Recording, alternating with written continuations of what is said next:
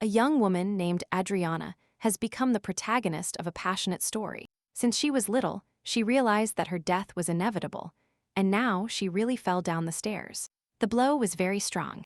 Adriana's relatives, considering her unnecessary, said that those idiots were destined to die. They always treated her with hostility, as if she were a stranger in this family. On the day of her fall down the stairs, Adriana could not understand if she really died at that moment. The hostility towards the poor girl came not only from her stepmother, but also from her daughter Sharon.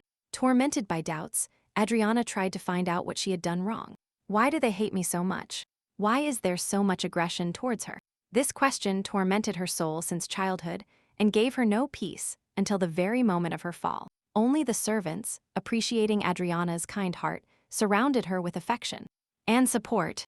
One morning, upon waking up, Adriana discovered a painfully familiar little thing next to her bed. It was the same toy her brother had given her several years ago. At that moment, a very important conjecture came to her mind. Was it really not a dream?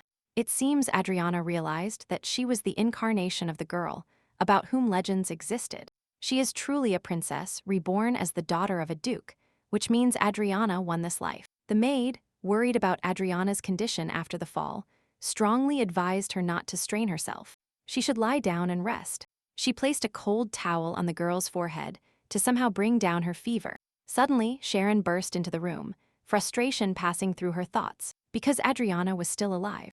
Realizing her stepsister's annoyance, Adriana held a grudge and decided to take revenge as soon as she recovered. She wondered if her character had always been so meek, and that was why her stepmother and her daughter humiliated her with impunity all these years. She had to find out, but for now, Adriana preferred not to leave the room again. She believed it was the impact of falling down the stairs that made her remember her past life. In the past, she was an ordinary girl from a poor farming family, and she loved reading books. However, death reached her too soon, and after death, upon opening her eyes, she found herself in a completely different world. She ended up in the novel she read in a past life. It was a book from her library. The story of this novel and its main character completely captured Adriana's thoughts, because the plot was dedicated to unlocking everyone's potential. And in the novel, there was a love line between the heroine Lamanna and its main character, Theodore. It was the love story that caused the book's huge popularity among female readers. Adriana was the younger sister of the main character named Theodore. And who cares that she was a side character? Because she is the Duke's daughter, and this is the most important thing. Unfortunately, she was murdered. She died almost at the beginning because of her terrible stepmother and her bitch sister. Elder brother Theodore, overwhelmed by grief and despair, drives away this pair of vultures. He then becomes the new Duke of the kingdom and marries the monkey, thus strengthening his position. Everyone except Adriana agrees with such injustice, but she does not agree. She used to be very afraid of her stepmother, but now she doesn't care at all. You must change your destiny at any cost, whatever the price you have to pay. Adriana's brother was sent to school, which was far away from home, and she was left completely alone. She urgently needed to find someone from the outside who could provide her with support. The stepmother is constantly worried about the opinions of others, afraid of ruining her reputation. She cannot do anything to her in public, but the girl still needs to gain allies for her debut. She knows everything about this world and is perfectly capable of understanding the thoughts and feelings of people. Of all the characters in the novel, there will definitely be someone who can help her, and then she will surely survive. After all, Adriana cannot die so soon, because she intends to live her life with a golden spoon. That day, Adriana carefully prepared for the next reception. She wore subtle makeup and styled her dark hair in an elegant updo. Despite the simple cut, her dress fit her perfectly. For several years, her stepmother had not allowed her to spend money on updating her wardrobe. Therefore, Adriana only had one suitable dress, which she used in her youth. It bothered her, but she could not afford to be humiliated by her clothes. She perfectly understood her worth and did not want to remain in the shadow of everyone else in her circle. Adriana decided to start a new chapter in her life and not let anyone hurt her anymore. The tea party was already in full swing. The table was decorated with beautiful dishes and various charming details. Seeing the happy faces of the guests, she involuntarily felt a kind of sadness in her soul. Her gaze fell upon her stepmother and stepsister Sharon, who wanted to look like true high society ladies. Suddenly, the doors opened, and Prince Leopold entered the hall. He was excellent in every way. Leopold immediately approached Adriana and bowed as a greeting. The next second, everyone turned towards Adriana at once, who suddenly announced herself loudly. She proudly said she was Adriana Crescendo, the eldest daughter of the Crescendo Duchy. The stepmother anxiously asked about her condition, and Adriana replied that she was fine. The girl added that she saw the prince arrive and went to greet him, as it would be rude not to pay attention to his person. The prince expressed his joy at meeting Adriana. He had heard about her recent illness and asked about her well-being. He observed her sweet appearance as the girl spoke about her current condition, and that she was now resting at home, under her stepmother's supervision. Suddenly, the prince began to talk about his engagement to Sharon, not wanting to be misunderstood. He said he had no intention of breaking the engagement, but he believed Sharon was still too young, and that the matter should be postponed. This took the crowd by surprise and caused some confusion on their faces.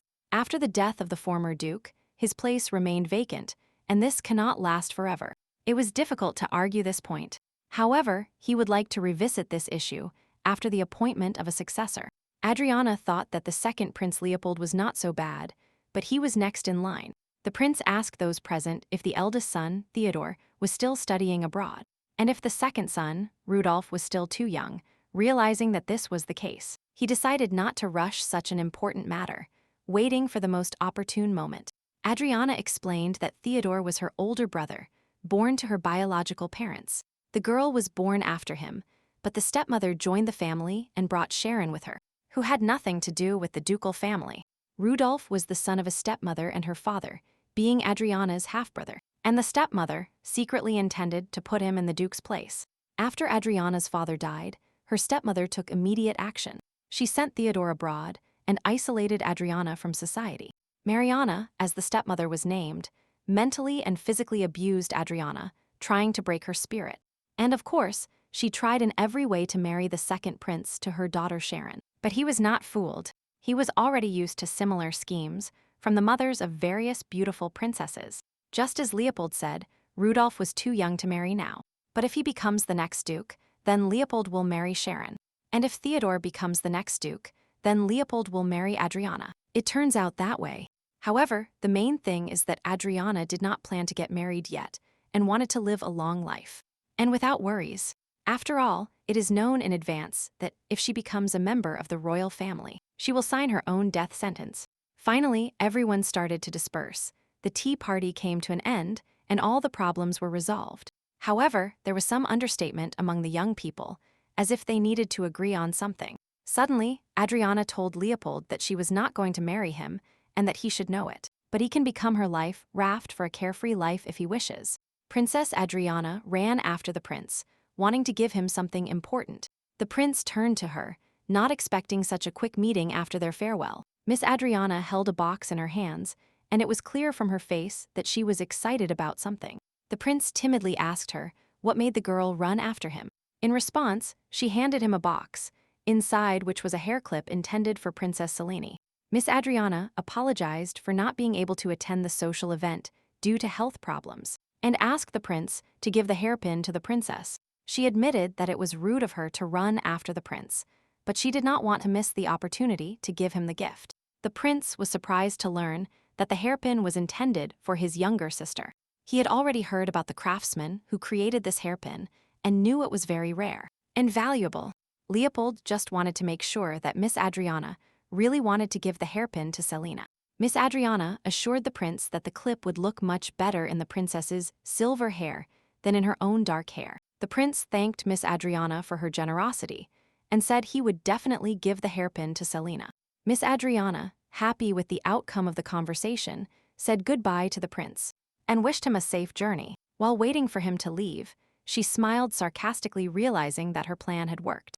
At that moment, her maid Leia appeared in the distance, asking Adriana if she had given the hairpin to the princess. Adriana confirmed that everything was fine, which greatly pleased Leia, who was always worried about her young mistress. Leia was surprised that Miss Adriana, who recently could not walk, not only went for a walk, but also spoke with the second prince. Adriana explained that from today, she intended to monitor her health and walk more often. While in the house, Lee asked how Miss Adriana managed to sew a new dress so quickly. She replied that she redesigned an old dress that no longer fit her, and, it must be said, she did a great job. At that moment, Adriana saw Miss Sharon and Mrs. Marion in front of her, suddenly walking into her. Sharon then reprimanded Adriana for running after the prince. Adriana did not understand how Sharon knew about her action and supposed she could see her from the window. Sharon accused Adriana of being dishonest and having no manners, as if they even cared about her. Adriana immediately tried to justify herself, saying she was sad because the prince was leaving so soon. Madame Marion and Miss Sharon were outraged by Adriana's behavior and reproached her for her stupidity and her dishonesty. The girl apologized to her half-sister, but she did not believe her excuses. She forbade Adriana from even dreaming of becoming the prince's wife, as he would never pay attention to such a stupid girl. Stunned by her sister's words, Adriana swore she had never thought of becoming the prince's wife. She said that a beautiful girl like Sharon would be more suitable for the prince, trying to stop the growing conflict. Suddenly, Marion ordered her to eat in the dining room with everyone else starting today, so as not to eat too much and not get fat from overeating. Adriana objected, saying she did not want to go to the common dining room because she was much better off alone. But Madame Marion did not want to listen to her. The girl was upset because now she would have to have lunch in the dining room. Madame explained to her daughter that the prince had already seen how much Adriana's figure had improved, and they could no longer keep her locked up. Sharon made it too clear that she disliked being in the same room with Adriana, although the girl tried not to pay attention to her sister's antics. A few days later, the whole family gathered at the table again. As usual, everything was luxuriously furnished and could not help but please the eyes of those around. The maid quietly said that they had recently received an invitation to the palace. It seemed to everyone that, in this letter, the royal family was inviting all members of the House of Crescendo.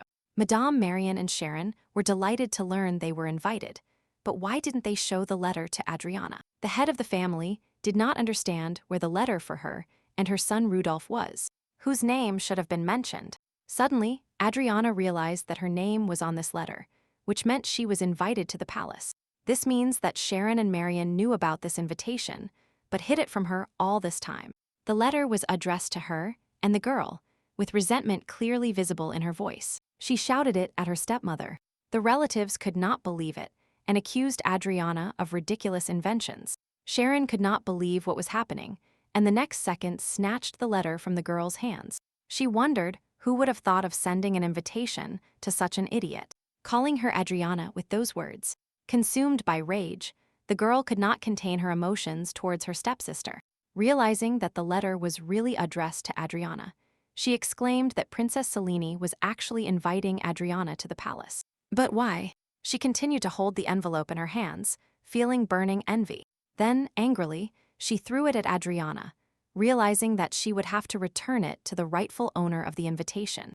Next, Sharon demanded that she order a new dress, choosing the best from the latest collection. Adriana also wanted a new dress, but she had never dared to express her desire before. And now, a lucky opportunity presented itself. She said that she also needed a new outfit, because in her wardrobe, there was not a single evening dress that suited her well. The girl added that the daughter of the Duke of Crescendo could be reproached for her sloppiness if she wore any of her home clothes. The stepmother, aware of the importance of the family's reputation, reluctantly agreed to order a new dress for Adriana. She, satisfied with the result, thanked her mother with a welcoming smile on her face, although in reality she could hardly contain herself, putting an absurd smile on her face. Exhausted by her pretense, she felt relieved thinking that she had managed to maintain the appearance of a good relationship with her mother. And Sharon, she opened Princess Selene's letter with interest, not expecting such a quick response. In the letter, Princess Selene expressed her gratitude to Adriana for her generosity and kindness, hoping that they could soon get to know each other better. Adriana, inspired by the letter, decided to quickly approach the princess. This would give her the opportunity to attract more people to her side. Several days have passed since that moment, and today a new unexpected event awaited our heroine. The maid told Adriana that her new dress had been brought from the boutique. The girls, seeing the dress, were extremely disappointed, as it did not meet their expectations. Adriana exclaimed that such a dress was not suitable to be worn, and expressed her indignation at its cheap decoration. and its shabby appearance. She categorically refused to wear it, calling it tasteless and repulsive. Addressing the maid Leia, the girl ordered an urgent sewing kit to be brought to her. Leia, surprised by this request, asked if Adriana really intended to fix this dress. Adriana, understanding her stepmother's plan, firmly decided that they were obliged to save this dress. Despite its unattractive appearance, she thought that if she wore this terrible dress to a reception at the palace, then her stepmother would have a reason not to let her leave the house. Anticipating that her stepmother would spread rumors about her abnormality, the girl decided not to give up without a fight. She realized that, despite the ugly style, the dress was made of high-quality fabric. Leia, by the way, was also sure that the dress could be saved, and immediately offered her help. Adriana understood that this work would take a long time, which meant she had work to do throughout the next night. The next morning, the maid Leia, without waiting for Adriana's response, called her loudly. Adriana, answering the call with a sleepy voice, asked who had called her. Leia apologized for disturbing Adriana's sleep and informed her that Madame and Lady Sharon were already getting ready to leave. Adriana, trying to wake up and understand Leia's words, rubbed her eyes and gradually came to her senses. Suddenly, the stepmother's voice came from the hallway, loudly asking why Adriana had not prepared yet. The stepmother asked about the dress she bought for Adriana and told her to stay home if she didn't like it. Lady Sharon, smiling slyly, invited her stepmother to GO without Adriana, and they headed towards the exit of the house. Just as they were almost leaving, an idea occurred to Adriana, and she decided to put her plan into action. She thought to herself that this was just the beginning and was confident in the success of her idea. A short time later, the carriage had already arrived at the palace, and its doors opened. The weather was wonderful that day. The sky shone blue, and the sun generously bestowed its warmth. The guard asked the guest to present the invitation to ensure its authenticity. The girl handed him the precious letter, and he began to look at it closely. A noise was already heard from the hall, audible even from the street, and Adriana continued to wait for the invitation to be verified. Finally, after verifying the originality of the personalized invitation, the girl was allowed to enter the guest room. One of the guests, upon seeing her inside, suddenly doubted the truth of the rumors about Adriana's poor health upon seeing her confident walk. Sharon, upon seeing her sister, felt confused and turned excitedly to her mother, asking her how she ended up here and what to do with her now. Consumed by anger, she began to demand that Bryson, the guest at the ball, do something about this girl. Adriana just watched as the fire of hatred towards her burned in her stepsister's eyes. For some time, Adriana could not decide what to do and was noticeably worried. Princess Selene, noticing her ward's excitement, approached her and greeted her politely. She thanked the girl for coming and told her she would love to see her at the ball. Adriana, embarrassed by the princess's attention, mumbled something awkwardly in response. She admitted she was happy to receive an invitation to the ball, and of course, she did everything she could to be here. Selena expressed her gratitude to the princess for the wonderful gift and admired her taste. She had dreamed of such a work of art for a long time, but for a long time she could not find it. Princess Selena, after inviting Adriana to a tea party, invited her to join her after the ball. She, feeling favored by the princess's attention, happily accepted. Bryson, approaching Adriana, introduced himself as a vassal of the county and reminded her of their childhood friendship. He praised her and said that since then she had become a wonderful lady. Adriana, embarrassed, thanked him for the compliment, as she was not used to such confessions directed at her. A celebratory and fun atmosphere reigned in the hall. Everyone was loudly discussing today's reception at the palace. Once the three of them found themselves in a secluded place, Sharon, angry, asked where the girl got her new dress from. Adriana, fearing her stepmother's wrath, replied that this was the same dress she had ordered. Upon learning that Adriana had altered the dress, she became furious and was beside herself with such insolence. But above all, she wondered how this girl could learn this art. Adriana replied that she read many books in her room and learned to sew from them. Unexpectedly, she added that she had already mastered this skill in her past life. Marian, not believing her daughter's foolish words, decided to punish her for 3 days. Sharon, outraged by the injustice of such a short sentence, began to demand a harsher punishment for her stepsister. Although this punishment was more than enough, as Princess Selena noticed nothing strange in her attire or behavior, Sharon still believed that Adriana was unworthy of indulgence, let alone marrying anyone. Her mother objected in response, telling her that 6 years had already passed since she became a duchess, and that Adriana had changed during that time. However, she asserted that the girl was still stupid and could not be trusted to run the growing household. She would like Sharon to marry someone from a rich and influential family to strengthen her position in society. Marian understood that she still did not have enough power to make the necessary connections. She tried to assure her daughter that marrying an advantageous match would help her become queen. Sharon doubted whether they were doing the right thing because Adriana had just fallen ill. The Duchess assured that the girl was simply pretending to deceive everyone, but in reality, she was in wonderful spirits. The Duchess promised to make Sharon the most powerful woman in the country. The daughter, moved by her mother's concern, agreed to act according to her plan. Yes, this influential woman easily managed to convince her young daughter that she was right. The Duchess continued to assure Sharon that everything was under her control and that everything was going well. With a look of determination in her eyes, Adriana remained waiting outside the door and listened attentively to their conversation. At that moment, a young gentleman was in his office, studying information. Upon hearing rumors from his assistant about the recovery of the eldest daughter of Crescendo, he immediately inquired about all the details. The assistant explained that Duchess Marian was temporarily in charge of her household affairs, but she did not have much experience in business. He also pointed out that there was no need to worry about Adriana, as there were rumors that she was completely healthy. The assistant added that she had even attended a banquet recently. The young master, upon hearing the news, said with a malicious smile that she was a very interesting person. 5 years have passed since Adriana and Theodore were separated, leaving memories of their days together in their hearts. Adriana decided to write a letter to her brother Theodore, with whom she had not corresponded for a long time. In her message, she regretted not having kept in touch with him for so long. The stepmother, upon learning of her correspondence, burned the first letter she received from her brother.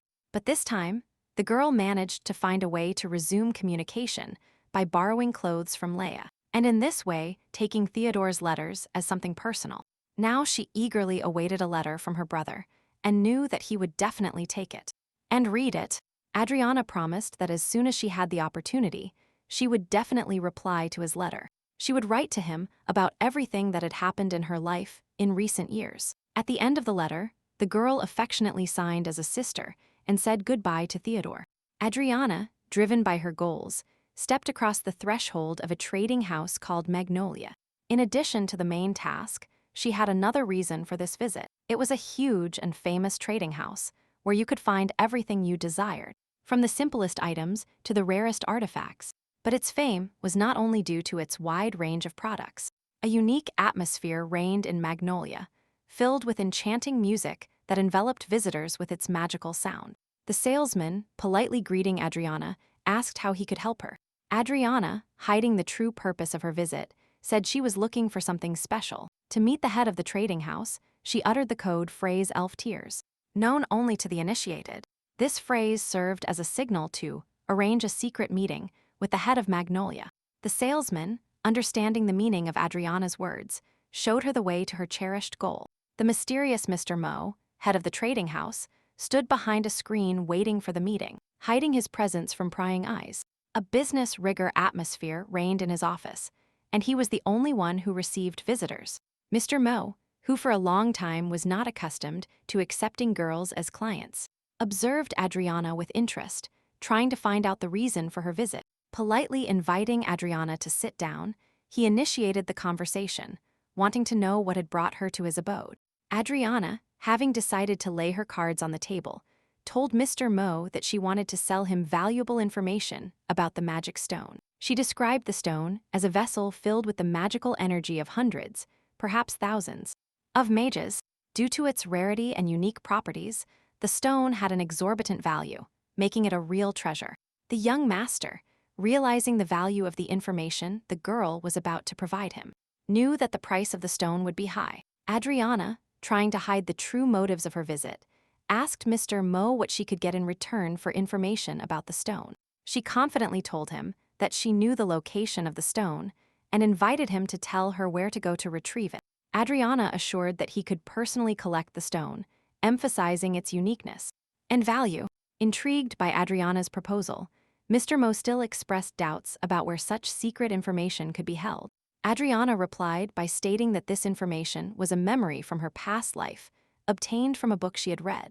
Mr. Mo, not entirely believing Adriana's words, asked a reasonable question about why the girl didn't want it for herself. Adriana immediately declared that it was unlikely that an ordinary girl like her could obtain such a valuable artifact. The boy, playing along with Adriana, replied with irony in his voice that an ordinary girl, and ordinary like her, shouldn't even know about such an artifact. Is she hiding something?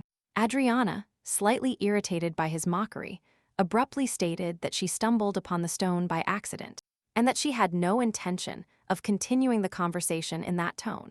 She would be forced to offer the deal to another trading house if the young man continued to express his distrust. Adriana, internally worried about revealing too much information, suspected something was wrong. Mr. Moe said it would be more profitable for her to work with Magnolia than with the Marin trading house, especially since he did not reject the deal. Suddenly, Mr. Moe suggested using the rabbit as collateral. Adriana's purse revealed the ears of a pink bunny, a toy she always carried with her. Adriana, stunned by his proposal, confusedly asked what he meant. Mr. Mo, clarifying his request, stated that he needed her rabbit as collateral. Adriana, indignant at his demand, exclaimed indignantly that this hair had no more value than her personal memories of the toy. However, the mysterious gentleman continued to insist on his own, wanting to keep the toy, guaranteeing the reliability of the deal. Logically, he concluded that Adriana wanted to exchange information for money, and asked if he correctly understood the purpose of her visit.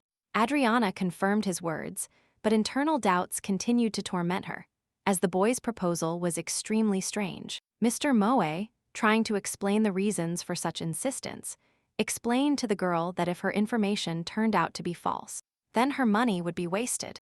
Although Adriana did not doubt for a second the veracity of the information she had once read in that book. The monkey squad should be at the academy now, which means the magic stone is still in that rock, and no one has found it yet.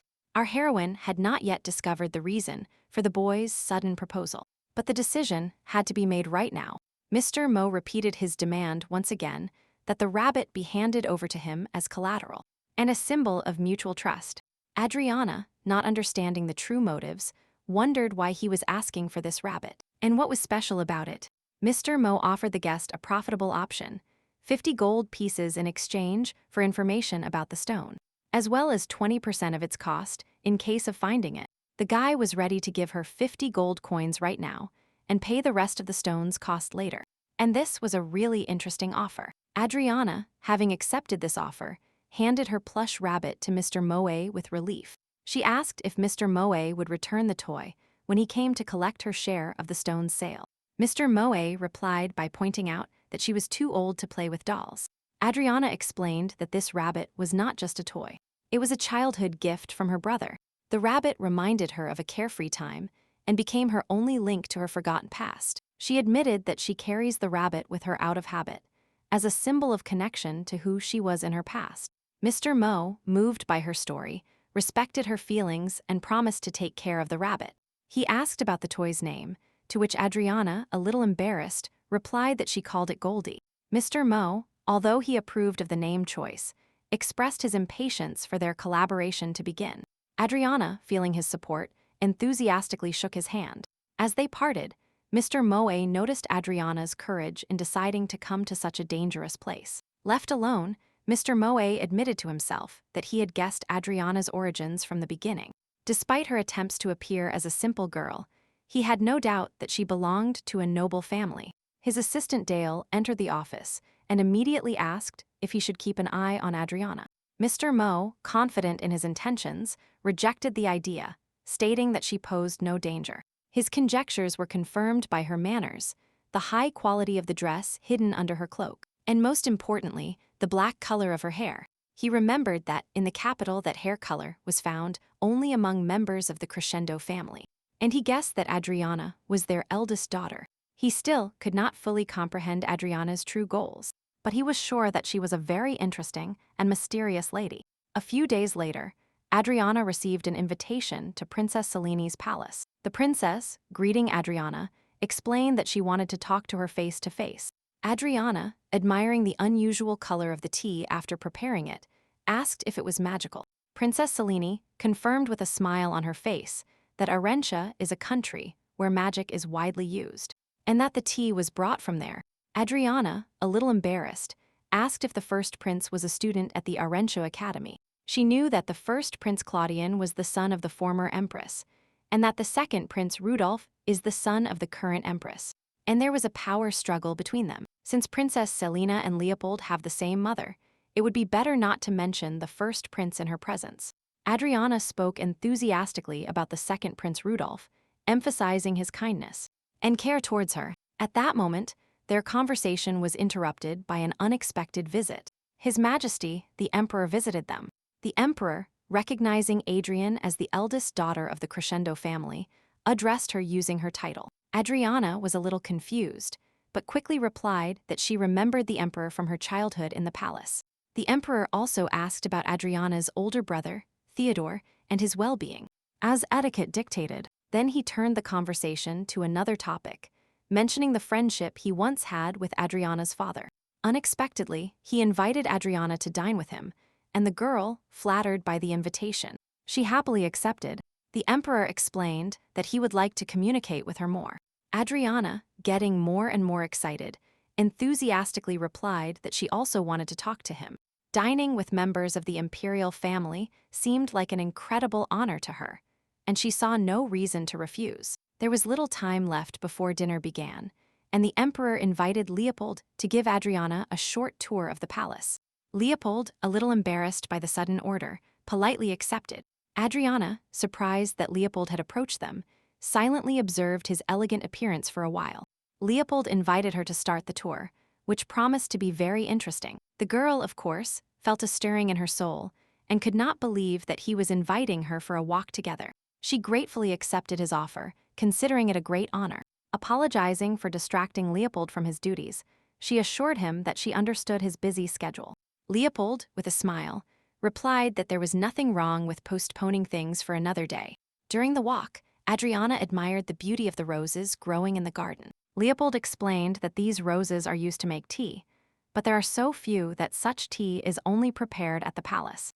Adriana realized that only members of the imperial family could taste this tea, and it became a symbol of royal luxury for her.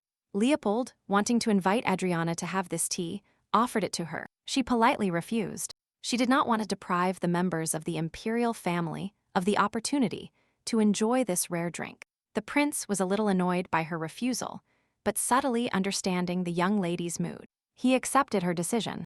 Adriana continued to thank him for his generous offer and his time for her. Leopold, unexpectedly for Adriana, suggested that she could soon become part of the imperial family, and Adriana has no reason to consider herself powerless, according to the prince. Adriana, confused, did not understand his insinuations, and for some reason the prince did not dare to say everything directly. Finally, Leopold, gathering his courage, admitted that he would like to propose to her. Adriana, stunned by his proposal, shouted in surprise. She, indignant, asked him what he was doing, still not believing what she was hearing. Adriana, realizing the seriousness of his intentions, objected that her mother would not approve of such a union. Leopoldo, paying no attention to her reaction, continued to press his proposal. Not wanting to back down, he asked why the opinions of her stepmother and younger sister were so important to her. Adriana, with resentment in her voice, replied that they were still family, and she did not want to hurt them by getting in Sharon's way. Leopoldo immediately, with indignation in his voice, accused his stepmother of not giving her peace. He thought that this time, her stepmother would definitely want to poison her. Leopold directly asked Adriana if she wanted to get closer to him herself. Instead of answering, she decided to change the subject a little, recalling the day she chased after him to the carriage to give a gift to her sister. Leopold pointed out that such behavior is unnatural and looks like a pursuit for some reason. Adriana, feeling uncomfortable, bitterly admitted that she was probably poorly raised. Leopold, softening his tone a little, noted that at the reception at the palace, she behaved impeccably. Her manners and attire were perfect, and all the guests in the hall noticed it. It's strange, why did she forget decency only at that moment? Adriana began to realize that Leopold was more perceptive than she had previously thought. The prince assumed that she had deliberately approached him and his sister, and he told the girl directly. Adriana indignantly rejected his accusation, not expecting such words directed at her. Leopold, not believing her, politely pretended that he simply had not understood her. Then he repeated his engagement proposal again, considering it beneficial for both. He promised Adriana that if they married, he would support her brother as the future Duke of Crescendo. Adriana, stunned by his proposal, asked in surprise what he was talking about. The prince immediately explained that in exchange for his support, her brother would only have to support him as crown prince. Leopoldo began to say that if Adriana married him, he would support her brother as the next Duke of Crescendo. In return, he demanded that Adriana's brother support him as crown prince. Adriana, reflecting on his words' doubts, expressed doubts and added that some nuances are worth considering. She admitted that Leopold's offer is tempting and may have prospects. She knew the outcome of the fight for the title of emperor because she had read this story in that very novel. The next emperor should be the first Prince Claudian, and the second son of the empire, Leopold, will be defeated, and apparently this is already an inevitable conclusion. She knew that if she sided with Leopold, she would become an enemy of Claudian and her own brother. Adriana decided to remain neutral until her brother returned. She worriedly thought about how to get out of this difficult situation with the utmost care. The girl said she needed to discuss this issue with her mother and older brother. Although they were not blood relatives, the mother now performed the duties of the head of the family. Adriana, feeling the need for support, admitted that she alone simply could not resolve such important issues. Leopold, respecting her decision, nodded and said it would be as she wished. However, he added that he had a request for her, and after these words, she braced herself to listen to it with a sinking heart. Suddenly, Leopold politely asked permission to call Adriana by her first name. He explained that he had heard that she and her sister called each other by their first names, and that he would like to receive the same honor. Leopold went on to say that Adriana could also call him simply Leopold. The girl, not knowing how to react to his proposal, looked at him completely bewildered. Leopold motioned for Adriana to join the meal and suggested that she proceed to the table. Adriana, indignant at Leopold's words, sharply replied that this was not a request, because he confronted her with a fact. A few days later, Adriana went to the Dark City, accompanied by the same master's assistant named Dale. She felt that this decision to go to the city was not the best idea. Dale thought it was dangerous for a young lady like her to be in such a dark place. That's why the Magnolia Trading House assigned her an escort. It is also strange that, for some reason, Adriana did not ask to take the duchy's soldiers as guards. The young man would have liked to ask this question, but could not due to the strict company policy. Mr. Moe told Dale to accompany her to the Dark City because he was an elite guard. He believed it would be safer if she had an experienced warrior like this guy with her. Dale, a senior company employee, was initially reluctant to obey this order. Mr. Moe immediately asked in bewilderment why he did not want to carry out this order. Is he really incapable of protecting even a lady? And is this mission so frightening to him? Dale, feeling insulted, replied that it was not a matter of self-confidence. So, the young master took the initiative in the conversation and said that it would be very bad if their new cooperation turned out to be a failure. Therefore, Dale simply had no other choice, because the master himself gave the order. However, how does the daughter of the Crescendo family know about the magic stone? The boy wanted to know who Adriana really is and why they are heading to the Dark City. Finally, the carriage arrived at the specified location, and then they had to walk. Adriana got out of the carriage and looked around in surprise. She saw the narrow and gloomy streets of the city and felt a little scared. Dale demanded that Adriana put on her hood when they arrived in the Dark City. He warned her not to make hasty decisions because it could be really dangerous for them. There were suspicious figures running around, apparently thieves and petty criminals. Adriana realized that being there alone would be extremely unpleasant. Fortunately, being accompanied by an elite guard gave her some confidence.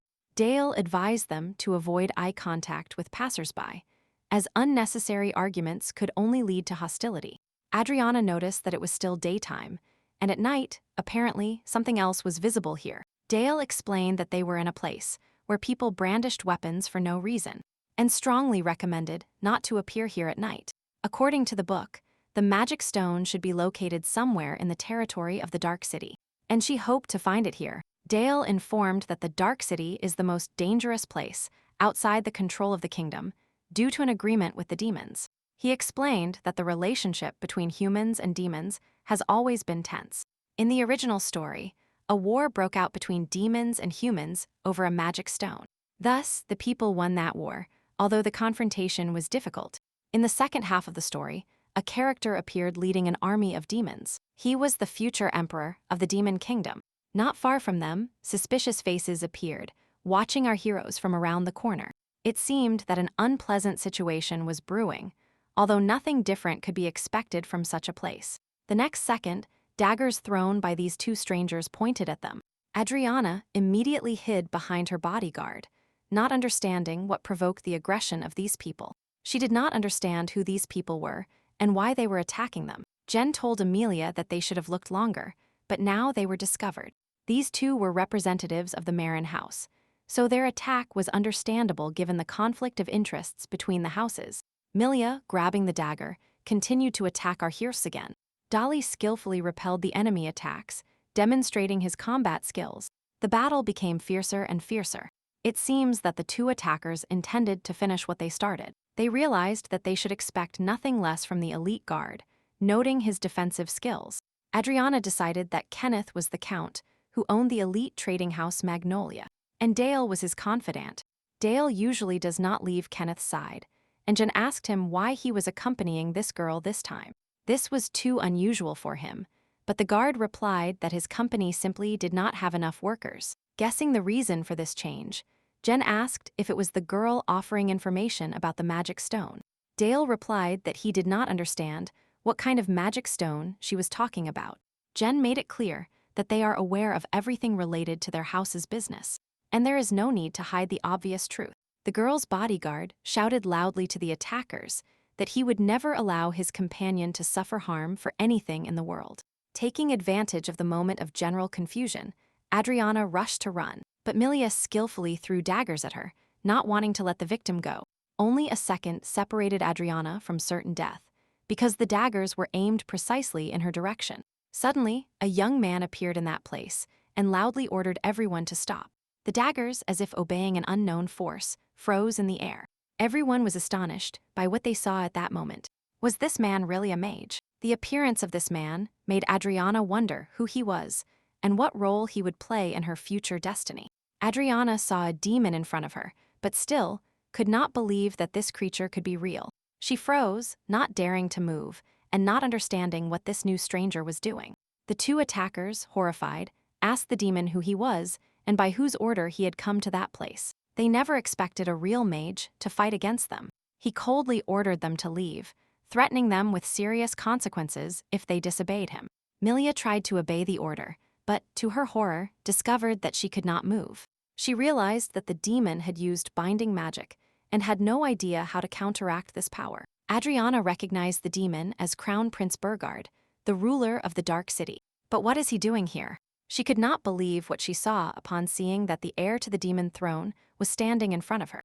Burgard said that since they needed no introduction, the conversation would be brief. He said that the Dark City was his territory and demanded to know the purpose of their arrival.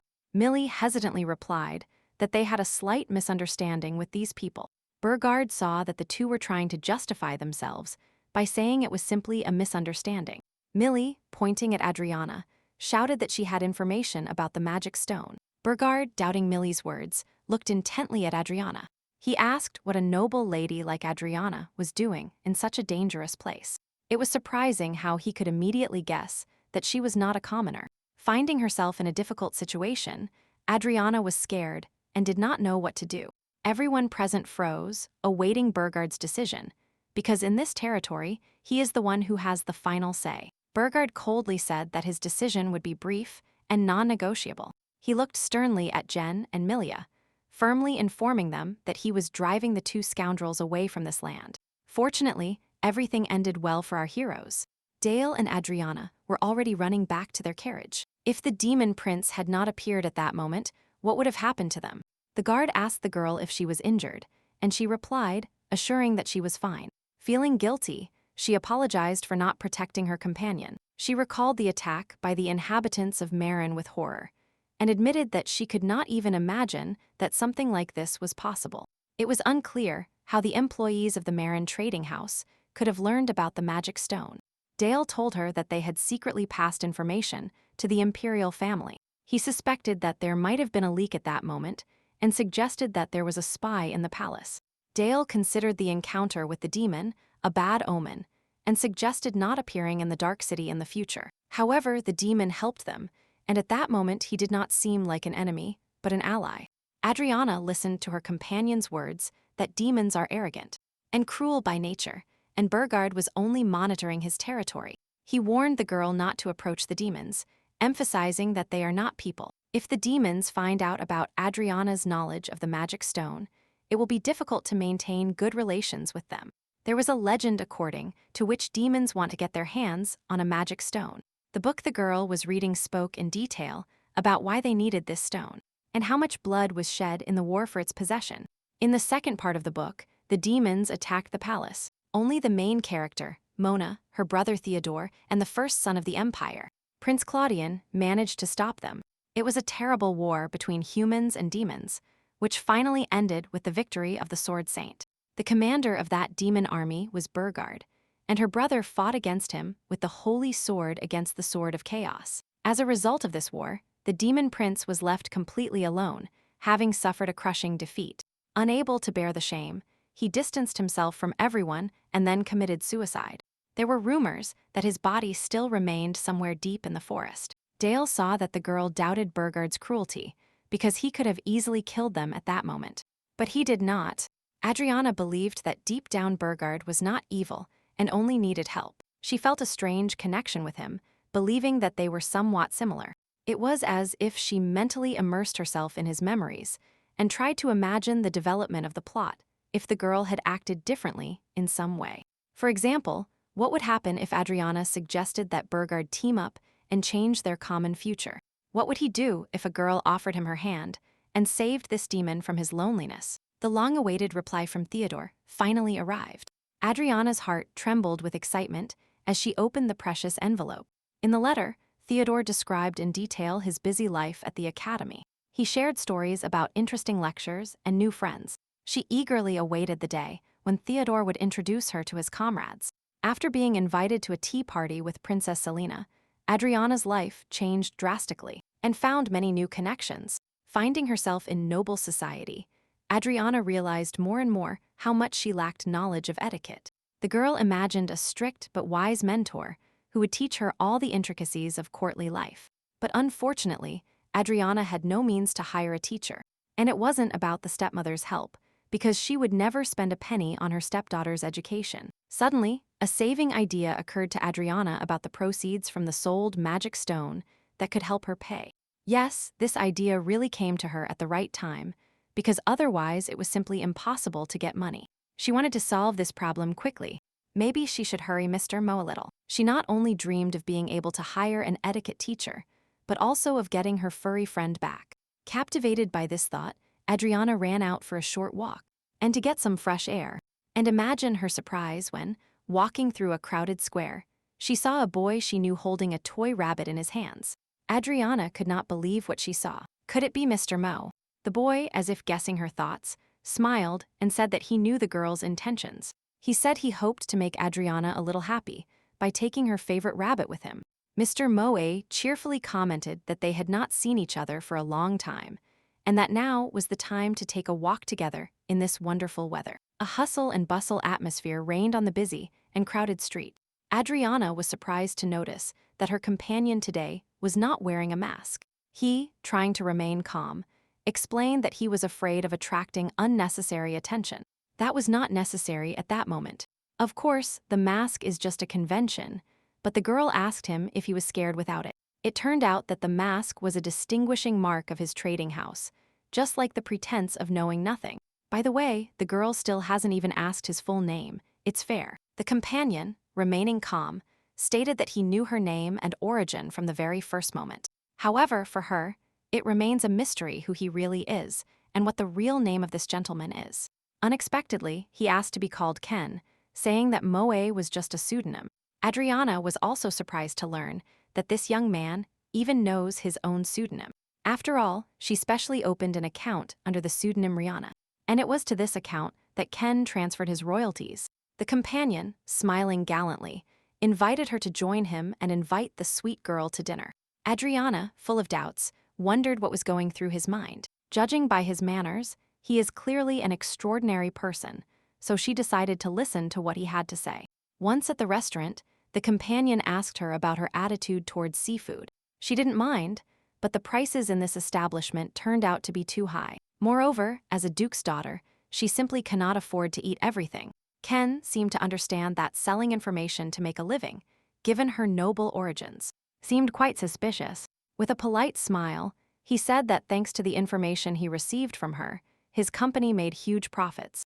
In a good mood, Adriana ordered sea lobster with an 8-pepper sauce. She felt that since such an opportunity had arisen, it was not interesting to order something simple. Ken, in turn, ordered grilled abalone with olive oil and salmon fillet with lemon sauce. The girl was surprised that Ken was ordering so much food. Was he going to have a feast here? He calmly explained that he had placed that order just in case. With a warm smile on his face, he wished his companion a good appetite. The young people enjoyed delicious dishes, prepared with true mastery by the chefs. However, there was one thing Adriana did not take into account when placing her order. With a grimace of despair, she barely said that everything was fine, but the sauce was too spicy. She learned that the dish was popular with lovers of spicy food, but it was much spicier than one might expect. Adriana turned to him reproachfully, because he knew about the spiciness of the dish, but he did not take any steps to stop her. She could not say whether he was simply distracted or if there was something else behind his action. Perhaps he was actually a little distracted, although selfish motives could not be ruled out. Ken enjoyed his dish.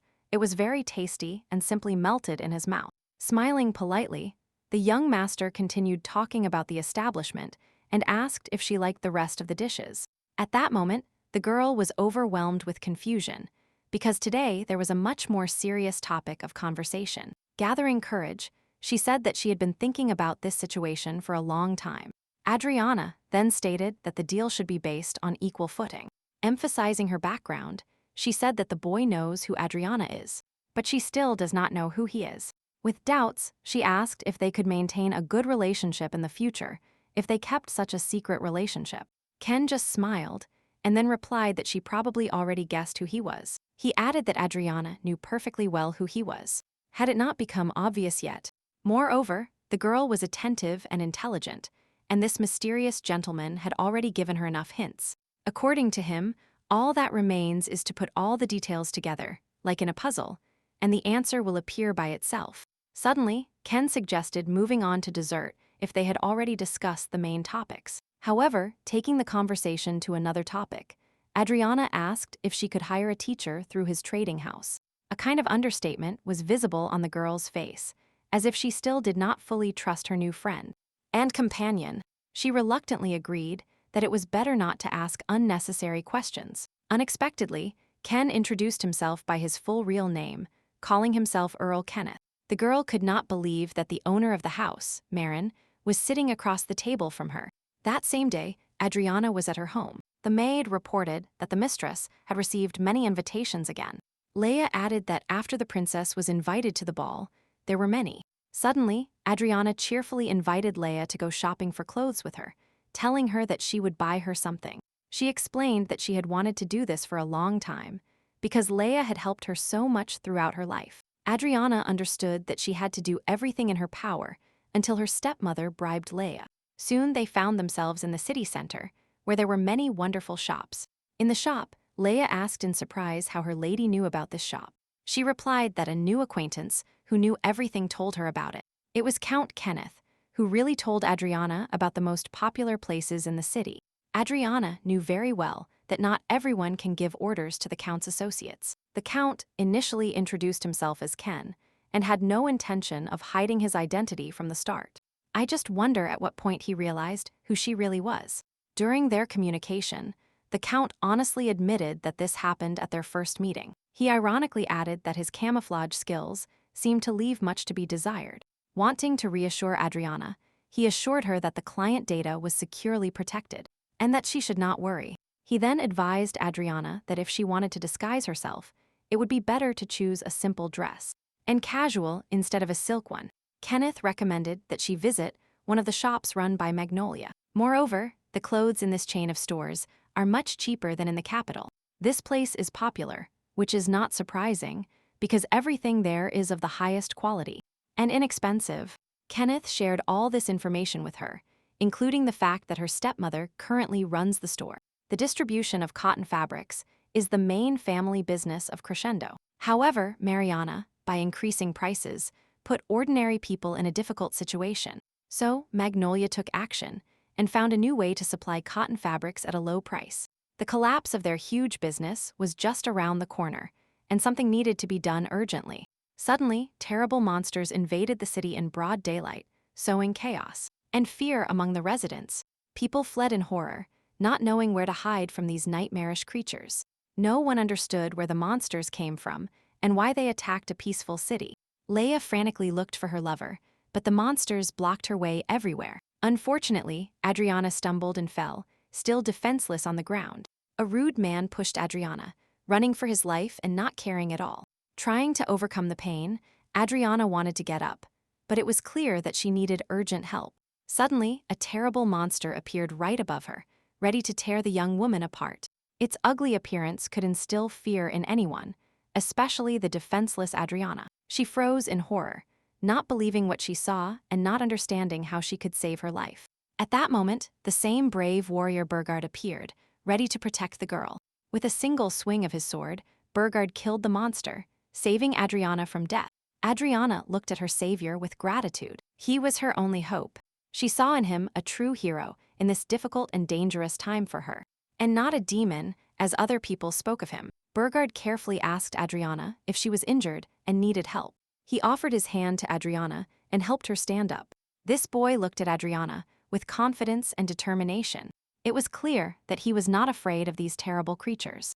Burgard noticed that Adriana could not stand on her own by seeing her weakness at that moment. Without hesitation, he was ready to take Adriana in his arms to carry her to a safe place. Then, unexpectedly, the boy apologized to Adriana for his rudeness, which caused a misunderstanding on the girl's part. The next second, he skillfully picked her up in his arms, wanting to carry Adriana into the depths of the city. Burgard's strength and stamina were astonishing. He ran without feeling tired, saving Adriana. It's incredible the dexterity and speed with which this boy moved, dodging obstacles, and carrying Adriana in his arms. Once safe, he told Adriana not to leave the place until all the monsters were destroyed.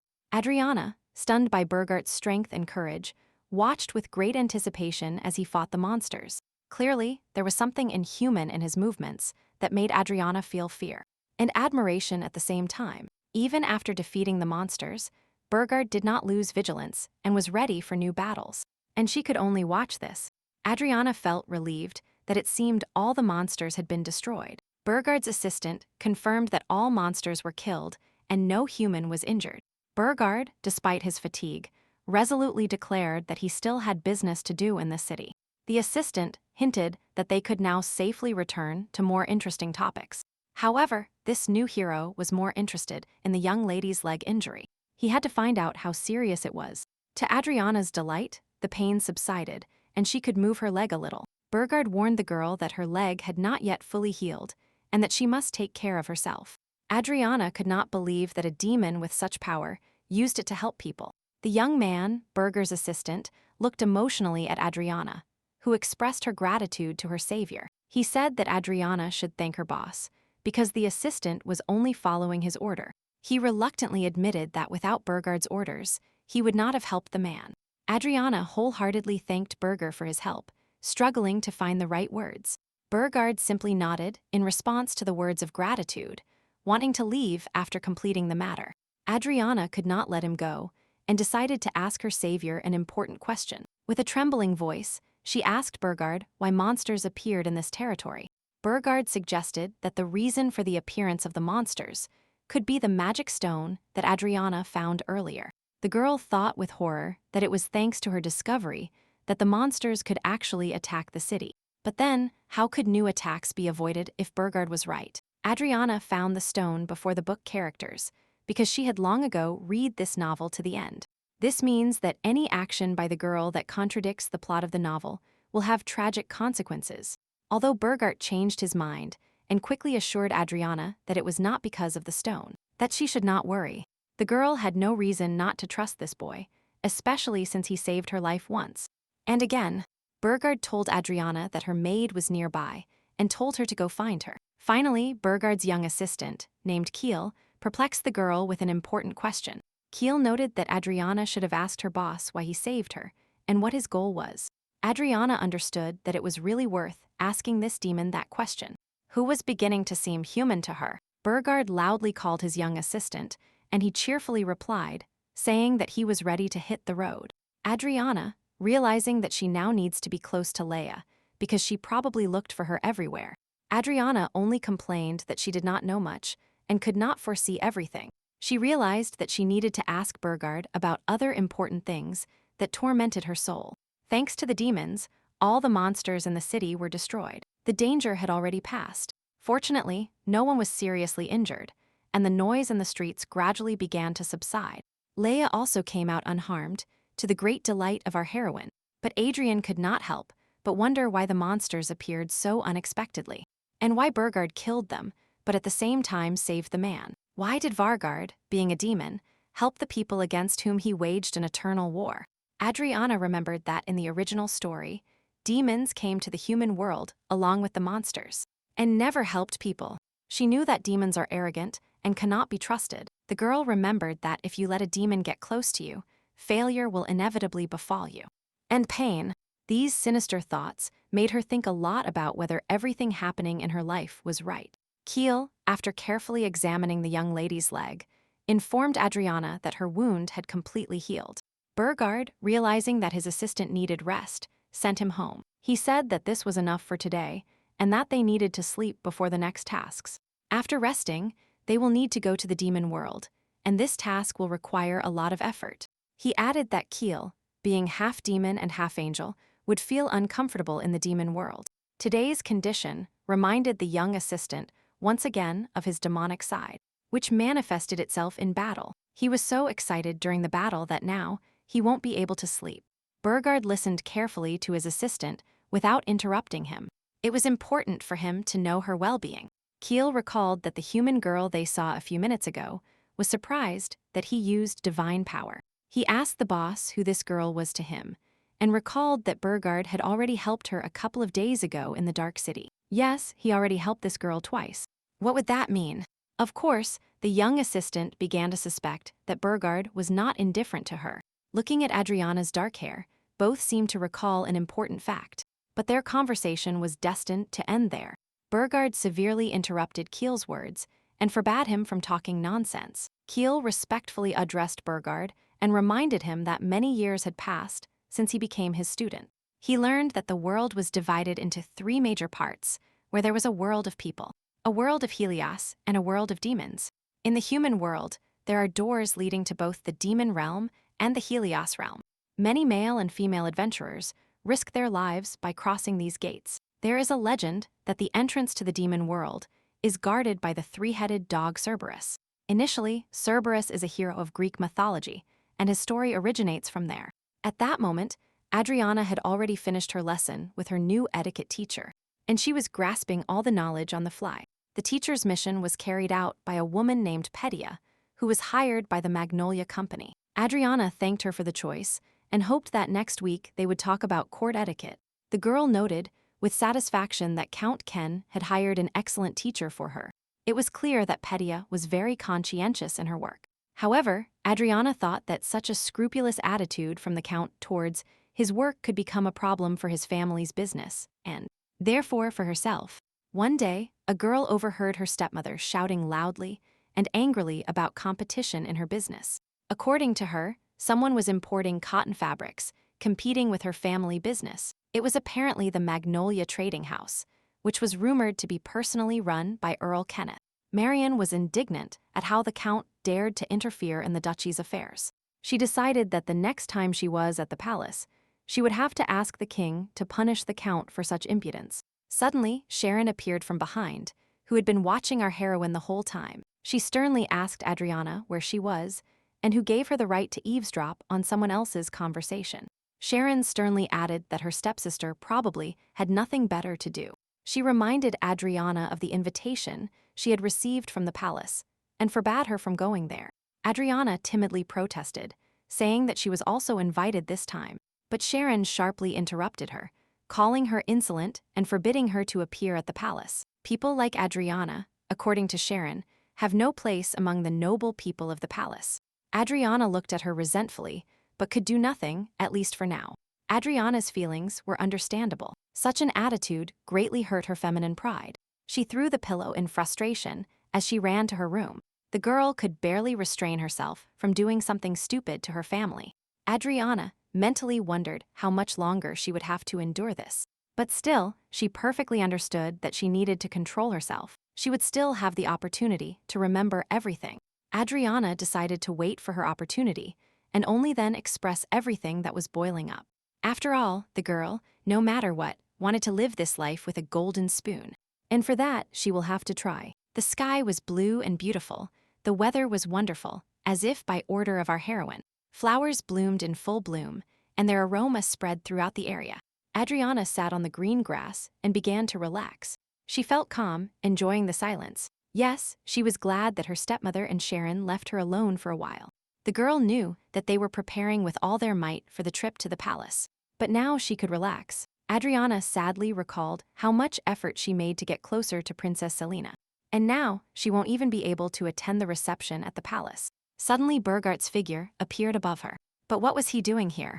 Adriana shuddered and asked him in surprise why he was there, since just a minute ago, she was completely alone. Burgart smiled and calmly replied that he was just walking like her.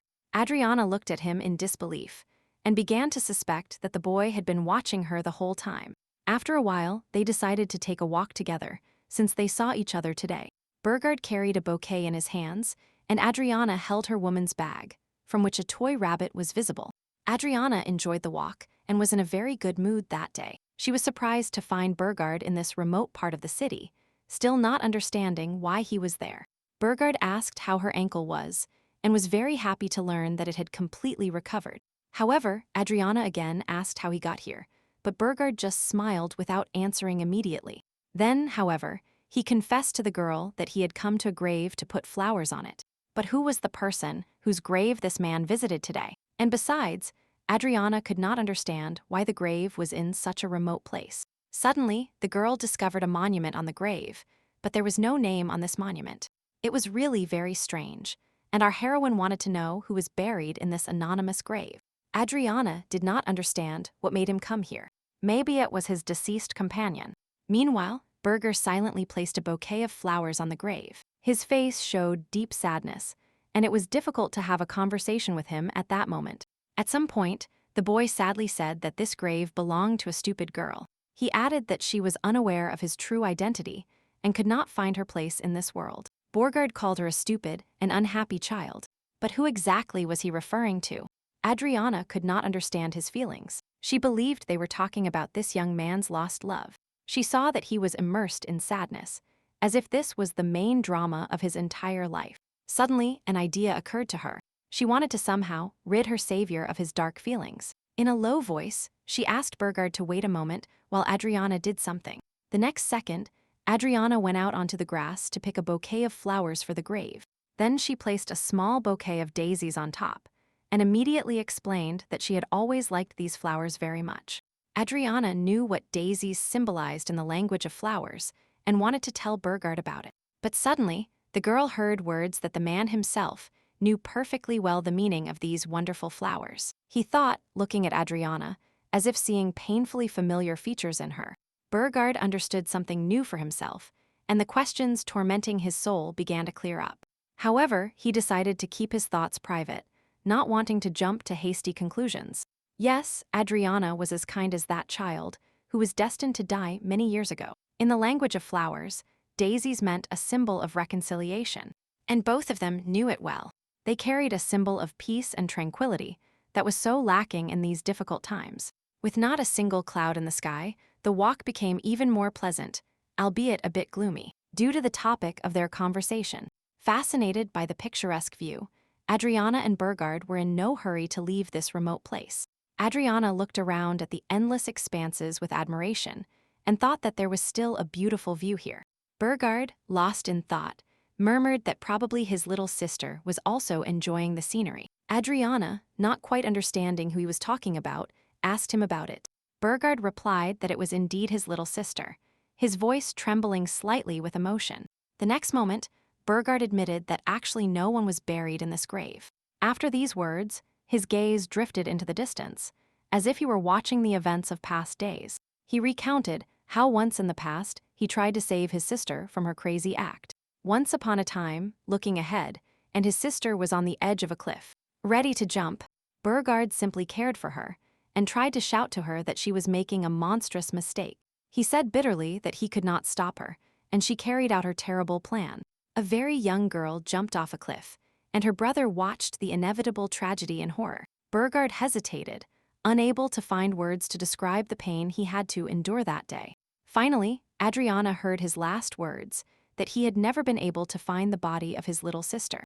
Looking at the endless expanses, the boy said that during her life his sister loved this place very much. He added that this is why he decided it would be easier for her if her grave was here. Adriana silently continued to listen to his words, her heart tightening with sympathy.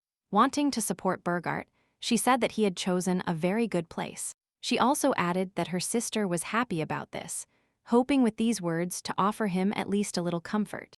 Burgard returned her smile. Hearing Adriana's words, they sounded very sweet. He quietly said that it would be good if this were true. Burgard admitted that he did not understand why he told her this story, and asked her to forget everything she had heard. Moving away from Adriana, he firmly stated that she was a human and he was a demon. He then warned the girl not to communicate with demons, and advised her to pretend not to know him if they met again. Adriana exclaimed that she did not understand his words, and that she could not do what he asked. She reasonably objected that if he wanted to avoid people, then he should not have helped her at their first meeting. After all, instead of passing by, Burgard desperately saved her life several times. Moreover, he never asked for anything in return for his help, which means he helped her from the bottom of his heart. Adriana said that she was not going to pretend not to know him because she could not forget what had already happened. And by the way, he started this, which means there is no reason to insist on breaking the relationship. With worry in her voice, she offered him a sandwich, which was a big surprise for the man. The next second, she handed him a package with a sandwich she took from her bag. Adriana felt a little awkward and added that hunger clouded her mind. Burgard understood what Adriana was implying with her action, but still doubted his decision. He saw this girl in front of him, not understanding why she did not realize the seriousness of the situation. Holding the sandwich in his hand, Burgard continued to ponder her words about friendship between them. Has she still not realized that she is human and he is not? And this means that their friendship is simply dangerous for them.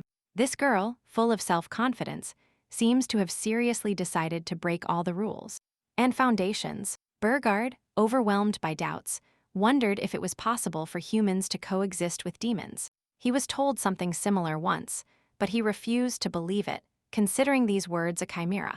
Grabbing the sandwich in his hands, he realized what dreams of reunion could lead to. Without saying a word, Burgard walked away, leaving the package with the sandwich lying on the green grass. Several days had passed since their last meeting, and today Adriana was depressed. Everyone present, except her, was preparing for the gala reception, and she had to stay home alone. Suddenly, someone knocked on the door, and Adriana asked who was behind the door. The maid's voice said that the stepmother and Sharon were busy preparing for the ball. And what was Adriana going to do? Suddenly, a noise was heard in the hall. Everyone was running around the house at once. Had an important guest really arrived? The girl could not believe it, but the second Prince Leopold arrived at her house. And the most surprising thing is that the prince came especially for Adriana, having learned that she was not feeling well. Leopold and Adriana traveled together slowly in the carriage. The mood of the young people was wonderful. Adriana was glad that everything turned out this way. One could say that fate smiled upon her. She apologized to Leopold for having to take such a long detour for her. Leopold assured her that she should not worry, and if the girl gets worse, the royal physician will take care of her. Adriana admitted that she did not expect a personal visit from Leopold, but of course, she was happy to have the opportunity to enter the palace. The stepmother and Sharon traveled separately in another carriage, and of course they were very angry about this fact. The prince was silent for some time. The same question had been tormenting him for a long time. Finally, after a while, he asked Adriana if she had considered his proposal. Adriana immediately stated that she was too impatient, and the young man laughed at the girl's sweet response. Of course, Leopold wanted to get closer to her for political reasons, but his assurances sounded very convincing. However, Adriana suggested waiting until her debut, aware that it would be extremely difficult to delay the moment of the engagement. Adriana promised herself that she would try to do this until her brother returned. The prince simply had no other choice and decided to patiently wait for the girl to agree to reciprocate. Finally, the night came, and all the most illustrious guests gathered at the palace. The emperor and his family met long-awaited friends. Everyone discussed the latest news from the kingdom with great interest. Adriana tried to apply the etiquette lessons she had already learned from her new teacher.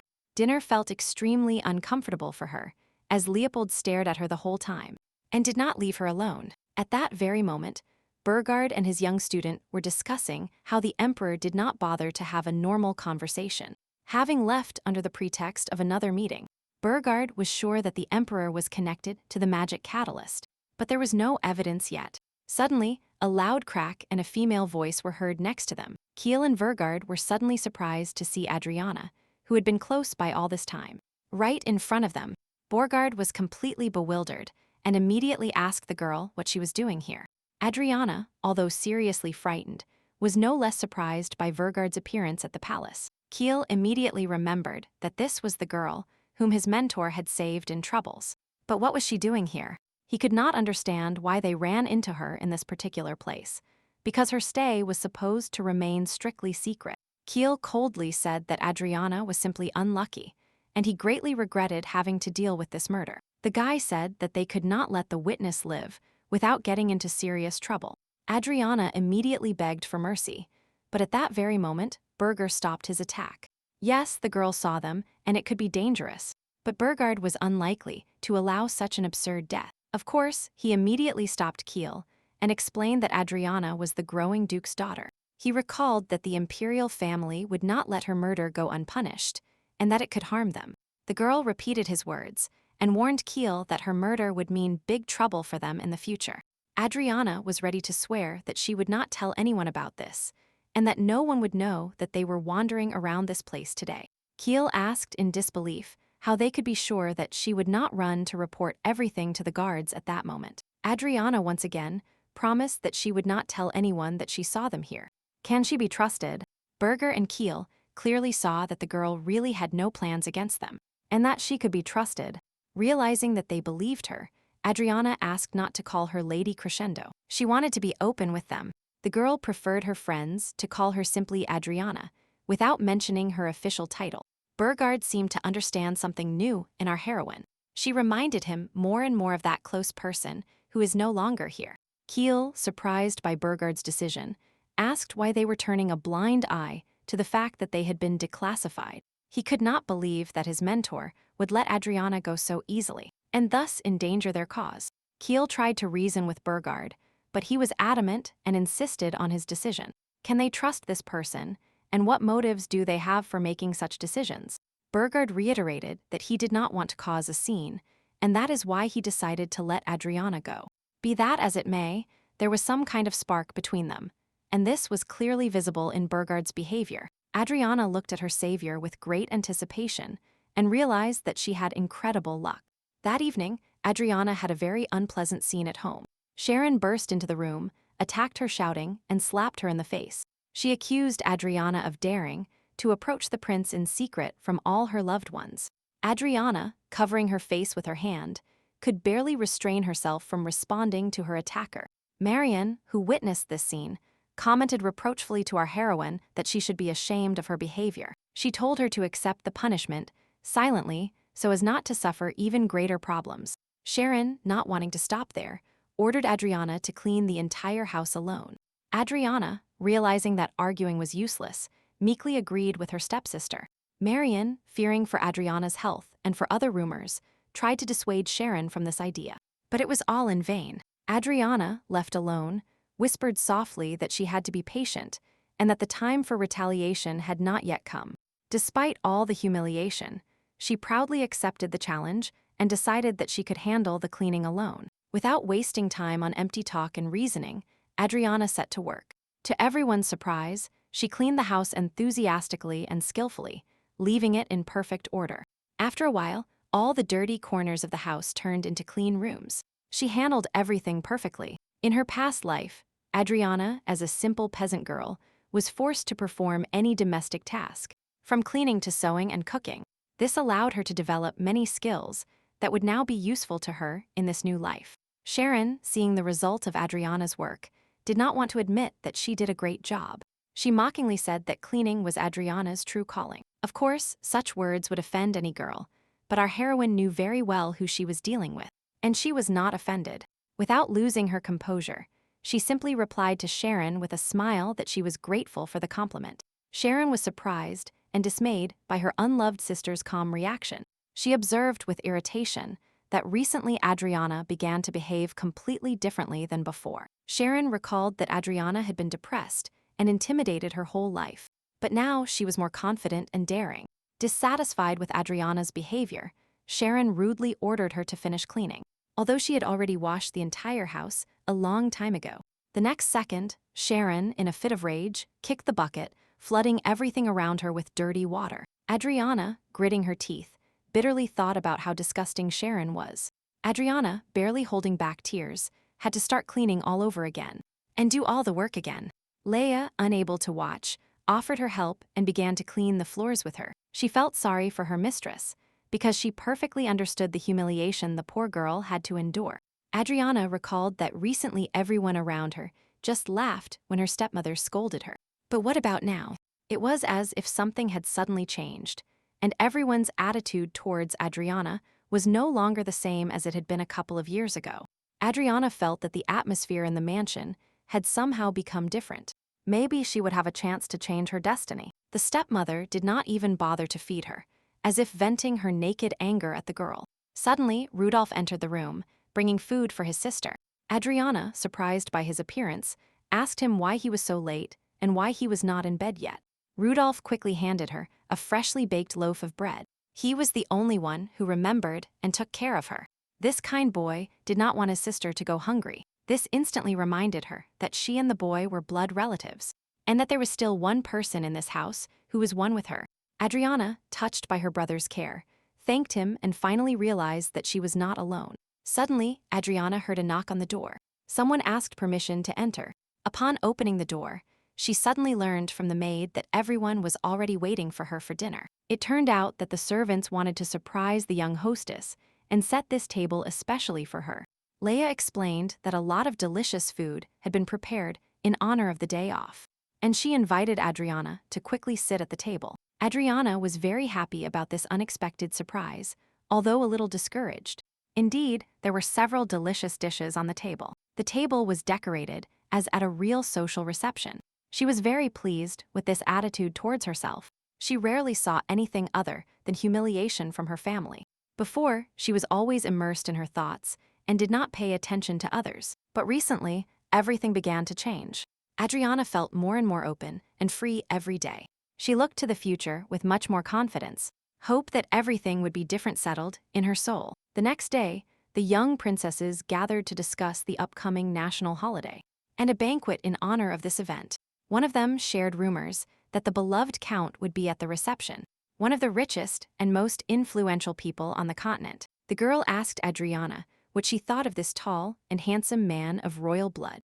Adriana, forgetting herself a little, said that the count probably liked stuffed bunnies.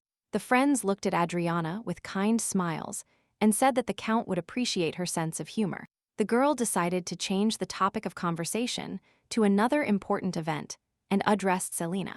She asked what she had prepared for the masquerade ball that would be held as part of the festivities. Selena admitted that she herself had not yet decided what costume she would wear for this masquerade, but she invited all her friends to choose any mask from her collection on the condition that they definitely attend the ball.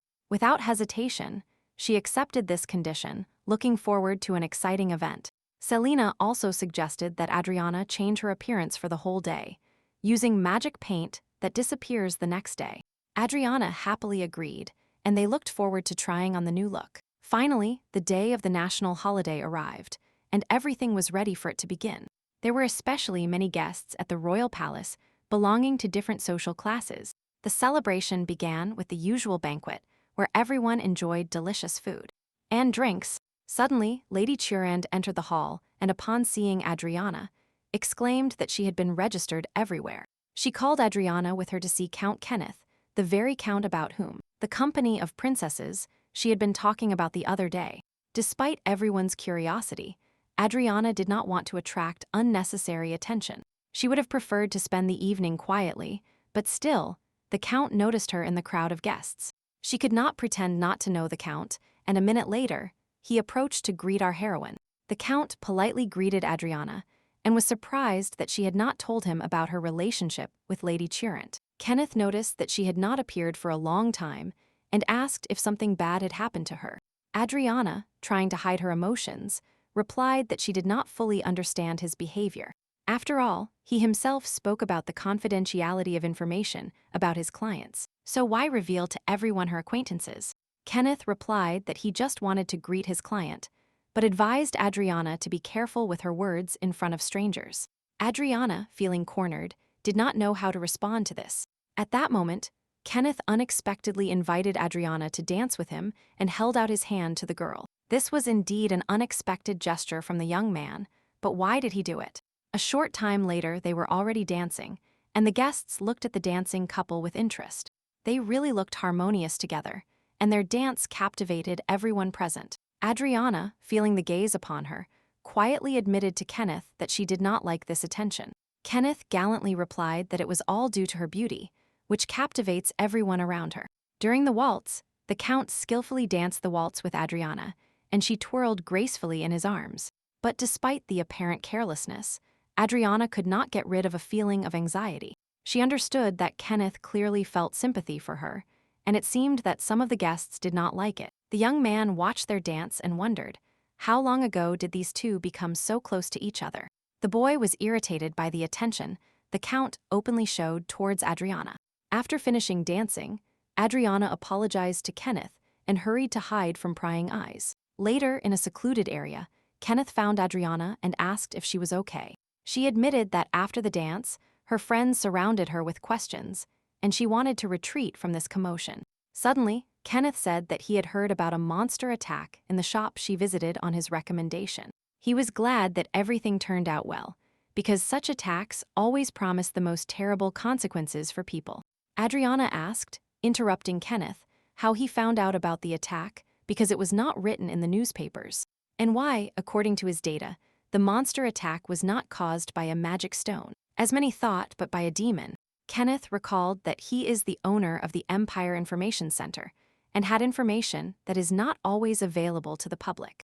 Adriana admitted that the man who saved her during the attack also talked about demons. The count also pointed out that many people still do not know the truth about the events of that day.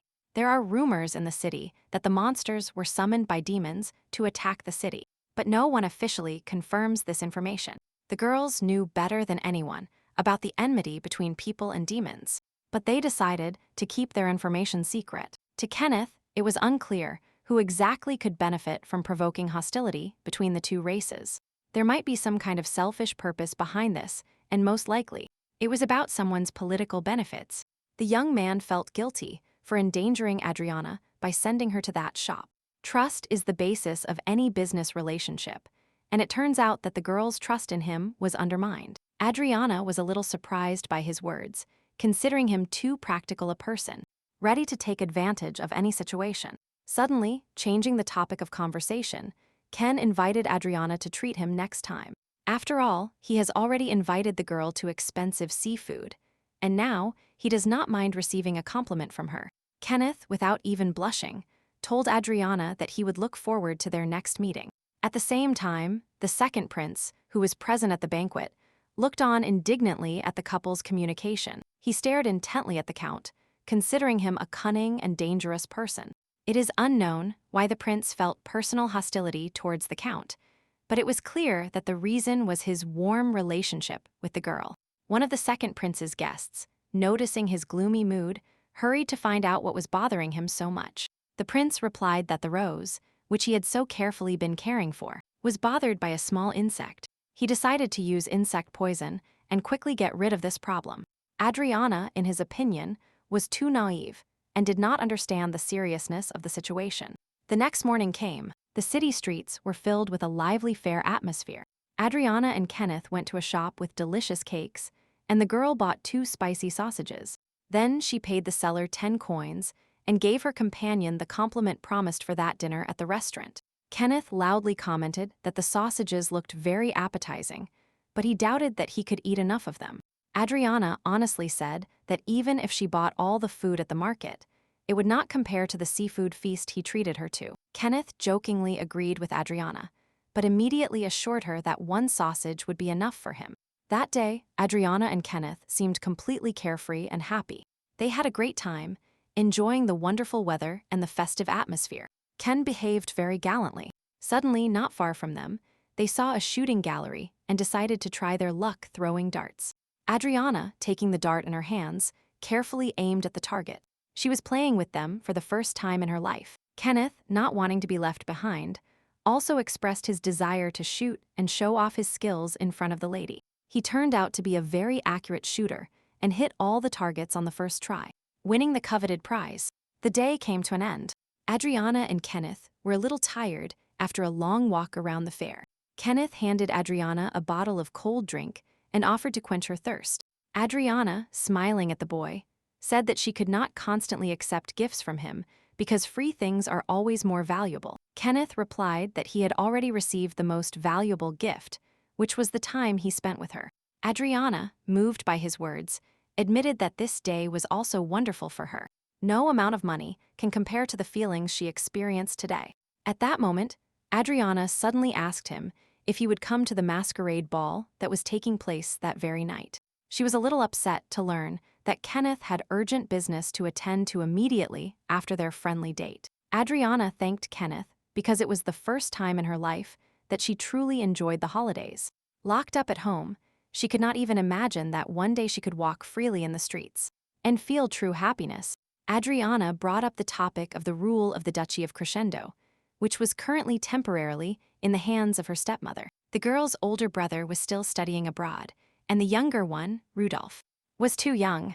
Realizing her youth and the absence of a guardian, Adriana bitterly complained that she was now in a helpless position. The Magnolia Trading House, which has started the production of cotton fabrics, could become a serious competitor for her family business.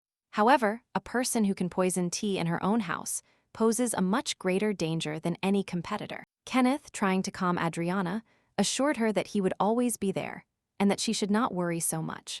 Furthermore, he offered the girl his help if she really needed it. There was determination in his eyes, but Adriana politely refused, distrustful of his proposals. She explained that the price of his help would be too high for her modest budget. She simply has no funds now and cannot afford expensive purchases. Suddenly, Kenneth suggested that they simply take a walk and look at the goods presented at the holidays. He pointed out that the selection here is not as good as at the Ducal Palace, but you can still find something interesting. Adriana happily agreed. She still had some time left, and the young people went for a walk. Looking at the goods, Adriana could not help but compare them with the luxurious items she had seen in the palace. Suddenly, her gaze caught a jewelry display that impressed the young woman with its sparkle. For the first time in her life, she saw such luxury and was fascinated by the beauty of these jewels. Exclaiming with joy, Adriana admitted that she had never seen anything like this before. She continued to look with admiration at the beautiful bracelet that Kenneth showed her. It seemed that this bracelet possessed some unknown magical power, which is why it shone so brightly. Kenneth, without hesitation, decided to buy a bracelet for Adriana right now.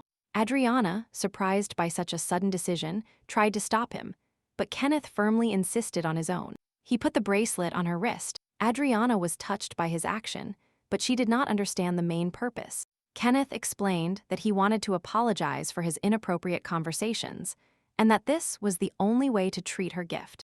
Moreover, he noted that this decoration suits the girl very well, and our heroine understood the same.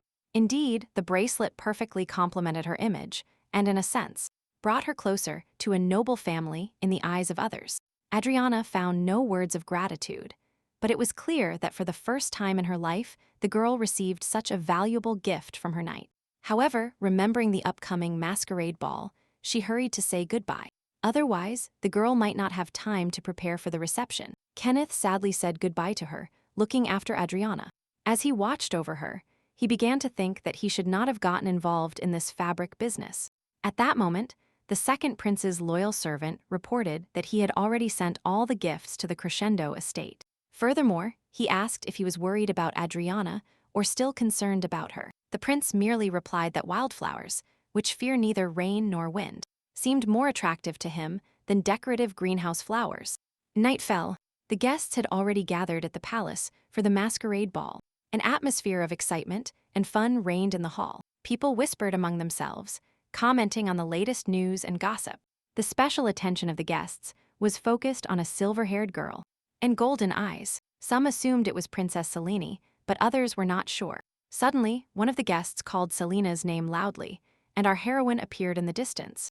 Adriana noticed that dark hair suited the princess very well, looking at her friend. At that moment, two young gentlemen immediately approached them and invited them to dance. Selena, claiming a sore leg, could not accept the invitation, and the girls politely declined. Adriana realized, observing the princess's behavior, that Selena was in a very good mood and happy with everything that was happening. More gossip swept through the hall. Guests discussed that the youngest daughter of the family had her sights set on the second prince. Some expressed doubts because Lady Sharon is not the duke's own daughter, but only the daughter of his second wife. Adriana, as the eldest daughter, is more suitable for the second prince, and those rumors about her mental retardation have long been debunked. Adriana and Selena, paying no attention to the gossip, cheerfully commented on the number of dances they had already participated in. It seemed that this general fun would last until the end of the masquerade. But an unexpected event occurred. Suddenly, the lights in the hall went out. Everything around them was plunged into darkness, and Adriana screamed loudly in fear. Taking advantage of this, an unknown hooded man stealthily approached her. He roughly grabbed her and whispered that she would feel a little pain. Adriana, without having time to come to her senses, lost consciousness and fell into his arms. Who was this unknown man, and why did he attack our heroine? In the confusion caused by the sudden blackout, Adriana's party mask fell from her face onto the floor. After some time, the lights in the hall turned back on, and the guests gradually began to come to their senses. Selena, with emotion in her voice, told the prince what had happened at the ball. The prince was furious and demanded that the guards explain how this happened at a reception in the imperial palace. One of the servants explained that due to the disguise, it was impossible to identify Lady Adriana, and that the attacker apparently wanted to kidnap the princess. Hearing these words, the prince asked Selena if she had advised Adriana to change her hair color, and she immediately admitted everything. Leopold realized that the kidnapper's target was the silver-haired girl. All the facts coincided, which means that instead of Princess Selena, Lady Adriana was accidentally kidnapped. At that moment, Kiel, beside himself with rage, reproached his subordinate for making such an unforgivable mistake. He tried to justify himself by saying that during the banquet, Adriana had silver hair, but now she has dark hair.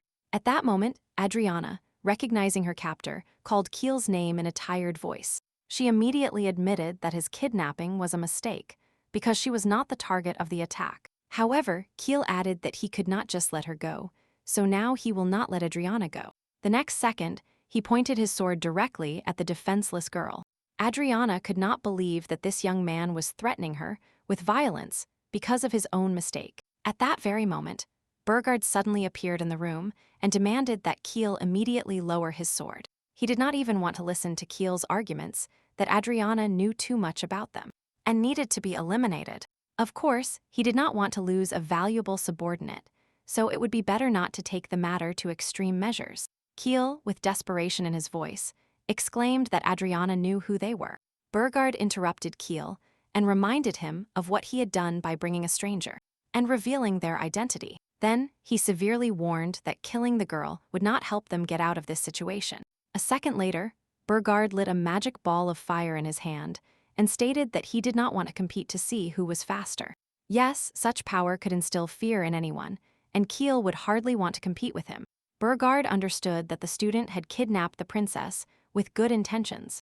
doing it for the sake of the demons. He only wanted to influence the emperor by trying to use the princess for this purpose. He was too young and did not understand that not all monarchs are the same, as some of them do not care about their children at all. Burgard said that the demon lord was willing to risk everything to save the princess. Regardless of Kiel's intentions, kidnapping the princess could have dire consequences. Having finished the conversation, Burgard ordered his student to immediately open the door and let the girl out. Adriana looked at him gratefully, realizing that once again he had come to her aid. Finally, the girl was released, and Burgard asked if she was injured. After making sure that she was not seriously hurt, he apologized for the fact that the girl was dragged into this dangerous story against her will. Finally, dawn broke, and all danger was behind them. Adriana and Burgard found themselves together again, but now in a different world, where their own laws and orders reigned. Adriana, not realizing how much time had passed, asked Burgard how long she had been unconscious. Burgard explained that it was morning, but due to the nature of this world, where the sun barely penetrates the dense atmosphere, the sky remains red even during the day. Adriana, learning that dawn reigns in this world 24 hours a day, asked why this happens. Burgard told her that due to the lack of sunlight, it is difficult to grow here, which is why the demons are so eager to enter the human world. It turns out they wanted to kidnap the princess to blackmail the emperor and get new lands. Adriana understood their plan to kidnap the princess. Were they really going to blackmail the emperor this way? She wanted to know if her people really wanted new lands in exchange for the princess's life. Burgard, not expecting such direct accusations from Adriana, did not know how to answer her. He was quick to assure her that their original purpose was not to blackmail the royal family. However, it was the emperor who first violated their general agreement. Burgard told the girl that the emperor was obliged to warn her about his plans. Adriana, not understanding the essence of their agreement, asked in surprise what kind of promise they were talking about. Burgard told her about the cruel reality of the world of monarchs, where children are just pawns in a political game. He explained that for a ruler, power always comes first, and he will not risk it to save his own children. Adriana, not understanding the reason for his sudden sadness, tried to decipher his thoughts. Now her gaze was especially mysterious, as if she knew some important event in advance. He suddenly told the girl that they would soon arrive in the human world and that she would be safe. Adriana should follow him so she could see the sun in the human world again. It seemed that he did not want to part with her, but he understood that the girl was already being looked for by her friends and relatives. Soon the magic dust on her hair disappeared, and it returned to its natural dark color. Burgard, seeing Adriana with dark hair, congratulated her by saying that this color suits her better. Adriana, surprised by this recognition, politely thanked her companion. There was a secret between them, of which both were aware, but no one dared to reveal it. Of course, Adriana was grateful to him for another rescue, but there was also something that made her experience other feelings. After all, it was his people who put her in such a dangerous situation and could have cost her her life without Burgard being there. The demon regretted what he had done and promised that something like this would never happen again. Adriana immediately asked if that meant she would never be kidnapped again. Burgard, kneeling, swore to the girl that as long as he lived, Adriana would be safe. Adriana, stunned by his action, immediately asked him to get up from his knees, because she trusted him even without these scenes. Then she took his fragile hand and swore to protect her no matter what happened in the future. Yes, she was shocked by such an act that the girl could only read about before on the pages of her novel. Burgard, kneeling, firmly repeated his oath and was determined to keep his promise. It was known that demons always kept those oaths they once made. She could not find words to express everything she felt at that moment. Despite the cool evening, the weather was still pleasant, and it was time to go home. Thanks to Burgard, Adriana returned safely to the human world. Everyone was eagerly awaiting her return. Selina, seeing her friend, ran into her arms with tears of joy. She no longer expected to see her again. Adriana was happy to feel so needed by these kind people. Answering the prince's questions about the kidnapper, she said that she remembered nothing. Since she was unconscious, she did not talk about Burgard because she did not want to provoke hostility between the two worlds. As a result, only a few palace guards and knights were punished for Adriana's kidnapping. The emperor might have suspected something, but he did nothing to try to find out the truth. Prince Leopold and Princess Selene had no idea about anything, although they could hide their guesses. Adriana, feeling relieved and grateful, was glad that everything ended well. A few days after this terrible evening, Adriana's life slowly returned to normal. After the kidnapping, Adriana did not leave the house, preferring to spend time in peace and quiet. One day she went out into the garden where beautiful flowers bloomed, but she heard a noise behind her. Suddenly, Sharon appeared next to her, who was not very happy about her return. Marin said disdainfully that it would have been better if Adriana had been kidnapped forever. Adriana listened to the offensive statements directed at her that no one in the house was happy to see her. Adriana's brother, upon hearing what happened, might even abandon his studies to return. Adriana continued to listen to the unpleasant things they were saying, but all her thoughts were occupied solely with her own brother. Suddenly, she said that she would soon become the head of the family, which Sharon erupted even more than before. She angrily exclaimed that all this was nonsense, because her mother would not give this place to her so easily. The next moment, Sharon angrily stepped on the flower and trampled it on the ground. Adriana could not believe her belief that her brother would never return to his home. The girl said firmly that as long as she was alive, her brother would remember her, which only caused her stepsister to laugh wickedly. Sharon, not believing Adriana's words, continued to shower her with hurtful words about her brother. At that moment, the maid informed Madame Sharon of the arrival of a messenger who had brought them a delivery. The messenger, politely addressing Adriana, handed her a bouquet of flowers from an unknown gentleman. Sharon, seeing the flowers, immediately decided they were for her, but Adriana had already guessed who the bouquet was from. The messenger, politely objecting, explained to the restless girl that the flowers were specifically intended for Adriana. Sharon was sure that the messenger was mistaken and, despite his words, tried to claim the gift. The messenger repeated again that the flowers were specifically for Adriana, and added that the recipient must have dark hair. Sharon, with anger in her voice, demanded to be told the name of the sender of this bouquet immediately. The young man, citing instructions, refused to give her this information. It was not easy for him to convince the angry girl that their internal regulations really did not allow him to report data. He also added that his boss would immediately hold him responsible if anything happened to her. Adriana was terribly embarrassed by her sister, but she could only silently watch her antics. Taking advantage of the moment, she reminded Sharon not to be rude, as it could cause her trouble. The girl understood that Sharon barely avoided serious trouble, but everything could have ended completely differently. At that moment, Adriana heard that the flowers were sent by the owner of the Magnolia Trading House, Mr. Ken. This made her smile a little. The bouquet came with a ticket to a theater performance, which was also a gift for her. Adriana wondered why Count Kenneth sent her this ticket. Could he really be at the performance? The maid, entering the room, told Adriana that a lot of letters from different people had been brought to her. Delighted with this news, the girl thanked the maid and told her to put the letters on the table.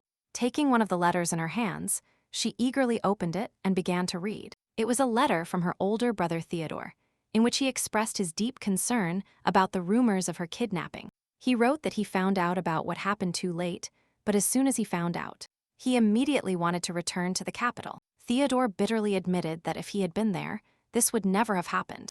In the letter, he also apologized for not being able to be with her now, but explained that he needed to remain in the world of angels. Together with Lamanna and Claudian, he is engaged in suppressing the rebellion, and without him, this mission could not be completed. To Adriana's surprise, the letter also included an ancient pendant, which she began to look at with interest. I wonder if this amulet was sent by her brother. So what was inside?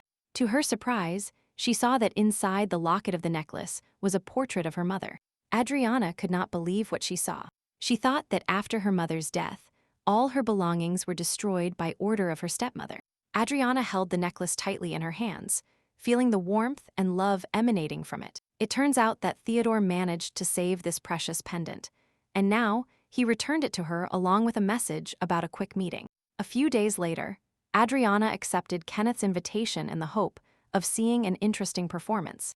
Not knowing what to expect and feeling some anxiety, she arrived at the specified address. Approaching the meeting place, she heard an announcement about the imminent start of the performance and hurried to the entrance. Fortunately, she arrived on time. The performance was supposed to start any moment. Many people gathered in the hall, eagerly awaiting the start of the performance. Suddenly, a loud voice was heard from backstage, casting a magic spell. and the audience's gazes turned towards the stage. The curtain rose, and Adriana was surprised to see Kenneth's familiar face on stage. It turned out that he not only invited her to the performance, but also participated in it. Acting as an actor, magician Ken, coming onto the stage, greeted the audience and announced the start of the show. Adriana, holding her breath, watched him from the auditorium with admiration. Joyful shouts and applause from the excited audience reached her from all sides. Finally, the performance ended, and Adriana could see the performer face to face. Kenneth thanked Adriana for not refusing to accept his invitation to his performance. The girl, not hiding her joy, replied that his performance was simply excellent and that he could easily make a career on the big stage. Kenneth admitted that magic tricks were always just a hobby for him that helped him cope with stress. Adriana asked him if he enjoyed performing in front of her, or if her presence, on the contrary, distracted the boy from the game. In fact, Kenneth did not expect to see her in the hall, which he honestly admitted to the girl. Adriana replied that she saw nothing wrong with this and thanked him again for the invitation. The young man again expressed his solidarity with Adriana regarding the recent kidnapping. If only he had known about the impending kidnapping, he would never have missed that masquerade ball. Of course, this could happen even in the most guarded place, but the royal palace seemed impregnable until that day. From that night on, Adriana tried not to lose sight of what she told her friend. She urgently asked Adriana to always be alert, as trouble could come from anywhere. He seemed to have a premonition that the attack on Adriana by the Marin organization was not accidental. They must have been planning another provocation for a long time, as they are willing to resort to such meanness. Therefore, even in her own home, Adriana should not let her guard down, and in extreme cases, the Count is always ready to come to her aid. Adriana, touched by the Count's concern, thanked him for his worry. Meanwhile, night had already fallen, and Adriana, a little tired after the walk, returned home. Suddenly, Leia ran out to meet her, barely catching her breath, and said she was in danger. Adriana, without having time to really understand what was happening, began to ask the maid what was agitating her so much. Suddenly, like an enraged fury, Sharon burst into the room and immediately attacked her, giving her a strong slap across the face. The poor girl looked at Sharon with horror, who in a hoarse voice called her a rat and accused her of treason. At that moment, Mariana appeared in the hallway with a letter in her hand and looking at her reproachfully. She asked directly if Adriana was maintaining secret correspondence with her brother. At that moment, Leia tried to apologize to her young mistress for not protecting her. The stepmother reminded Adriana that her brother was abroad studying at the university, and the letters he sent her were distracting him from his studies. Adriana immediately objected that her brother never said she was bothering him in any way. In response, Mariana claimed that her brother simply did not want to bother her and categorically ordered her to stop corresponding. With these words, she mercilessly tore the letter into small pieces. The letter, filled with love and support for her brother, was irreparably destroyed. Unable to do anything, the girl realized that she should have been more careful. After this, Marian, in a frosty tone, ordered her to hand over the pendant that was attached to the letter. Adriana began to beg her stepmother to leave her the pendant, because for her, it was a priceless relic that held memories of her mother. Marian, unmoved by her stepdaughter's pleas, replied by declaring that she would lock her in the room again if she did not comply. Memories of her past life gave strength to our heroine, and she could not part with her brother's gift. Caught in fear and despair, the girl could barely keep her hands from trembling. The wounds received in childhood still tormented the poor girl. She was on edge. Marian mercilessly ordered Sharon to snatch the necklace from her stepsister. She gladly carried out her mother's instructions. This scoundrel rejoiced at seeing Adriana suffer. However, the next moment, our heroine forcefully pushed her rival, who was not at all accustomed to such a reaction from her sister. At that moment, Leia intervened in the fight, begging the ladies not to torment their young mistress. She screamed loudly, trying to escape the grip, and then told Adriana to run out of the house immediately. Adriana had never seen such a reaction from Leia. She was touched by her courage and determination. The next second, Adriana took advantage of the moment and ran out of the house. She took one last look at her faithful maid and ran out the door as fast as she could. Adriana was forced to seek refuge in a dark and gloomy city full of dangers. Loneliness and fear tormented her soul as she wandered through unknown streets, awakening suspicion among random passersby. The memories of the hatred, towards her loved ones forced her to relive again and again the pain she had endured for so long. A passerby, whom the girl accidentally touched, angrily shouted that she should look ahead. Finally, she reached a place she had heard about before, and now she was ready to visit it in person. Inside the house, a deathly silence reigned. Only the creak of the floorboards from her heroine's steps could be heard. Yes, she went to an unknown destination to look for a remedy that could change her life. And here it is. Gathering courage, the girl stepped forward. Her body trembled with excitement. A squeaky voice came from the house and greeted her, making her flinch in surprise. Slowly and carefully, she entered the strange house. The smell of some kind of medicine was everywhere. Many lit candles illuminated the walls. She had never seen such strange rooms. Suddenly, her gaze fell upon the reason why she had come to this terrible place. Right in front of her, Adriana saw a potion called Belladonna's Tears. It really existed. It was a poisonous drug, a drop of which could kill a person instantly. The girl decided that if she had it, then her plan for revenge could be carried out immediately. The next second, Adriana looked down sharply, and her eyes widened in fear. She got to see the fruits of her revenge against those who hurt her. Her stepmother and stepsister were dead. Yes, it was a terrible sight, but she was ready to do anything to get revenge on them. Not believing what she saw, she looked at the corpses of her enemies. Her heart sank, as if she was experiencing joy and horror at the same time. But her celebration was interrupted by the sudden appearance of the gendarmes, who called the girl by her name. They immediately arrested Adriana, suspecting her of committing a murder. Once behind bars, Adriana began to shout that she had been intimidated and that she had to go through a lot in her life. She just wanted to get the freedom that was unjustly taken from her. Suddenly, Theodore appeared behind her. He knew what sin his young friend had taken upon her soul. Burgard did not understand how she dared to commit such a terrible crime and condemned her act. Suddenly, a voice was heard asking her if she was looking for something specific in this house. Returning to reality from her dream world, Adriana hastily replied that she would not dare to do such a thing. She was truly frightened to think that recently the girl was determined to kill people. The poison in her hands was too radical a solution to her problems. A little more, and she would have definitely bought poison. But the voice of reason told her not to do it. It is good that the girl's common sense still prevailed over her emotions at that moment. After all, if she poisoned Sharon and Marion, nothing would really change, and the end of her fate would be the same as in the original plot of the novel. Adriana was determined to avoid this at all costs and keep her intentions under control. However, she admitted that she could no longer tolerate humiliation.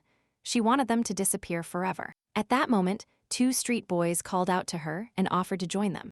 Of course, Adriana immediately rejected their insinuations, saying that she did not need it at all. Suddenly, a familiar voice came from behind, which did not bode well for these guys. They didn't even have time to ask who it was and why he was speaking so rudely, since Burgard had already approached them. Adriana joyfully recognized her friend in this gentleman. He, again and again, comes to the aid of our heroine. Adriana asked Mr. Burgard how he ended up here and how he knew she needed help.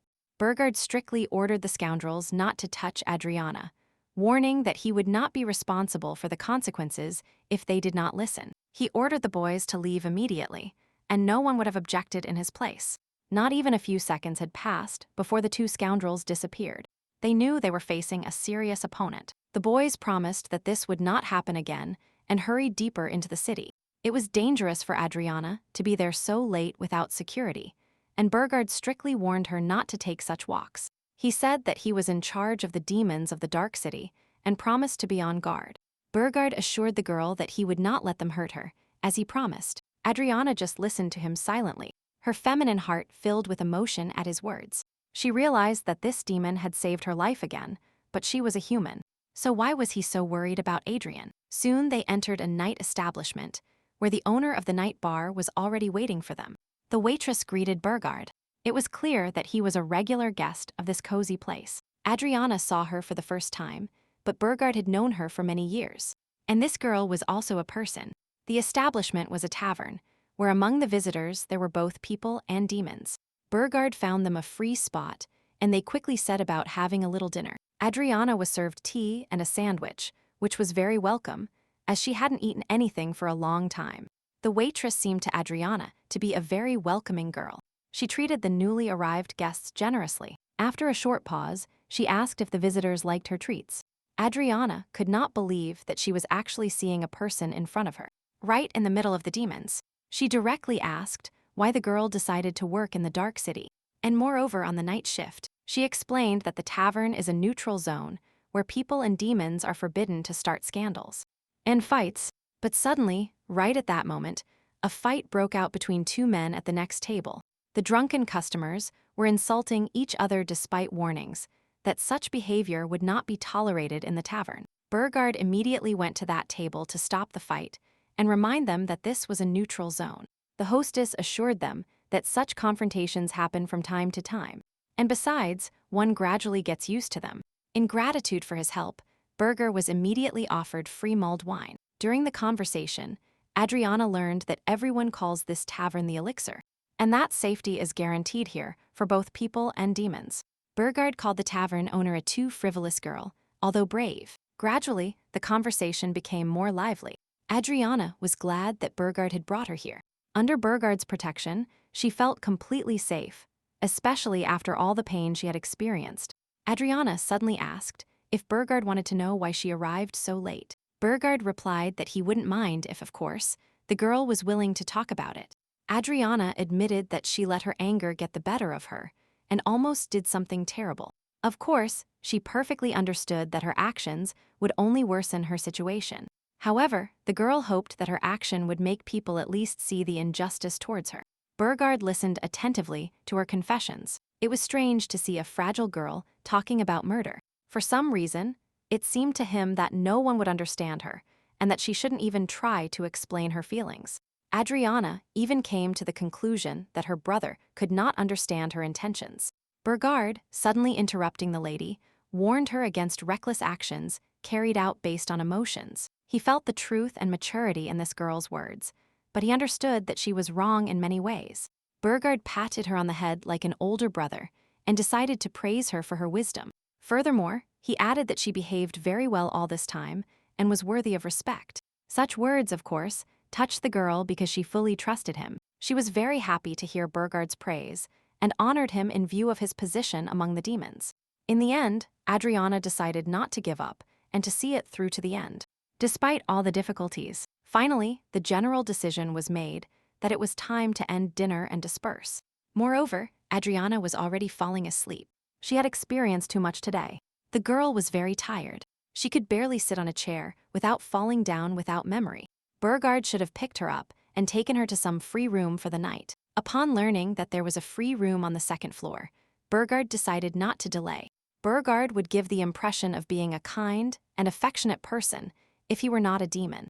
In which case, is there much difference? He carried Adriana with all the care he could in order not to wake the girl. He understood that after the stress she had experienced today, Adriana needed to sleep soundly. He laid her on a soft bed and covered her with a warm blanket. Burgard admitted that lately he had been thinking a lot about Adriana. There was something mysterious about her. Suddenly, he recalled her words that the girl now realized a complete misunderstanding of her feelings by her loved ones. But even so, there was someone who was able to understand not only her feelings, but also the motives of all her intentions. Now Adriana can sleep peacefully, because Burgard would never leave her here alone.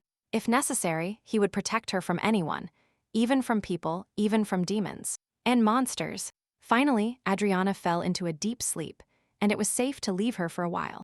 The owner of the establishment asked Burgard if he was going to stay there all night. He replied that he had to make sure that a suspicious guy did not get to Adriana. She jokingly commented that he himself sometimes reminded her of a suspicious guy from whom the girl needed protection. Burgard understood her insinuation and immediately explained that Adriana was like a little sister to him. The girl did not want to stop and said that they usually do not look at sisters with such a look. The next morning, when Adriana woke up, she immediately announced that she would work to save food and lodging for the night. Burgard tried to dissuade her, but she insisted, arguing that she should thank everyone for their help. The waitress said that Burgard could pay for everything himself and that she didn't have to exert herself at all. Adriana firmly objected that one could not constantly rely on Burgard's help. Without hesitation, Adriana started working, which was familiar to her. She was confident in herself and her ability to quickly clean up the mess and prepare breakfast. In a short time, She had already completed all the planned tasks and cheerfully announced to her friends. Besides cleaning the establishment, she managed to prepare tea and snacks for her friends, serving them at the common table. Burgard looked at her completely bewildered. He still could not believe that the girl really felt well. Her behavior impressed him, although it seemed a bit strange to him considering her high title. Adriana's culinary skills were truly amazing, as if she were a professional chef. Adriana thanked everyone that her friends spoke so highly of her success. Everyone liked the food, and the girl was the center of attention. After hesitating a little, Adriana directly asked Burger if he liked the food she had prepared. The owner of the establishment explained that Burgard usually does not speak directly, but it was clear that he really liked everything. Adriana watched with amazement as her savior ate the breakfast she had prepared. To show that everything was very tasty, Burgard asked for more. These words became the best gift for her and the surest confirmation that the mistress was right. Adriana cheerfully replied that she would immediately give him another portion. At that moment, the last thing she wanted in the world was to go home. She was already used to being here. The girl only dreamed of freeing herself from her unloved family and palace intrigues. She wanted to feel like a normal, happy girl and not like a cornered animal. It would be great to stay here and work in the tavern, taking advantage of her skills. She instantly imagined Burgard and Ken visiting her and her cooking for them. Instantly, she would forget about Marion and Sharon with their eternal obscenities, like in a nightmare, and she would also like to forget forever about the war waged between people and demons. The girl dreamed of a calm and serene life. She did not crave anything special. Burgard unexpectedly announced that he could help her fulfill her dream. He seriously invited the girl to stay if she wished so. Upon hearing Burger's words, the girl did not know what to answer so as not to offend him. Burgard repeated his offer, emphasizing that she could live in the room above the tavern. He understood well her desire not to leave this secluded corner, but was this possible now? Adriana was grateful and honestly admitted that she would love to stay. But today this is impossible. Very soon Theodore must return from training, and she must wait for his return at home. Before his arrival, Adriana had to protect the Duchy of Crescendo from the imminent threat. This means that, despite her desire, the girl could not accept Burgard's proposal. She explained that a war between humans and demons would inevitably break out in the near future. According to her knowledge, the demons would be defeated in this bloody battle. At the same time, our heroine foresaw the tragic fate that awaited Burgard in the future. Knowledge of the novel's plot had long served as support for her. She always knew future events in advance.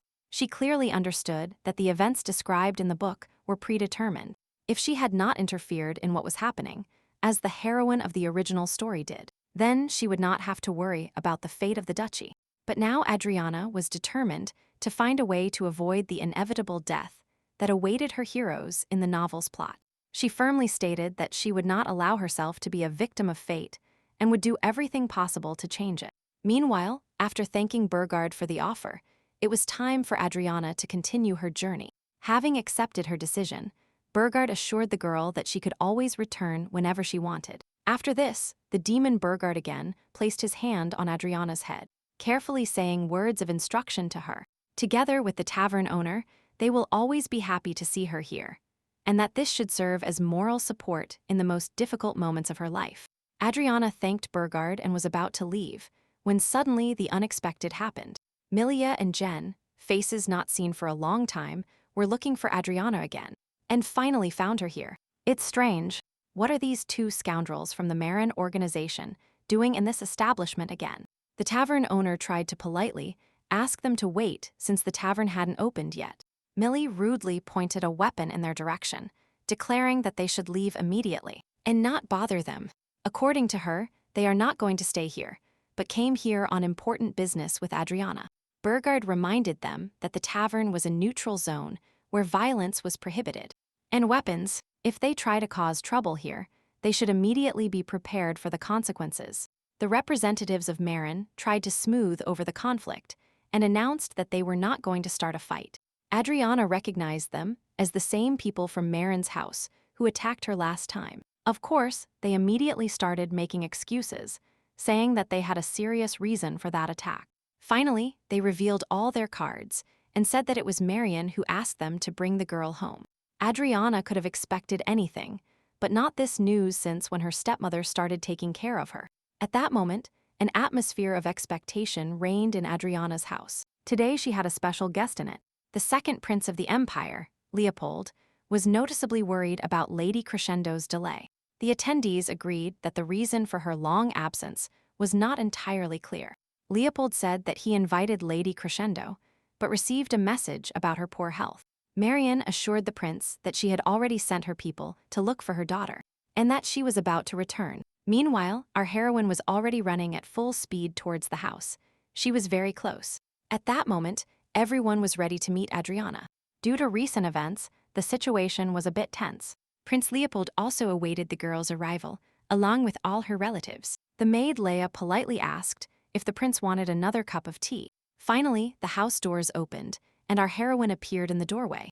Apologizing for her delay, she officially greeted Prince Leopold, not forgetting to mention her high status. Leopold was incredibly happy about Adriana's return, but tried to behave with restraint. He immediately asked about Adriana's well-being and was noticeably concerned about her recent illness. Adriana replied that she was fine and that this was not the reason for her absence. At that moment, the prince inquired about the invitations he was sending to Adriana, but it was the first time the girl heard about it, which she confessed to the prince. Apparently, Duchess Marian did not tell her anything about this, deliberately hiding the letters. It was her style. Leopold carefully, but very clearly explained to Marian that this act was a withholding of information. He warned Marian against such tricks because they could be considered a criminal offense. Sharon was indignant at Leopold's statement. It seemed to her that it was complete nonsense and that they would not be held responsible for it. Of course, our heroine already understood everything. The personal letters the prince had been sending her all this time were simply stolen from her. Marian, realizing the gravity of the situation, promised to take Leopold's words into account, and promised not to repeat this in the future. Leopold, changing the subject, addressed Adriana with an invitation to go horseback riding in the coming days. The problem is that she still did not know how to ride a horse, so it would be strange to accept such an invitation. However, after learning that Sharon would also participate in the horseback ride, Adriana agreed to attend. This gave her an opportunity to answer for all the past actions of her stepsister, and at least restore some justice. A few days later, the young people gathered at the appointed time at the hippodrome. Everyone admired the riding skills demonstrated by Lady Elvind. Leopold praised the girl for her next magnificent jump. He was generous with praise. Elvind, in turn, thanked Leopold for the pleasant compliment. Then, Leopold asked permission to leave for a while, leaving the girls alone for a short time. Sharon at that moment tried to force her horse to move, but it stubbornly remained still. The horse did not pay attention to Sharon's orders, and therefore put the girl in an awkward position. Elvind approached her and offered to try jumping on a horse. Sharon, although with some hesitation, accepted this invitation, wanting to show off her skills in front of the prince. It was clear how she hid her true emotions behind a mask of courtesy, but Lady Elvind was always considered very perceptive and was able to see through it. Adriana did not participate in horse riding, only observed others from the side. She was impressed by Lady Elvind's courage and skill, and it was hard to overlook her admiration. Lady Elvind was confident in her abilities, and this was reflected in her gaze. Leopold, upon returning, asked Adriana if she was going to join them. Lady Elvind, upon learning that the girl did not know how to ride, was surprised to accept this invitation. Leopold was also surprised to learn that Adriana had no experience in this craft. He offered to personally teach Adriana to ride if she wished. However, the girl knew that everyone would just stare at them, and she really didn't want to attract the envy of the women. The day promised to be eventful, and Adriana felt a growing excitement. Leopold recommended straightening her shoulders and slightly loosening the reins, so that the horse would behave more calmly. The prince praised her for her success and noted that for the first time it was a very good result. Adriana understood that her success largely depended on the support of His Highness and was grateful to him for it. An unexpected noise behind her made Adriana flinch. It seemed that the girls were seriously jealous of our heroine. After this, she unexpectedly told Leopold that she could manage it herself now. Was she really learning so fast? Lady Elvind asked if Sharon would like to accompany her and go for a ride. It was clear that Sharon was only interested in Leopold at this moment, but couldn't she just watch him all day? Elvind once again suggested going for a ride, while His Highness was busy teaching Adriana. She wanted to organize a race in which they would start at the same time, and the winner would be the one who reached the finish line first.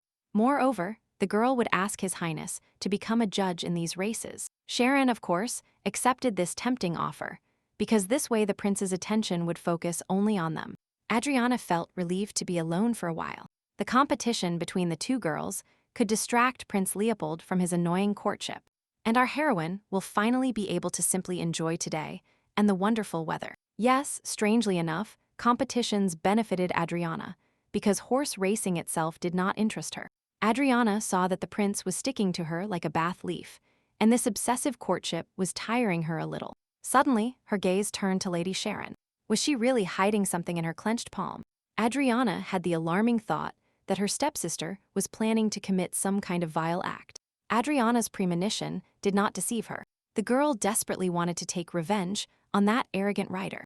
Meanwhile, Leopold announced the start of the competition, loudly giving the girls the order to begin. Lady Elvind immediately spurred her horse and took the lead, leaving her rival behind. Sharon simply shouted at her that she could not win with such weak skills. While trying to overtake Elvind on a turn, Sharon noticed the arrogance with which this cyclist behaved.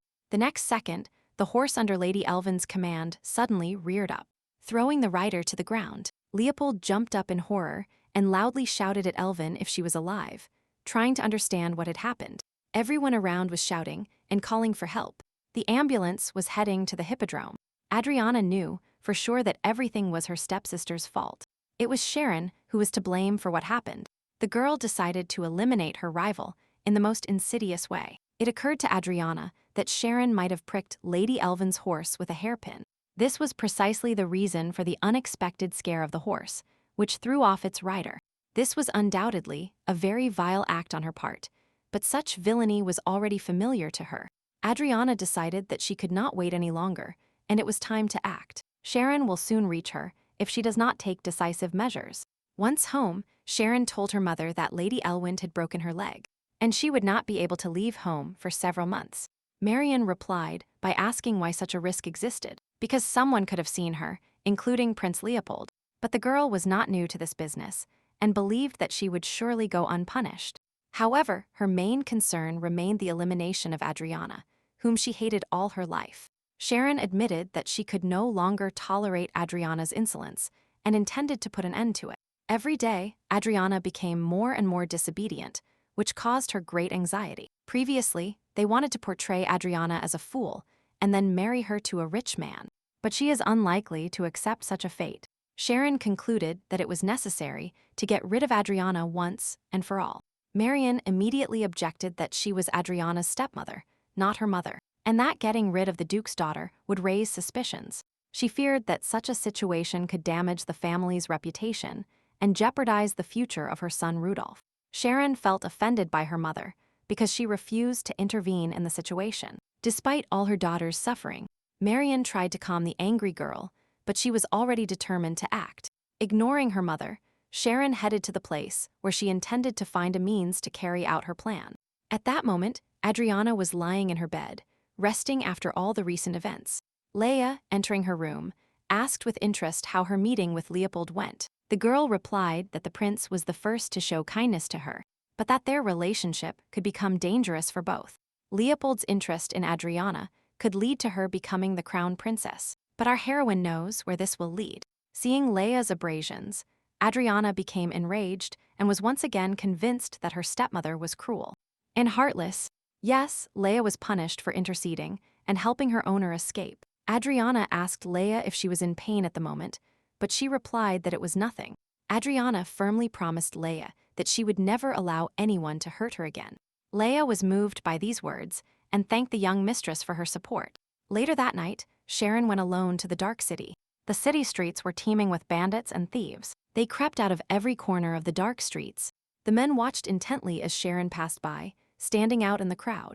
Of course, the girl felt uncomfortable in that place, but she understood that it was ideal for finding what she needed. One of the bandits tried to talk to her, although it was unlikely the girl would like it. She abruptly declared that she was a true aristocrat, but the boy did not believe her immediately.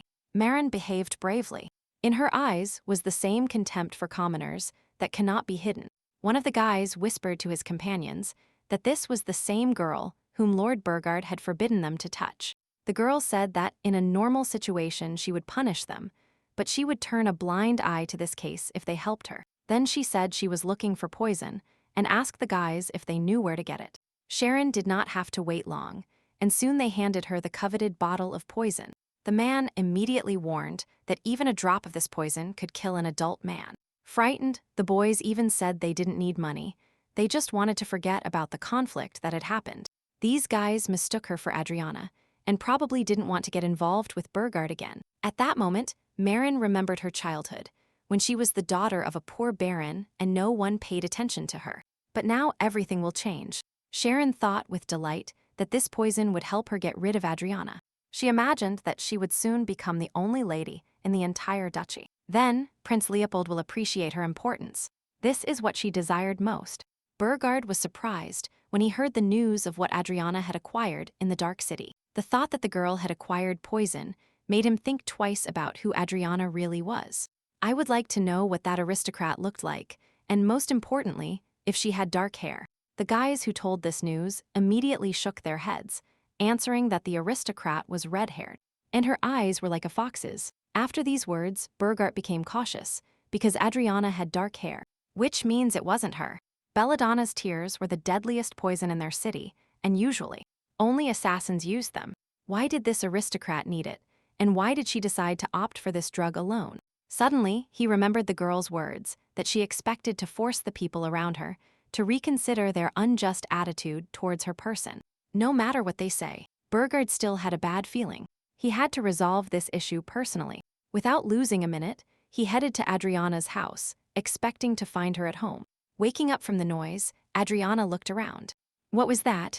At first, she decided that a heavy branch had fallen from the tree. Otherwise, it would have been difficult to explain the bang outside the windows. Suddenly, Burgard appeared before her eyes, and the girl asked in amazement, "What is this gentleman doing here?" Burgard hastened to reply that he did not want to wake Adriana, but he was obliged to check if she was well. The girl lived quite high up, but this was not a problem for demons, especially since demons see well in the dark. At that moment, Adriana heard from him a story that a red-haired aristocrat had acquired a strong poison in the city. He suggested that it could be Adriana, because the girl really was going to buy poison not long ago.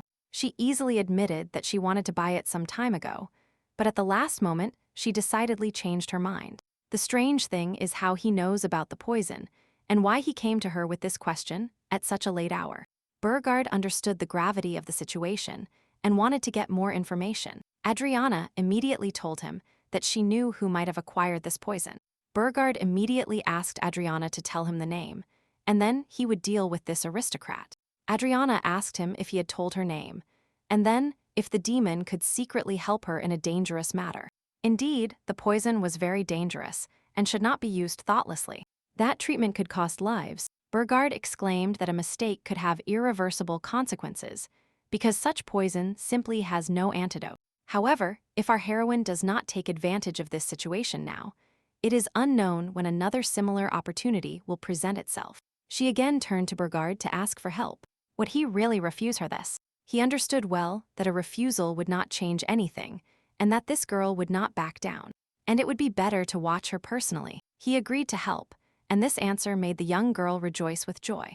It is true that Burgard agreed to help Adriana on one condition. She must promise not to expose herself to danger. Adriana assured Lord Burgard that she would keep her promise and be alert at all times. A few days later, many guests gathered at the house, and trivial matters were discussed everywhere. As usual, everyone wore luxurious outfits. No one wanted to look worse than the rest. Marian expressed her concern to the guests about Adriana's approaching marriageable age. Then, someone mentioned that Adriana was seen in the Dark City the other day, and everyone was puzzled why she went to such a dangerous place. After all, a well-bred girl should never have appeared in such places. Yes, Marian used this situation only as an excuse, and for this, she ordered the people from Marin's house to look for the girl. But if she expected our heroine to get away with it, she was greatly mistaken. All the guests were shocked to learn that Adriana went alone to the Dark City. For some reason, Marian continued to assure everyone that the girl was behaving very frivolously. At that moment, our heroine decided that she would never allow her stepmother to judge her in front of everyone. Princess Selene, noticing that Adriana was crying, asked if she was all right. Suddenly, Adriana, turning to all the guests, admitted that she had indeed been to the Dark City. The guests were even more surprised by Adriana's confession, although they did not understand what this act was about. The girl hastened to explain that she had a really important reason for it. Everyone around her was perplexed as to what motive could have led Adriana to risk her life. Our heroine spoke about the same pendant that once belonged to her mother. She explained that she lost the pendant during a kidnapping a few days ago in the Dark City. She also added that this is the only thing left to her as a memento of her mother. Of course, her words aroused sympathy among the guests and Princess Selena, who was sitting next to her. The girl openly admitted that she went to the Dark City to look for the pendant, despite all the danger. Selena was shocked by Adriana's courage. She had never met such brave girls before. Suddenly, someone present asked if the pendant was the only thing left in memory of the former duchess. This was a very relevant question, because after her mother's death, Marian got rid of all the things that rightfully belonged to her. These words provoked heated discussions among the guests. They couldn't believe that the stepmother could do such a thing. The guests began to whisper, suggesting that the stepmother was behaving strangely towards Adriana. Many knew that Marian had previously been the wife of a poor baron, and that her daughter, Lady Sharon, was not the duke's own daughter. However, together with her daughter Sharon, she enjoyed all the privileges, presenting herself to the nobility as the lady of the Crescendo house. Looking at her stepmother and her daughter, Adriana realized that she had managed to hurt their pride. Sharon, overwhelmed with anger, was indignant at herself after such a daring move by her stepsister. It bothered her that Adriana dared to humiliate them in front of people and discredit the honor of the family. She promised that she would take revenge on Adriana, and a proven remedy would help her with this. A few days after the reception, the house was bustling with activity. Servants were busy cleaning and preparing for the holidays. Everything had to be perfect when the reception began.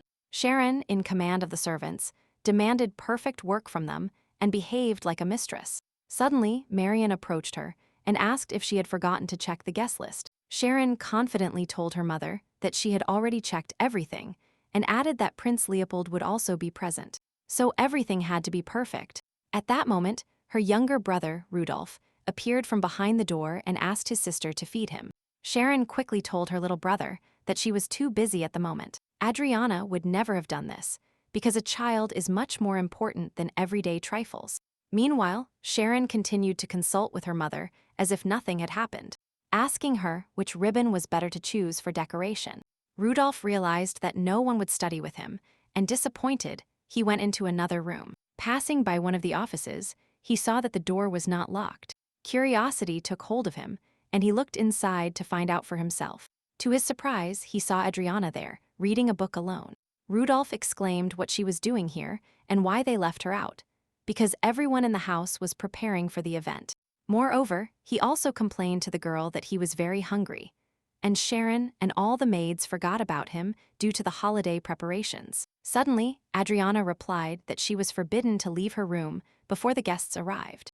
But it was clear that she did not like to follow stupid orders from anyone, and since there was no one else to take care of her brother, she suggested that Rudolph secretly leave the house and buy him something tasty. For little Rudolph, such a trip would be the first in his life, and of course, he would really like to go to the city with his sister now.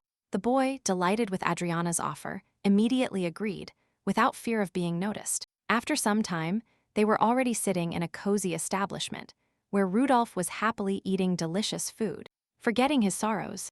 At that moment, Burgard entered the cafe, and upon seeing Adriana with Rudolph, he was very surprised.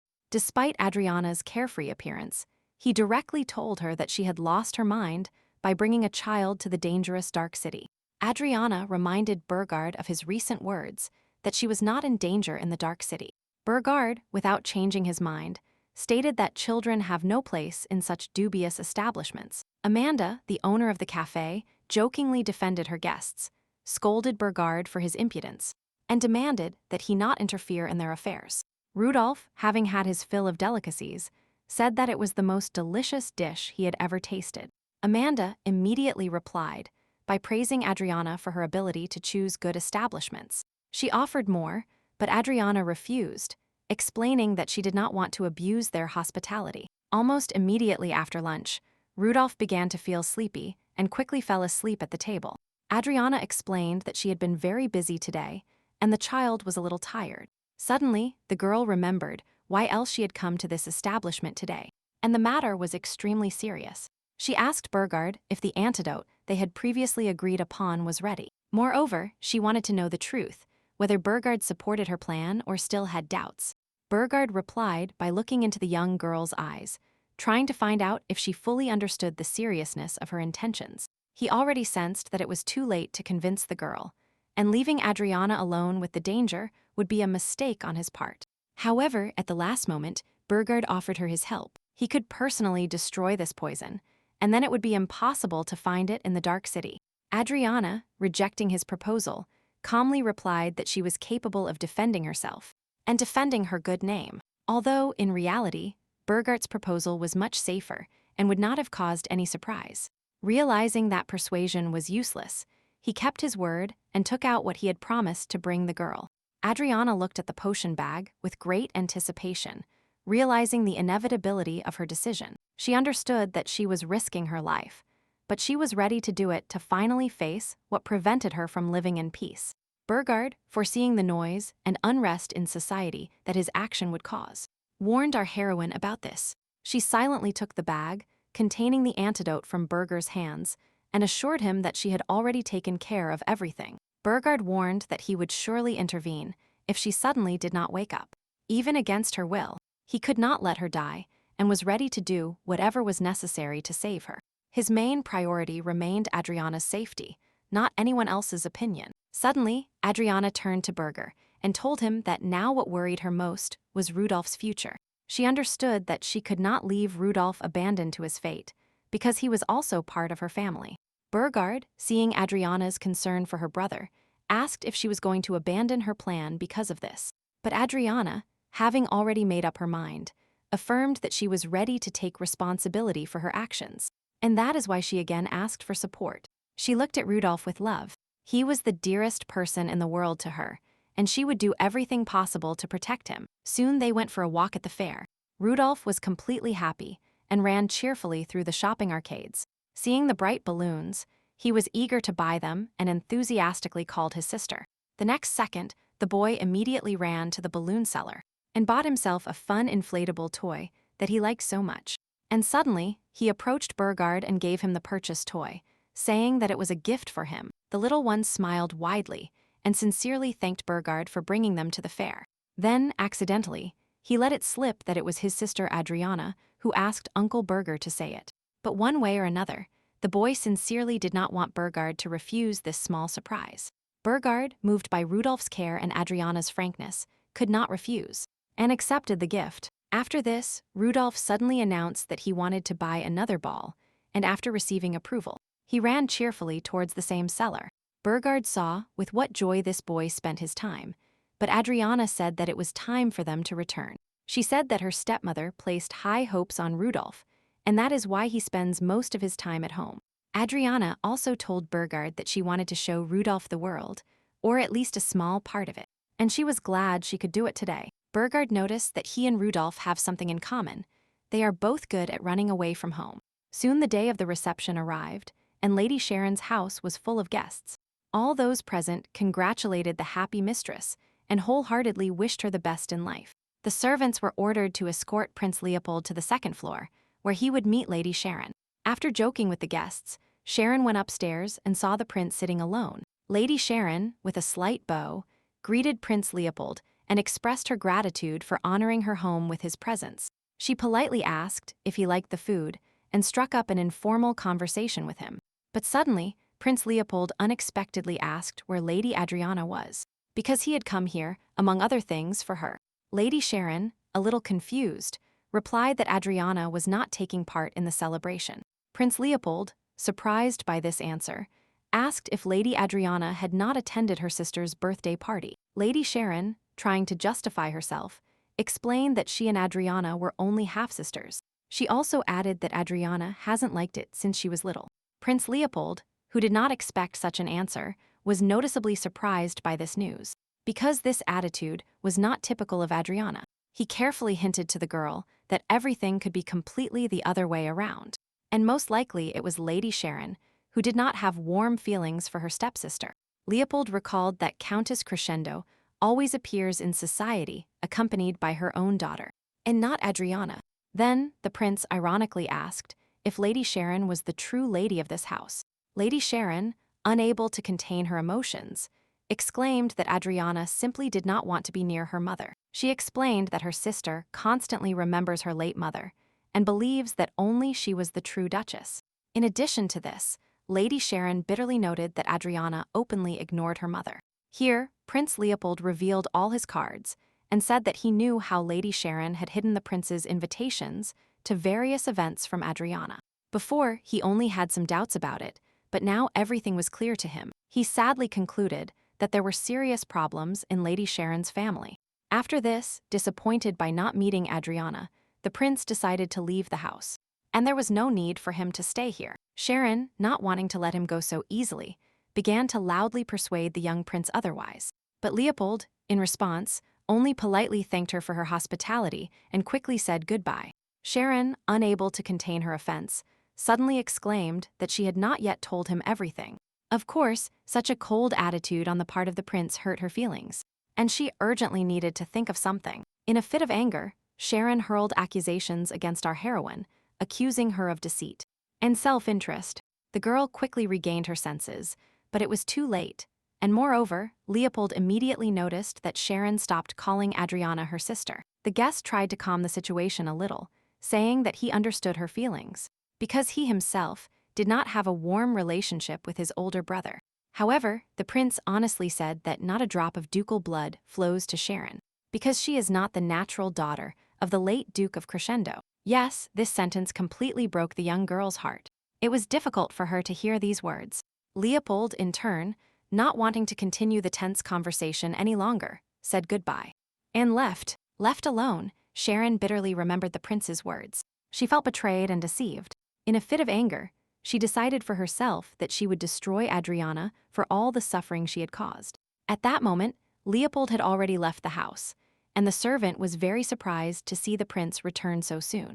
Leopold, trying to hide his true feelings, briefly explained that he could not meet Adriana, and that he only associated with narrow-minded people. The carriage with Prince Leopold left the Crescendo domains and headed back to the castle. The whole way, Leopold was tormented by Sharon's words about her half-sister Adriana.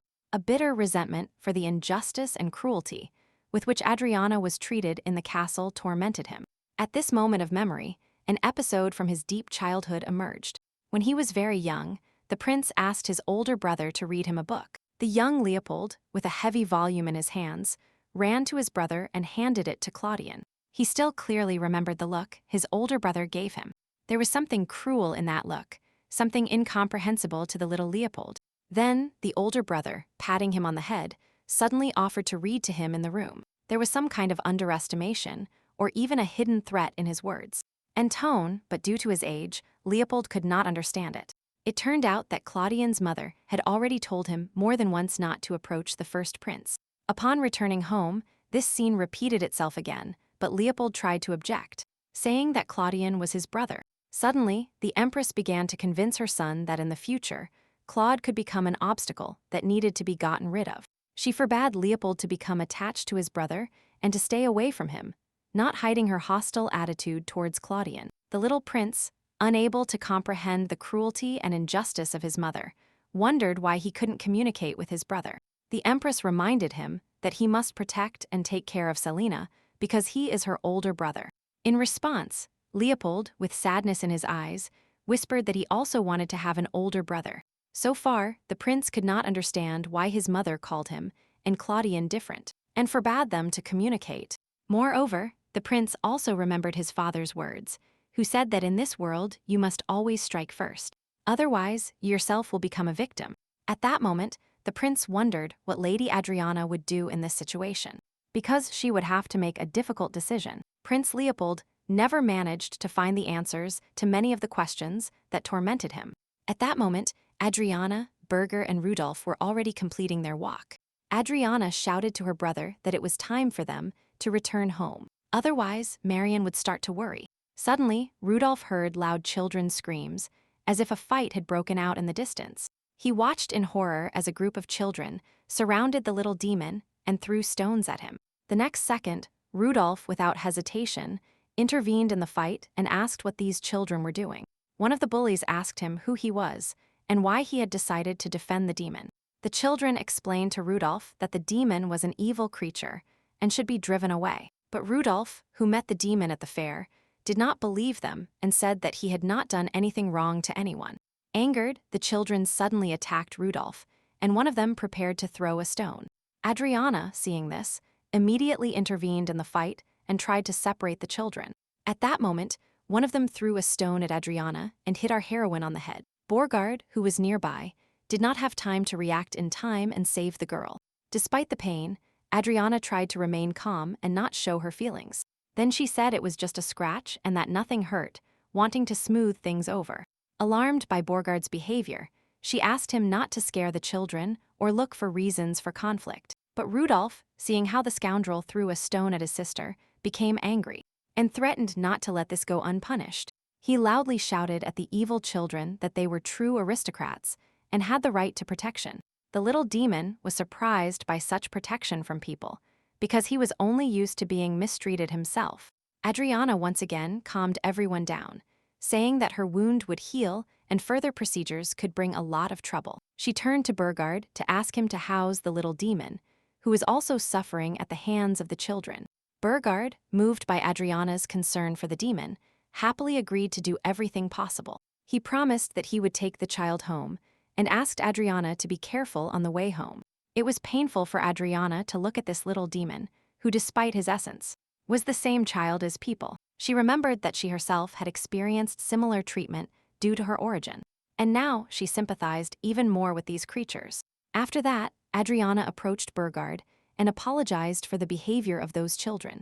She said that it is unacceptable to intimidate a child, even if he is a demon, because origin does not matter. Burgard, understanding her condition, said that there was nothing to apologize for, as hostility between people and demons had long since become the norm. He added that demons are also not known for their sympathy towards people. These words were bitter, but there was some truth in them, and Adriana could not help but agree with them.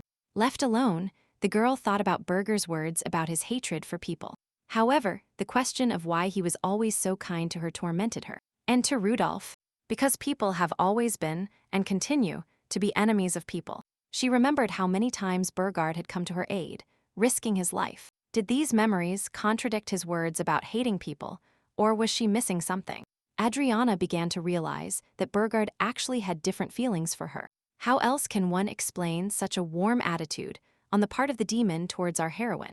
But of course, she was very afraid to ask him about it, for fear of hearing the truth. Burgard, meanwhile, delved into his own world, where it was much more familiar to him than in the world of people. After some time, Adriana and Rudolph arrived home safely. The maid Leia immediately offered them tea. She was always very welcoming to Adriana. But suddenly, the girl, in response, simply asked to put the cup on the table, saying that at that moment, she was not in the mood for sincere conversations. Leia was surprised by this behavior, because she was not usually accustomed to seeing her mistress in such a bad mood. Not wanting to pry, Leia politely said goodbye and left, leaving a cup of freshly brewed tea in the room. Adriana was left alone. It really didn't look like her. The girl knew that in the future, she would have a difficult conversation with Burgard, but she was determined to find out the truth. The aroma of freshly brewed tea filled the entire room, evoking an atmosphere of comfort and tranquility. After taking a small sip, our heroine enjoyed the taste of the drink, not knowing what would happen next. Suddenly, a loud sound was heard from her room, as if something had fallen to the floor. Frightened, Leia's maid, who was nearby, rushed to check if everything was all right. At that moment, Leia horrifiedly saw what happened to Adriana when she opened her room door. The girl lay unconscious on the floor, and next to her was a broken cup of tea. Panicked, Leia screamed for help and reported Adriana's loss of consciousness. Marion, hearing Leia's screams, did not initially understand what was happening and what was going on there. She looked at her daughter, who was still calmly drinking her tea. At that moment, Marion had the terrible realization that Sharon, her own daughter, was involved in this incident. Sharon, who had been calmly waiting for this moment, responded to her mother's suspicions with a smile on her face. She, not hiding her satisfaction, invited Marion to leave the room. Sharon was prepared for the turn of events and eagerly awaited the moment when she could finally get rid of her rival. With an unsettling joy in her voice, she said that her sister had finally lost consciousness. Earl Kenneth, upon hearing the news of Lady Adriana's impending death, could not believe what he heard. His assistant confirmed that Lady Adriana had indeed suddenly collapsed and died. Kenneth could believe anything, but not this ridiculous death. How is this possible? After all, he recently saw Lady Adriana safe and sound, and now she is no more. The young man recalled their last meeting, when the girl offered him cooperation. Her words and smile were so sincere that he couldn't even think of anything bad. Lady Adriana's death was the most terrible news of his entire life. He could not leave this tragedy without an investigation, and Dale completely agreed with his opinion. Earl Kenneth ordered his assistant to immediately launch a secret investigation into the death of Lady Adriana. He understood that this was a murder, but who could have ordered and carried it out? Count Kenneth was sure that Lady Adriana's death would benefit someone, and he intended to find those people. He could not calm down until he discovered the truth about the death of this young and talented girl. The news of Lady Adriana's death quickly spread throughout the kingdom. On the day of the funeral, many people came to see her off on her last journey. A solemn silence reigned in the hall, which was only occasionally broken by the quiet cries of Adriana's friends. The relatives present whispered among themselves, not understanding how this could happen to a girl. In the center of the hall was a heavy coffin in which the lifeless body of Adriana lay. Everyone around was perplexed as to how such a beautiful and intelligent woman could die at such a young age.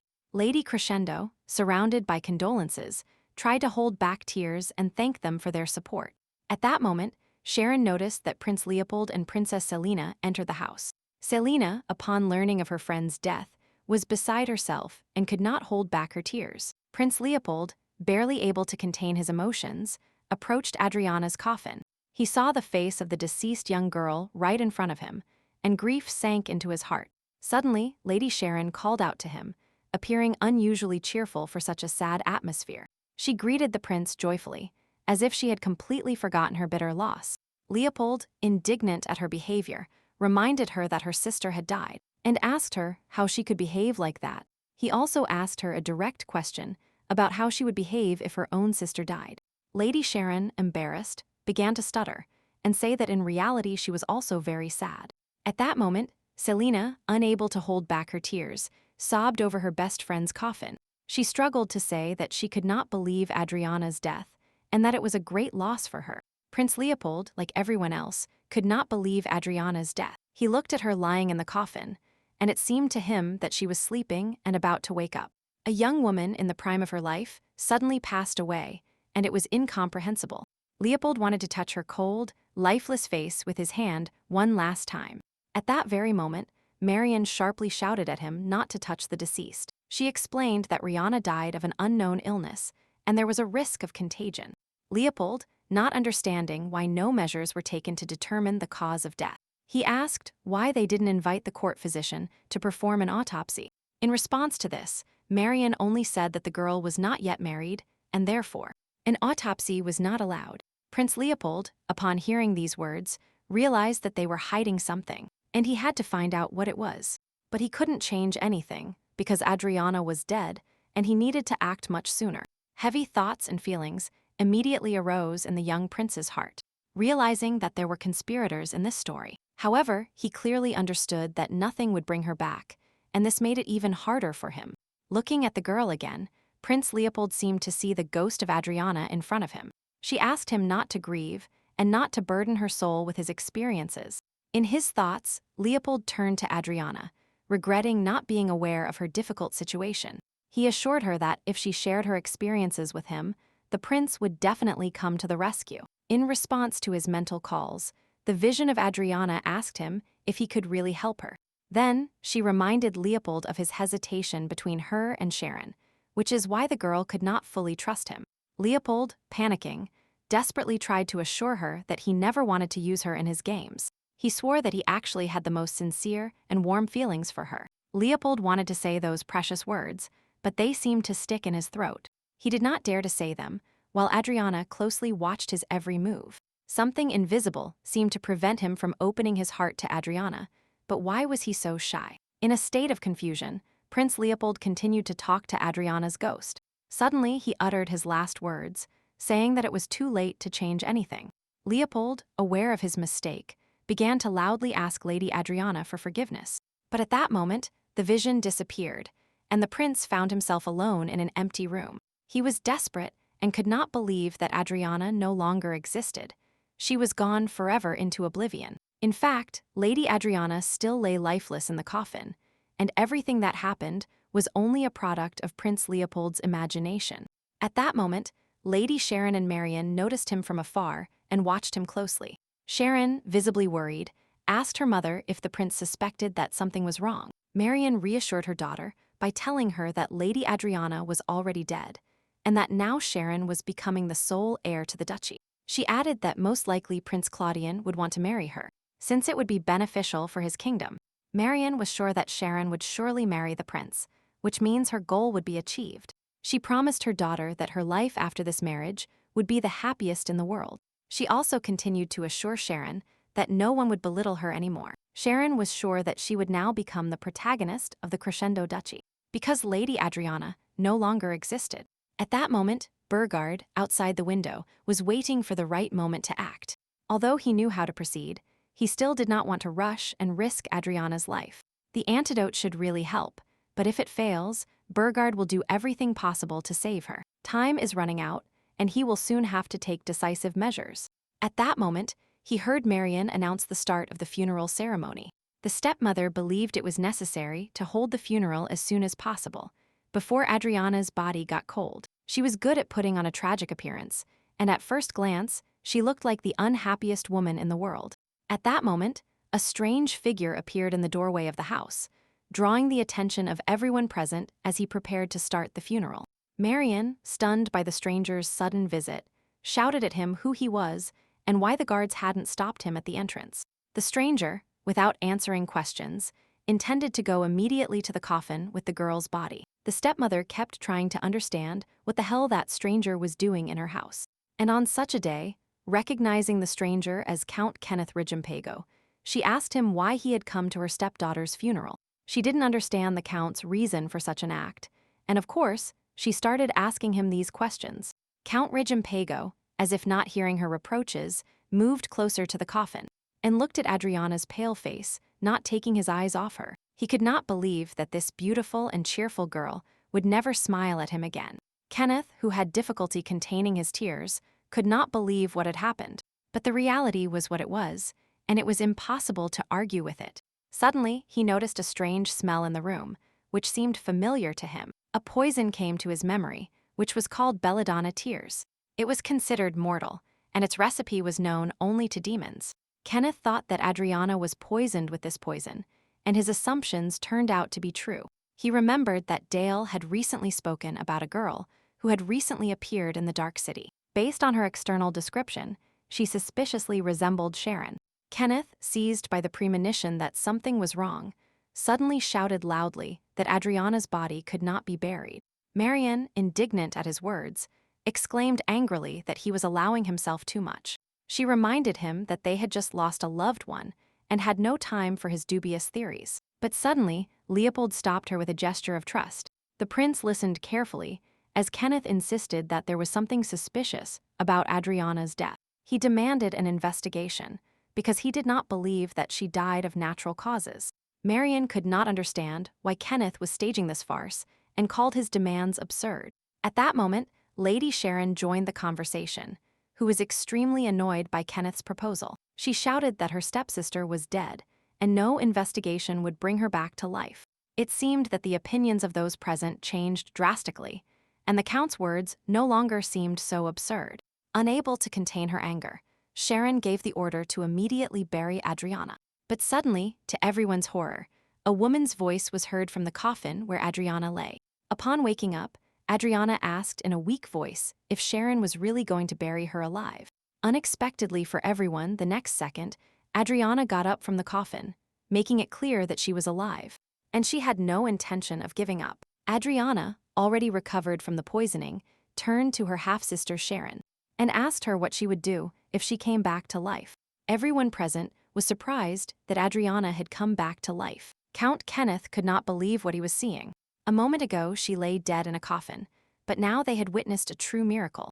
Lady Sharon, frightened, covered her face with her hands and sobbed loudly, still not believing what had happened. Marian also could not believe what she was seeing. Was this really possible? Adriana gradually regained her senses and realized that she had managed to survive. Lady Sharon, unable to cope with her emotions, was on the verge of a nervous breakdown. Her mother looked at our heroine and could not understand how this could happen, because she was sure that Adriana was dead.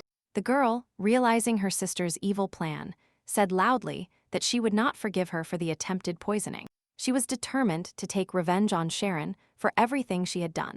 Adriana reminded Sharon that she had been poisoned by the tea she had prepared for her. Lady Sharon desperately wished it was all just a terrible dream, but reality was cruel. Adriana was sure that her plan to expose her sister had been successfully implemented, and now she could only watch further events.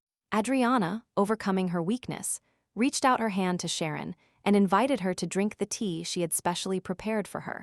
She assured her sister that the tea was very tasty and that she would definitely like it. Sharon vehemently refused the offer and forbade anyone from approaching her. Her behavior suggested that she had lost her mind, and Burgard, who had been watching through the window the whole time, understood that the plan had worked.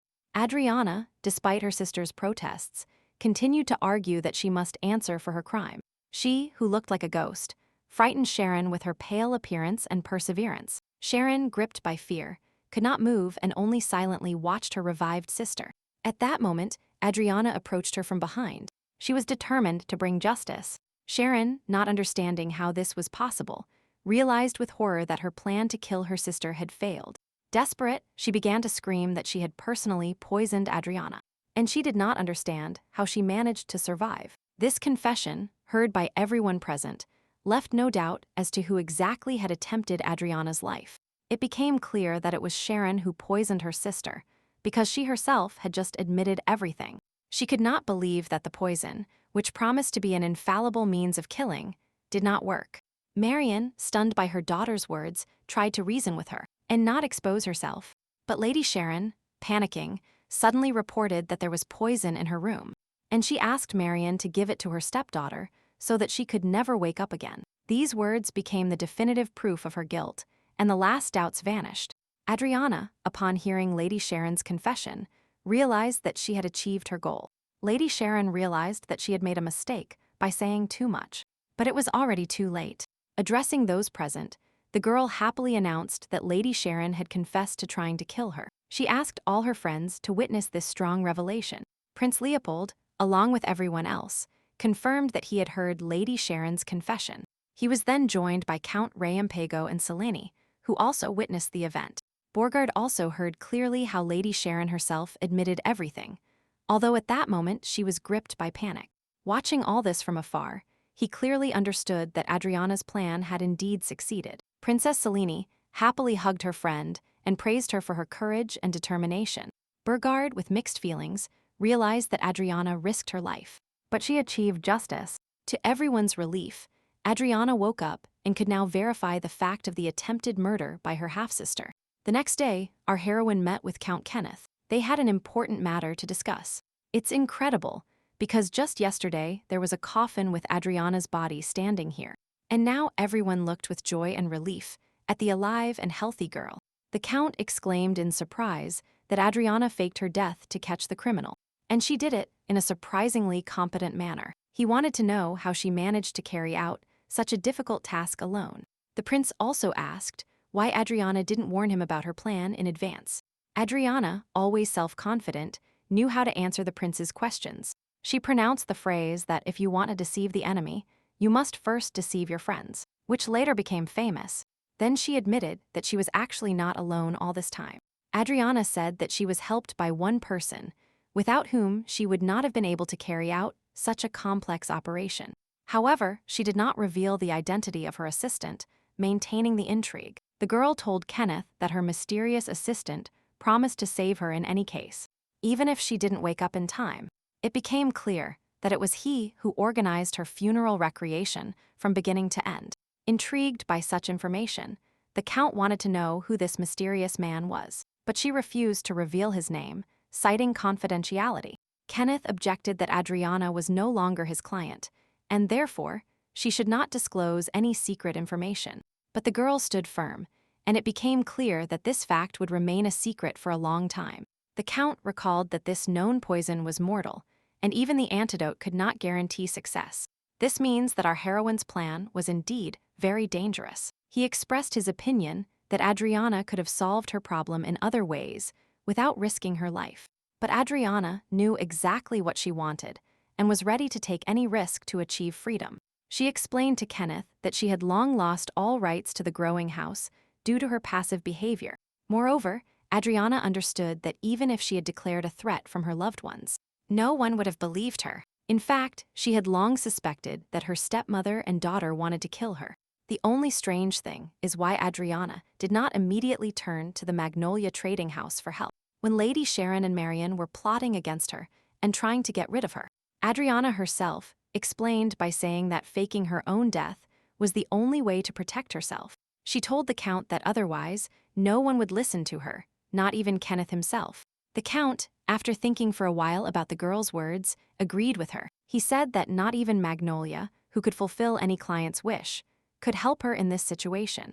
However, Kenneth said that Adriana could at least try to seek help secretly from her stepmother.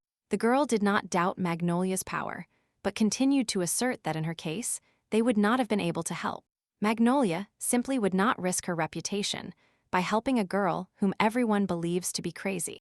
After all, this is exactly the light in which Marion and Sharon have portrayed her all this time. On the other hand, if our heroine had not personally appeared at Magnolia, she and the Count would never have met. Earl Kenneth was sad because he could do nothing to save her.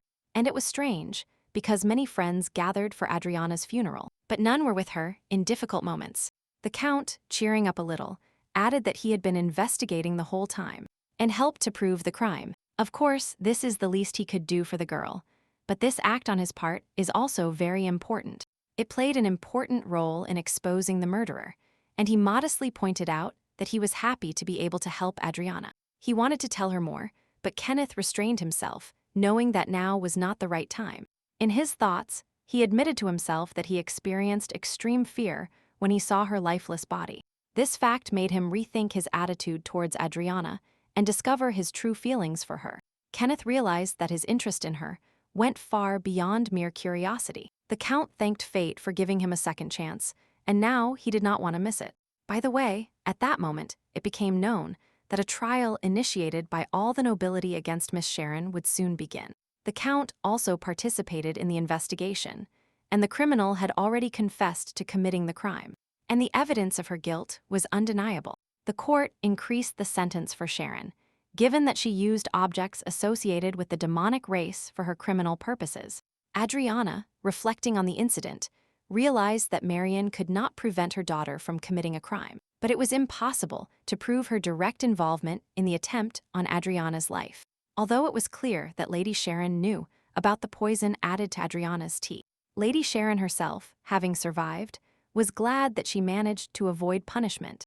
As a result of the scandal, Marion was temporarily deprived of her status and, by order of the imperial family, she was forbidden to appear in society. Adriana considered such punishment completely justified and fair. She was glad to be able to defend her family's honor and save her life. However, Count Reimpego expressed his bewilderment at Adriana's kindness towards her stepmother. He reminded her that Marion was involved in the attempted murder and knew everything perfectly well. Adriana replied by explaining that Lady Sharon was Rudolph's mother, and she did not want to separate them. She promised not to take any action against Lady Sharon if she behaved calmly. Abruptly changing the subject, Adriana turned to Count Reimpego with a proposal to discuss important matters. She reminded him that she was now the representative of the House of Crescendo, and their conversation could have major implications for the future of his business. The Count, intrigued by her proposal, asked to clarify what exactly was being discussed. Adriana explained that she needed supplies of cotton fabric to restore production at her family factory.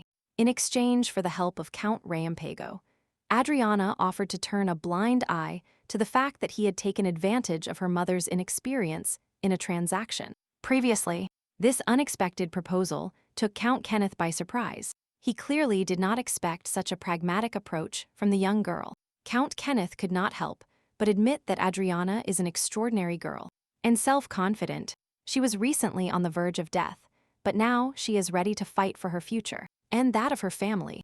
Realizing that Adriana's offer could be beneficial for his business, Count Kenneth agreed to negotiate. The next day the weather was fine, perfect for relaxing outdoors. Prince Leopold, sitting on a bench near the house, reflected on what happened the day before. He recalled all the events that led to Adriana's eventual death. In his memory, the image of the coffin with the body of a young woman he had seen in his house resurfaced. Leopold felt anger and a thirst for revenge towards those responsible for this. At that very moment, his mother, the Empress, approached him and confused his thoughts with her visit.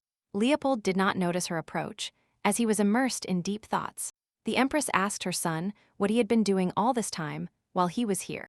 It was clear that she also wanted to tell him something, but she still didn't dare to start a conversation. Leopold, seeing his mother, felt a little embarrassed by her unexpected appearance. The Empress snapped her fingers and ordered the servant to immediately bring freshly brewed tea. The girl bowed and replied that her order would be carried out at that very moment. The Empress asked her son again why he was alone there and didn't warn anyone of his absence. Leopold, trying to hide his feelings, mumbled that he was just reading a book. But the Empress didn't believe him because she saw that he hadn't turned a single page the whole time. Leopold, realizing that his mother was looking at him, felt uncomfortable. The mother, noticing her son's emotion, supposed that he was still experiencing the events that took place in the Crescendo Duchy. She could not believe that Lady Sharon Crescendo was capable of such a vile act. The Empress believed that after such a scandal, her son's marriage to a representative of this family was impossible. Leopold, disagreeing with his mother's opinion, objected that an alliance with the Crescendo Duchy could be beneficial for the empire. He recalled that there was another single lady in the duchy who could become his wife.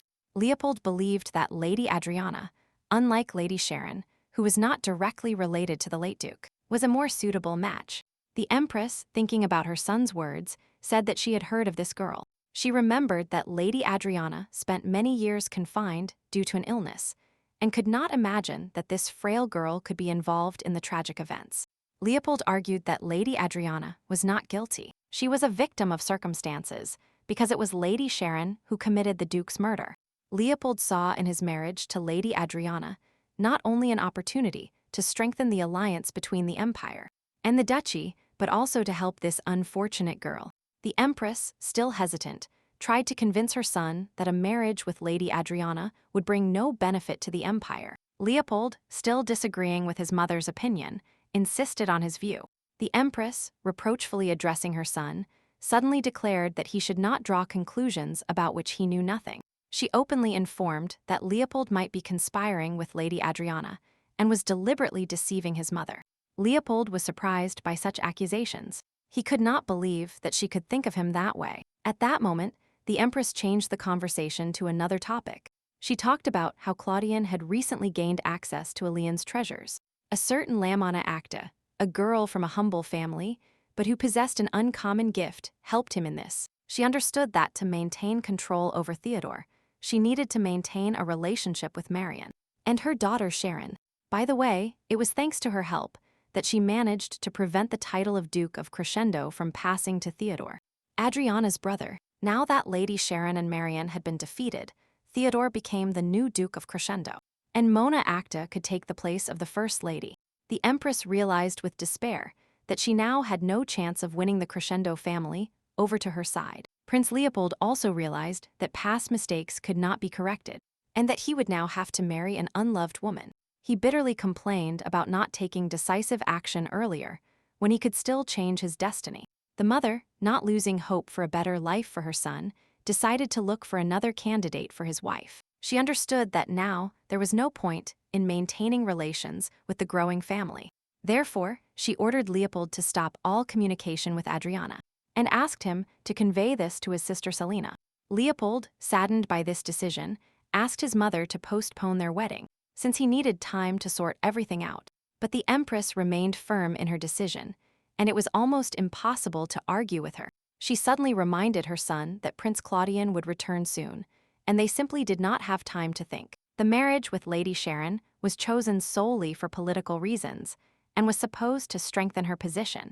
However, now marrying Lady Sharon after exposing her insidious plans is completely out of the question. In any case, it was already too late to turn back, and now the next decision must be made. The mother noted that Leopold was severely damaged by the incident and needed time to recover. Wanting to reassure her son a little, she pointed out that Adriana is not without beauty, and she resembles his own mother a little. Realizing that Leopold had no intention of backing down so easily, the Empress gave him time to think. He must only remember that Claudian might consider Adriana as a candidate for his wife. Imagining Claudian and Adriana together, Prince Leopold felt deep despondency. He clenched his fist in frustration, realizing that he might lose Adriana forever.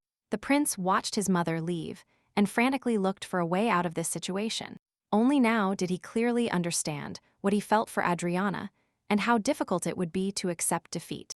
Leopold finally admitted that Adriana was a wonderful girl, but he realized it too late. Yes, the prince realized what he felt for her only when he lost the opportunity to be with her. However, he was tormented by doubts. Could he really have changed anything if he had been more decisive? Lady Adriana became the new mistress of the house and informed Leia that she had dismissed half of the servants. Leia was shocked by this decision and asked why Adriana did it so suddenly.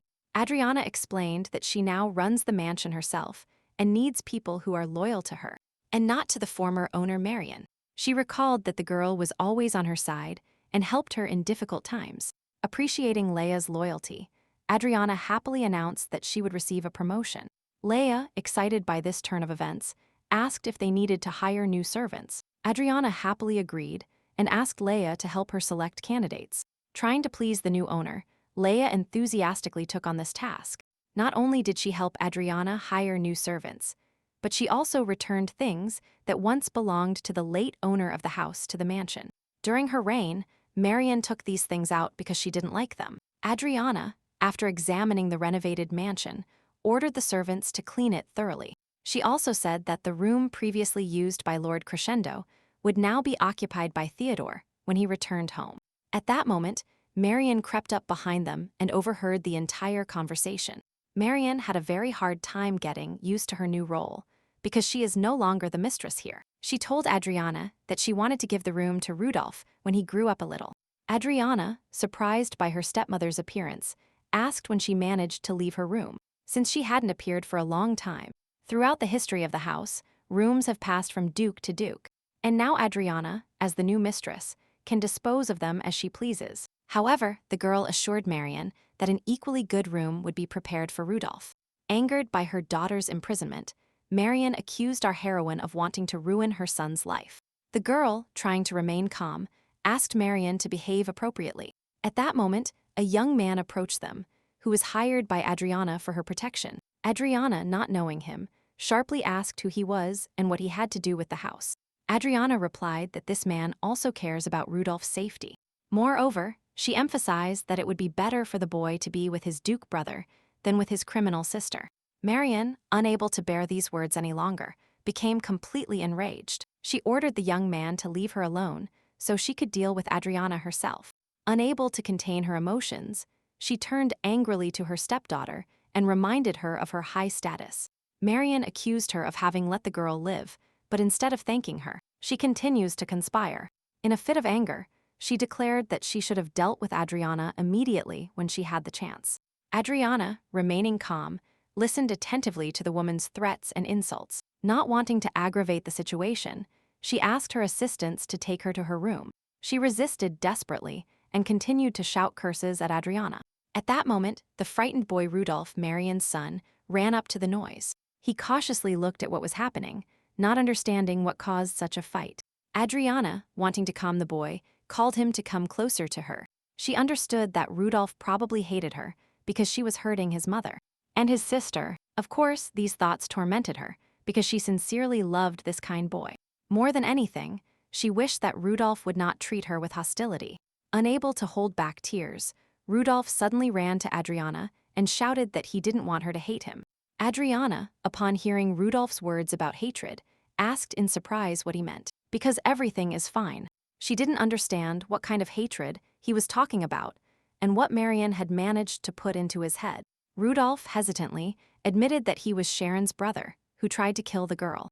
Moreover, the boy added that his mother had also offended Adriana all her life. Adriana, realizing that Rudolph knew about Sharon's punishment for her crime, tried to calm him down.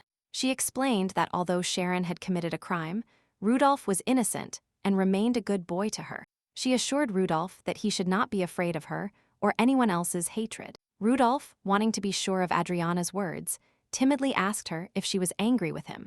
The girl, smiling sincerely, replied that she was not angry at all, but rather, on the contrary, she liked him very much. Rudolph, delighted with Adriana's answer, exclaimed enthusiastically that he wanted to go out with her again. And that tall uncle, he also looked forward to the delights they ate together. Rudolph suggested that Adriana return to the same cafe. He would be delighted to repeat the walk. He also wanted them to walk in the square with the tall Uncle Burgard.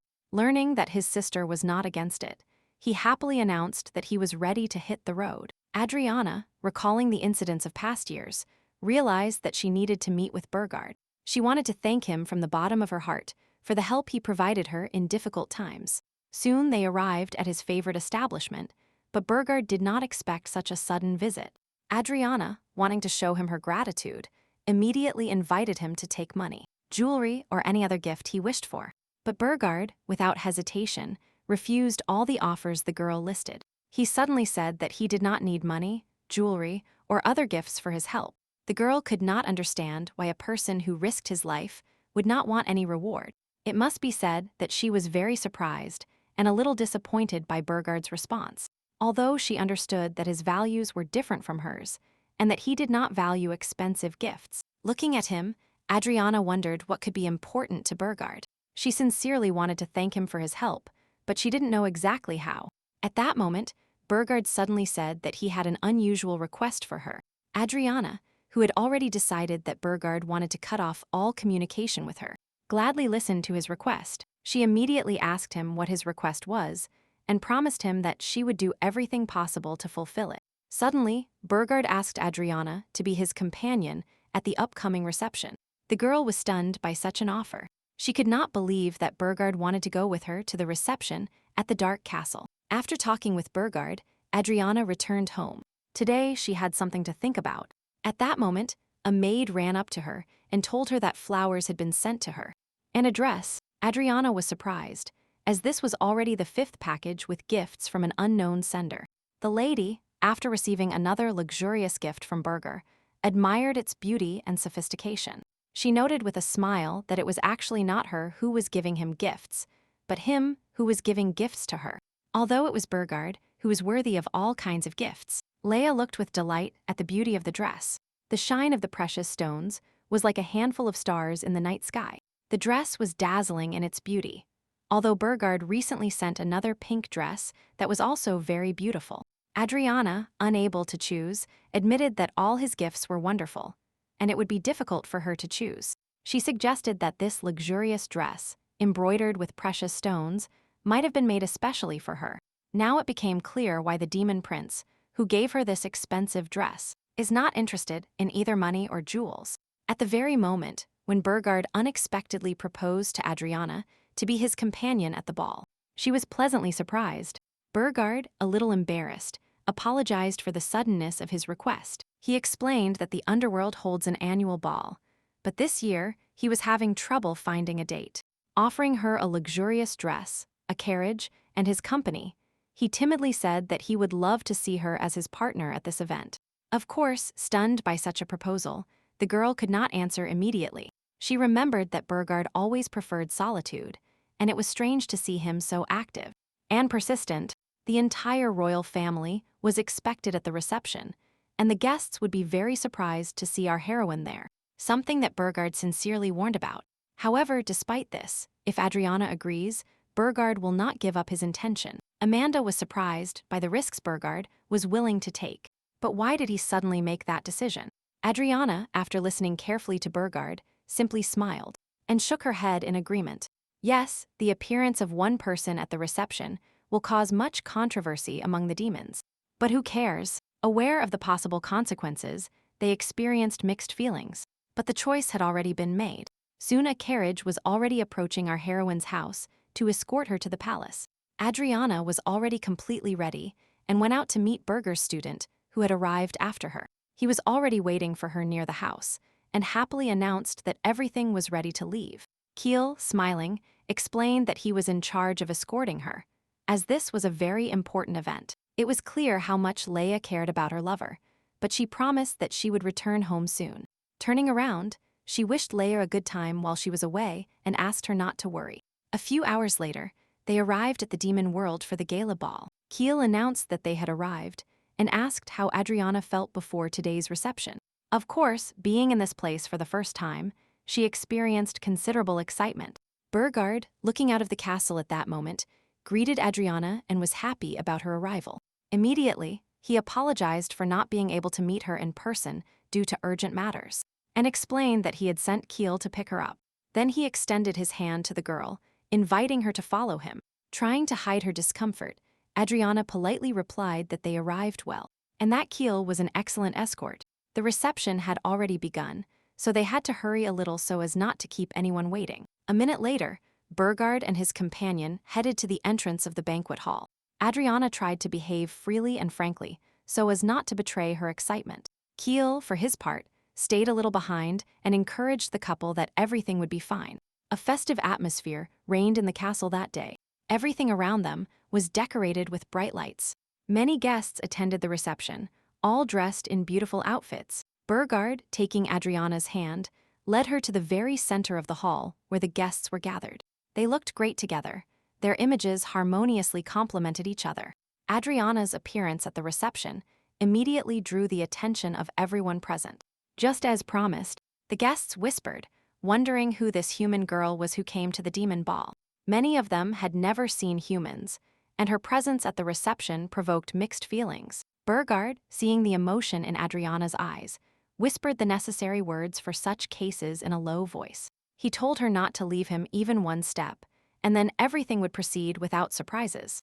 Adriana, trying to contain her fear, nodded in response. At that moment, solemn music began to play. The invited orchestra was considered one of the best in the kingdom. Burgard, succumbing to the general atmosphere, unexpectedly invited Adriana to dance. But Adriana, gathering courage, honestly admitted that she didn't know how to dance at all. She added with some irony that she wouldn't be the best dance partner. The girl added that she might even step on his feet if the dance was too fast. For example, last year, Adriana danced once with Count Kenneth and was constantly afraid of slipping throughout the dance. And now she has to dance with the crown prince of the demons, and if she accidentally steps on his foot, she will never dare to go to the ball again.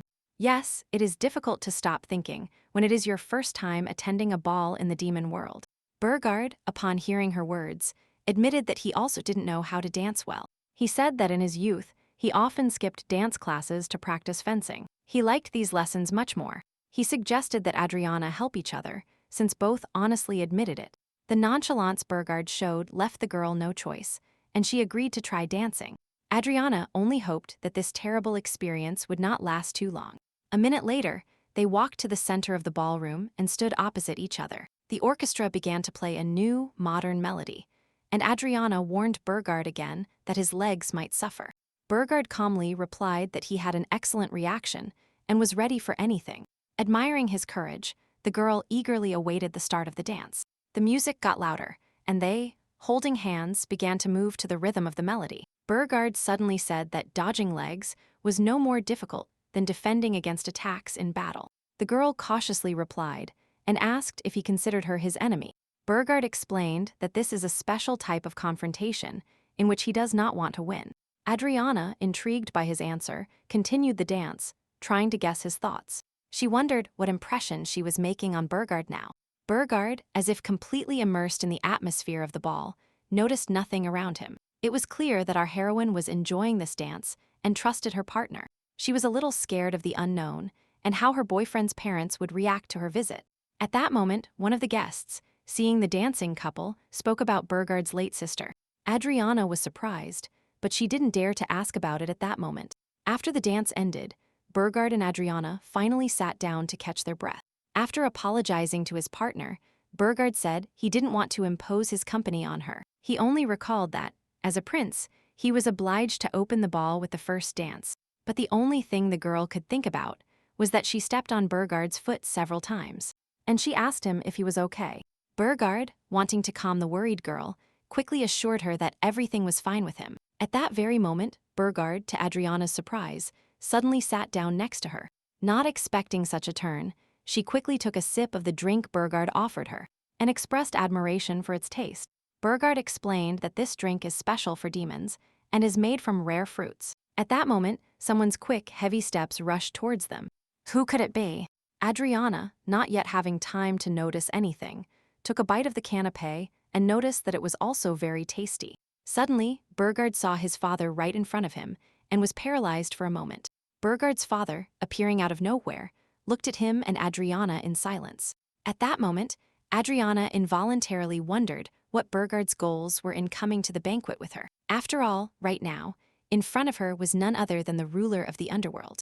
The ruler said reproachfully that he did not expect Burgard to appear at these events, much less along with the human. He was extremely displeased that his son brought a simple girl to the banquet. Adriana, wanting to calm the tense situation, politely greeted the ruler. The ruler, not suppressing his anger, reminded Burger that he had broken his engagement with a girl from a noble family and came to the banquet with a human. He could not understand why his son was acting so frivolously. Burgard tried to justify himself, but his father did not want to hear anything. Adriana, realizing that this was a family conversation, decided not to interfere and simply stepped aside. The ruler reminded everyone present that Burger is the heir to the underworld throne, and he cannot be with a human girl. He believed that Adriana was not suitable for him, either by origin or status. Burger, wanting to introduce Adriana to his father, tried to start a conversation, but at that moment, she stopped him with a gesture. Adriana politely introduced herself, calling herself the eldest daughter of the Crescendo family. She explained that she had met the crown prince by chance and had received an invitation from him to a ball. But moreover, the girl admitted that perhaps an ordinary duchess had no place at a reception intended for demons. After hearing her words, the ruler silently noted the pride and courage of this girl. He suddenly praised her for not being lost and presenting herself before him with dignity. Yes, not all people could behave so calmly and confidently in his presence. He learned with interest that Adriana was a duchess, and this was good news. And then he came up with the idea to take this noble person hostage, because the emperor would immediately react to this. Burgard immediately remembered that Adriana was his guest, and that he did not want her honor to be tarnished. Adriana, supporting Burgard, added that she did not want to participate in any dubious schemes. Not suppressing laughter, the ruler expressed doubts about the value of honor, believing that people still treat demons badly. He said that one should not stoop to their level and imitate the vile actions of the human race. The emperor had a feeling that the duchess was simply using the girl for her own selfish purposes. To uncover the secrets of the underworld, Adriana, outraged by this accusation, hastened to assure the ruler that he was mistaken. She said that there is no romantic relationship between her and Burgard. Burgard simply helped her, and she accepted his invitation to the ball, wanting to express her gratitude to him. At that moment, Burgard noticed with what dignity and respect his companion behaved towards the emperor.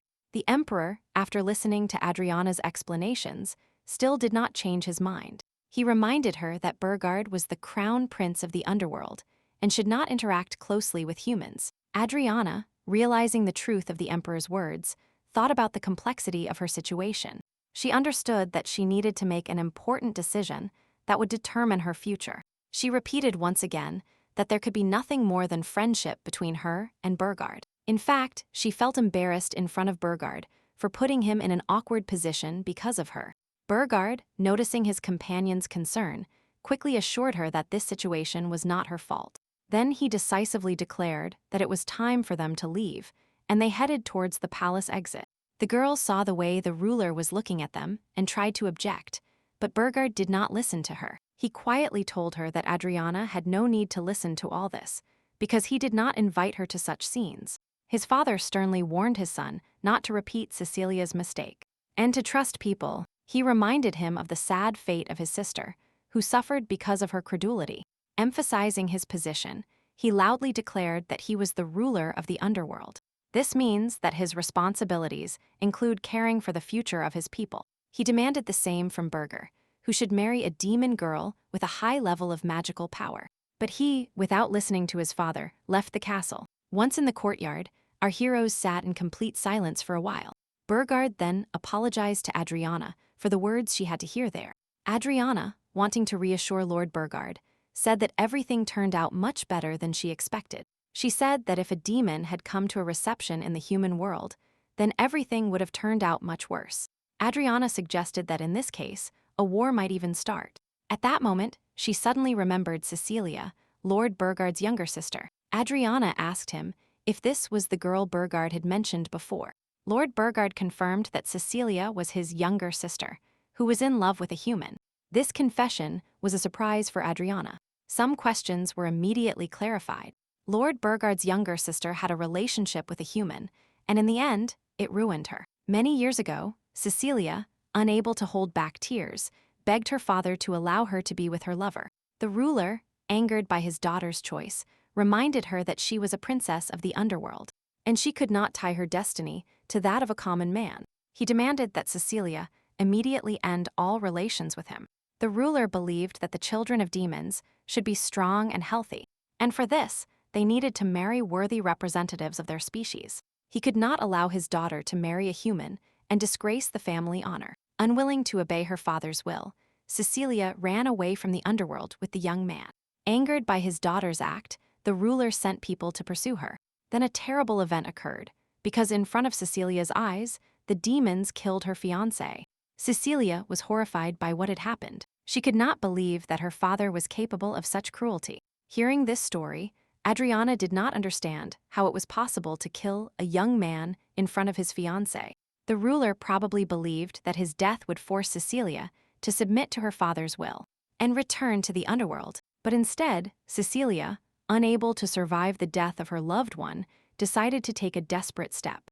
Burgard, learning about his sister's plans, ran towards the cliff. But it was already too late. He watched in horror as his sister, standing at the edge of the abyss, and began to beg her to move away from the dangerous place. Filled with bitterness and resentment, Cecilia reproached him for not coming earlier and saving her lover in that difficult moment. She sobbed, saying that she believed in him, she so hoped for his help and protection. Cecilia, feeling betrayed and alone, saw no meaning in her life without her lover. Burgard, tormented by guilt, tried to persuade his sister not to do anything foolish, but his words could not stop her.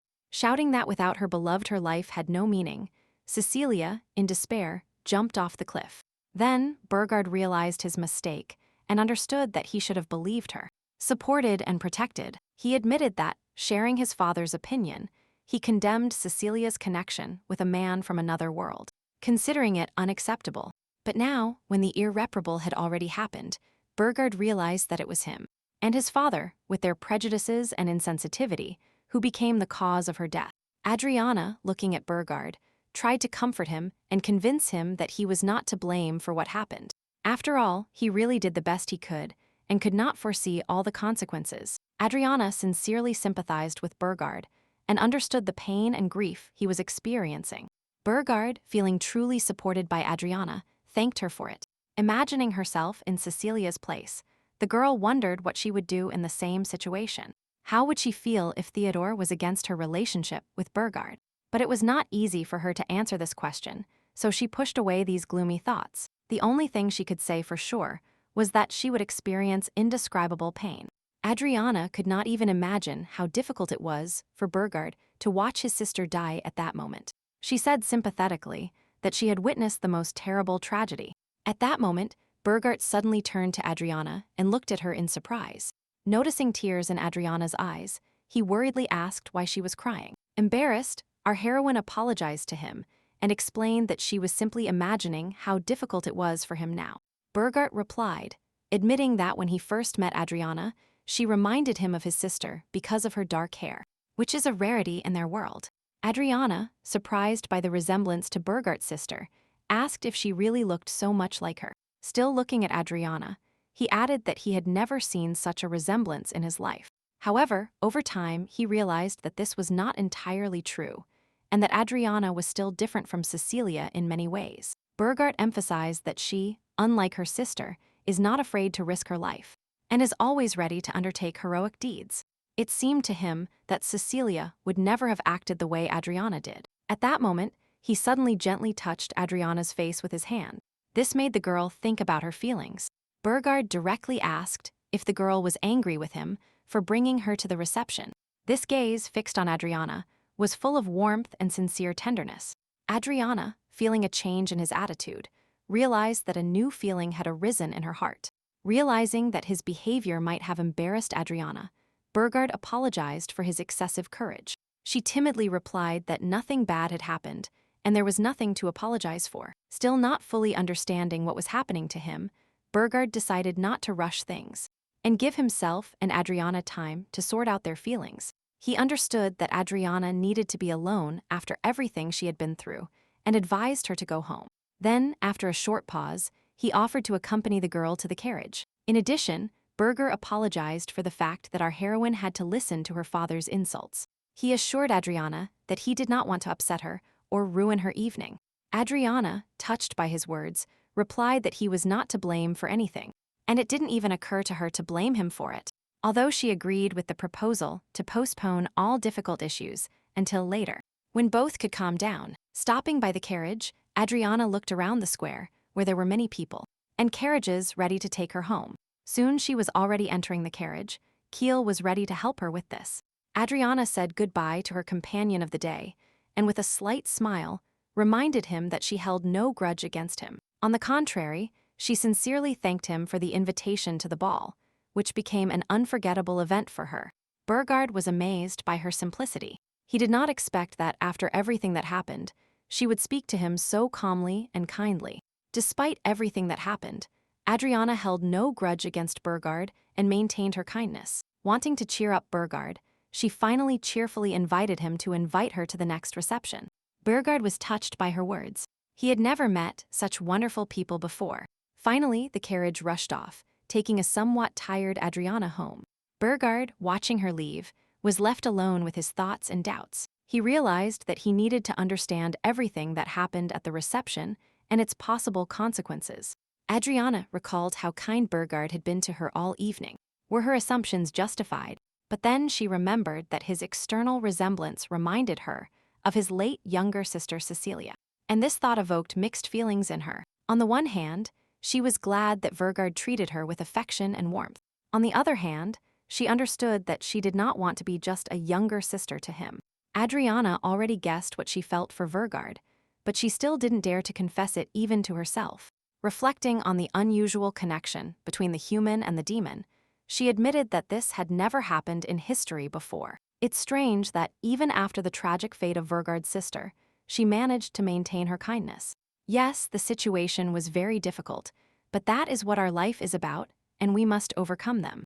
Will our heroine have enough strength and patience to overcome all these adversities and, ultimately, live a quiet life? While she was thinking, the carriage was already approaching the house, and soon she found herself in a cozy and familiar environment. Meanwhile, Burgard, finding himself in an establishment on neutral territory, decided to share the truth with Amanda. He told her about his meeting with Adriana and that he confessed to her that he resembled Cecilia.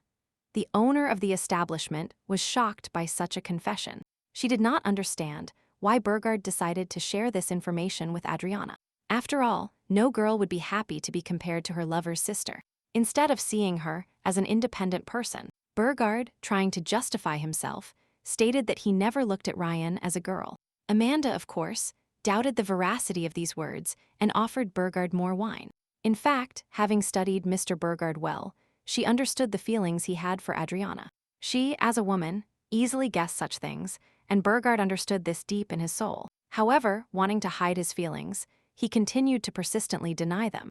Burgard insisted that he and Adriana had simply met by chance a few times. But Amanda knew that those encounters were enough for love to arise between them. She reminded Mr. Burgard that the first meeting is always accidental, but that does not mean that nothing can arise from it. The cafe owner cited the story of her brother and Princess Cecilia as an example, whose first meeting was also accidental, but deep feelings followed. She insinuatingly asked him if he thought that, in his case, everything could develop in the same way. After this, Mr. Burgard suddenly asked Amanda if she held a grudge against him. Amanda did not immediately understand what he was asking about or what kind of wine he was talking about. Then Burgard openly admitted that he was involved in the death of Amanda's younger brother, and she knows it very well. Amanda, expecting these words, calmly replied that this tragedy was not his fault. She emphasized that he did everything possible to save her brother, but unfortunately it was already too late. Burgard listened carefully to Amanda's words and was afraid to interrupt her. It seemed that she finally managed to convince him to stop blaming himself for his brother's death. At that moment, Amanda, recalling her first meeting with Burgard, realized that they had a lot in common. However, the girl sadly realized that not even the most powerful demon prince could resurrect the dead. The main thing to remember is that her brother was happy with Princess Cecilia when they were together. Moreover, he chose his own path and lived as he wanted, regardless of the opinions of others. In one conversation, Amanda admitted that after her brother's death, rage overwhelmed her. The girl wanted to avenge her brother, and that is why she was ready to do anything at that moment. It was this desire for revenge that led her to the underworld, where she met Burgard. Not suppressing her emotions, Amanda exclaimed that an ordinary person like her could not compete with the powerful demon prince. Burgard could have easily killed her, but instead he spared her life and even helped her by opening a tavern in the underground city and guaranteeing her safety. Amanda gratefully acknowledged that Burgard was not her enemy, but her benefactor. She jokingly called him boring and reproached him for constantly dividing everyone into humans and demons, not wanting to see them simply as living beings. But Burgard, who did not share her point of view, stubbornly insisted that the connection of her brother with the demon caused the tragedy. The truth was that both had lost loved ones, and this pain should unite them, not divide them. The cafe owner firmly believed that they were not enemies, destined to hate each other for belonging to different races. Rather, on the contrary, they are fellow sufferers, united by a common pain. And perhaps her brother, despite all the condemnation, was happy because until the end he remained true to himself and to his love for Cecilia. These words from Amanda made Burgard think. He realized that his anger and resentment prevented him from seeing the truth. Perhaps he should reconsider his attitude towards demons and towards people who are capable of loving, despite the prohibitions. And finally, you should stop blaming yourself for what happened, because what happened cannot be changed yet. Amanda reminded him that life is not eternal, and it should not be wasted in sadness. The girl attentively asked Burger if he regretted wasting so much time in empty melancholy. Burgard, still immersed in his grief, replied that he had no right to happiness. He cannot forgive himself for not being able to protect and save his beloved sister. At that moment, he remembered the words Cecilia said to him before she died. She accused him that he would only live happily if he erased her from his memory forever. Yes, Cecilia did not forgive him for her death and cursed him forever.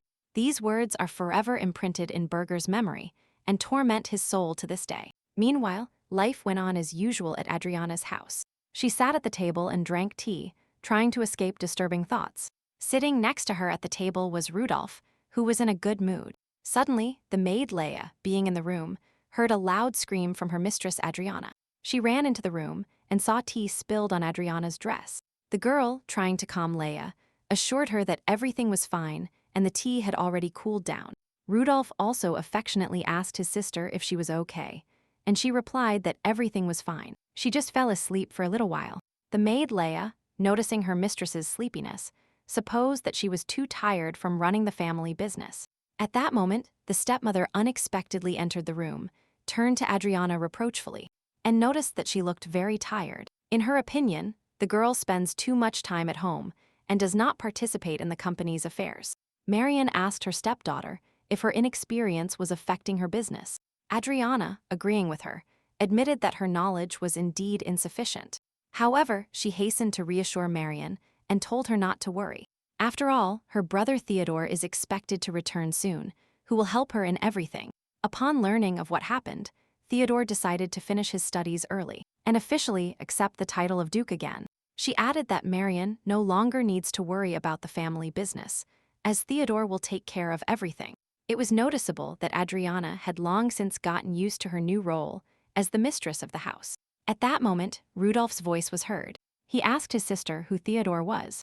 Adriana explained that Rudolph was still very young when Theodore left, and therefore, he might not remember him. Rudolph was surprised to learn that he had an older brother and that he would be returning soon. Adriana saw that her brother was delighted with this news, because every child wants to have an older brother. Adriana thought about how the relationship between Theodore and Marion would develop. At that moment, Kenneth was heading to an important meeting for him. He carefully selected a tie from the many options in his wardrobe. Finally, he asked his assistant Dale for help and asked which tie would be better. Dale politely replied that all ties are good, but Kenneth has been choosing a tie for an hour, and there is very little time left before the meeting. Realizing that Kenneth was already late, he exclaimed in horror why Dale hadn't warned him sooner. Dale replied that he constantly reminded the Count of the need to prepare the mansion in advance for his girlfriend's arrival, and to free up a room for her. Kenneth interrupted Dale, saying that this was unnecessary, as everything was much more complicated than he expected. In his opinion, it would be much more profitable for the lady to become a lightning countess than the wife of the second prince, who would be involved in political intrigues, and they are already planning to drag the demon prince into an intertribal conflict. He learned this information recently. Knowing such information was standard procedure for Kenneth, as he had been working in this business for a long time. The Count came to the conclusion that he was not in such a losing position. However, winning Adriana's heart with only his status and wealth will not be easy. He understood that she was not the type of girl who was attracted to relationships based on benefit and self-interest.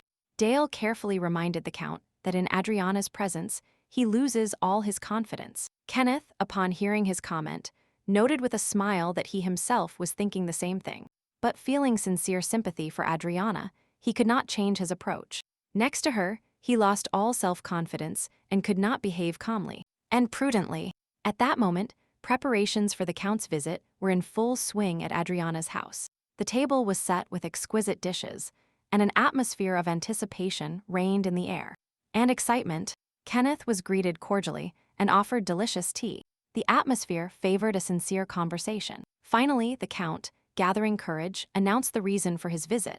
He said that he wanted to continue the conversation they had started earlier and finally announce his decision. At that moment, an unexpected event occurred. Our heroine's teacup fell from her hands. Count Kenneth noticed that something was wrong with Adriana and loudly asked if she was all right. He immediately called the servants into the room to help Adriana regain her senses. To his horror, Adriana, as if losing her mind, grabbed a piece of porcelain from the table, and it was not clear what she needed it for. The next second, Adriana brandished the fragment and brought it to her throat. Kenneth, having time to react instantly, grabbed Adriana's hand to prevent the worst from happening. Adriana herself was in a state of shock and did not understand what she was doing. The young man, trying to calm Adriana, called her name out loud. He asked her what was wrong with her and why she wanted to hurt herself.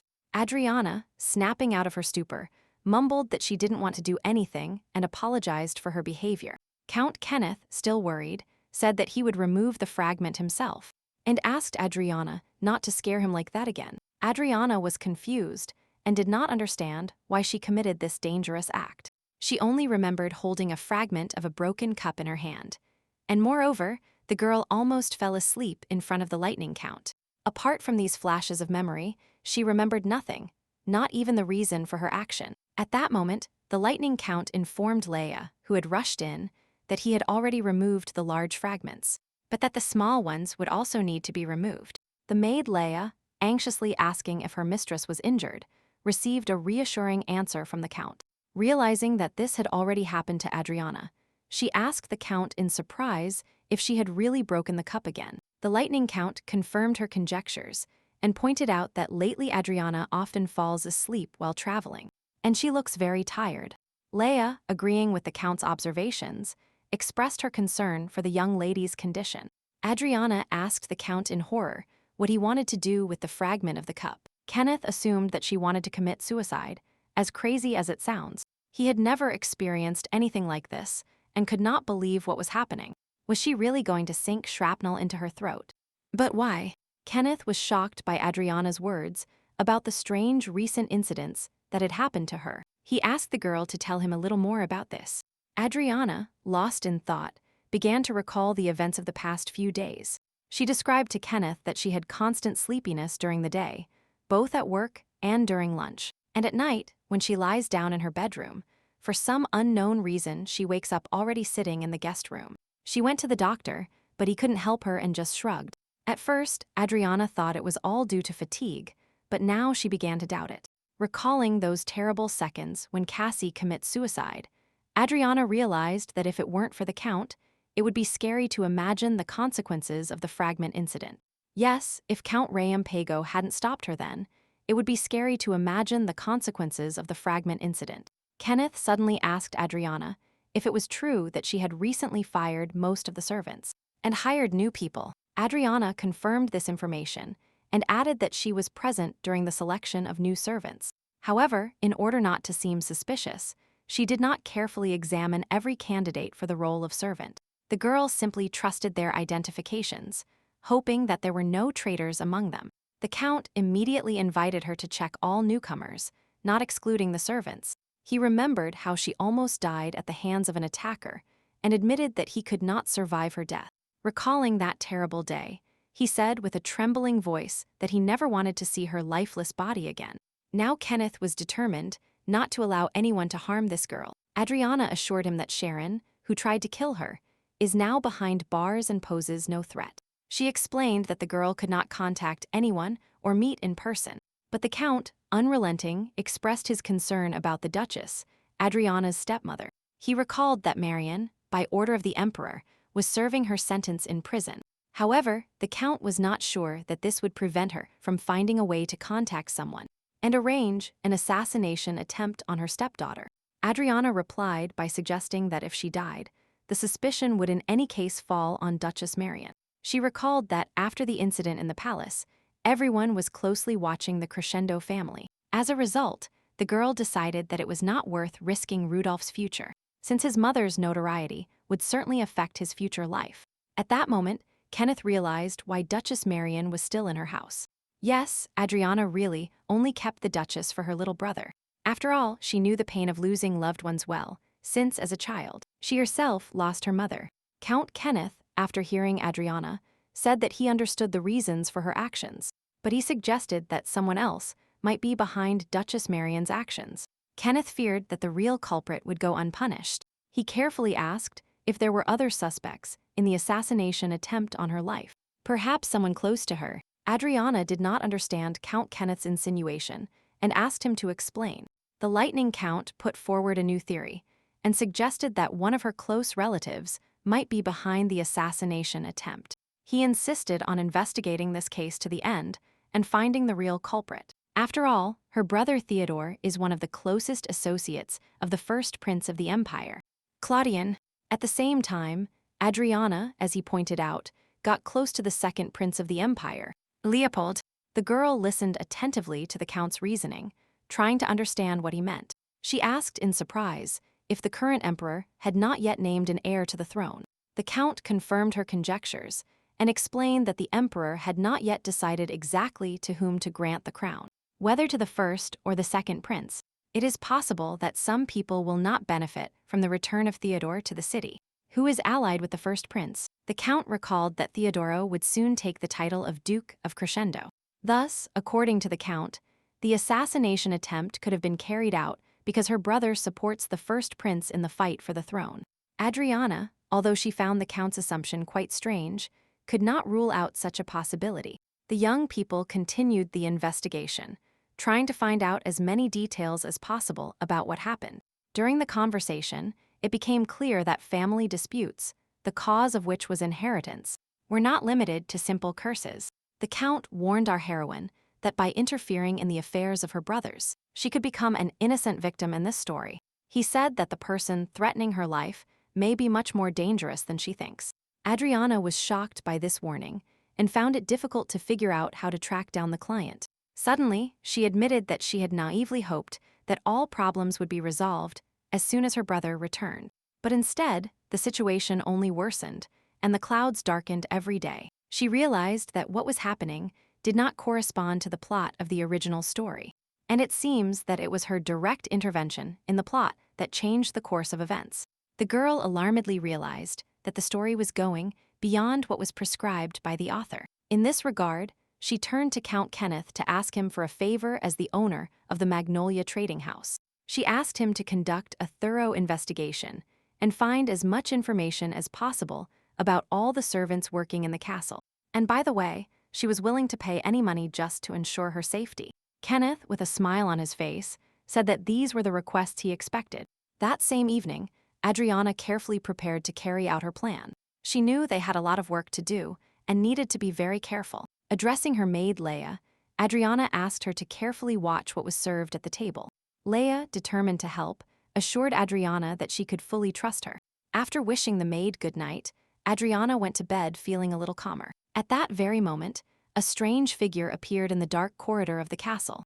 It became clear to Adriana that all the warnings the Count had given her were coming true. Prince Leopold, who had been suffering from incomprehensible anxiety since morning, could not shake off bad premonitions. Even while talking with his mother, while having a cup of hot tea, he could not hide his anxiety. The mother, wanting to reassure her son, initiated a conversation about his future. She said that Claudian would return to the palace very soon. In this regard, the emperor will definitely resume the conversation about granting the title of crown prince. This means it is important to carefully prepare for his arrival and do everything possible for it. Turning to her son, she asked if he was listening to her attentively. However, Leopold, lost in his thoughts, was far from the topic of conversation. He suddenly snapped back to his senses and belatedly replied that he was listening attentively. At that moment, the Empress, upon learning that Leopold had refused the invitation of a high-ranking duke, reproached him for his cowardice. She recalled how important it is to gain the support of allies before the arrival of the first prince. Ignoring her son's distraction, the Empress enthusiastically continued to share her plans. Leopold, feeling tired, interrupted her and admitted that he was very tired. Timidly, he suggested that this important conversation be postponed for another time. Then, without waiting for his mother's answer, he hurriedly got up from the table and went to his chambers. The Empress, despite all her severity, could never stop Leopold. She simply asked, irritated, the maid how the agreed business was going.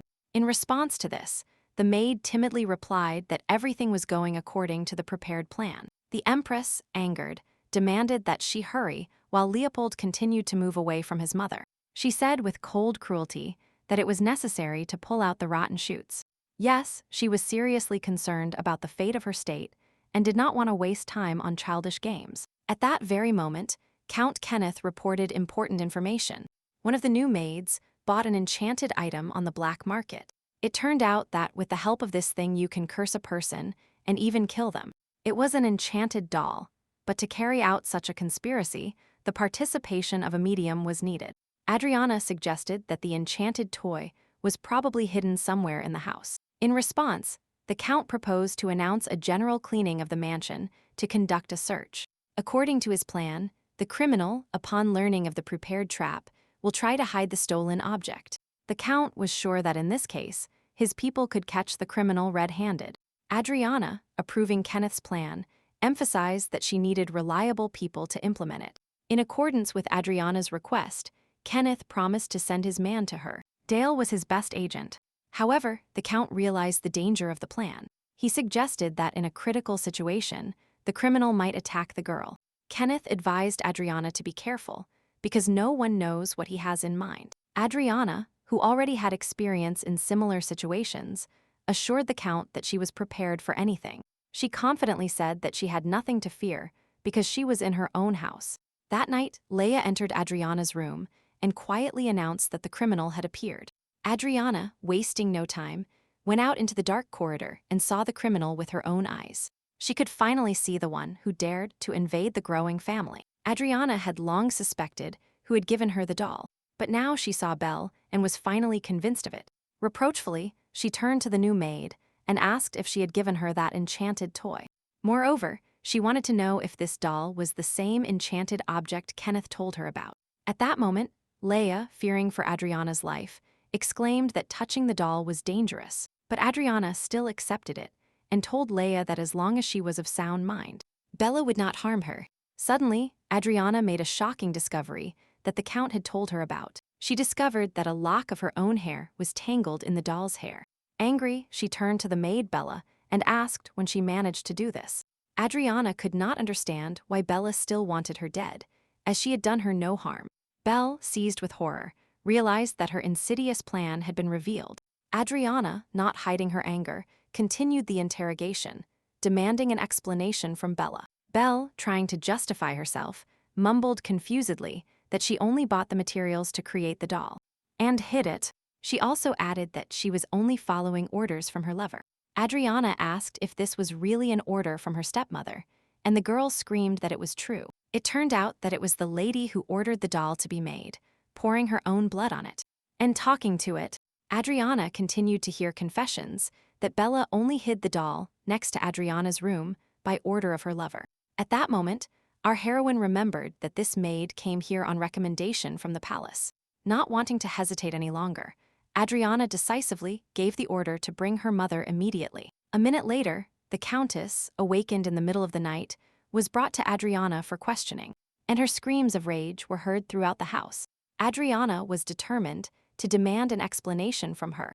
Approaching Adriana's room, she immediately began to accuse her stepdaughter of recklessness and incompetence. Suddenly, she announced that the family would now be oppressed in front of all society. Upon learning that Adriana became the head of the family, Marian still could not accept the idea that she would no longer be able to shine in the world and enjoy her high position. Adriana, remaining calm, assured her mother that she would no longer have to worry about social events. With cold determination, she added that Marian would never set foot on the threshold of her house again. Marian, stunned by this turn of events, could not believe what was happening, and the girl continued to reproach her stepmother for her recklessness, reminding her that her attempt to poison her father did not go unnoticed. She also noted that Marian had too high an opinion of her mental abilities if she expected her crime to go unpunished. However, the main problem is that Adriana could not even imagine that her mother was capable of such meanness. Demanding an answer, she asked Marian who helped her carry out this insidious plan.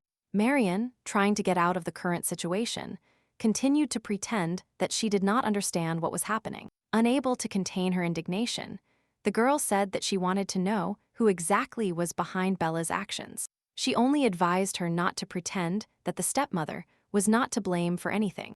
There was a strangeness in this story because Marian was under house arrest, and the servants had not obeyed her for a long time.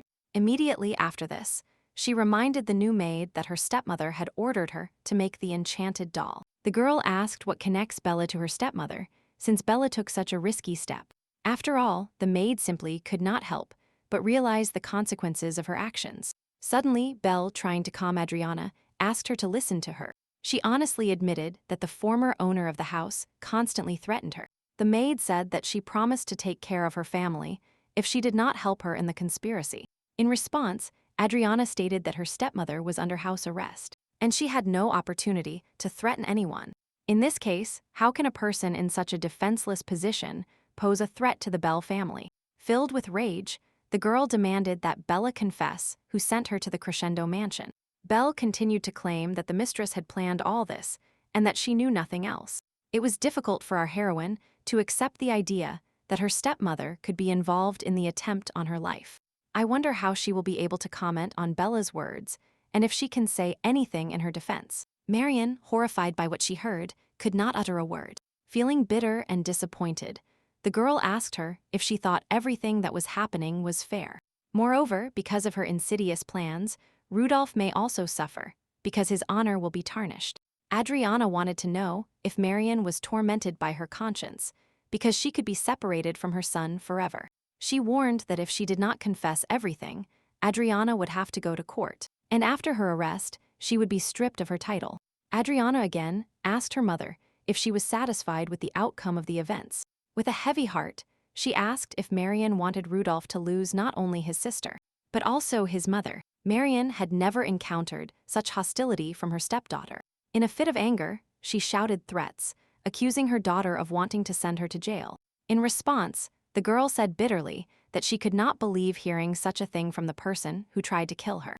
Yes, our heroine let out all the grievances that had accumulated throughout her past life. She continued to tell Marian about Rudolph, who was close to both of them. Adriana reproachfully asked if the stepmother really did not care about this child's future. Suddenly, the girl heard confessions that the woman had committed the assassination attempt only for Rudolph's benefit. She said that they promised her Rudolph's support in exchange for eliminating Adriana. Marion, unable to contain her emotions, began to reveal her entire insidious plan. But suddenly, she stopped in the middle of the sentence. In that second, something happened that could not be expected from a new maid. After all, Bella, in a fit of desperation, attacked Marion, trying to silence her. She suddenly began to beg Marion not to say the name, which she promised not to reveal. Belle warned with horror that if Marion uttered that name, those who threatened her would not forgive the betrayal. She exclaimed with desperation in her voice that her entire family would die if Marion revealed the secret. The woman, unable to withstand such an onslaught, collapsed unconscious on the floor. She had experienced a lot lately, and Bella, overwhelmed by madness, pulled out a knife and rushed at Marion, shouting that traitors must die. The young woman, trying to stop the tragedy, stepped forward, but it was already too late. Belle, without hesitation, stabbed her with a knife, and both women fell dead. Adriana, realizing the gravity of the situation, realized that the maid was in a deranged state. The smell of blood and despair hung in the air, and two lifeless bodies lay on the floor. Adriana could not believe what happened, but this tragedy clearly added even more problems to her life. It was clear that Marion and Belle could have been cursed, silencing them forever. She sadly realized the tragic fate that Marion had met. With all honors, Marion was soon buried. Adriana organized a worthy funeral for her stepmother, mourning her premature death. Marion's sudden death was a devastating blow to Rudolph, plunging him into the abyss of despair. Rudolph, heartbroken by the death of his mother, could not accept the loss of his loved ones. Due to the tragic events, Adriana could never fully understand the origin of what happened. Unable to find the conspirators, not wanting to endure the unknown, she decided to conduct an investigation to uncover the whole truth about the death of her mother and her maid. Fortunately, she was not alone in her search for justice. Her loyal friends were ready to help her in this difficult matter. However, it turned out that the conspirators involved in Marion's death also did not escape the consequences of their atrocities. Their souls, tormented by pangs of conscience, were gradually destroyed, and soon they completely lost control of themselves. And sooner or later, those who manipulated the cursed will go mad, unable to withstand the tension. Marion really behaved inappropriately that day. She simply would not have decided to kill, knowing the side effects of the curse. So, Adriana supposed that someone else was behind everything, skillfully pulling the strings. The maid's actions were also too reckless, even for someone whose family was being threatened. The idea arose that Bella was also under the influence of the curse. Perhaps she was ordered to get rid of the witnesses if the assassination attempt failed. Thus, Adriana concluded that her stepmother and Bella were just pawns in someone else's game. She bitterly complained about their constant greed, which made people vulnerable. Yes, our heroine was determined to investigate this matter. She no longer intended to let anyone play with her life. Of course, her opponent is not easy, and escaping, in the girl's opinion, made no sense. On the contrary, she was ready to go on the offensive and repel her enemies. Kenneth, admiring his new client, openly acknowledged her courage and perseverance. Adriana, with some shyness, replied that she was not as strong as she seemed. She explained that she simply realized the futility of continuing to keep the secret. Just in case, the Count offered to prepare an escape route abroad for her. However, he warned that if she had to flee, his cooperation would be impossible. The girl, with a touch of irony, asked if Kenneth's offer was too generous. Although, of course, Adriana was open to a business approach and a worthy reward for the Count's efforts. The Count himself calculated the cost of the advance payment and sincerely declared that the reward would be very impressive. After the negotiations, Count Kenneth thought the whole time about Adriana's words. His assistant suddenly asked why the Count had not confessed his intentions to protect Lady Adriana. He suggested that if the Count had paid some compliments, as he used to do to ladies, the situation might have been different. The irritated Count abruptly interrupted Dale and explained that if he confessed his feelings, Adriana would simply flee. He added bitterly that in that case, he would no longer be able to find her. Understanding the complexity of the situation, the assistant decided not to argue with the Count and leave him alone with his thoughts. In the evening, everyone in the castle went to their rooms to sleep. Only little Rudolph could not sleep tormented by disturbing thoughts. Adriana, wanting to calm her brother, quietly entered his room and prepared a small surprise. She tenderly offered him hot chocolate and handed him a cup of aromatic drink. Rudolph gratefully accepted the gift and smiled at his sister with his wide smile. Adriana looked sympathetically at Rudolph, tormented by grief after the death of his mother. She sadly recalled how she herself experienced the death of her mother at an early age, admitting that those memories had already been erased from her memory. However, something remained in her soul, the image of her brother, who was close in those difficult days. Little Adriana, afraid of loneliness, could not sleep without her brother. She cried bitterly, not knowing how to cope with the longing for her mother, and Theodore was close at that time.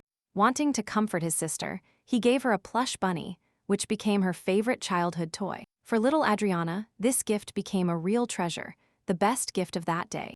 Theodore's action showed all his unlimited love for his younger sister. Looking at Adriana tenderly, he told her to always remember that this bunny looked like Theodore, that he would always be by her side. Little Adriana, lit up with a smile, nodded happily at such a fun game. Even after her brother's departure, the plush bunny remained a source of strength and comfort for Adriana, reminding her of Theodore's love and support. Adriana, feeling fraternal tenderness, invited Rudolph to sleep with her that night. Rudolph, delighted with this proposal, eagerly accepted. In the same way, once in the past, her older brother Theodore was with her. So Adriana, looking at her brother, decided that she would always stand by Rudolph. Finally, that significant day arrived when Adriana set out to personally appear before the Empress. She mustered up her courage and went to the palace to seek justice.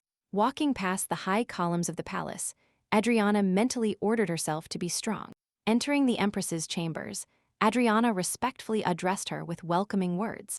The Empress, looking with interest at her guest, politely invited her to sit down. She had already heard that many events had recently taken place at the House of Crescendo. The Empress made it clear that she was aware of Adriana's assassination attempt and of her suspicions. With obvious respect, she also noted that Adriana was behaving very well despite her inexperience.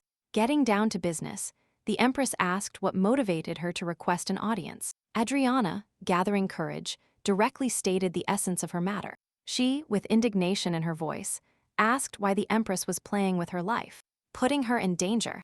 In response, the Empress only looked sternly into the young woman's eyes. After that, there was an awkward silence between them. It was difficult for both of them to continue the conversation. Wanting to finally break the pause, the Empress suggested getting down to business. And our heroine was completely attentive. She reported that Adriana's brother, Theodore, who was also Claudian's friend, would soon receive the title of Duke. The Empress expressed her displeasure with Claudian's growing influence, which interfered with her plans for her son Leopold's ascent to the throne.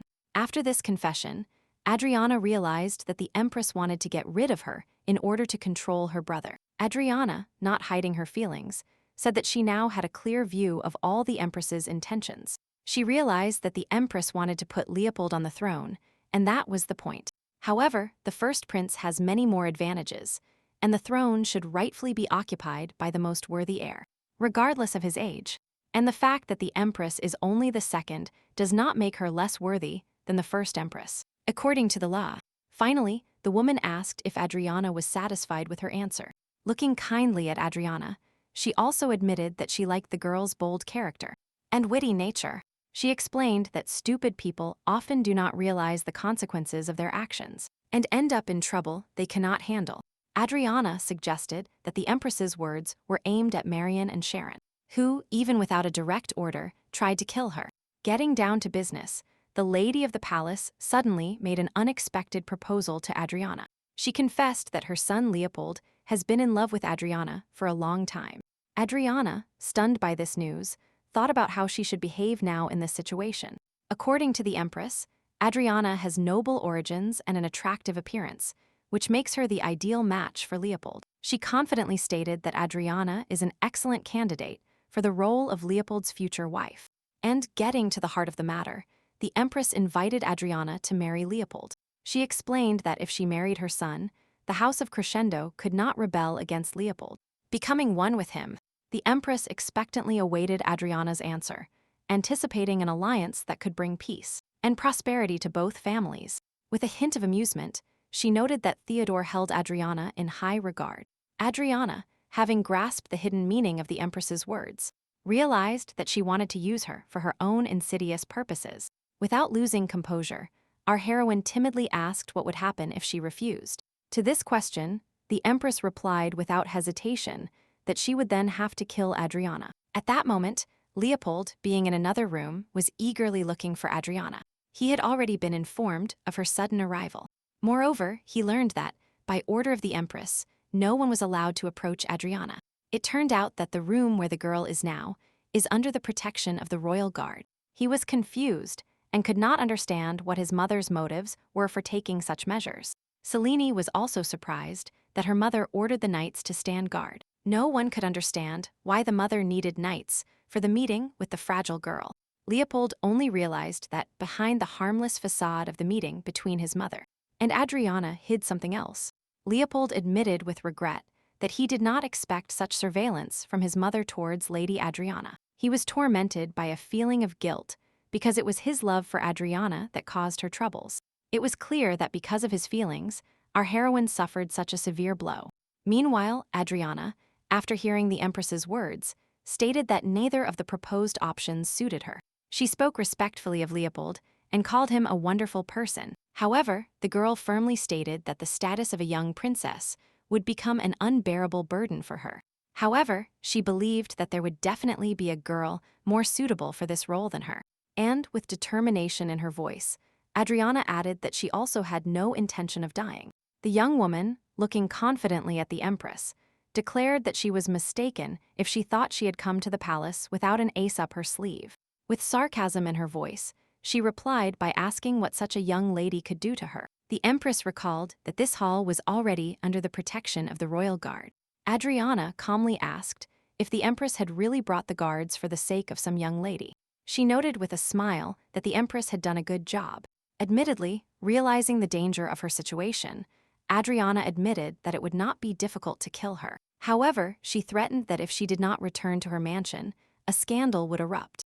An entertaining article will appear in the morning newspaper describing the Empress's involvement in the use of forbidden magic. The article will also detail everything that happened in the Duchy of Crescendo, including the latest events. And most importantly, our heroine has already prepared all the necessary evidence of a criminal conspiracy. Keeping calm, Adriana only smiled mysteriously in response to the angry Empress's accusatory words. Confidently in her voice, she stated that if one person was involved in the case, then evidence would definitely be found. Indeed, the girl had already agreed with the Magnolia Trading House to publish a revealing article in the newspaper. Adriana also asked if Her Majesty was a fan of dark magic. The Empress knew very well that the Emperor despised everything related to magic and demons and monsters, and if rumors spread about her connection with dark magic, it would become a disaster. She would immediately lose the trust of the guards and all close servants, and they, in turn, are unlikely to be able to keep her secret and will spread rumors throughout the empire. Adriana, firmly in her voice, said she wanted only one thing. The girl wants the Empress to stop playing with her life and leave her alone once and for all. She set a condition. If the Empress stops her insidious games, Adriana will remain silent. With these words, without saying another word, she headed towards the palace exit. The Empress exclaimed that she could not let Adriana go. In response, the girl only looked at her suspiciously and asked if she still wanted our heroine to die. The woman replied that she did not intend to harm her, and that spreading such rumors would negatively affect Leopold's reputation. Obsessed with the idea of a conspiracy, she did not give up and insisted that she had not yet learned the main information. She wanted to know the truth, whether Adriana supported Claudian. Continuing her line, the Empress asked why Adriana refused Leopold's proposal. After all, if Adriana agrees, in the future she will be able to take the place of the Empress, the same place her sister Sharon dreamed of so much. In that case, would Adriana not want to take revenge on her sister by taking such a high position? Indignant at this manipulation, Adriana replied that not all people are obsessed with power. After all, our heroine just wants to live a long and quiet life. Not wanting to let a potential ally go, the Empress initially stated that Adriana could not pass. But then, tired of difficult negotiations, she ordered the guards to let the girl pass. Following Adriana's retreating figure, the Empress contemptuously called her insolent in silence. It seems that despite all the complexity and tension of the conversation, the Empress and Adriana managed to reach an agreement. Feeling exhausted, the Empress called a maid to serve her tea. But at that moment, Leopold entered the chamber. The mother, with reproach in her voice, warned Leopold against reckless actions and said that if he sided with this girl, he would only anger her more. Leopold, wanting to dispel his mother's doubts, said that he was not going to side with anyone. He explained that his goal was to get to the bottom of this whole situation, and lowering his voice, he admitted that he did not love Lady Adriana. When Selina was near the hallway, she overheard these last words of her brother.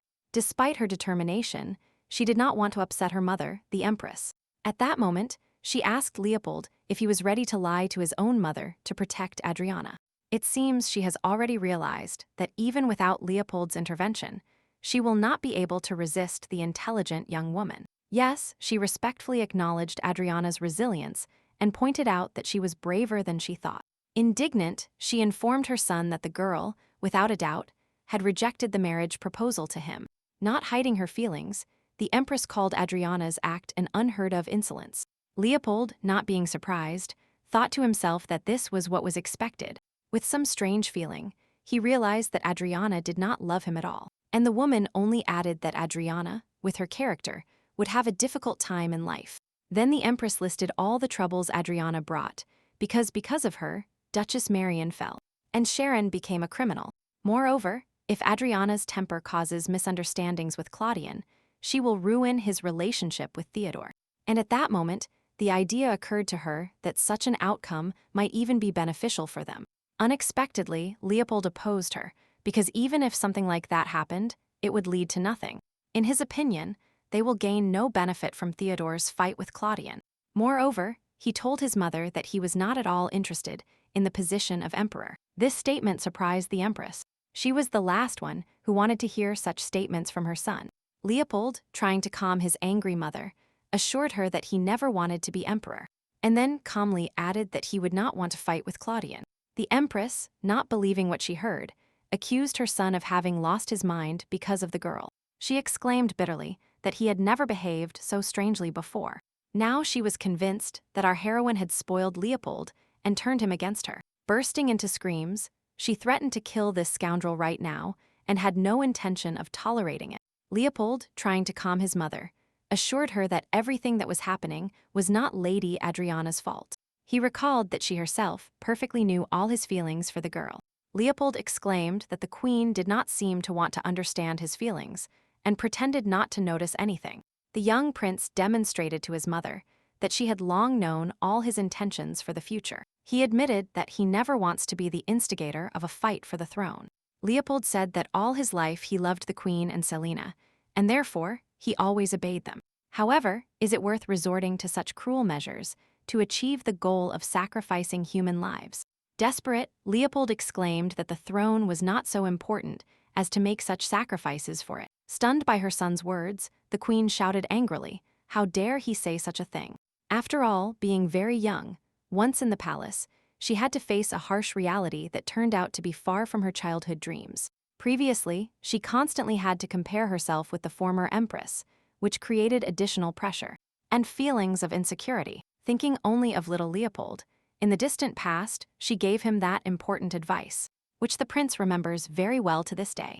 She assured her son that in the palace, he could only trust his mother and sister.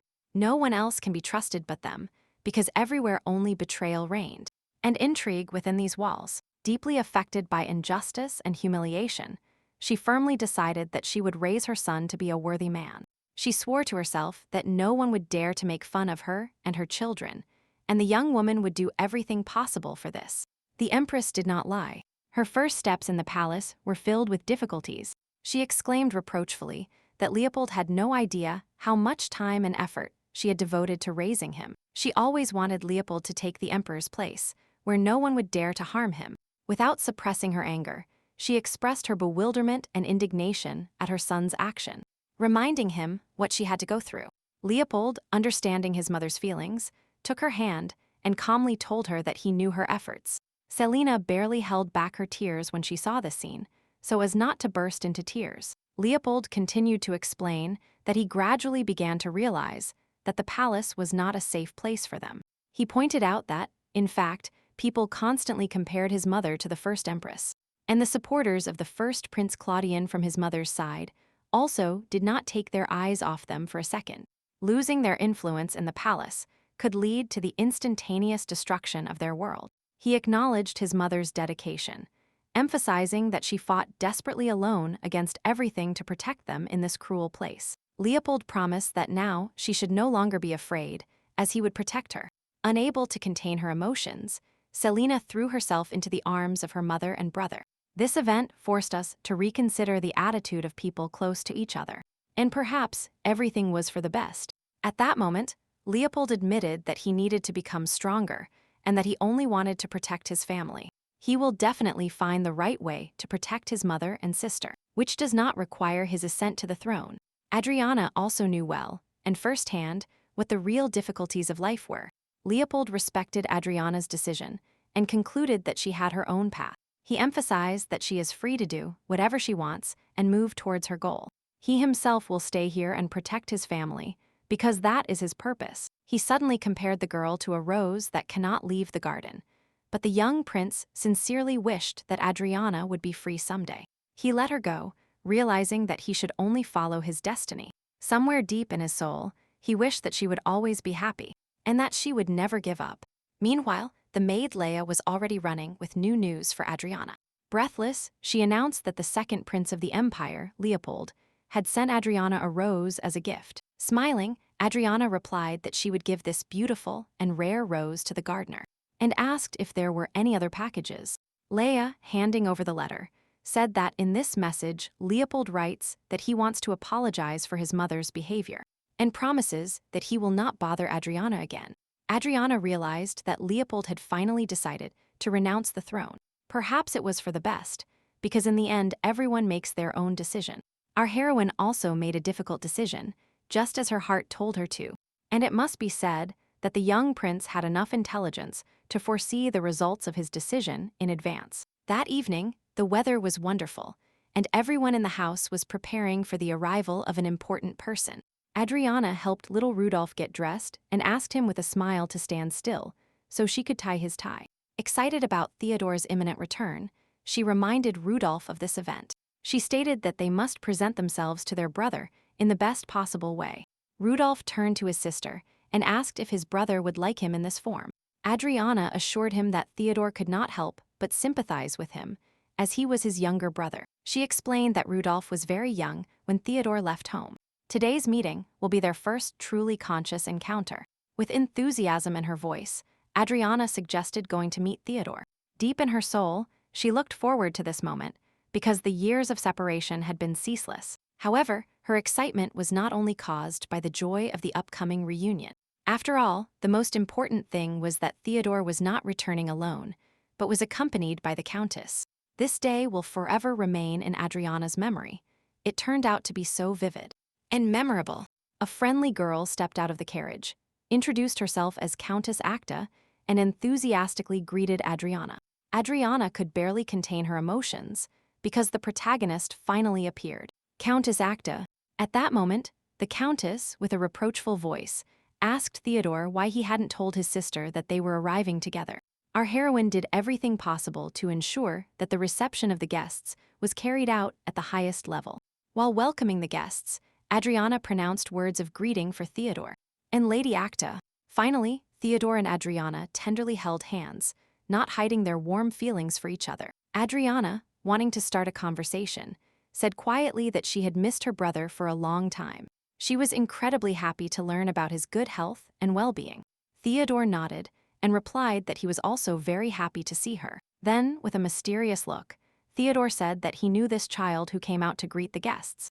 It was Rudolph. Adriana turned to Rudolph and cheerfully invited him to greet his older brother. The child shyly greeted, uttering confused words of greeting.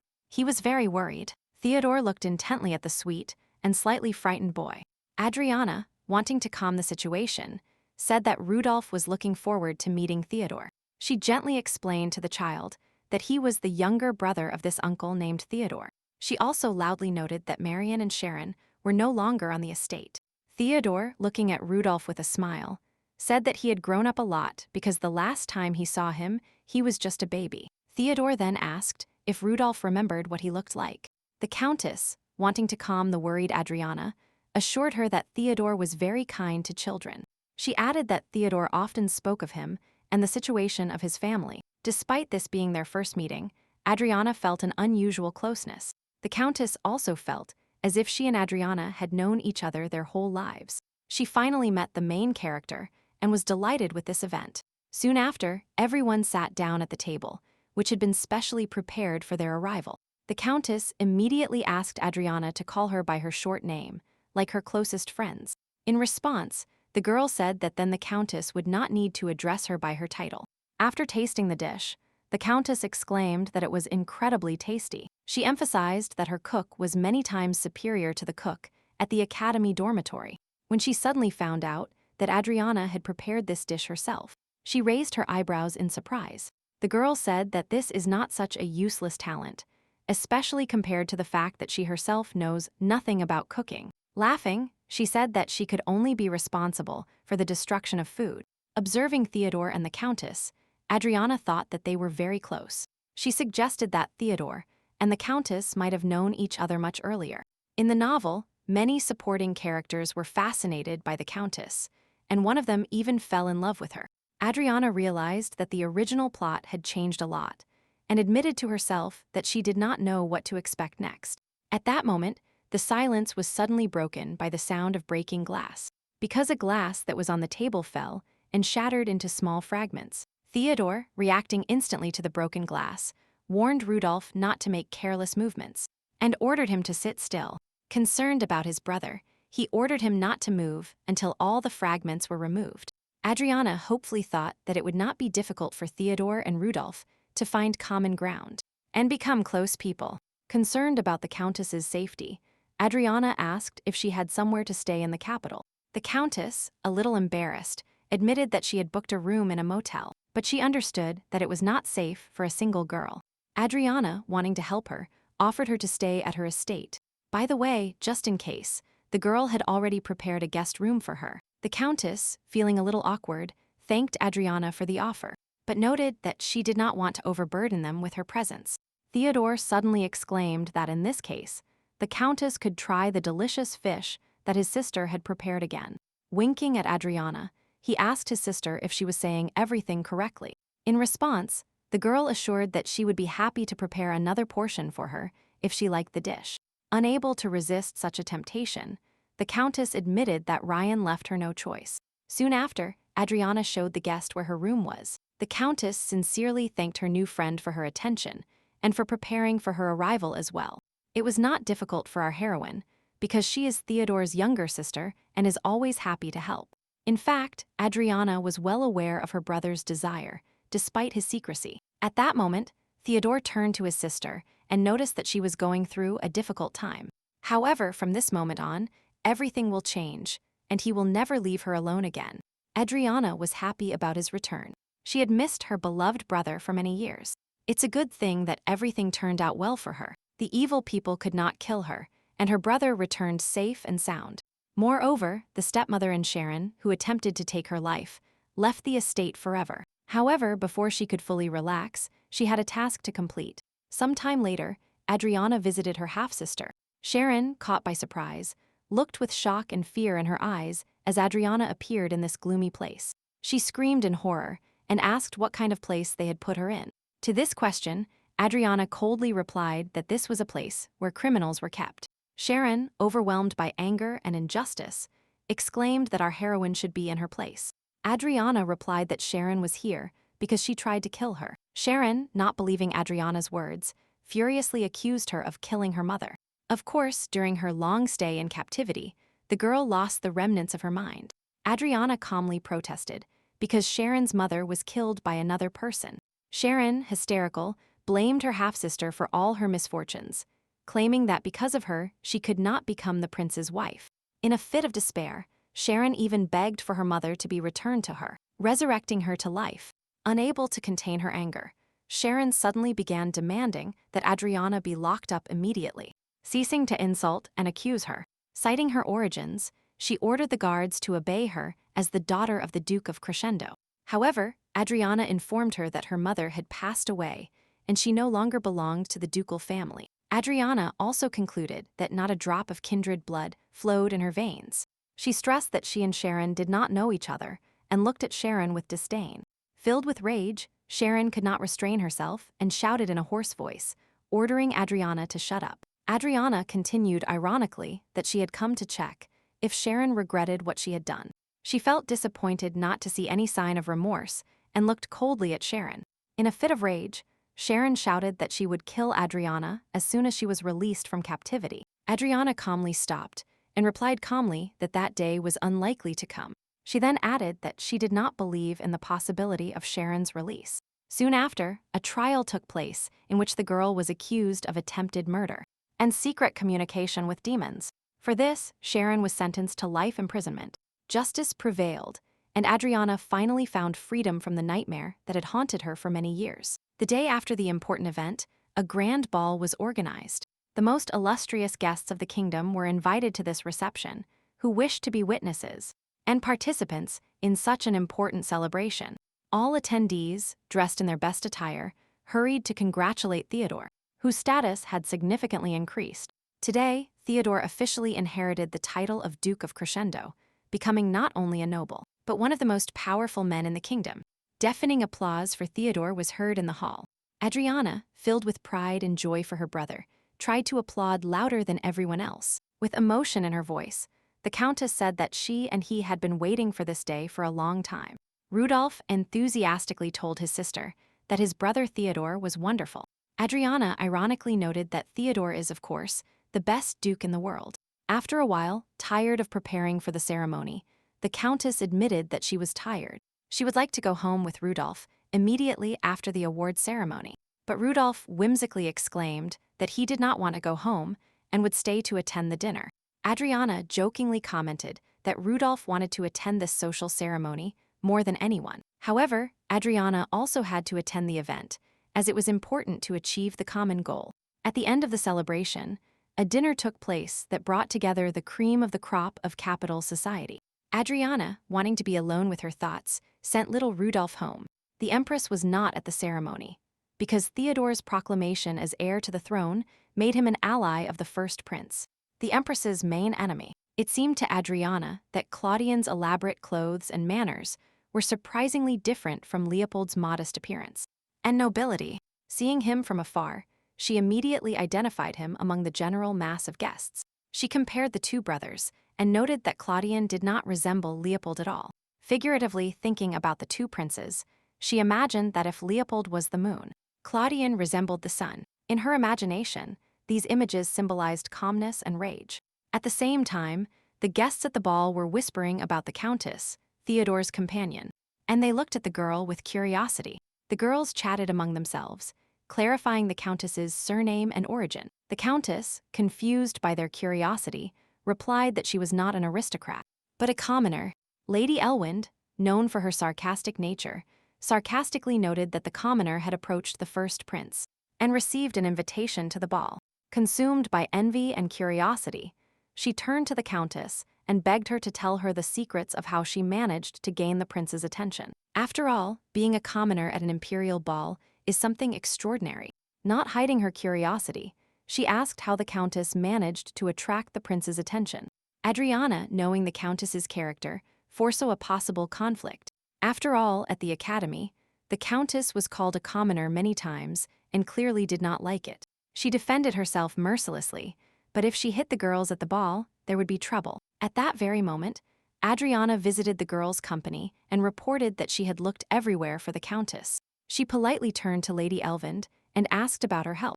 Then she said she was glad to hear about Elvin's recovery, but still asked to be left alone with the Countess. The girl said that the Countess is a very important guest at her estate. She added ironically that, judging by Lady Elvin's assertiveness, she simply had no other interlocutors.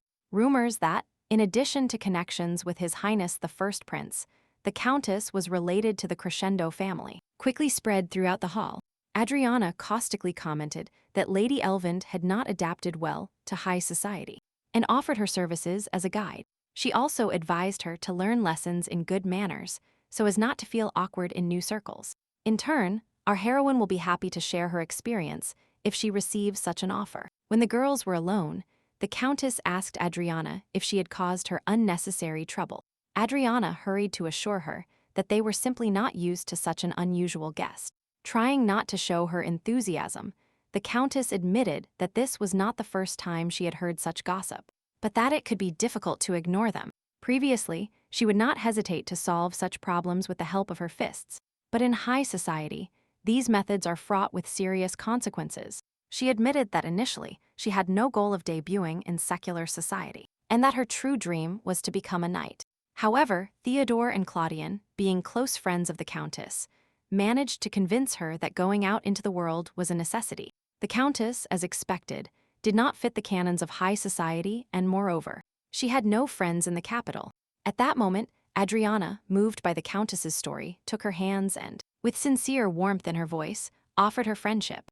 Adriana invited Lady the Countess to become her best and closest friend.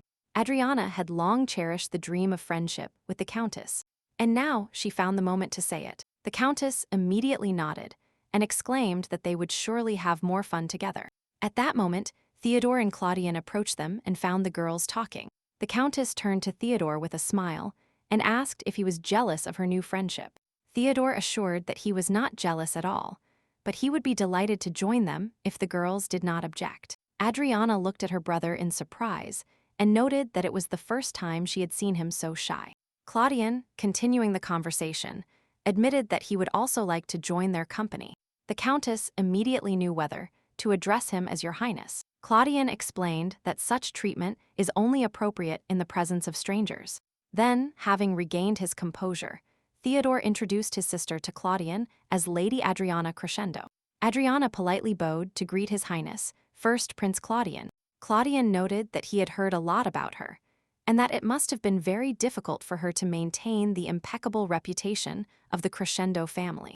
Adriana modestly replied that she only succeeded thanks to the help of supportive people. Claudian continued by saying that he knew those who helped her, because among them was Leopold, her half-brother. He suddenly wondered how close they were as friends, and if it was just friendship. The Countess, wanting to clarify the situation, exclaimed that Claudian was talking about something completely inappropriate. However, Claudian, decisively interrupting her, asked the Countess not to interfere. He continued the conversation with Adriana, wanting to check at the first meeting which side she would take. Adriana remembered well that Leopold had warned her about the first prince's temper. She suggested that he still didn't know that Leopold had abdicated the throne, although, even if he knew, he most likely wouldn't believe the veracity of his brother's intentions. Now, if she answers incorrectly, she will find herself in a very difficult situation. For some time, there were rumors about a possible marriage between Leopold and Adriana's half-sister, Sharon. Claudian expressed his surprise that Leopold finally did not choose Sharon as his fiancée. But Adriana ironically pointed out that no one would want to see a girl with a bad temper in the royal family. Speaking of Sharon, not denying her words, Claudian confidently agreed with Adriana. Trying to calm the situation, Adriana's brother said that Claudian had tired his sister with his attentions. Claudian, for his part, stated that his intentions were completely different. He simply wanted to become friends with Adriana. The girl joked that he should not repeat attempts at friendship anymore, otherwise she would misunderstand them. Theodore was aware of Claudian's serious intentions, but was forced to pretend that he did not understand anything. By the way, he realized that as soon as Claudian sets foot in the palace, he will cease to be Adriana's brother's friend. Instead, he will become a monarch before whom everyone, including Adriana and Theodore, will have to bow. At that moment, solemn music was heard from the adjacent hall, announcing the start of the ball. Theodore, wanting to cheer up the Countess, enthusiastically invited her to dance and promised that she could rely on him. The Countess, a little embarrassed, politely replied that she did not know this tune. Watching the dancing couple, Adriana realized that Theodore and the Countess had a wonderful relationship. However, looking at them, she could not help but wonder why they were here and what connected them to this place. According to the plot of the novel, hand in hand, the Countess and Theodore walked to the center of the large ballroom. Voices immediately began to be heard around them. Everyone was interested in who this lady was, who was dancing with the new Duke of Crescendo. The guests, exchanging opinions, stated that they studied together at the academy. Lady Elvind, staring at the dancing couple, whispered furiously, "How dare this fool be close to such an important person?" And Claudio, staying with Adriana, joked that the scoundrel Theodore was leaving them alone while he went to dance. Adriana replied by emphasizing that they have always been inseparable and look like this now. Suddenly, Adriana saw the first prince holding out his hand to her. Did he really want to invite her? And indeed, Claudio bowed and invited her to join the dance and go out into the hall as a couple. However, at that very moment, Kenneth appeared in the hall. Due to work, he arrived late for the start of the ball. Seeing the first prince next to the countess, the earl was very surprised. Adriana did not know what was right and whether she should accept his invitation. She knew that it would not be easy to accept, but it would also be very difficult to refuse. Moreover, since the first prince considers her close to Leopold, he might suspect that she has some kind of conspiracy with him. The girl did not even notice how Kenneth approached them and politely addressed the first prince. With a cheerful smile, he reminded Adriana that the first dance today belonged to him. He wondered if Lady Crescendo had forgotten the promise she had made to Kenneth. Adriana felt embarrassed, but quickly composed herself and replied that she remembered, and she was waiting for him. Kenneth bowed to His Highness, the first Prince Claudian.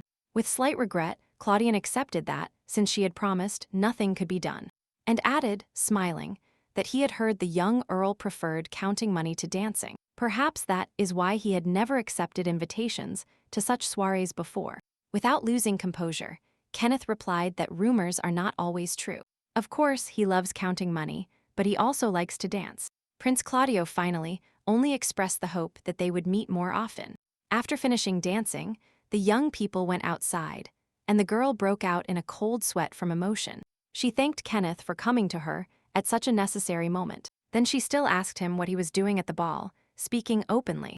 And honestly, with some irony, he explained that he was still an earl and was obliged to accept this invitation. Adriana admitted that she could not forget the suspicious mask with which Kenneth first appeared before her. Wanting to get closer to Adriana, Earl Kenneth suggested that she simply call him Ken when they were alone. He admitted that he did not like sticking to formalities just because of his title. The girl happily accepted his proposal and, in turn, offered to call her simply Ryan. Suddenly, Earl Kenneth, noticing that Adriana was alarmed, hurried to calm her down a little. He said that he was quite surprised to see Adriana in the company of His Highness.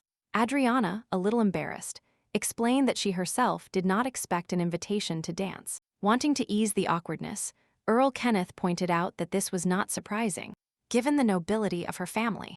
The girl admitted that the only person she really cares about is her brother Theodore. In an effort to gain the unconditional support of the Crescendo family, the first prince tried to win even Earl Kenneth to his side. He believed that Claudian had calculated everything many steps in advance. The earl also told Adriana that the prince, by keeping her close to him, was ensuring Theodore's loyalty to Crescendo. Adriana bitterly said that she could no longer fully trust her brother.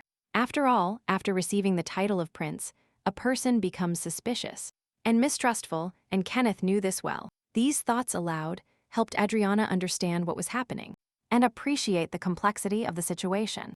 The girl firmly stated that she did not like this situation.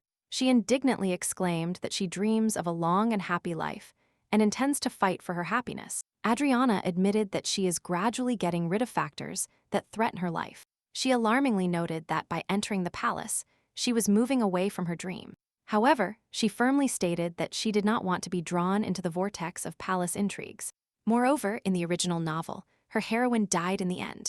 The girl suddenly said that before she thought the main thing was survival, but now everything has changed. She said with disappointment that she constantly faced new problems. At that moment, Earl Kenneth unexpectedly invited her to run away and start a new life far from the palace. He pointed out that if you have money, you can live anywhere in the world.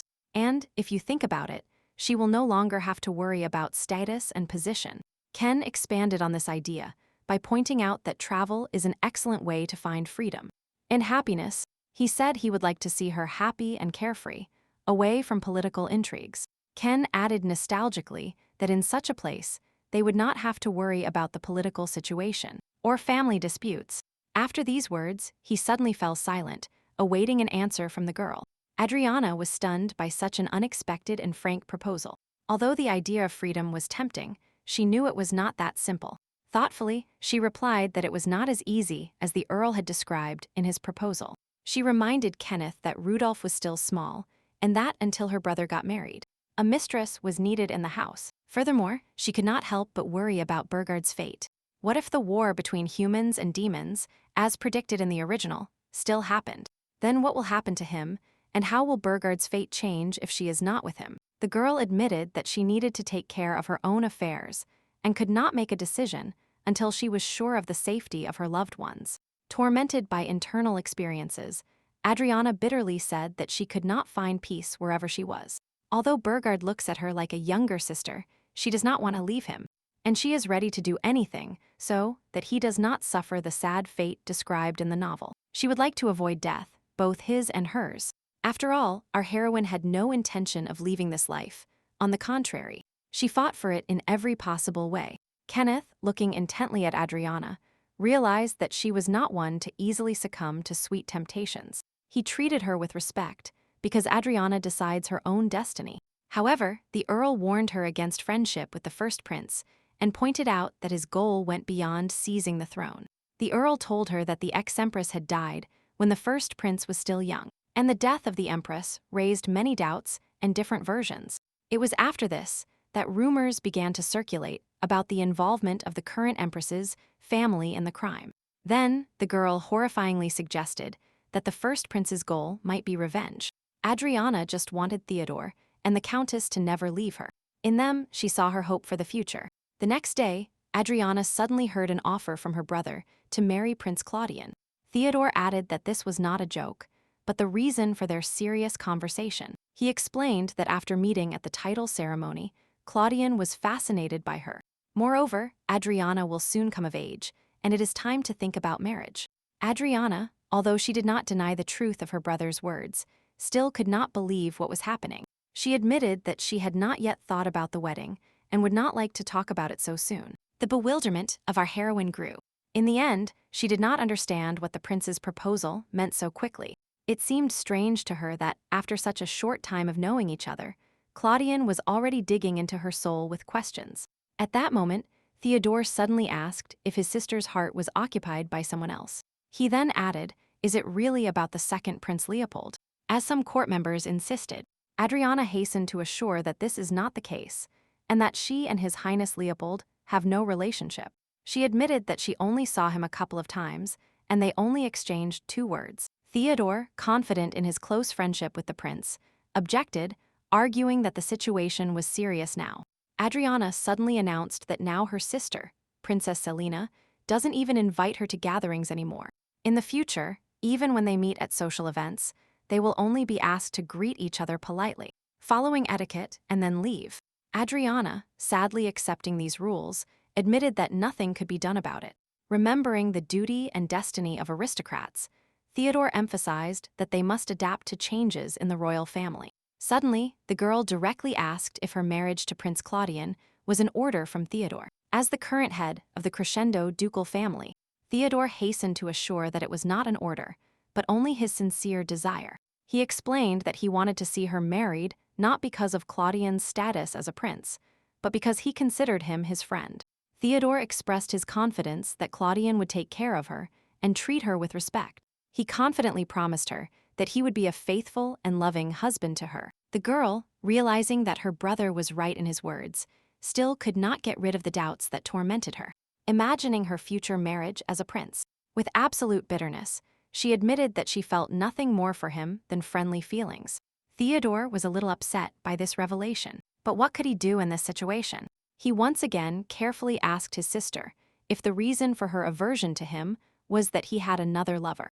Adriana, trying not to show her emotion, replied evasively that it was a secret. She added that she was more worried about someone else's fate than the prospect of marrying Claudian. Claudio, moved by his sister's concern for someone else, sincerely apologized for starting this conversation. To support his words, he firmly stated that he would personally refuse the marriage proposal if it caused him the slightest discomfort. But the girl feared that Claudian would not give up his plans so easily. In the plot of this story, Claudio mercilessly eliminated Leopold's entire family to take the position of heir to the throne himself. He certainly will not sit idly by if his wicked plan fails. Theodore loudly admitted that he could not be there for his sister when she needed his help the most. He recalled that at that time, only Claudia or the Countess were by her side. But at that time, at the Crescendo house, the sister was completely alone, still being small. Now he promised that he would always be there and do everything possible so that she would not need anything. The brother promised never to force her to do anything again and always be her support when she felt the need to do so.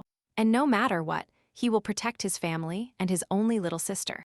Adriana was moved by his words. She had wanted to hear them for so long. Theodore decided to protect his sister from an unwanted marriage and declared that he himself would refuse Claudian's proposal.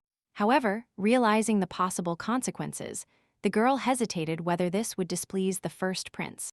The young man advised his sister to put herself first, without worrying about him or the household. He also added that our heroine is such a beautiful girl that no man can refuse her. At that moment, in his gloomy castle, Burger was minding his own business. He indignantly muttered that the emperor, as if on purpose, disturbed the peace of the magic stone, and this enraged the monsters. Burger did not understand why the emperor, knowing the consequences, touched the stone. He complained about the emperor's stubbornness, who lately hadn't even replied to his messages. He worried about the possibility of a war between humans and monsters, only hoping that such a thing would not happen. The demon prince realized that if war broke out, Adriana and the countess would also be dragged into it. He, as if immersed in his dreams, imagined a bright, brilliant world, not obscured by pain. But his sister, like a vision, objected with a gloomy look that heaven does not exist. She accused Burgard of having destroyed his peaceful way of life with his own hands. At that moment, Burgard, with icy anger in his voice, pointed to the figure lying on the floor. He suddenly saw a doll that looked exactly like Adriana. Could it be true? His sister exclaimed that now he would finally understand what she had to go through. At that very moment, Burgard woke up and realized that he was having a nightmare in which everything he loved suddenly disappeared. At that very moment, Claudiano, perplexed, asked why Adriana rejected his proposal. Theodore explained that she had not yet made her official debut in secular society.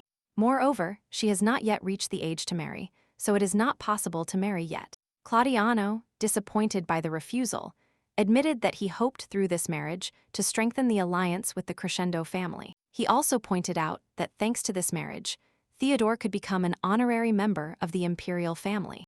Theodore, supporting Claudian, assured him that he shared his wishes, but that this had nothing to do with marrying his sister. He would be happy with this outcome of events, not out of a desire to improve the family's status, but simply because he is happy to see his friends and loved ones together. He emphasized that he did not want to force his sister to marry just for the benefit of the family. Furthermore, in his opinion, the Crescendo family is strong enough without this. With a smile on his face, First Prince Claudian was forced to agree with him. Duke Theodore Crescendo repeated that this was why he decided to marry her to his sister. Suddenly, Claudiano wondered how many of his vassals would dare to disobey his will just because of his sister's reluctance to marry. Looking at Theodore suspiciously, he asked if he was going to constantly contradict his decisions, using similar excuses.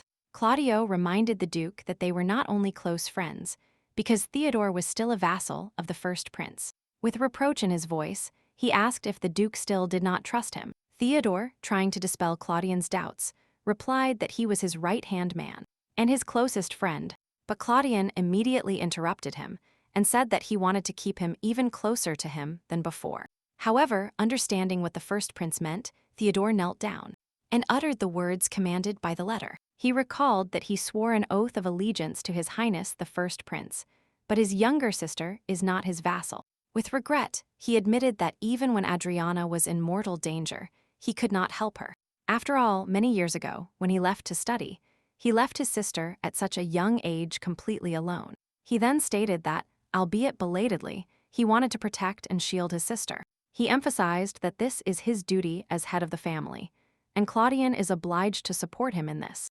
As a true friend, Theodore cannot and does not want to divide his friends into friends and enemies. He intends to protect everyone close to him. Theodore firmly asked Claudian not to test his loyalty. Dissatisfied with this turn of events, The prince complained that this girl would always be an obstacle to him. At that moment, the countess, noticing her friend's concern, asked what was wrong. Putting aside her concerns, she simply replied that she was thinking about how difficult life can be. The next second, she asked if Adriana had received an invitation from Claudien to the ball. Adriana noted with annoyance that she had hardly had time to refuse the marriage proposal. She immediately received an invitation to Claudien's ball. Perhaps it was just pressure from Claudien, as he usually did. Suddenly, the countess said that if the girl did not want to go, she could also refuse calmly and stay home with her. She suggested that instead of a ball, they have a fun gathering at home, just the three of them with Theodore. However, Adriana, treating her position with due responsibility, objected that this was impossible because the ball was organized by the imperial family. Moreover, she recently made her debut in secular society and needs to appear in public more often. The countess will soon become a duchess and also needs to learn the rules of conduct in secular society. The only concern was whether Claudien and Theodore would bring up the topic of marriage. By the way, Adriana heard that her brother is teaching the countess to dance, which means the ball will be an excellent opportunity to show off their skills. The countess admitted that she was not progressing in dancing and that joint lessons with Theodore did not yield the desired result. Adriana, not wanting to be left out, invited the countess to dance with Claudien, and she herself would ask Theodore to be her partner. The countess was unexpectedly delighted with her friend's offer and happily accepted. At that moment, Adriana suddenly remembered that a lot of time had passed since her last meeting with Vergard, and that she looked forward to a new meeting. Suddenly, our heroine politely asked if she could ask the countess a question. A little confused, she asked what it could mean if a boy tells a girl she looks like his little sister. She suggested that in Theodore's case, this really means that he perceives the girl as a loved one, as part of the family. In other words, in his opinion, Theodore does not see a potential lover in the girl he addresses in this way. However, she added that Claudiano might have used the same words as a cunning ploy. He might have called the girl sister, wanting to get to know her better, but meaning something completely different. The countess advised not to torment herself with guesswork, but to ask the person directly about his feelings. She assured the girl that only in this way could she find peace. Adriana, looking confusedly at her friend, admitted that she could not understand her own feelings. She does not understand what she really feels for a man right now, and what kind of relationship she wants with him.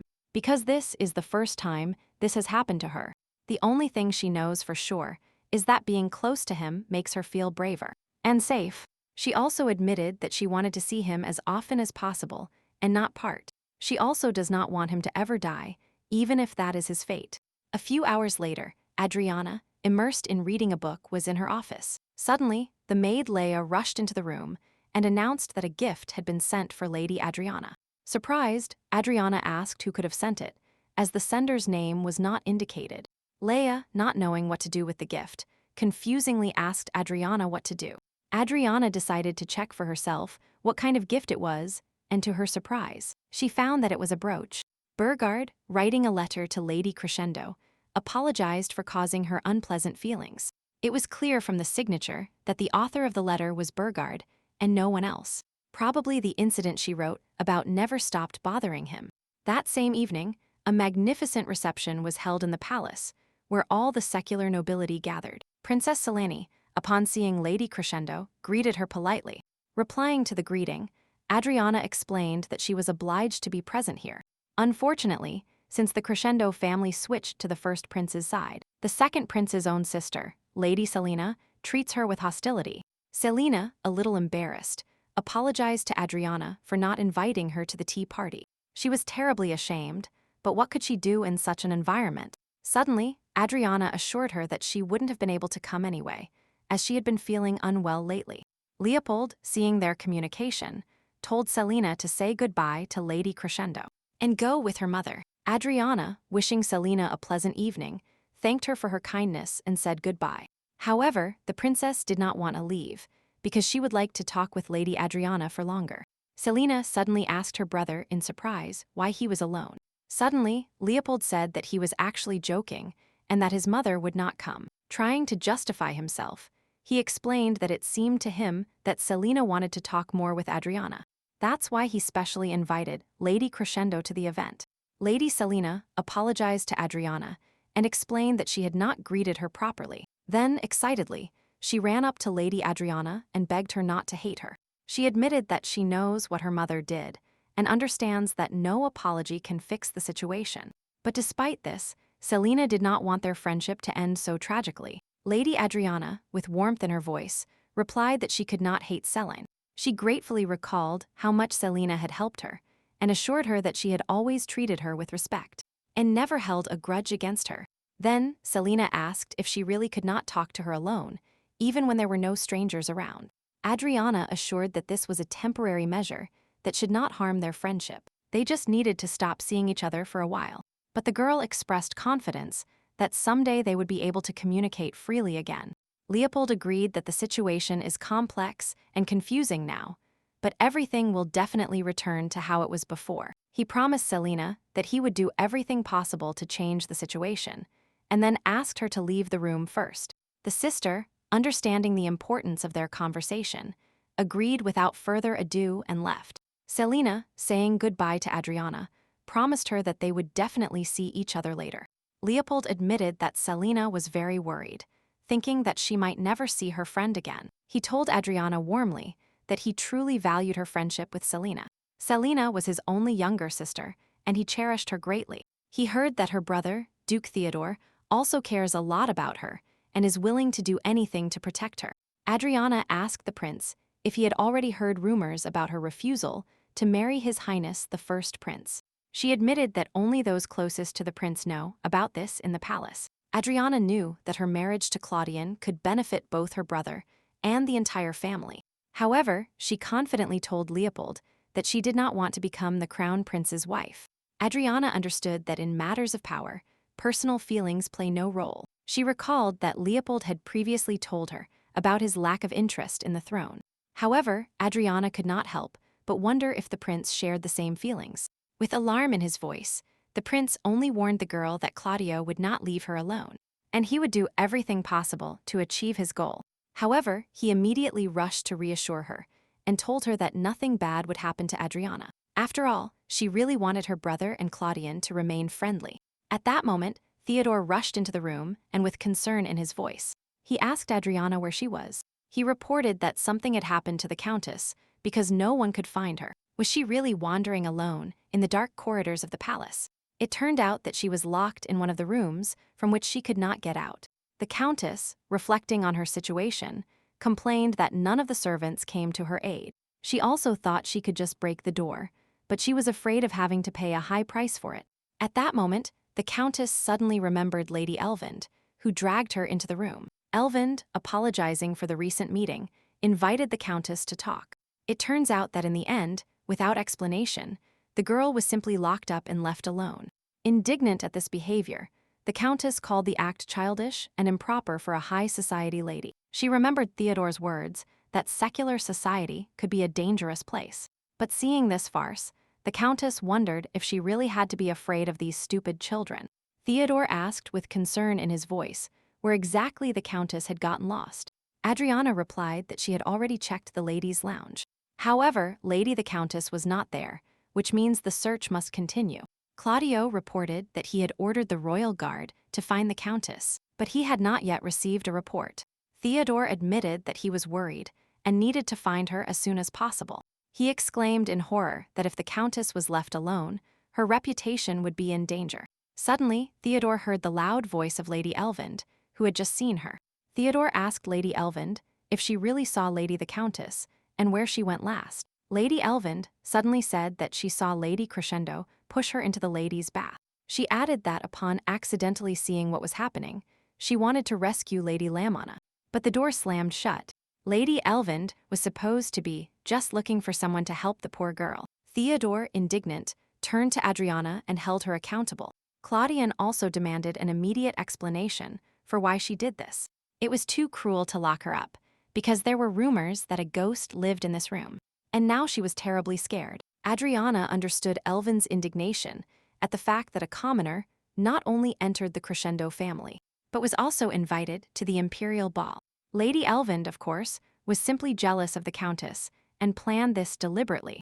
Adriana, feeling unjustly accused, tried to justify herself by claiming that she did not lock up Agatha. And Lady Elvind just smiled sarcastically at this. Raising her voice, Adriana asked where Lady Elvind had been, as she hadn't seen her anywhere during this entire time.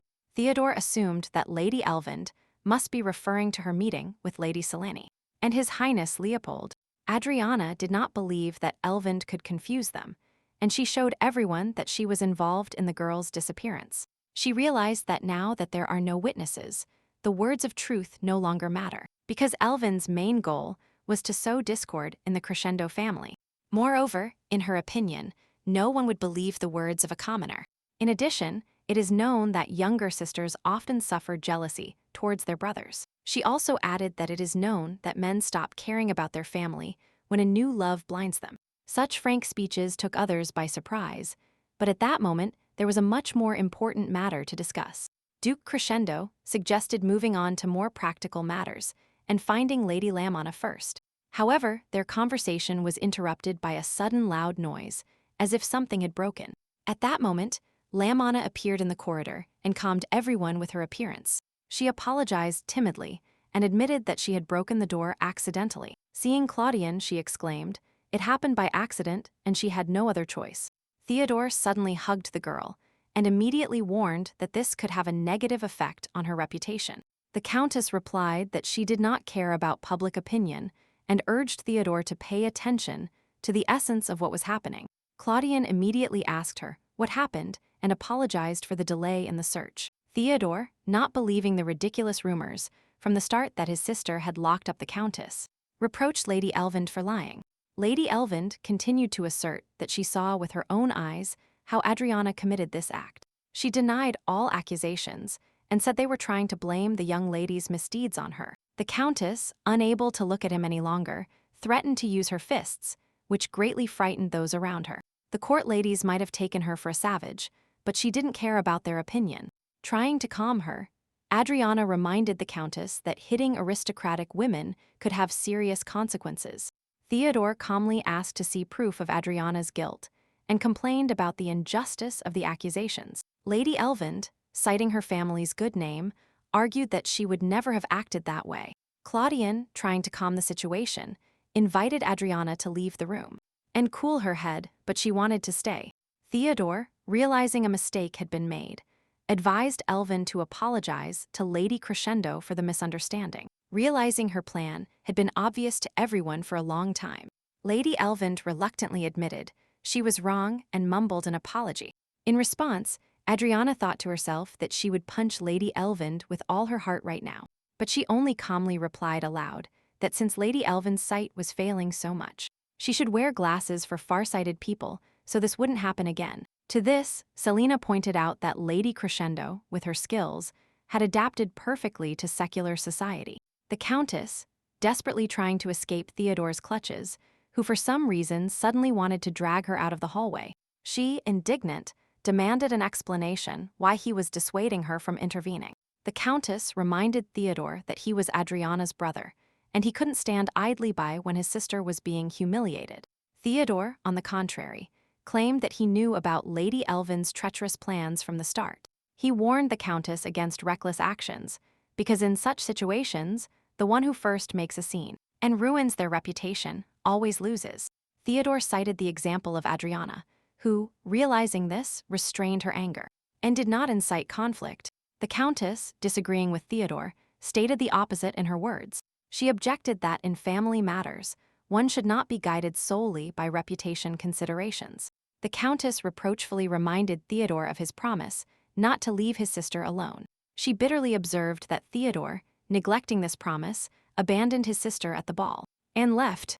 Theodore tried to justify himself, claiming that Ryan was not alone because Claudian stayed with her. However, Claudian, even being friends with Theodore and the Countess, could not completely replace her brother. He also pointed out that Claudian's recent refusal of the marriage proposal created additional awkwardness for Adriana in his presence. The Countess openly admits her true emotions to Theodore. The girl emphasized that she did not come to the capital to participate in social events, but to achieve her goal of becoming a knight. She defiantly stated that she didn't care about her own reputation, and even if her opinion was considered stupid, she wouldn't change it. She believed that Theodore's main concern was the well-being of his sister. After all, she alone took care of her family for so many years and deserves support. At that moment, Adriana and Claudian were left alone. The girl noted that what was happening would become a real test for the Countess. Claudian replied by arguing that it was only a matter of time and that the Countess's enemies had chosen the wrong opponent. At the academy, where an atmosphere of aristocracy reigned, the Countess knew how to defend herself, not resorting to diplomacy, but using the power of her fists. The prince admitted that he always admired girls who could stand up for themselves. Claudian, fascinated by Lady Crescendo, noted that wisdom combined with a beautiful face is an even more powerful weapon. By the way, unexpectedly, he pointed out the brooch to her and expressed the opinion that she should not have worn it to the imperial ball. Claudian sensed the magical power of the demon world emanating from the brooch, which caused him anxiety. He explained to Lady Crescendo that jewels from the demon world contain a large amount of mana. That's why they are so popular for creating jewelry that has protective properties or enhances magical abilities. Claudian pointed out that the circulation of these jewels is officially prohibited, but everyone knows they can be obtained through secret transactions. He realized that the stone in Lady Crescendo's brooch was of the purest quality, which indicated that she was either very rich or of high status.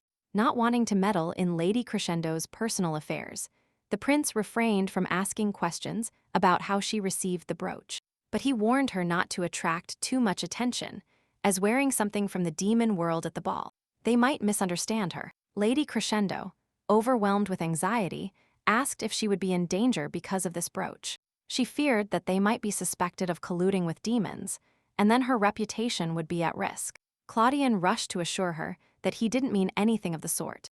At that moment, Theodore approached them and told them that he was the one who gave her the brooch. He also explained that the gem came into his hands by accident during his travels, admittedly, without thinking at all that the brooch would be out of place at the imperial ball.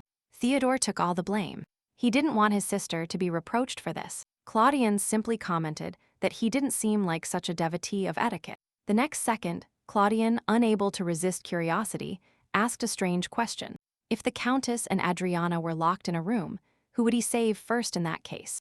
Theodore was perplexed by this question. He did not expect such a trick. Of course, this is not at all a question to which a young man can receive a definitive answer. Claudian acknowledged the difficulty of this situation, but still pointed out that sooner or later he would have to make a decision. He wished him wisdom in this difficult decision and said his parting words in a friendly manner. At the end of the conversation, he asked to tell the Countess not to worry about the broken door. The cost of repairs will be borne by the Elvand family, as she is the instigator. With these words, first Prince Claudian left the reception and wished everyone a good night. Theodore and Adriana, left alone, decided to observe this valuable specimen more closely. Adriana said that this gem has powerful protective magic. Theodore, confirming her words, explained that it was able to protect the owner from danger. Handing the stone to Adriana, the brother advised her to always carry it with her, but warned her not to display it at the imperial palace. For some time, Theodore decided to postpone the main issue for later. Feeling awkward, he didn't know how to start a conversation with his sister. Adriana, understanding his intentions, directly asked if her brother wanted to know where she got the brooch from. Theodore rushed to assure his sister that his question was completely different. He politely asked her if she was upset by the incident with Lady Elvand. Theodore added that this has been bothering him a little lately. Adriana admitted that she would have been hurt if Theodore hadn't believed in her innocence. She then added with a smile that her brother had always trusted her, and she knew it very well. Theodore said that the Countess scolded him for his inaction, advising him not to remain silent when his relatives were offended. He bitterly admitted in his soul that he was a bad brother, leaving her alone at a young age without support during such a difficult period. Theodore added with regret that he had dragged her into his games with Claudian, subjecting her to even greater trials. Yes, he realized the naivety of his plan to marry his sister to a member of the imperial family, considering Claudio his friend. Seeing how Claudian looked at his sister today, Theodore finally saw the light. Indignant, he declared that he not only disliked this man, but he didn't even respect Adriana. Theodore, with anger in his voice, exposed Claudian's true intentions, who saw Adriana only as a hostage. If she were a member of the imperial family, he wouldn't dare go against the emperor's will. However, the young man noticed that Claudiano was not at all like this during their studies at the academy. Theodore, tormented by guilt, promised that he would never let her get into trouble again. But it was still unclear at what point everything changed between him, Claudian, and the Countess. Sometimes it can be difficult to discern a person's true feelings, especially someone close to you. The girl replied by explaining that His Highness sincerely considers him friends, and Theodore, and that he does not want their relationship to be affected. She warned her brother against reckless actions, because friendship with the emperor is not just friendship. It is true that Adriana said that the day Claudian starts seeing him only as a servant, their friendship will cease to exist. Theodore could not trust the man who had recently tried to use him as a hostage to manipulate his sister. Realizing the complexity of the situation, the girl tried to reason with her brother, reminding him of Claudian's status. She pointed out that His Highness was still the first prince of the empire, and that his opinion could not be ignored. Adriana advised Theodore to be wiser and adapt to the circumstances. If Claudian wants friendship, he must give it to him. If he demands devotion, then humble yourself and serve him faithfully. This, according to our heroine, is the price of friendship with the heir to the throne. Theodore admitted that his sister was absolutely right about that. He thought that after returning to the capital, everything would remain the same, but he was mistaken. He recalled how a few months ago, in one of the villages of the Sky Kingdom, a significant event occurred. There, the friends discovered the treasures of the Celestial Kingdom, which was the sacred blade sword, capable of dealing a fatal blow to demons and their creations. They also discovered a ceremonial dagger, which grants blessings in response to prayers. And finally, a healing elixir that can cure any wound and illness. The Countess, delighted with the treasure she had received, invited Theodore to exchange a sword. But Theodore, knowing the rules for using these artifacts, reminded her that the treasures of the Celestial Kingdom can only serve their true owner. These precautions are taken to ensure that the treasure does not fall into the hands of evildoers. The dagger, like other artifacts, has a protective function. If a villain uses it, it will lose its sacred glow and activate a curse. The friends were excited by the idea of taking a trip to see the beauty of the Celestial Kingdom before returning to the academy. In those young years, the friends were full of confidence that together they could face any difficulty. Saving the world, protecting their loved ones, they believed they could do anything. It was at that moment that Claudian discovered a letter that turned all their plans upside down. With concern in his voice, he turned to the boys, trying to understand what had happened. Unfortunately, Claudian was forced to announce that he could not join them. His Majesty, Claudio's father, sent a letter urgently demanding an immediate return to the palace. Claudian assured Theodore that they should not abandon the trip because of him and insisted on leaving. But no one wanted to go without Claudiano, because such a trip wouldn't be interesting. Theodore simply couldn't imagine having fun without his friend, and resolutely declared that he wouldn't go without him. He invited him to return to the capital together, because almost all the qualifications had already been met, and they could graduate early. He also told Claudian that he could see his sister as soon as possible. The Countess had also been planning to move to the capital for a long time, and the trip together promised to be even more fun. Pleased with the general decision, all the friends looked forward to traveling together. At that moment, Claudian was thinking about the kidnapping of our heroine by the demons. He assumed that it was during the kidnapping that Adriana's connection with the demon world began. He was tormented by doubts as to whether he might try to subjugate Theodore by using Adriana as a tool. Adriana, for her part, happily enjoyed the walk, glad to escape the palace for a while. She ironically recalled how her brother, worrying about her safety, forbade her from walking alone.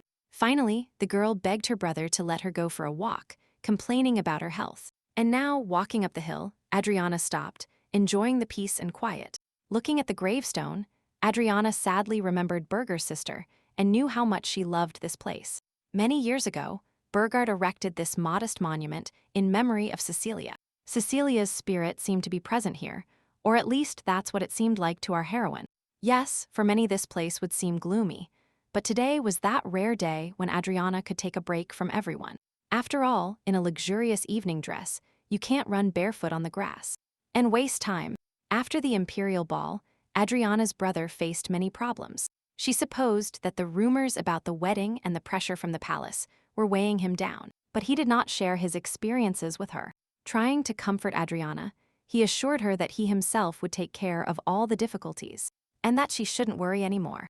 Determination to solve all problems on his own could be read in Theodore's eyes. The Countess, supporting Adriana, said that Theodore would definitely find a way out of this situation. However, Adriana, despite the words of support, still had doubts. The girl only jokingly reproached Theodore and Adriana for leaving her, a direct participant in the events. In the dark, is it really Adriana's fault that everything became so difficult, or is it the usual course of history? She admitted to herself that initially Theodore and Claudian were not enemies. According to the plot, they were supposed to unite and defeat Leopold, who wanted to seize the throne. And the Countess, now everything has changed because she managed to survive, although according to the plot she should have died. Our heroine thought that if she disappeared, maybe everything would turn out fine. She thought that if she left, everything would return to its place. At that moment, a familiar voice sounded. Could it really be him? Yes, it was Lord Burgard, and the girl was incredibly surprised to see him here. Burgard asked why she was lying down with her eyes closed, thinking something had happened. The girl cheerfully assured him that she was just relaxing and that nothing had happened. Burgard, although he didn't fully believe it, pretended not to notice anything special. He only said jokingly that she had a talent for surprising him, as it wasn't the first time Adriana had done this. Adriana replied by saying that Burgard always appeared in the most unexpected places. She asked him if he remembered their last meeting after the ball. Burgard, a little embarrassed, honestly admitted to the girl that he did not remember this meeting. He was convinced that this was their first meeting since the ball, which they attended together at the Dark Castle. Despite the awkwardness, he was still glad to see her alive and well. Adriana, wanting to smooth over the awkwardness, reminded Burgard of their previous meetings on this hill. Burgard replied that sometimes he comes here to be alone. Feeling guilty for interrupting him, Adriana suddenly offered to leave. But Burgard assured the girl that her presence did not bother him, and he did not want her to leave. Moved by his words, Adriana admitted that she felt uncomfortable being alone, and that she would happily stay with him. Burgard, noticing her enthusiasm, asked her to tell him openly what was bothering her. At first she didn't attach importance to it, but then, under Burgard's gaze, she admitted that she felt anxiety in her heart. The reason for her concern is her brother, about whom our heroine was worried all the time. She spoke of her brother Theodore, who recently became Duke of Crescendo. He is tormented by the guilt that when he was a child, he couldn't be with her due to his responsibilities. That's why Theodore is now trying to solve all problems on his own, not wanting to be a burden to her. He just wanted to be recognized as a true nobleman. Adriana expressed her desire to be close to her brother and solve all difficulties with him. Yes, Burgard understood her feelings well, but what could he do and how could he help her? Suddenly, the girl admitted that the conversation with Burgard had relieved her, and thanked him for listening to her. Burgard, although he could not give her any practical advice, assured her that he was simply happy to hear her out. Adriana, not wanting to bother him, emphasized that she really needed his support. She admitted that she just wanted to share her experiences and receive advice. At that moment, she remembered the gift she received from Burgard and took out a brooch with a stone. She gratefully admitted that she really liked this gift. Burgard explained that the stone contained protective magic that could save her from one fatal blow once. However, he immediately warned that after using it, the stone's magic would disappear. Yes, unfortunately, this beautiful stone will crumble as soon as its protective power runs out. But Burgard gave her the brooch not for Adriana to take care of it, but so she could use the stone's protective magic in case of danger. Knowing her tendency to act recklessly, he expressed concern for her safety. The girl, moved by his concern, assured him that she would wear the brooch without taking it off. She asked him with a smile to give her a new stone if this one broke. Burgard, of course, could not promise her this, but nodded with a smile. Realizing it was already late, he advised Adriana to go home before dark. She, not wanting to part, timidly asked if she could return to the hill and meet him. Burgard, in response, merely hinted at the upcoming ball in the capital that she could attend. Understanding his suggestion, but not wanting to rush things, she left her questions for another time. Although he made no concrete promises about the next meeting, he assured her that they would definitely see each other again. Later, all our heroes gathered for tea at the cozy Crescendo house. The Countess, dissatisfied with Theodore's arbitrary decision, asked him why he registered her as a knight to participate in combat competitions. She was indignant because she was not given the opportunity to make her own decision about participation and, in general, why didn't he tell her? Theodore admitted that he simply forgot, and Adriana felt terribly embarrassed for her brother. The Countess declared that this would be a test of her martial arts skills and fencing in which she could show herself. A few days later, the imperial competition began. As a result of a fierce battle, Lady Lamana Acta emerged victorious. Spectators watched with admiration as this small girl defeated her powerful opponent. Many learned that her name was Lamana Acta and that she was a knight of common birth. In another competition, Theodore, Duke of Crescendo, achieved a landslide victory over his opponent. His courage and skill earned him universal respect, and many applauded his victory. The Duke's cold beauty and inaccessibility only fueled the interest of young women in him. The Countess and Adriana watched his progress with pride and were amazed by his skills. Following Theodore's victory, Adriana and the Countess came to his room to congratulate him. The sister, taking care of her brother, brought him a very hearty snack which she immediately handed over. Theodore, tired but satisfied with his victory, thanked his sister for her concern. The Countess, not hiding her feelings, admitted that she did not want to fight Theodore in the final. He, trying to calm her, assured her that he didn't want to lose to her, but he couldn't guarantee her victory. The Countess, tormented by doubts, became increasingly discouraged, and Adriana just watched this scene from the side. She realized that Theodore, as Duke, had a significant advantage, and that the chances of the Countess winning were slim. Theodore, seeing her condition, tried to encourage her not to be discouraged. He assured the girl that he didn't want her to lose the competition, and apparently, Theodore was planning something special. Meanwhile, the competition didn't stop for a minute, but gained momentum. Suddenly, in the middle of the semifinals, an unexpected event occurred. A certain Sir Black, wearing a black mask, easily won and reached the final. The identity of this mysterious knight aroused universal interest. No one knew who he was, but his fencing skills were undeniable. The semi-final battle between Sir Black and Duke Crescendo promised to be exciting. Theodore, who possessed the sacred blade, was considered the favorite, but Sir Black was no mere contender. Adriana, with anxiety in her soul, observed the development of this competition. She assumed that Burgard, her secret lover, was hiding under Sir Black's mask. Theodore, realizing that this was not an ordinary opponent, was ready for a serious fight. The spectators eagerly awaited the start of the fight, anticipating a spectacular battle. Many believed in Theodore's victory, but Sir Black, with his dexterity and skill, managed to surprise them. The ladies admired his majestic figure, even hidden under a mask, and wondered about his true identity. Sir Black, who did not want to reveal his name, flatly rejected Theodore's offer to find out. Tension was rising, and the battle was about to reveal the winner.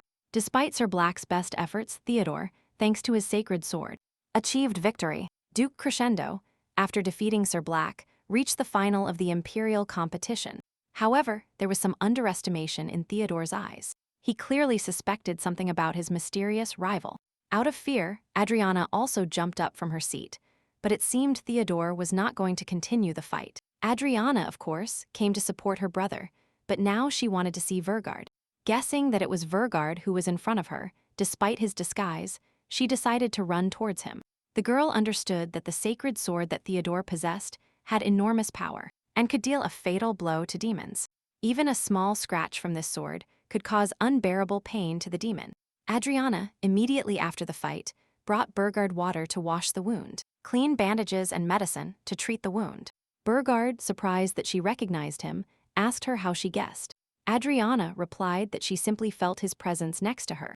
After that, she immediately treated his wound, and Burgard felt a little better. Just in case, Adriana asked him if his wound hurt a lot now. Burgard replied that he felt much better and thanked her for her help. He said that Kiel would arrive soon, and that with the help of his magic, he could fully heal him. Adriana asked why he decided to secretly participate in the competition, knowing that her brother would be there with his sacred sword. Burgard honestly replied to our heroine that he wanted to personally experience the power of the sacred sword. Adriana immediately reminded him that if anyone found out about his injuries, he would be immediately exposed. The prince of the demon world should not take his safety so lightly. Adriana was absolutely right, and Burgard was very glad that he had found her. The girl admitted that she was actually lucky to find him here. She also said that her brother was very ingenious, and if he knew about his injury, he would be angry. Burgard, admitting that he wanted to see Adriana, said with a smile that he did not regret his action in the least. Adriana did not expect such a direct confession. Is he really so willing to take risks just to see her? By the way, the girl asked him if he really wanted to make sure of the sacred sword's power. Burgard replied that he wanted to know how dangerous this sword was, so that he could be prepared for anything in the coming war. However, he immediately added that he did not want to start a war, as both sides would suffer great losses. Looking at Burgard, Adriana remembered the novel in which the demons were the first to attack humanity. But many things have changed due to her presence in this world, and it is unlikely to happen now. Adriana understood that these were not all the changes fate had in store for her, but our heroine will definitely find a way to face all adversities. At that moment, Kiel burst into the room, alarmed that Burgard had received an injury from the sacred sword again. Adriana, amazed that Kiel's sacred power did not harm demons, asked him about it. Kiel explained to the girl that this was because Adriana was mixed race, and that otherwise, the sacred power would turn against her. Adriana thanked Kiel for helping Burger so quickly. Kiel, a little tired from the treatment, said he needed to take a break and restore his magical powers. Adriana again admitted that she was surprised to see him among the competition participants. Having guessed Burgard's true motives, she complained to Kiel that he was just looking for an excuse to meet her. Kiel shared his opinion but reassured the girl, because if something happened to Burgard, he would not have been left alone. Finally, having done everything in his power, Kiel took a break and left the room. Adriana, staying with Burgard, asked him if he had really come just to see her. Burgard admitted that this was not entirely true, and that he really wanted to test the power of the sacred sword. Adriana, not entirely believing him, replied that, as always, he was being disingenuous. She added that while testing the sword's power might have been his goal, he clearly didn't mind taking this opportunity to see her. Burgard suddenly said he regretted not being able to give her the winner's crown, as he lost in the final. He jokingly promised Adriana that he would send her a crown of jewels from the demon world as compensation. Adriana, delighted by his promise, cheerfully replied that she would be waiting for the gift. Spectators of the imperial military competitions witnessed an unexpected turn of events. No one could have predicted such an outcome. For the first time in history, a representative of the common people won. Countess Acta defeated Duke Crescendo and became champion. Many admired the Countess's skill, but some doubted whether she could win fairly. Theodore, despite the defeat, admitted his weakness against the Countess. The Countess reminded him of their old confrontation when they were very young. She asked him where the strength he demonstrated that time had gone. Theodore replied that he was simply unlucky that day, and that explains everything. Theodore, in turn, only had to congratulate the Countess on this important victory. Adriana, having missed the final fight, asked the Countess how it went. The Countess replied modestly that the fight was not very spectacular, so as not to upset the young man. Theodore, like a true gentleman, added to his words that everything was predetermined long ago. Shortly after the competition ended, the award ceremony for the winners was held. Adriana eagerly awaited the awards presentation for the finalists. The Countess, the first girl to win, took the most honorable place. Theodore, who took second place, also received his due crown from Claudian's hands. The Countess, remembering the carefree days at the academy, dreamed that the three of them could have fun together again. But reality turned out to be completely different, and their relationship was marred by tension and hostility. Sometime after the competition, the peaceful lives of the people were overshadowed by grim news. The war between demons and people erupted with new and unprecedented force. Adriana, upon hearing about the start of the war, was horrified and could not believe it. Theodore, trying to keep his sister safe, told the maid to help her change clothes. Ryan could not believe that the demons were the first to start the war. Why did they decide to do this? The brother explained that the demons had attacked a fortress in disputed territory where magical development was taking place. Leia, upon hearing about the demon attack, also did not believe that they could do this without reason. Theodore was sure that the demons were insidious and were only looking for a reason to destroy people. The Countess, knowing the whole truth, tried to convince him, but he did not want to listen to her. She understood that people, including Theodore, believed in the betrayal of the demons. and did not want to look for other reasons for the war. Adriana knew that Theodore, possessing the sacred sword, represented a great danger to the demons. She believed that the demons could not start a war without a reason, realizing their weakness against humans. Claudio ordered Theodore to lead the army and go to the battlefield to stop the war. He also revealed that Imperial intelligence had learned the whereabouts of the demon crown prince. Theodore believed that if the demons lost their leader, they would not be able to wage war. Upon hearing the plan, our heroine was horrified and realized that this meant Burgard's death. It seemed to her before that she could change a lot, but now it became clear that everything was in vain. Adriana bitterly realized in her soul that she was unable to change the course of history, as she had dreamed. She sadly thought of Burger and realized that he was again destined to die in this war. From a fragment of history, she knew that the Countess, along with her lover Theodore, using the treasures of the celestial world, would defeat the demon army. The demon crown prince, Burger, would miraculously survive, but overcome by despair. He would take his own life. He would die completely alone, and no one would even mourn him. Tormented by conflicting feelings, our heroine did not know what to do with this situation. Almost at the same time, Kiel rushed to Burgard with news of a human attack. He said that people use magic on a large scale at lightning speed. Kiel begged Burgard to retreat with the army, but Burgard stood firm. He realized that no one but him could stop Theodore and his sacred sword. Burgard did not want to leave his soldiers in trouble, even at the cost of his own life. He understood that his example was very important to them, and that running away would undermine their morale. Burgard decisively stated that he would take responsibility for the lives of his people, and he would protect them. At that moment, he went deeper into the forest to meet his enemy in person. At that moment, he suddenly felt overwhelmed again by guilt for not being able to protect his sister at some point in the past. Now he promised himself that he would never let this happen again and would protect all his loved ones. He also remembered his recent dream in which the spirit of Cecilia appeared to him.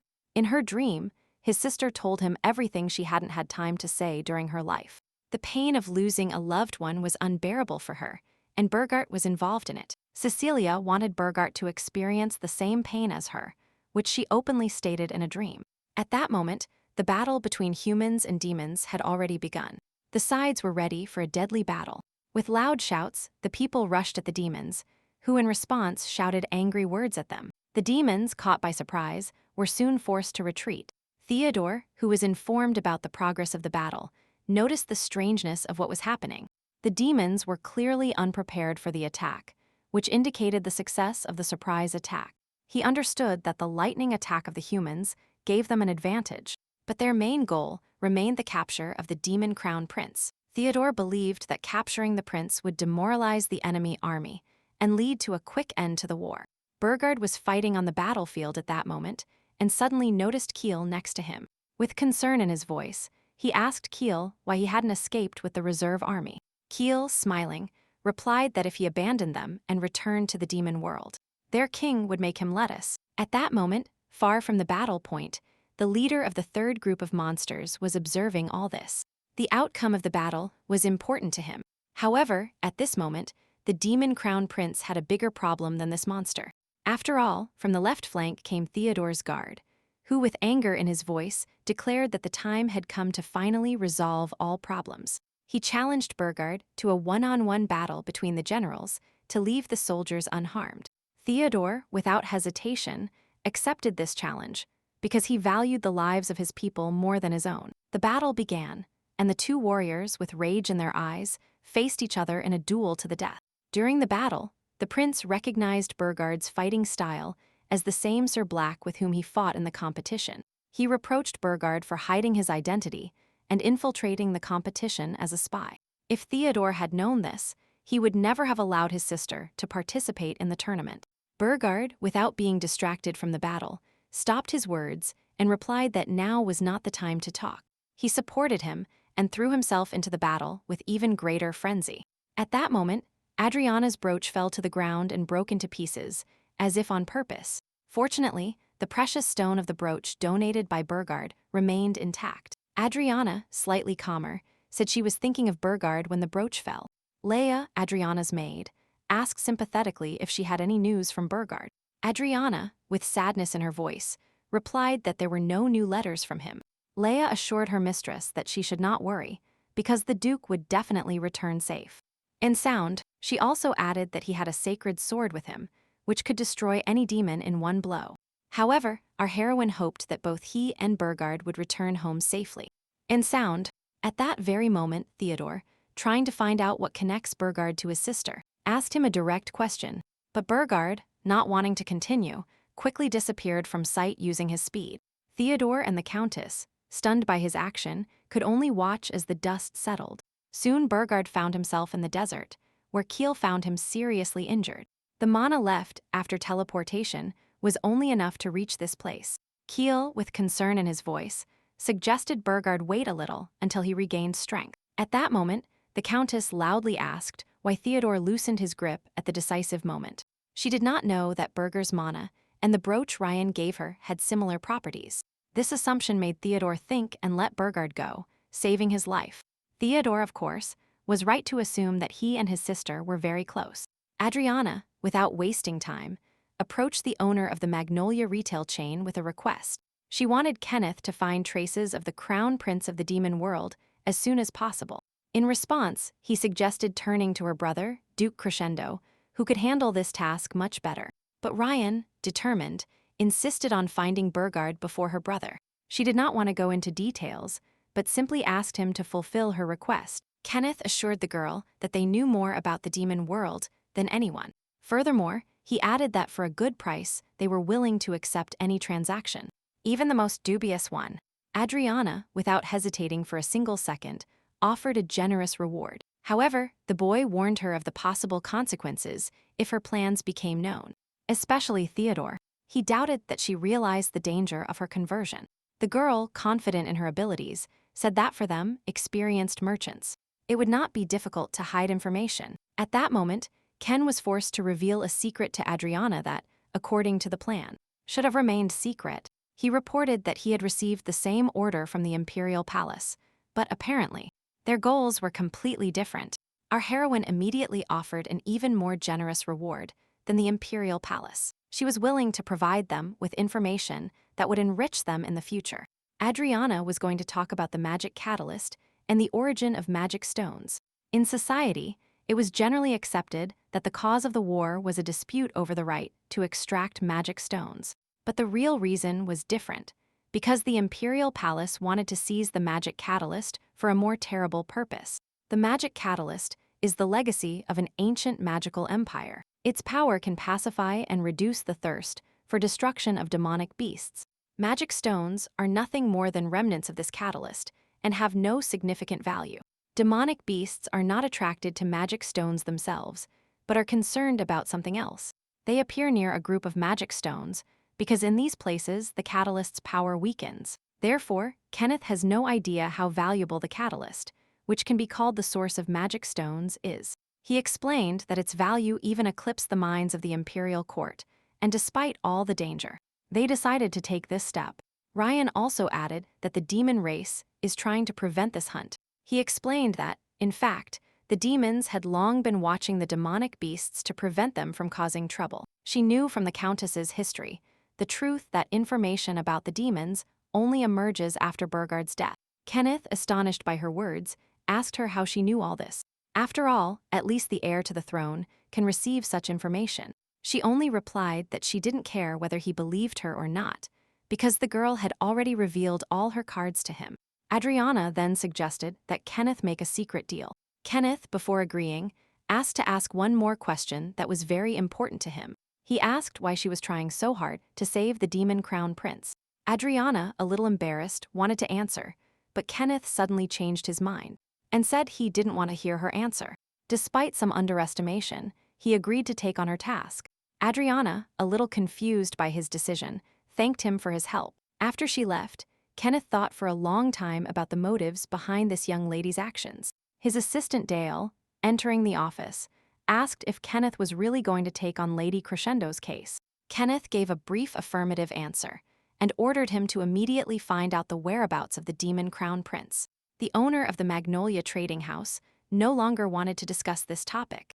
Left alone, Kenneth annoyedly noted that the girl didn't even give him a chance to confess his feelings. He realized that in her eyes, he only saw the shine of love for the demon crown prince. Kenneth sadly thought that perhaps he should have confessed to her sooner, before she fell in love with someone else. He was tormented by doubts as to whether he could have captured her heart if he hadn't hesitated to confess at the right moment. Then, obsessed with the desire to see this crown prince in person, he decided to find him at all costs. It was already dark when our heroine, a little tired, returned home. Theodore, meeting her at the door, asked her where she had gone so late. Adriana, a little embarrassed, replied that she was sad and went out for some air. Theodore, taking care of his sister, advised her to take guards with her next time, as it was dangerous to go out alone. He also reminded her of a brooch with protective magic that a stranger gave her, and asked her to always wear it. Of course, Adriana was a little confused by his request, but obediently agreed. Theodore wanted to know from whom exactly his sister received this brooch, but he could not start the conversation correctly. He was tormented by the thought that the girl might be somehow connected to the demon crown prince. The next morning, Theodore returned to the letter, which he had not been able to finish for a long time. The Countess asked him why he hadn't been himself lately. Suddenly, she reminded him that he had deliberately left out the demon prince, and suggested that his behavior was not a coincidence. Theodore, without denying the Countess, admitted that something became clear to him. However, the Countess could not calm her curiosity and asked to tell a little more. Then Theodore explained that he was tormented by doubts about Adriana's brooch. He was sure that this brooch was given to her by the demon crown prince, Burgard, since he felt the impulse of his mana in it. The Countess, after hearing his arguments, agreed and added that she also suspected it. Theodore, worried about his sister's safety, asked if it was dangerous for her to wear a brooch with demonic magic. But the girl immediately calmed him down, telling him that the brooch contained high-level protective magic that could save a person's life once. She also explained that creating this kind of magic requires a lot of mana and money, so such things are only given to close people. The young people concluded that there was a romantic connection between Adriana and the demon crown prince. Our heroine's brother was tormented by doubts, not knowing what was right and to act. On the one hand, he promised to protect his sister, but on the other, he almost killed her loved one. Theodore bitterly recalled how he carelessly studied at the academy and saw friends, while his sister suffered the tyranny of her stepmother and stepsister. He painfully realized that he could not be there for her during the most difficult moments of her life. Now he wanted to do everything possible to provide her with a happy and carefree life. But his actions, such as arranging a fake wedding with Claudian, only made her life more difficult. Moreover, he knew that the imperial family would never approve of a relationship between a demon and a lady from a powerful ducal family. If her connection with Burgard is discovered, Adriana will be immediately punished for conspiring with demons, and the family honor will be tarnished. Trusting in Theodore's wisdom, the Countess asked him if he knew what to do. Theodore, with determination in his voice, replied that he knew and would act correctly. At that moment, Burgard, still unconscious, was in a secret house in the forest with his student Kiel. Kiel wanted to examine his master's wounds, but at that moment, he heard someone opening the front door. Then he saw Adriana silently entering the house. The only strange thing was that it was late at night. Adriana understood the danger of frequent visits, but she couldn't help coming. Hurriedly reassuring Kiel, she assured him that she had been very careful since the house. She also asked about Burgart's well-being. Had his condition changed? Kiel replied that thanks to the herbs she brought, Burgart's wounds began to heal, but that he had not yet regained consciousness.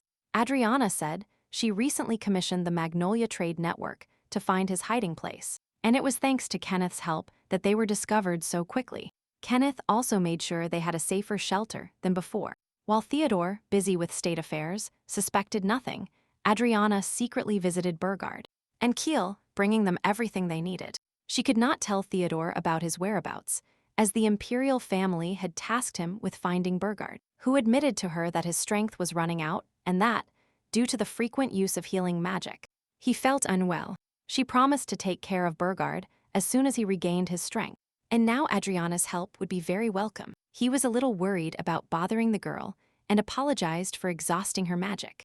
In response, Adriana asked him not to and to sleep well to regain strength.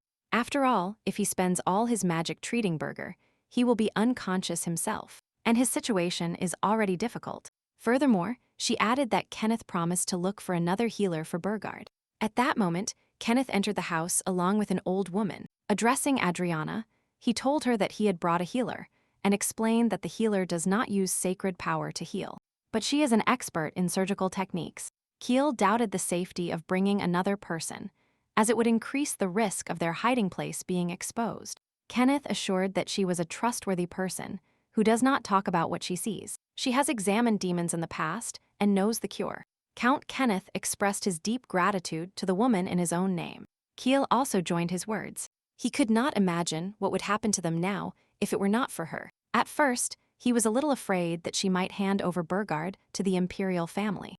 Adriana reassured him by telling him that she would not entrust such important matters to strangers. The girl explained that this was quite natural, because Burgard's condition already worried everyone. She emphasized that war is always a tragedy, and they should not blame themselves for everything that happened. However, she could not accept the idea that Burgard would not wake up. The girl regretted not making more efforts to prevent the war. She also blamed herself for not begging her brother for Burgard's safety. Meanwhile, the procedure was almost complete, and the woman gave some advice on how to care for Burgard. She recommended changing the bandages and treating the wounds with ointment every hour so they wouldn't rot. Adriana invited Keel to take care of Burgard until he recovered his sacred power. Then Keel said goodbye and said he was waiting for the girl, and Adriana, in response, assured him that he should not worry. After seeing off Kenneth and the healer, she decided to return to Burgard as soon as possible.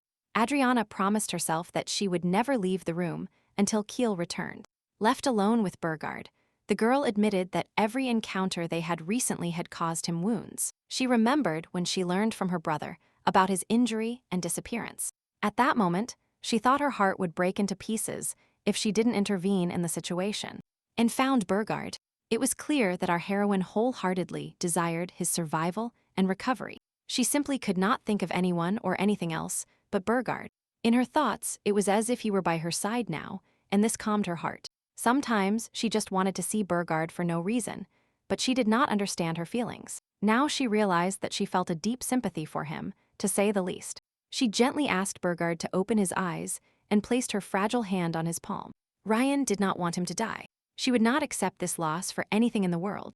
The girl begged him with all her might to open his eyes and not leave her alone. Suddenly, Burgard quietly said that she had stopped calling him master. The girl could not believe that Burgard had opened his eyes and that he had heard her words all this time. Burgard admitted that he was happy to see her for the first time and barely opened his eyes. Adriana, shedding tears, apologized for calling him by his name because she thought he was unconscious, and spoke to herself. Burgard, in response, calmly admitted that he liked it when she called him by his name. Ryan felt a little embarrassed by Burgard's words, but did not show it. Burgard asked Ryan to always call him by his name, because it was very pleasant for him. Worried about his health, she forbade him to talk too much and advised him to rest. She reported that Keel was in the next room and promised to return soon. Suddenly, Burgard openly admitted to Adriana that he could not stand being separated from her. He wanted to know if she would be there with him the next time he opened his eyes. Adriana replied by assuring him that she would be by his side until he recovered. Several days have passed since then, and Burgard was recovering. The woman noted that young people usually recover quickly, although Burgard had many wounds. Burgard himself was very surprised to be able to avoid injuries to vital organs. The healer warned that full recovery was still far away, and advised him to avoid strenuous activities. Burgard, who was already feeling better, finally wanted to get out of bed. However, the girl categorically forbade him from doing this, recalling the words of that woman. Instead, she gave Burgard the medicine she prescribed. She told him to drink it and go back to bed. Unexpectedly, Burgard asked about Kenneth. He was interested in what kind of relationship they had. Suddenly, he suggested that Adriana and Kenneth might be lovers. The girl categorically denied it and explained that she had only a commercial relationship with Kenneth. She used Kenneth's information network to find out Burgard's location. Although Kenneth was worried that Adriana was helping the demon, putting herself at great risk, our heroine said she had already paid Kenneth for his services. The movement could slow down the healing process of Burgard's wounds, and the girl asked him to go back to bed. To entertain Burgard, she suggested he read a book for a while, but Burgard refused the book and asked her to better tell him about her childhood. He wanted to know what brought her joy, what interested her, and interesting stories from her life. Adriana agreed, although she immediately admitted that her childhood was not happy. She spent almost her entire childhood in a locked room, completely alone. Adriana's mother died at a very young age, and her stepmother immediately disliked her. My father was almost never home, and my older brother left to study abroad at a young age. She always had to stay alone on the estate and only write letters to her brother. She showed Burgard the toy, the same rabbit her brother gave her before he left. The girl admitted that she was a little embarrassed to use a toy at that age, but at some point, this became a habit for her and she stopped being shy. The rabbit was the only thing on the estate that truly belonged to her.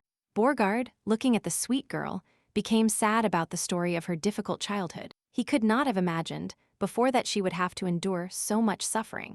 Borgard, moved by Ryan's story, said he wished he had known her a little earlier. In his dreams, he took her for a walk, they had fun together, and he protected her from all adversity. City. Adriana hopefully replied that it was not too late. She invited Burgard, as soon as he recovered, to take her for a walk. The girl promised that together, they would create many wonderful memories. Seeing her happy face, Burgard happily accepted her proposal. However, he admitted that keeping his promise would not be so easy. After all, the war between demons and humans is not over yet, and a truce has not been reached. And Burgard himself, meanwhile, is under criminal investigation throughout the kingdom. If it becomes known that the girl is harboring the demon crown prince, she will face severe punishment for treason. And aiding demons, her brother and the countess may also suffer for her actions. His honor is at stake. Our heroine understood the complexity of the situation and needed to make a decision. That night, when she was supposed to return home, her brother Theodore called her room. But to his surprise, no one answered his loud knock on the door. The brother was surprised by his sister's absence at such a late hour. When he entered the room, he couldn't believe what he saw when he saw Leia in the room. Leia immediately tried to explain to him that the hostess decided to go to bed early because she didn't feel well. Theodore, after hearing these vague excuses from Leia, wanted to personally check her condition. However, she began to beg Theodore not to enter the room, as Adriana was already asleep. A few hours earlier, the girl had asked Leia to tell everyone who came that she was sleeping. At that very moment, the front door of the house opened, and it was our heroine. She didn't expect Theodore to be waiting for her already, and that's why she called loudly for Leia. Theodore, suddenly seeing his sister, sternly asked her where she had been all this time. The first thing Adriana wanted to do was to find out from Theodore where her maid Leia was. Theodore said he fired Leia, that he couldn't leave servants who deceived the owner on the estate. The girl sarcastically noted that Theodore quickly got used to the role of owner. Although he spent much more time away from home than living here, Theodore asked her to stop bullying. He wanted to know why she left the property without his knowledge. Her brother was worried about her well-being, as it was very dangerous at that time. Ryan objected that she acted deliberately and consciously, because if she hadn't left the house, Theodore would probably have locked her up, although most likely, even in this case, she would have found a way out. Adriana reminded Theodore how she sent letters to the academy. Didn't he understand, who kindly collected them and took them to the post office? Theodore tried to steer the conversation to another topic, but the girl insisted on talking. She asked him to immediately return Leia to work and not force her to resort to other measures. Theodore, justifying himself, said he was simply worried about her safety, but she refused to believe it. Suddenly, she heard his declaration that today she would leave the Crescendo family and tried to reason with her. He said that from now on her actions would not affect Theodore or anyone else. Theodore was stunned by such a decisive action from his younger sister. The countess, sitting by the fireplace, felt uneasy and couldn't sleep that night. She assumed that a serious conversation was taking place between Theodore and Adriana. At some point, the countess decided to visit them to find out what was going on there. Her conjectures were confirmed. A real scandal erupted between brother and sister. Theodore couldn't believe Ryan decided to take that step. He was clearly not prepared for this. Realizing that the matter was serious, he agreed to let Leia return to work, and he did not insist on such a trifle. Ryan asked him not to exaggerate, because what she was asking for was not a small thing. She reproached Theodore for never visiting her after leaving for the academy. The girl admitted that it was difficult for her the whole time, and she felt abandoned and unnecessary. Going down from her room, the countess froze on the stairs, shocked by what she heard. Meanwhile, Adriana continued to openly accuse her brother of having long forgotten the past. Adriana, for her part, could not forget her lonely childhood and her faithful maid Leia. She was locked in an empty room and could only communicate with her, because only she brought her food. For a long time in her life, our heroine was depressed, and only thanks to her willpower did she manage to recover her senses after a dark period. The girl admitted that if it weren't for Leia, she might be dead now. All this time, she was only trying to survive, and that was the main task. She constantly had to make difficult decisions between life and death. She believed that luxurious dresses, shoes, and jewelry were useless if you were already dead. All her thoughts were focused only on survival, not on balls and entertainment. But for the first time in her life, she was worried about something other than her own safety. Our heroine understood that if she lost this opportunity, she would be unhappy for the rest of her life. The next second, she left a toy on the bed that she no longer needed. Theodore was saddened by his sister's decision. He saw that she was determined. After a while, Adriana, Burgard, and Kiel were already preparing to leave. Kiel sternly asked his companions if they were ready to leave. Adriana cheerfully confirmed that everything was ready and they could hit the road.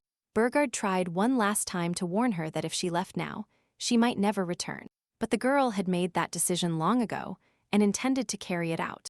At that moment, a toy that her brother had given Adriana when she was a child lay lonely on the table. He admitted that he made a mistake by leaving his sister alone for a long time, and he wanted to make amends. However, he sadly realized that he would never truly understand his sister's feelings. The Countess tried to calm him down.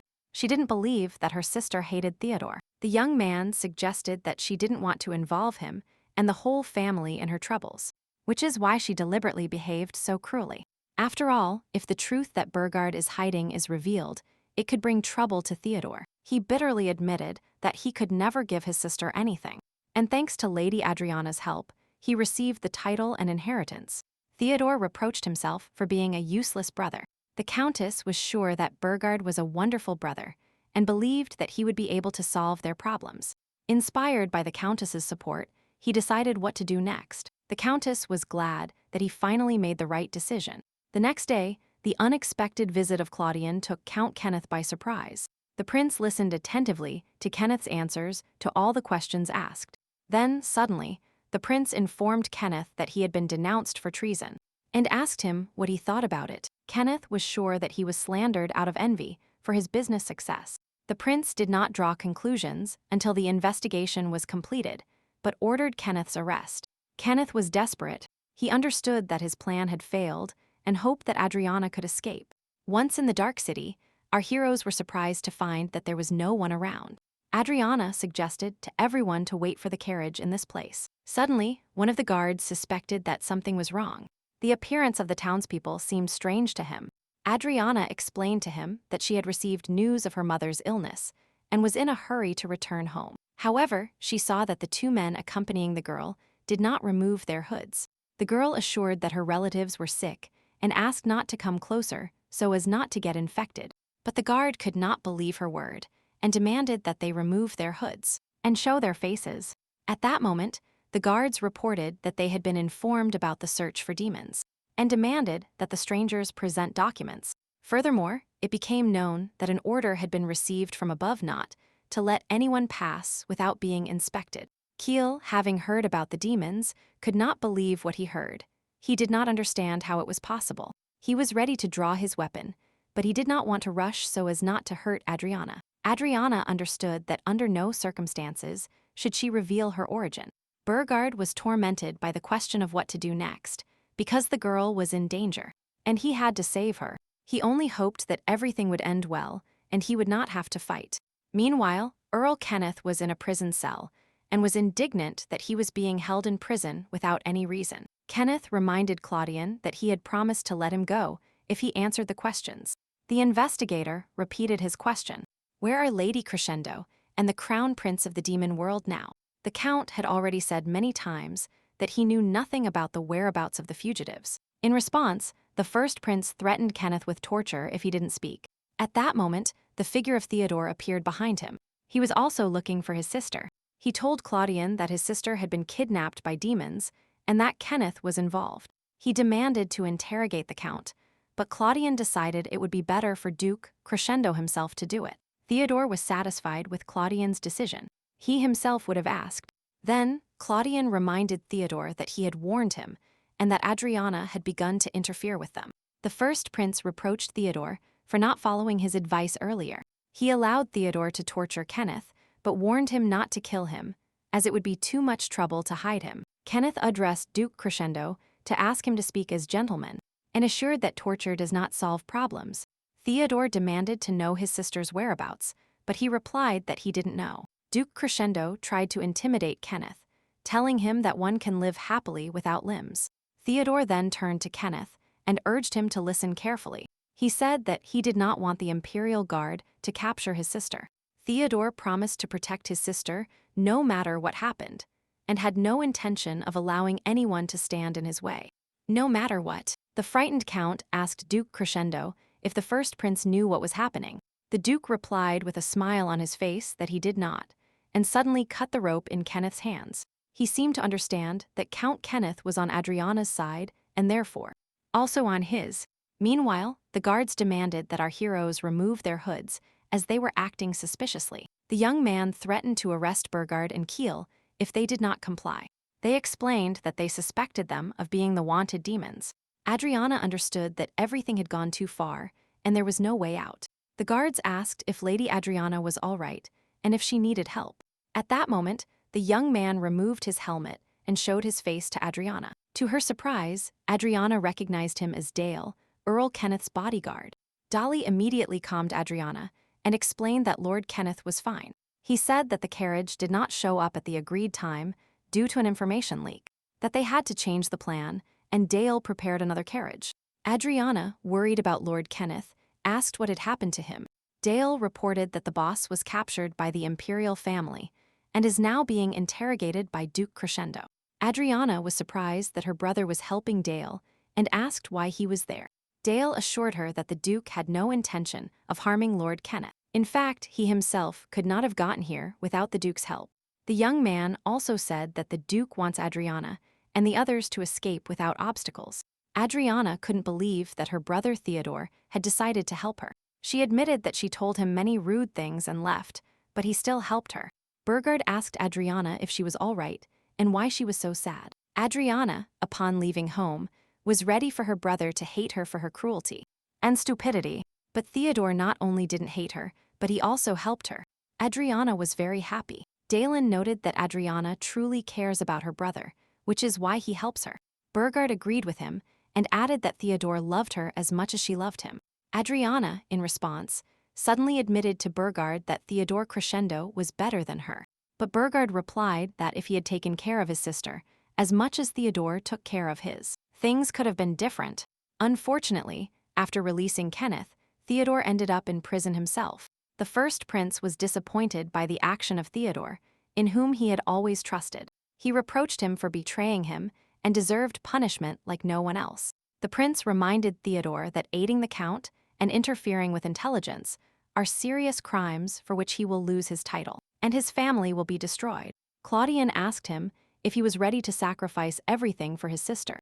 Theodore replied that of course he was ready, because she was his real family. The first prince admitted with a smile on his face that he was not familiar with the concept of family. He said that his deceased mother's family used him as a puppet to seize power. The second empress wanted to put her son on the throne and tried to get rid of Theodoro, since she was bothering her, and his father, the emperor, was happy to see Claudio and Leopold fighting each other to attract his attention. The prince claimed that people of imperial blood could no longer trust their families. He watched with interest how Theodore protected his completely useless, in his opinion, sister. Then, suddenly, he said he wondered who Theodore would choose in this situation. At that moment, Theodore saw the countess tied up with ropes right in front of him.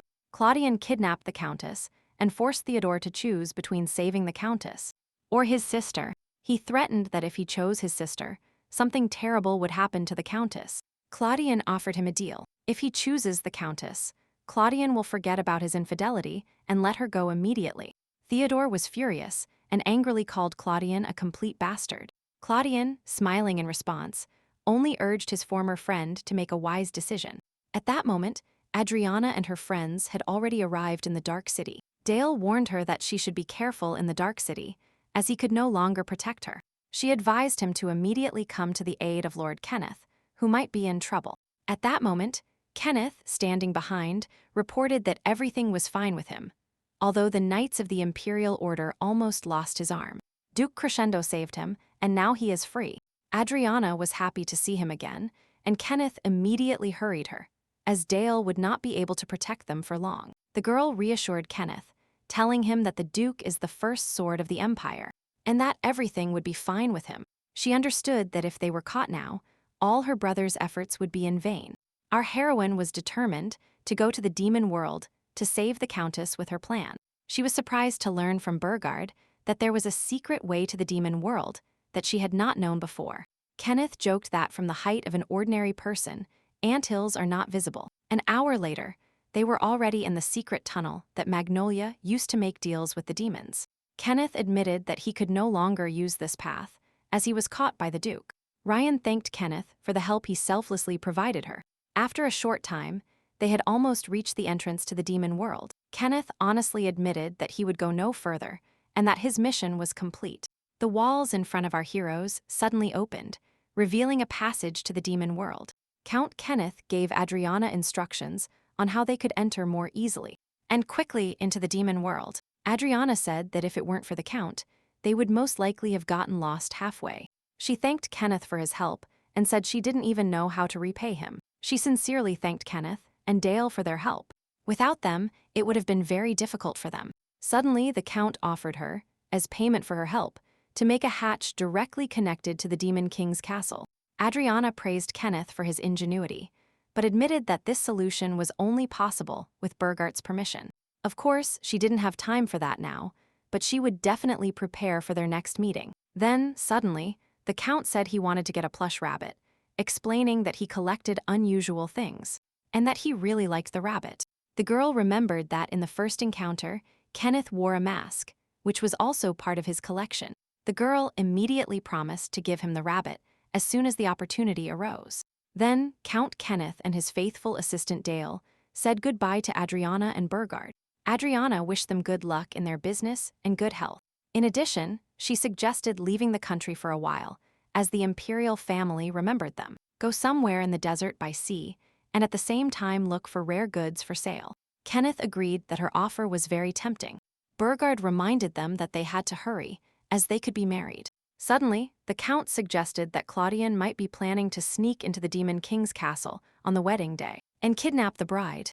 But Dale was careful to point out that he reads too many romance novels. Kenneth was not convinced and said that such a quest to save the girl would be very exciting. Dale was already used to such infantilism from the Count and reacted quite calmly. Meanwhile, Theodore, who was unconscious, woke up and saw the Countess's face in front of him. The Countess panicked because she couldn't wake him up for a long time. Theodore, having regained consciousness, asked the Countess if her wound had healed and what had happened. The Countess was relieved that the elixir from the celestial realm had worked, and his wound had healed. She wondered why Theodore didn't try to escape, as he could have done so at any moment. Theodore explained that he wanted to talk to the prince and convince him to leave Adriana alone, since she was not involved in his kidnapping. Theodore unexpectedly asked the Countess if she was angry with him for not intervening when the prince forced him to choose between his sister and the Countess. The Countess just laughed heartily in response and jokingly called Theodore a fool. She explained that, in such a situation, it would be stupid to choose someone under pressure. The Countess liked that Theodore did not want to turn his back on either side. In addition, she reported that Count Kenneth had already fled abroad, and that his sister and the demon crown prince could not be found. The Countess suggested that they had most likely already reached the demon world. The next second, she suggested that Theodore finally leave this castle. Theodore objected that they couldn't leave quietly, because if they just disappeared, it would completely destroy his relationship with Claudian. At the academy, Claudian was peaceful and cheerful, but after returning to the palace, he changed a lot. He suddenly became cold and cruel, due to the fact that when he was a child, he often had to face dangers, and he couldn't trust anyone, not even his relatives. However, the Countess believed that, deep down, Claudian was still the same as at the academy. Theodore completely agreed with her, and he would also like to return him to his former self. The Countess supported him. She also did not believe that the first prince initially wanted to kill them. The Countess noted that there was little security in the castle, and suggested that the prince deliberately did not strengthen security to give them a chance to escape. She suggested waiting until his anger subsided before trying to talk to him. The girl told Theodore that they must first leave the castle. At that moment, silence reigned in the crescendo house. Only little Rudolph couldn't sleep. He asked the maid Leia if his brother and sister had returned home. The maid replied that Lady Adriana and Duke Theodore arrived a little late. After that, she advised little Rudolph not to wait for them and go to bed. Rudolph didn't want to go to bed alone until his siblings arrived, but the maid convinced him. She was worried about Rudolph, who had been alone on the estate for several days. On the streets, people said that Lady Adriana had been kidnapped by demons, and some claimed that she and her brother were traitors. Rudolph, who also heard these rumors, didn't know what to believe. In the end, he decided to simply trust Leia's words and wait for Theodore and Adriana to return. The maid offered to stay with Rudolph until he fell asleep, but he refused. Rudolph firmly decided that he was also a member of the Crescendo ducal family, and he had to protect the house in the absence of his brother and sister. The little one believed that this was the only way for them to return home safely. Rudolph and the maid decided to defend the house together and wait for the return of the mistress and Lord Theodore. Dawn arrived. The sun seemed to rise between two different worlds. Adriana, looking at the sky of the demon world, could not stop being amazed by its beauty, although she had seen it many times already. She admires the fact that you can see the sunrise here at any time of the day. The girl admitted that she likes this sky, illuminated by the glow. Now she could admire it as much as she wanted. That's what Burgard told her. Burgard, in turn, was very happy that his companion liked the sky of the demon world. At that moment, Leona approached them and turned to Burgard, expressing her joy at his safe return. In sound, she was happy that everything ended well and everyone was safe. Leona thanked Adriana for helping him and offered her a reward. She clarified, if she had understood correctly, that the girl saved Burgard's life. However, Adriana, surprised by such a strange offer, politely refused the reward. At that moment, Burgard announced to her that Adriana would go with him to the castle. Leona was very surprised, because people cannot enter the Demon King's castle. Burgard declared that Adriana was his guest and demanded that she be treated with courtesy. He threatened that anyone who disobeyed his orders would insult him personally. Leona and the other demons present meekly replied that they would listen and obey. Burgard was satisfied with this answer and called our heroine with him. The girl still did not know what awaited her in the demon world and what to expect next, but she was sure that she could handle everything as long as Burgard was by her side. Soon, they had already reached the designated place in the demon world. Adriana was amazed to see a grandiose building in front of her. It was the Demon King's castle. Burgard, noticing her fear, hurried to calm her, telling her that she had nothing to fear, because he would be near. The girl followed Burgard, resolutely rejecting everything that connected her to the human world. Realizing all the responsibility, Burgard promised himself to protect Adriana until his last day. The girl, feeling his support, admitted that she had nothing to fear by his side. Yes, these two were truly in love with each other and really valued their bright feelings. Having crossed the threshold of a huge castle, they found themselves in a dazzling glow of bright lights. The Demon King, seeing his son safe and sound, was incredibly happy about this. Burgard, standing in front of his father with Adriana, asked for forgiveness for the trouble he had caused. He honestly stated that without Adriana, he would not have been able to return alive to the demon world. The king simply offered to reward Ryan and send her back to the human world, but Burgard categorically refused, explaining that in this case, he would face arrest for rebellion and the death penalty. He also pointed out that Ryan would be safe as long as she was in the castle. After this, Burgard said that Adriana would remain in the castle as a guest. The king, warning his son, reminded him of the tragic fate of Cecilia, who linked her life with that of a man. He categorically forbade leaving the girl in the castle, considering her an enemy element. Burgard replied that Adriana was the eldest daughter of the Duke Crescendo family and the full sister of Duke Crescendo, owner of the Holy Sword. He said that as long as she was in the castle, the Holy Sword would not be used against the Demon King. Adriana suddenly suggested that the king consider her a hostage if he didn't want to see her as a guest, emphasizing her value as a captive. Seeing a sweet girl in front of her, Burgard's mother defended her and convinced the king that she was not a threat to the demons. She also recalled that she saved Burgard and that there was no point in harming the demons. The king, giving in to his wife's persuasion, agreed to receive Burgard's guest in the Demon King's castle.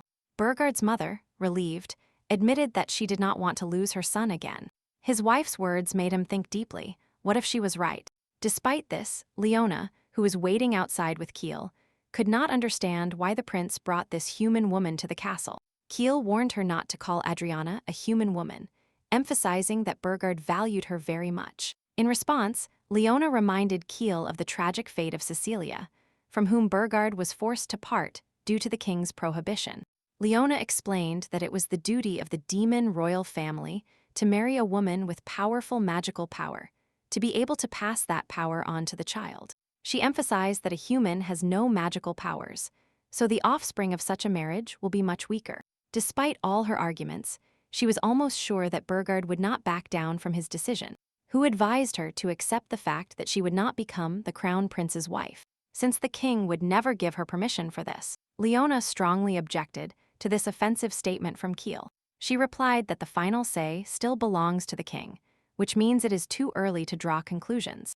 At that very moment, feeling guilty, Burgard apologized to Adriana for being rude in the conversation with his parents. The girl replied by assuring that she was prepared for such an attitude, as she understood that many demons would oppose her. She also assumed that even if the king recognized her, the hostility of the demons would still remain. Most likely, the king would choose the same path to convince the demons of the necessity of this marriage. However, Adriana was happy that her brother Theodore supported her and that the king could not drive her away. Burgard then wanted to accompany her to her room, trusting that it would be much more beautiful than the Crescendo estate. By the way, Keel should have already prepared this room for her, and our heroine was incredibly happy about it. Seeing all the luxury, she assumed that even in the imperial palace there were no such good rooms. Burgard reminded her that the room next door belonged to him and that they were connected by a small door so that Adriana could immediately seek help. Ryan, surprised by this proposal, asked why the rooms were connected by only one door. Burgard, a little embarrassed, hurried to assure her that this was done only so that he could quickly come to the rescue if necessary. Not entirely believing Burgard, the girl simply nodded her head. At that very moment, Keel appeared, whom our heroes were already waiting for. He cheerfully announced that he had prepared the best guest room in the castle for the girl. Adriana thanked him and accepted the door key he handed her. Keel, wanting to play a prank on his friends, suggested that the girl lock the door, and Burgard annoy her. Everything necessary for Adriana's comfortable stay in the palace was prepared. Leona, following the queen's orders, brought Adriana a change of clothes. Adriana, thanking Leona, asked how she could contact her. Upon hearing her name and response, the girl was also informed that from now on she would always be welcome in the Demon King's castle. Adriana assured Leona that she would be happy to be her closest friend in the very near future. Suddenly Leona, to Adriana's surprise, announced that she was a knight of Burgard, daughter of a count and his wife. Adriana, stunned by this news, couldn't believe that Burgard had a fiancé. Burgard seemed no less surprised than Adriana and denied his engagement to Leona. Leona, disagreeing with him, explained that the engagement was not yet official, but the king had already approved their union. Burgard insisted that Leona had completely misunderstood his father. Moreover, he knew that she already had a lover and could not understand how she could marry him. Leona replied by saying that her parents also entered into a marriage of convenience while having lovers by their side. She maintained that this practice was common among aristocrats and was nothing new. Burgard, who did not want to endure this situation, firmly declared that he was not going to marry Leona and live in such a marriage. These words hurt her greatly, and suddenly, angrily, she accused Burgard of his decision to marry a human woman. Adriana suggested that they stop this conversation, as it should not take place in the presence of strangers. Leona, not wanting to give up, sharply interrupted Adriana and continued with the same fury. Burgard, seeing her endless anger before him, accused Leona of disrespect and announced his decision to release her from service. He could not allow a knight with such intentions to be on guard. Burgard tasked Keel with redistributing Leona's responsibilities. Leona, referring to the king's order, reproached Burgard for his intention to disobey him. In Keel's presence, she recalled the tragic fate of her sister Cecilia and warned against repeating a similar mistake. Then, after calming down a bit and finally realizing her mistake, Leona apologized to Burgard for her rudeness.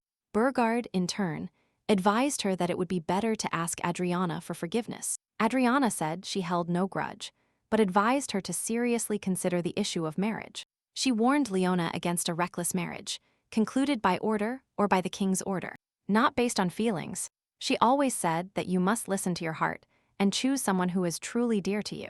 Yes, a series of problems that happened to Leona recently caused a nervous breakdown. Burgard, left alone with Adriana, noticed that he expected a more violent reaction, and he was glad that Leona regained her senses. Jokingly, Adriana asked if he had hidden another fiancé for Burgard. Burgard caught this hint and immediately assured her that he knew nothing about it. It's good that Leona realized her mistake and promised that this would not happen again. Burgard, to Adriana's surprise, said he was not going to marry anyone. Meanwhile, the first Prince Claudio, upon learning of Adriana's escape, and Theodore was furious. He couldn't believe they dared to escape and ordered them to be searched for. His assistant, Simon, did not want to kill the fugitives, but wanted to see them in front of him, just as Claudiano wanted. Hearing his master's words, Simon meekly obeyed the order and promised to fulfill it. Claudian, observing what was happening, bitterly told himself that his conjectures turned out to be true. The second prince suddenly became completely immersed in memories of his childhood. It was at this moment that his attitude towards the world and the people around him was formed. He loved to play with fun plush toys, but one day his stepmother snatched his favorite doll from his hands. She said it was time for him to stop playing with dolls, as he would be the next emperor, and he should concentrate on his studies. The prince didn't understand why she said this, and the next second he suddenly threw her directly into the fireplace. Frustrated, little Claudian went out for a walk. Suddenly, the voice of his younger brother, who still couldn't even speak, was heard in the garden. Claudian looked at him in surprise and wondered why they left him there alone.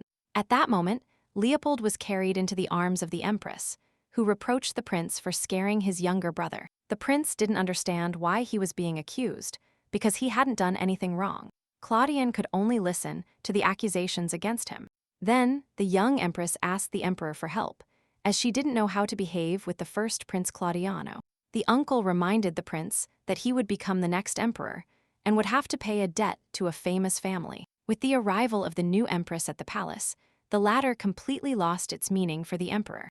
The empress constantly reminded him of the roots of his deceased mother. Finally, one day something terrible happened in his life. It happened during a party. Claudian felt unwell. The maid noticed that he was suffocating and began to ask for help loudly. That day, the mother accused her uncle of wanting to poison her son. But in reality, it was not Claudiano who tried to poison him, but his father, as his mother's family wanted to make him a puppet to seize power. His stepmother, the current empress, hated him. She saw him as a threat to her son, and that is why she tried to kill him many times. That's why the prince realized that all this time, he trusted strangers who betrayed him. Claudio decided that he would no longer trust anyone or strangers, but would suppress them and force them to submit. This was the right answer. Otherwise, everyone would leave him, and he would be left alone forever. These thoughts had been wandering in the first prince's head since those very young years. Suddenly, he woke up and thought, what an absurd dream he had. Why would that be? Claudian was overwhelmed by a question. He wanted to know where Theodore and the countess were now.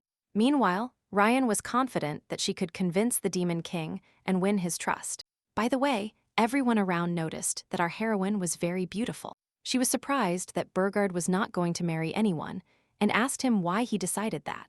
Burgard replied that he made Cecilia unhappy and therefore did not want happiness for himself. Ryan felt that Burgard was blaming himself too much for Cecilia's death. She reminded him that everything that happened to her was only an accident.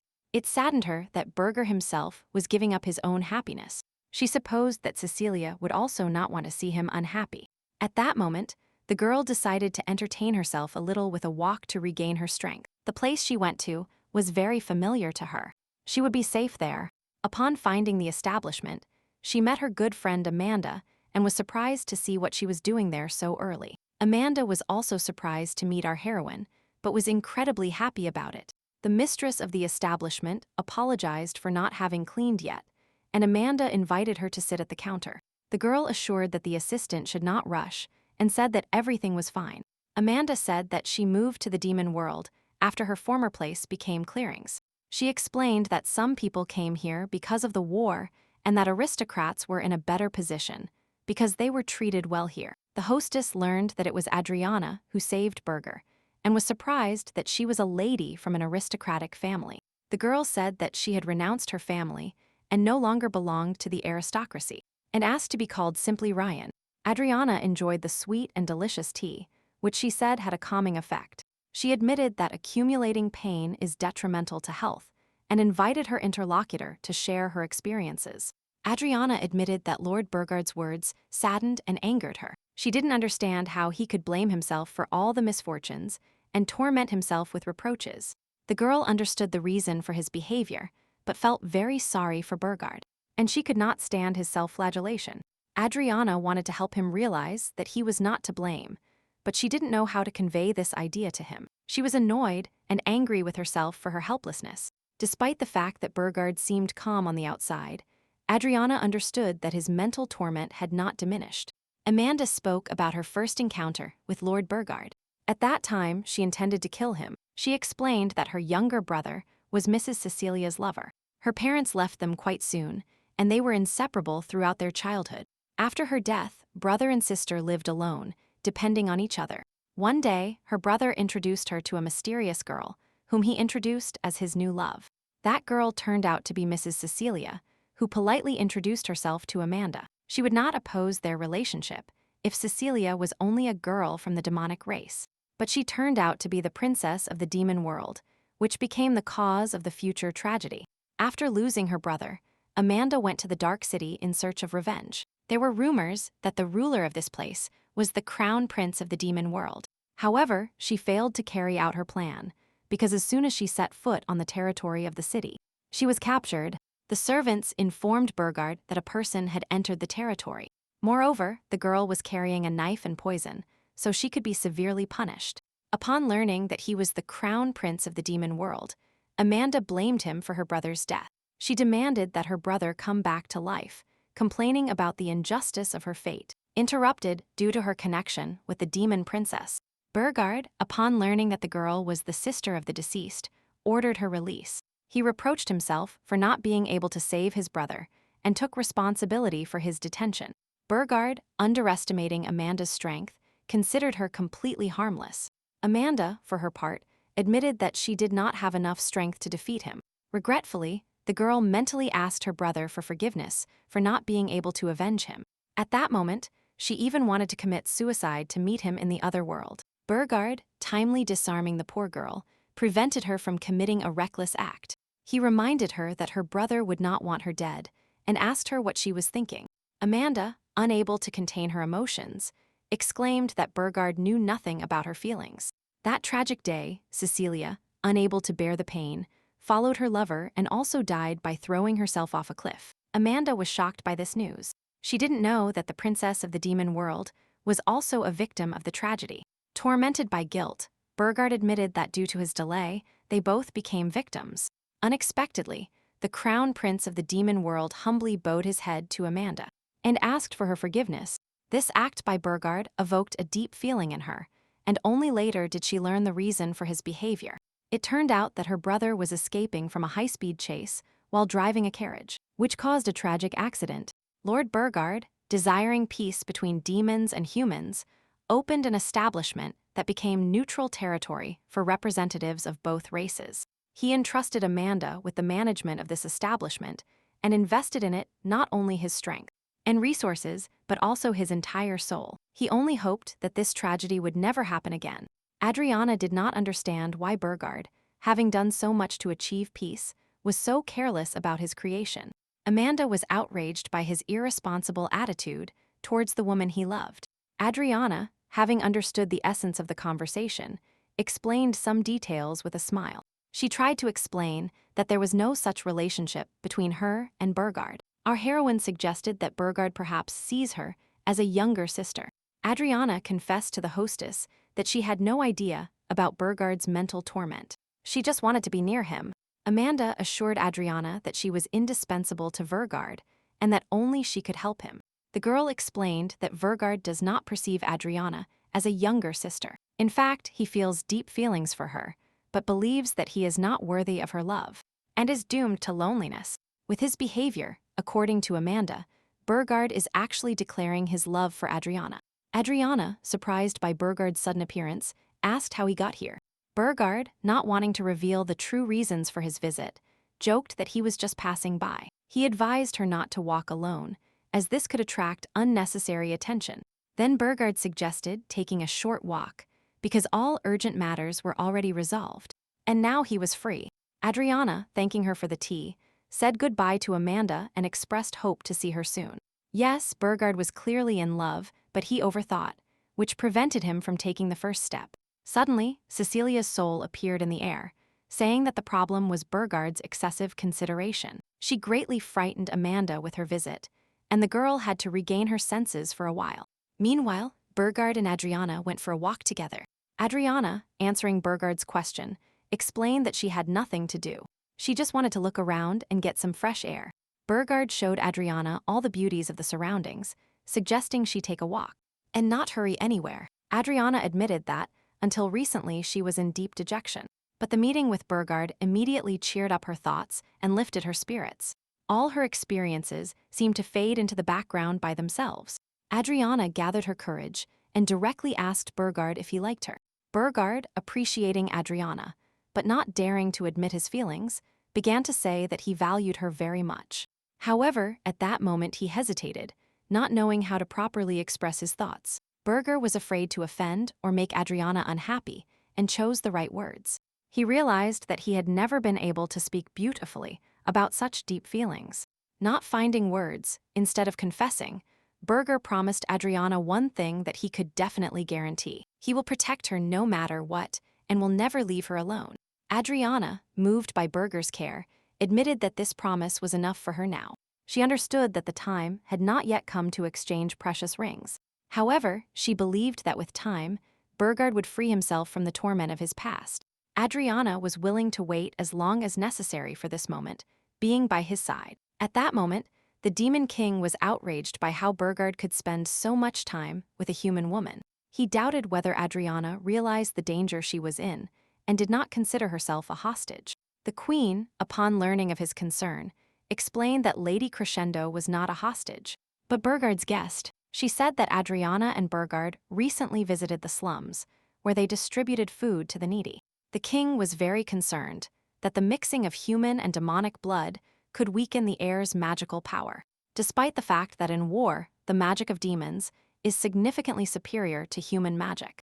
He understood that avoiding battle was impossible, but Adriana can become a bridge that will help resolve the current impasse. The queen suddenly recalled that it was Adriana who saved Burgard when he was in danger. In addition, she brought up the topic of the prenuptial agreement between Burgard and Leona, and said that Leona had dissolved it. The king had high hopes for Leona, as her magical power surpassed the abilities of other girls her age. However, without taking into account Cecilia's feelings in the distant past, he had to bitterly regret the decisions that led to the tragedy. That is why the king still has a lot to think about regarding the future of his son and Adriana. Meanwhile, Leona tried to reassure her beloved Riviere so that he would not get discouraged and not throw tantrums. Riviera, trying to calm Leona, explained to her that he had no intention of marrying anyone else, and Leona misunderstood his words in another way. He emphasized that he could not marry Leona because of her low birth. Despite this, Riviera admitted that Leona is the most beautiful girl in the world and that he cannot renounce his love for her. He asked Leona to become his wife when he became a little richer and of higher status. Keel, observing this scene, asked to settle things elsewhere. At that moment, a close associate of Burgard ordered him to switch to his shift. Keel, surprised that it was already so late, hurried to carry out the assignment. It's strange why he is engaged in protecting the West Tower, which is practically not used. Adriana, seeing Keel pass by, wondered where he was going. By the way, she hadn't seen him for a long time and decided to follow him. Following Keel, she reached the west wing of the castle and got a little lost. Suddenly, Keel had gone far away, and Adriana, realizing her mistake, regretted chasing him. At some point, she found herself alone and came across a strange room. Adriana looked into that very room out of simple curiosity, wondering what was in there. It turns out that the motionless body of a young woman lay in this room. But who is this black-haired girl with a demonic essence? Adriana only noticed a subtle similarity between this girl's facial features and those of Burgard. At that moment, she heard Keel's voice. He asked her what she was doing here. In response, she told Keel that she was simply lost, and also asked who this person was. Keel warned her that it was dangerous for her to be in that place, and ordered her to leave immediately. Since she didn't want to leave, our heroine asked Keel to simply hide her for a while. Suddenly, she heard the voice of the Demon King, who asked Keel about Cecilia's condition. In fact, it was the Demon King, Burgard's father. But what was he doing here? Adriana was surprised to hear the name Cecilia from the Demon King. It turned out that Burger's younger sister was alive, but her soul was in a state close to death. The Demon King, with bitterness in his voice, regretted that not even Keel's divine power could save his daughter. Keel was quick to assure the Demon King that he and his servants had done everything possible to save Cecilia after she fell off the cliff. He also said that Cecilia has been in a coma for many years, despite all their efforts. They used all available magical means, but in vain. Keel admitted that divine power is their last hope for saving Cecilia. Cecilia seems confused, dreaming that they both wake up and remain in an eternal sleep. The reason, according to Keel, is the mental trauma caused by the loss of a lover. The Demon King, with bitterness in his voice, admitted his mistake and begged Cecilia to open her eyes. A few minutes later, Keel informed Adriana that the king had left and that she could leave her hiding place. The girl, not understanding the whole situation, asked why Burgard didn't know Cecilia was alive. Keel explained that the Demon King kept this information secret from Burger and the queen so as not to hurt them. Burgard is tormented by pangs of conscience considering Cecilia dead, and he will be happy to know that she is alive. Keel, trying to dispel the girl's hopes, explained that Cecilia's condition was extremely serious and that her life was barely flickering. He compared her condition to a deep coma, from which it is almost impossible to emerge. Saving Cecilia will require exceptional divine power that he does not fully possess. Keel admitted that his divine power was too weak to fully awaken Cecilia's consciousness. He also did not rule out the possibility that Cecilia would never wake up. Suddenly, Adriana objected that inaction would only increase Burgard's guilt. At that moment, she unexpectedly proposed her plan to save Cecilia. Ryan recalled the healing elixir that the Countess possesses. This elixir can heal any wound and illness, regardless of race. She believed that with the help of this elixir, Cecilia could be cured. Keel hesitated at first, but still asked if the Countess would agree to help them. Ryan, confident in the Countess's kindness, assured him that she would definitely help. At that moment, the Countess, using her fighting skills, easily dealt with the next opponents. Of course, she had to hurt them, but she saw no other option. The Countess also understood that the soldiers were not pursuing them of their own free will, but they were forced to obey orders. Claudian, in her opinion, knows her strength, and yet sent such a small number of soldiers against them. Theodore, sharing her opinion, could not understand what the prince really wanted. The Countess, not wanting to hesitate any longer, proposed a plan of action. She ordered them to leave everything and go to the demon world, where they could not only test Adriana, but also unite with the demons. Theodore, without hesitation, agreed to her proposal and only added that he was also worried about his sister. He was slightly surprised by the courage with which the Countess offered to do this. Yes, this girl truly deserves respect, or even a place in command of the entire army. At that moment, in the dark demon city, Amanda, accompanied by Cecilia's soul, walked through the streets. She felt good because her brother's energy emanated from Cecilia, creating a connection between them. Cecilia admitted that Amanda is very close to her, because almost no one in the world can see her. Although, of course, constantly being haunted by a ghost is not the most enviable role. Suddenly, a child was surprised to hear Amanda talking to herself, and in response, his mother asked him not to offend the unfortunate one. Cecilia, feeling lonely, bitterly admitted that no one could see her, not even her parents. And Burgart, Amanda suddenly asked if she regretted anything that made her wander the world. She said that at first she didn't understand what had happened and didn't realize she was in her own body. Seeing herself in this state made her wonder if she was dead. Her father begged Cecilia to open her eyes, but she heard nothing. And at that moment, the girl realized that her father couldn't see her either. She thought she had died and that her soul had left her body, but she couldn't understand why she had become like this during her life. For a long time, she was overwhelmed by shock and sadness and could not do anything. After Cecilia regained some sense, she began to wander the demon world. Seeing her family suffer from her death, the girl felt deep regret. The father decided that the treatment to prolong Cecilia's life would not be interrupted, and he would do everything possible for his daughter to wake up.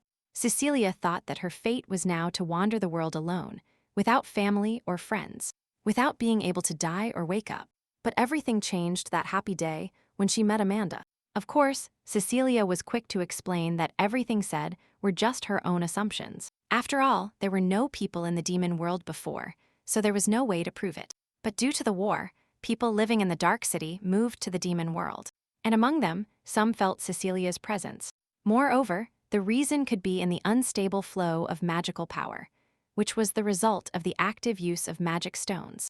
In general, Cecilia decided to introduce herself to Amanda so that she could help her. Amanda suggested that all our heroes could go to the dark world. Having become like this, Cecilia looked for her lover everywhere for a long time, but never found her.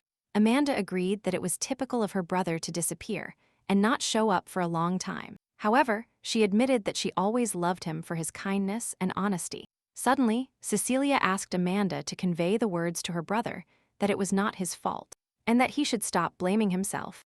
Although it is unlikely that Burgard will hear her words, because he doesn't even know that his sister is alive, and he won't believe that Amanda met her. Cecilia suggested that Amanda was not very close to her brother.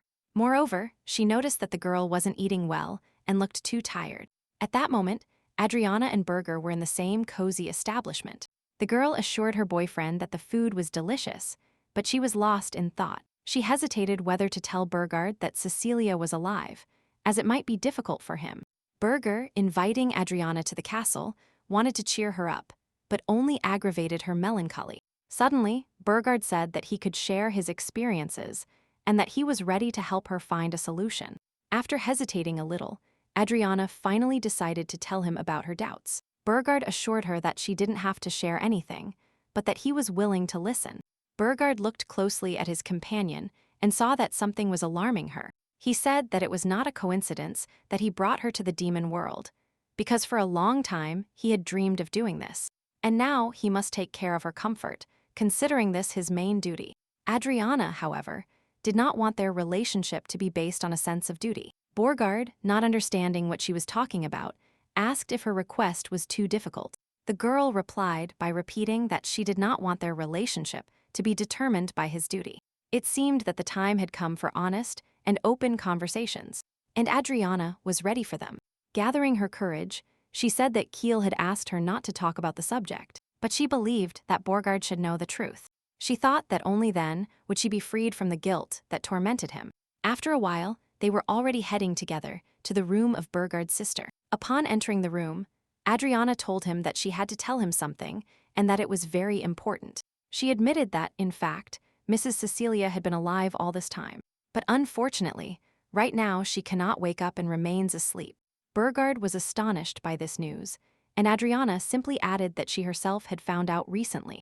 The Demon King, fearing that this information would surprise Burgard and the Queen, decided not to tell them. Instead, he decided to hide Cecilia from prying eyes and began her treatment. Suddenly, to her surprise, Adriana saw Cecilia's soul floating above the floor. She watched in amazement that the soul's face was exactly the same as that of the girl lying on the bed. Cecilia, confirming Adriana's assumption, explained that she entered our heroine's mind to talk to her. She also reported that her physical body lay on the bed, but her consciousness was here. Next to Adriana, Cecilia explained that her brother has magical powers, and that is why he cannot see her. She noticed that Adriana could now feel her, and asked how long Cecilia had been in this state. Not knowing the exact answer, the girl said that many years had passed and that she had been alone all this time. Cecilia unexpectedly asked Adriana to lend her body for a while so she could talk to her brother. Adriana, stunned by this request, did not immediately understand what was being said. Cecilia explained to her that she needed the girl's body to talk to Burgard. That's all. Adriana, still not believing what she was hearing, asked how this was possible. Finally, our heroine agreed to this act, which made Cecilia incredibly happy. At that moment, Burgard heard Adriana's voice, but to his surprise, it sounded a little different. He, not understanding what was happening, asked Adriana how she knew to address him like that, because only Cecilia called him that. Cecilia explained to Burgard that she hadn't seen him in a long time and wanted to talk. She confirmed her identity, saying that it was she who asked Adriana to lend her body for a while. He didn't understand how Cecilia, whose corpse he saw with his own eyes, could speak to him from our heroine's body. He realized in horror that in front of him was not Cecilia, but a child who had been possessed by his sister's soul. Cecilia, suddenly blaming her brother for all the troubles, complained that he did not support her. Burgard, not knowing how to respond to these accusations, silently looked at his sister. Then, carried away, Burgard declared that this joke had already crossed all bounds. Cecilia could not locate her brother, and said with regret that his image was frozen forever inside him at that tragic moment. She admitted that she couldn't talk to him because he didn't want to listen to her. Cecilia sadly noted that many years had passed, but her brother still could not free himself from that shock. She said that Burgard would not listen to her or Amanda, but he would listen to Adriana's words. Our heroine, filled with sympathy for Cecilia, promised to inform Burgard of her presence. Then she turned back to Burgard and introduced herself in his name. Noticing his surprise, she asked him if he was very shocked by what happened. She knew that the wound in his heart was too big and expressed her desire to help him alleviate his suffering. Burgard had to listen to her and trust that his body would be occupied for a short time by the soul of Mrs. Cecilia. Burgard suddenly decided that Cecilia had become a vengeful spirit and hated him. However, the girl immediately refuted this assumption and explained that Cecilia wished him no harm. With concern in her voice, she asked him if Cecilia really asked him to stay away from her and did not tell him to flee from her so as not to incur misfortune. Burgard, not knowing how to answer these questions, just looked at the girl silently. Sensing his confusion, she said that even if he wanted to leave her, she couldn't let him go. Burgard begged the girl to stay with him because he had no one left but her. Despite the possible danger, our heroine firmly stated that she would not leave him, and he just repeated his request, begging her not to cast him out and not to abandon Burgard. Moved by her devotion, Burgard asked if Cecilia was really there. The girl confirmed her words, and he just had to believe her. However, he still could not understand how the soul of the deceased could be near them. Burgard really did not see Cecilia as he saw Adrian, but he felt her presence. Adriana, who had the ability to see spirits, clearly saw Cecilia standing in front of them. Cecilia, turning to Burgard, begged him to listen to her. Burgard, tormented by feelings of guilt, assured Cecilia that he, her parents, and all their relatives loved and cared for her very much. He apologized for hurting him with her premature departure and admitted that it was hard for him to be alone. Cecilia's spirit took over Adriana's body so that she could speak directly with Burgard. Adriana, doubting that Burgard would believe her, decided to tell him the truth. She turned to Burgard and wanted to hear the confirmation of these words from him. Burgard was quick to apologize for not recognizing her as Cecilia immediately. Cecilia admitted to Burgard that everything she had said before was a lie. She assured him that she never hated him and always loved him. She begged him not to torment himself with guilt over her sudden death. He could not forgive himself for not protecting the person she loved, and continued to ask for his forgiveness. Cecilia, trying to comfort Burgard, assured him that her death was not his fault. She asked him not to torment himself with remorse and not to be afraid to be happy. Cecilia also admitted that she truly cares about him and wants him to be happy. Burgard, moved by Cecilia's words, promised her to save the person by his side and to be honest in his feelings. The time for their conversation was coming to an end because Adriana had already spent all her strength. Cecilia finally just said that there was no point in regretting what had been done. She said goodbye to Burgard with a smile on her face, knowing that she could never return to him. After these words, having completed her mission, Adriana lost consciousness, and Cecilia's soul went to a familiar place where she lived after death. After some time, she met Amanda, the only one who could see her, just like Adrian. Amanda, working in her establishment, noticed Cecilia's state of discomfort. Cecilia told Amanda about her encounter with Burgard and how she managed to speak with him. Amanda, after listening to Cecilia, asked how her brother reacted to this. Cecilia admitted that they only managed to talk a little, as the time spent in someone else's body was limited. She also said that Adriana's physical body rejected her consciousness. Amanda praised Cecilia for still deciding to talk to Burgard. The next second, Amanda gave Cecilia some sweets to make her at least a little happy. Cecilia, embarrassed, joked that Amanda still took care of her like a child. Amanda explained that to her, Her younger brother's lover is like a younger sister. Cecilia, moved by Amanda's concern, admitted that she was lucky to have such close people. She thanked Amanda for the support she so desperately needed on this difficult day. Cecilia admitted that she doesn't know with whom she would have shared her experiences if it weren't for Amanda. Amanda, in response, assured her of her support and promised to always be there. Upon waking up in her bed, Adriana asked Burgard where she was. Burgard, worried, asked her if she was all right and if she needed help from a doctor. Adriana refused. She felt fine, only had a slight headache. She said that after Mrs. Cecilia's words, she suddenly felt dizzy and lost consciousness. Burgard suggested that this was a rejection reaction from her body, since the soul that did not belong to her could not fully merge with her. Cecilia's soul could have inhabited her and used her body, but this did not happen. Burgard admitted that this would be an inconvenience, as it would be difficult for him to live with her as a sister. He admitted that he realized how much trouble he had caused her all this time. Burgard firmly decided not to lose any more loved ones and to protect them at all costs. At the same time, he realized that he had not noticed the person closest to him. Who was Adriana? He admitted that he had deceived even himself, as if he were afraid of the truth.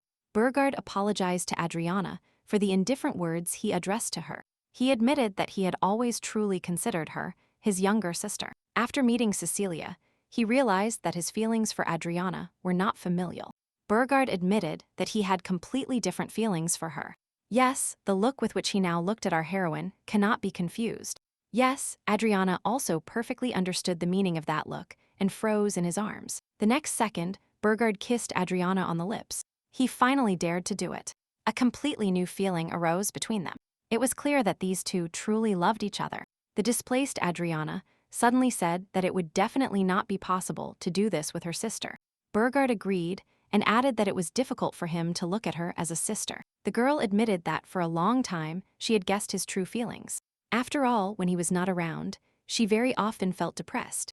Adriana asked Burgard to stay with her and continue to be her support. He replied by inviting her to become not only his companion, but also the wife of the crown prince of the demon world. Confused, our heroine asked if he was sure that a human could marry the crown prince of the demons. Burgard assured her that this would not be a problem, as the main thing is their feelings. Burgard proposed to Adriana and asked if she wanted to become his wife. Instead of answering, Adriana simply hugged him tightly, and it was stronger than any words. Burgard, a little unsure of her answer, asked her to give him her answer. Adriana said that she loves him and, of course, accepts his marriage proposal. He loved her very much too, and, of course, was pleased with the girl's answer. These emotions made our heroine's eyes fill with tears, but they were tears of happiness. At that moment, Theodore and the Countess were in a dangerous place. They needed to find important information and were prepared for any surprise. All the demons living here were either captured or fled to other cities. The Countess doubted they could find the right clue for their case here. Suddenly, she noticed a flashing figure and shouted loudly. But who was it? The stranger who had been watching them this whole time didn't have time to escape. Realizing he had been exposed, the young man said that the imperial palace had received an order to urgently summon his relatives. According to him, something secret happened, but he refused to reveal the details. Receiving no answer, the Countess assumed that the emperor was sick, as he seemed quite healthy lately. She also related this event to the magical catalyst that the Count mentioned. Since childhood, Claudian experienced anxiety and concern for his father. It must be said that he reproached his father for always keeping him at a distance, not paying attention to him. He admitted that in his youth, he wanted to achieve his father's recognition and become his worthy heir. But studying at the academy changed his future outlook on life. Away from palace intrigues and the struggle for the throne, he found friends who valued him not for his status, but for his personality. Claudian was happy at the academy and did not want to return to the palace. At that moment, he thanked his dad for his decision to send him to this quiet place. Claudian asked for permission to stay at the academy and not return. Having been refused, he regretted having to return to the palace that had once rejected him. Claudian was grateful to his father for his care, but would have liked to stay at the academy. Theodore and Lamanna hadn't seen Claudian in such a depressed state for a long time. Claudian had to become like this to survive in the cruel world of the palace. He recalled how one day his half-brother Leopold approached him. He reported that, according to the doctor, the emperor's condition was deteriorating and his vitality was dissipating. In this regard, it was necessary to resolve the complex issue of succession to the throne. Leopold, who arrived at the palace uninvited, announced the main topic of his visit. Claudio listened carefully to his brother's proposal to take the emperor's place. Leopold admitted that since he was a child, he did not want to compete for the throne and always believed that his brother was more suited for this role. Claudio was indignant at Leopold's words and reminded him of his status as the first prince. Even when she was a child, the empress reproached Claudio for disrespecting her brother. She said that due to the emperor's illness, the issue of succession to the throne is of utmost importance to the country. The empress announced her intention to temporarily take charge of the administration of the empire, since no heir had been named. She emphasized that this was her responsibility as empress and mother of the first prince. Leopoldo opposed her and stated that he, as the first prince, had more rights to the throne. The empress replied that she had more experience in state affairs than Leopold, and that she could manage the empire better. At that moment, Leopold repeated again that he did not want to become emperor. The empress ignored his words and continued to insist on her decision. Some of those present supported the empress, while others spoke out against her. An atmosphere of discord and disagreement reigned in the hall. Many still believed that Claudiano should have legitimately inherited the throne. Among those who supported the current empress were representatives of the growing family. Claudian urgently needed to find support to have a strong position. He bitterly noted that he could not expect help from his stepmother's relatives or other courtiers. The empress proposed to postpone the discussion on the issue of succession to the throne until later, so as not to disturb the sick emperor. She perfectly understood that her family's safety would be at risk if Claudiano ascended the throne. In the morning, a snack took place in the imperial family's palace. The empress had recently learned that Duke Crescendo had disappeared. In her opinion, the family should be calm, thinking that the heir to the Holy Sword is fighting on the front line against the demon race. In fact, there were rumors that the Duke had conspired with demons and was now wanted. He was pursued by the Imperial Guard under Claudio's command.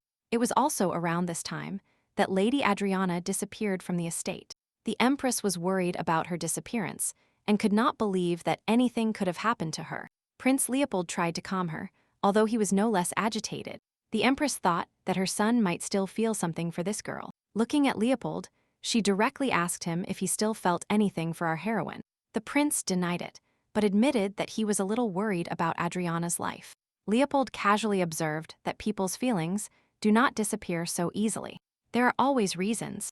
The Empress agreed with him and said that time is the best cure for such feelings. She said that in her youth, she didn't even dare to dream that she would marry the emperor. Her family was poor and had no power, and she only dreamed of a quiet life with her loved one and her children, but reality turned out to be completely different, and to remain empress, she constantly had to fight. Despite this, she could not say that she was unhappy, because she had a son and a daughter.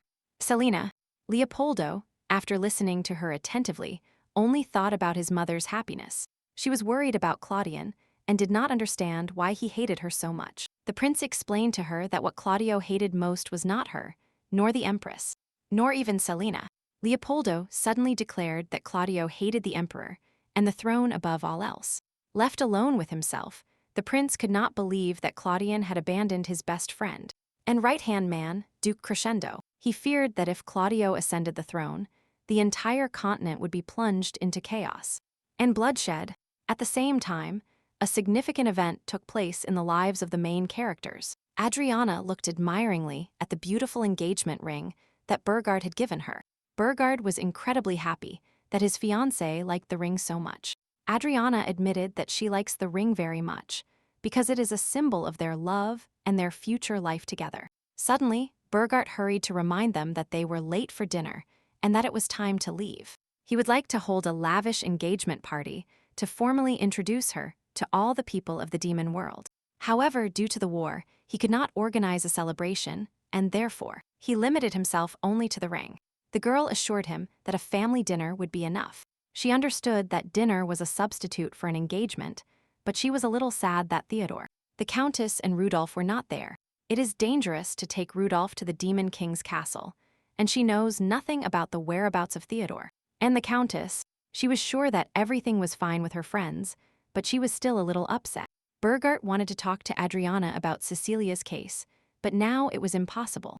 The girl realized that she wanted to keep this information secret for some time. The queen is very worried about Cecilia's death, and after everything that happened, she became very weak. The king, concerned about his wife's health, decided to hide the truth about Cecilia's death. Adriana perfectly understood his decision, but still felt sorry for the queen. The demon king congratulated the newlyweds on their engagement and apologized for not being able to organize a magnificent ceremony. Adriana assured the king that she felt comfortable in this environment and asked him to simply call her Ryan. The king promised that the wedding would be magnificent and with many beautiful dresses. Ryan recalled that the queen had said the same thing as Burgard a few days ago about the need for a big wedding. The girl thought that Burgard had inherited these manners from his mother. Suddenly, the king of the dark world turned to the girl and reminded her that for now she was only a fiancée. He explained that to become the wife of the crown prince, she would have to perform some kind of feat and earn the title. When she achieves such a feat, he will grant her the title and allow her to become the wife of the crown prince. He also said that after this, the aristocracy of the demon world would not be against their marriage. Burgard objected, saying that he chose her as his wife and that she did not have to prove anything. His father reminded Burgard that he was the crown prince of the demon world, and he must obey the rules. Ryan intervened in the conversation and said that Claudian's words made sense. She thanked the king for giving her this opportunity. The king at first did not believe in the seriousness of Burgard's intentions, who was captivated by the beauty of the human woman. He also noted that at such a young age, it is difficult to withstand the pressure of so much time and maintain sanity. But after thinking a little, he said that Adriana was truly a special girl. The demon queen got up from the table and said she had to leave. She explained that lately she had no appetite and ate almost nothing. Burgard asked her not to worry and to eat as much as she wanted. Recently, the queen had digestive problems, and Burgard was very worried that the queen was weakening every day. Everyone present noticed that the queen barely touched the food. Adriana noticed that the food in the demon world was very spicy. Because it is difficult to find fresh food, many spices are added, and seasonings to the dishes. Therefore, most dishes were spicy or salty and irritated the stomach. Adriana asked Burgard if she could use the kitchen after the meal. She would like to cook a new dish for her queen mother. Burgard was surprised that she wanted to use the firewood he had recently brought from the city for this. The girl explained that with this firewood, delicious dishes can be prepared if used correctly. She said that in the human world potatoes are a common product, but in the demon world they are only used as feed for livestock and the poor. But she wanted to change the attitude of the inhabitants of the demon world towards potatoes by preparing a delicious dish with them. Burgard hesitated at first, but then agreed with his fiancée. The girl was going to feed the queen potatoes, which are usually used as fuel. Burgard realized that he just wanted to try, and Adriana would not disappoint them. The cook was surprised and could not believe that they were going to give the queen such an indecent meal. He did not want Burgard to get his hands dirty, so he tried to start working himself. Burgard explained that his fiancée is doing everything possible for his mother, and he cannot stand aside. After some time, the potato cream was ready and tasted very rich. The court cook smelled the appetizing aroma and became interested in the dish. Adriana suggested that Burgard give the queen a taste of the soup, but he said he had digestive problems. The girl said that this is exactly what is needed, because the soup does not contain much salt or spices. The queen was very surprised to learn that Adriana herself had prepared the soup for her. Burgard explained that he helped a little, but Ryan did most of the work. He also said that, after learning about the queen's digestive problems, Ryan tried to prepare a dish that would be easy for her to digest. The queen was touched by Ryan's concern and asked if she, being the daughter of a nobleman, had prepared the soup herself. Burgard replied that Ryan was not like other noble daughters and was always willing to help. He was a little worried that the queen wouldn't like the soup, but she ate it happily. The queen praised Ryan for the delicious and smooth soup she could eat without any problems. Burgard was happy that his mother liked the soup. It had been a long time since he saw her finish the whole plate. Ryan was happy that the queen appreciated her efforts. Burgard noticed that the soup was truly excellent and praised Ryan for her culinary skills. Adriana offered to cook a dish for her fiancé next time. The queen was pleasantly surprised because not even the best cook could please her. Burgard was also very happy that, thanks to our heroine, his mother finally smiled. It had been a long time since he saw her so happy after Cecilia's death, which he told the girl about. Adriana, without even suspecting it, helped her mother a lot in regaining her zest for life. Dryan modestly replied that she simply prepared the soup, which she had been able to cook for a long time. She also said that she was willing to share several recipes with the queen. It's a good thing that the royal warehouse stores potatoes, which are usually not eaten in the demon world. These potatoes accidentally found their way among the cargo from the Dark City, and were simply not discarded. Ryan offered to teach the queen a few more potato recipes, as well as how to grow them in the castle. She was sure that potatoes would not only be good for the queen, but would also attract other demons who had digestive problems. Burgard supported Ryan's idea, but pointed out that it would be difficult to enter the human world now. After all, the war between humans and demons is not over yet, and despite the absence of armed conflict, relations between them are tense. The war could resume at any moment, and he would have to fight again. He will have to be on the front line, sparing no effort and practically without rest. Ryan understood that she could not forbid him from going to war because it was his duty. She learned that important information had reached the palace, that the emperor had fallen ill, and now there was a fight for the throne. This is why there have been no human attacks recently. Claudio and the empress are fighting for the heir's place, and all their strength is needed for this. Leopoldo was once again drawn into a power struggle regardless of his desires. Ryan asked Burgard who he thought would take the throne if the conflict continued. Burgard replied that it is now difficult to predict how this fight for the throne will end. He said that the empress has a great influence in the palace, which she has been accumulating for many years, and she has the support of the aristocracy. However, Leopold does not want to become emperor and is indecisive in state affairs. On the other hand, Claudian is a talented politician and has the advantage of seniority. But the influential ducal family of Crescendo, which had previously supported Claudio, turned its back on him. Therefore, it is unknown how this will affect the course of all future events. Ryan was also worried about Theodore and Lamont. She wanted to know where they were now. Burgard suddenly announced that he had decided to go to the human world to sort things out personally. He explained that the situation was now favorable for the demon world, because with the cessation of fighting, they could regroup. The possibility of future negotiations will depend on who becomes the new emperor. Burgard did not believe that Claudian would agree to negotiate, as he is a proponent of extreme measures. It would be possible to reach an agreement with Leopold, and this was Burgard's plan. Ryan agreed with him, and they decided to go to the human world. Adriana also wanted to go with him, but Burgard objected, saying that she was being looked for now, and that it was too dangerous. However, speaking with Leopold may require her help to schedule an appointment. Moreover, she was eager to find Theodore and the Countess, which means she must go with him. Kiel, upon learning of Adriana's intentions, categorically rejected her proposal. He recalled how much torment they experienced during the journey to the human world, and that Burgard almost died. Kiel also said that Adriana is the fiancée of the crown prince and should not leave the castle. If something happens to her in the human world, the Empire will definitely target the kingdom. Ryan tried to reassure Kiel, assuring him that she would not act rashly. She also said that Burgard would be with her, and that they had already thought of an escape route in case of danger. Ryan showed Kiel a brooch with protective magic, given by Burgard, and a ring with teleportation magic. Burgard explained that it was an engagement ring he made for Ryan. It has teleportation magic that can be used 3 times. Burgard clarified that the teleportation site is located in the palace, and Ryan should use it in case of danger. Ryan emphasized that this time she was not going to fight, but to negotiate a peace agreement, and that for this, she needed to be present in person. She also added that she might need Ryan's help, and therefore should accompany her. Ryan asked Kiel to understand them. Kiel, having heard all these arguments, offered to accompany them. Ryan and Burgard refused, and explained that Kiel should stay and take care of Cecilia.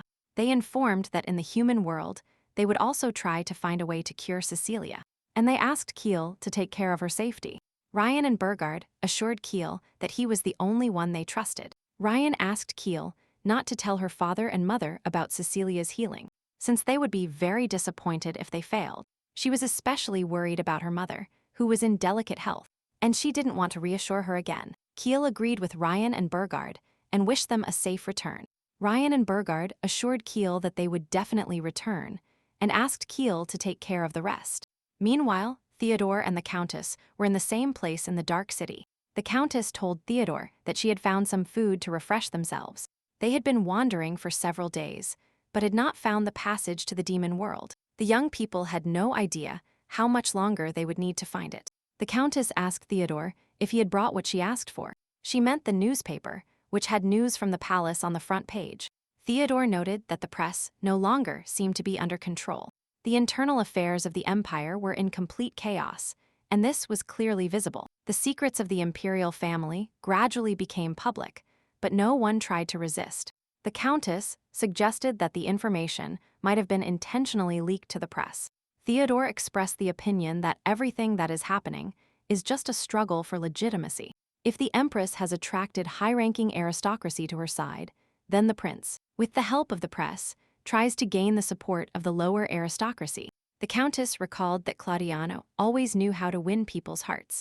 Theodore was not sure that Claudian, possessing his skills, could not achieve what he wanted without such manipulations. From the rumors, they learned that after the emperor fell ill, chaos reigned in the palace. The Countess felt that this was the best for Ryan, who was in the demon world. She asked Theodore if he thought Claudian would agree to make peace with the demons after ascending the throne, or will he want to complete the job and exterminate the demon race. Theodore did not know the answer.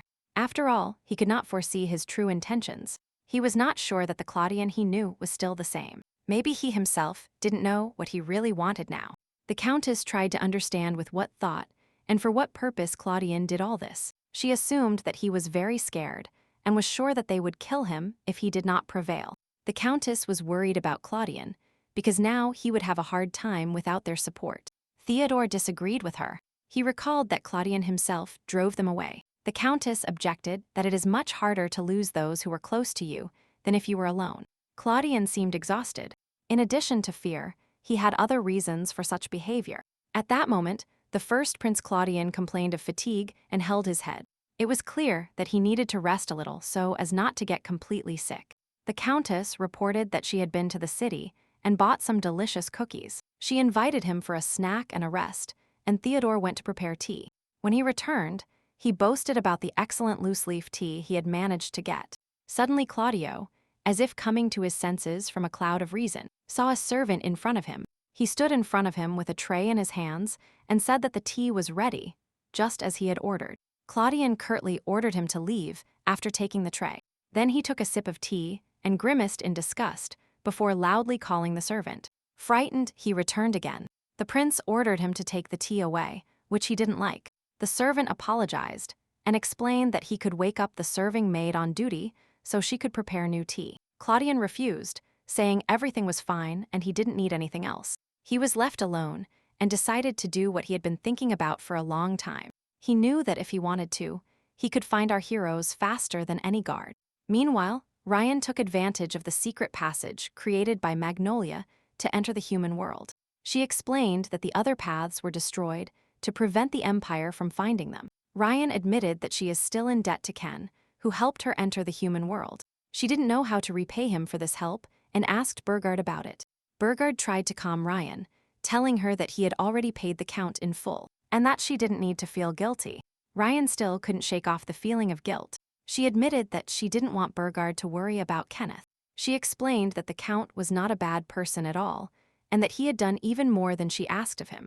Burgard suddenly wondered why Kenneth had risked his life to help her. It's strange.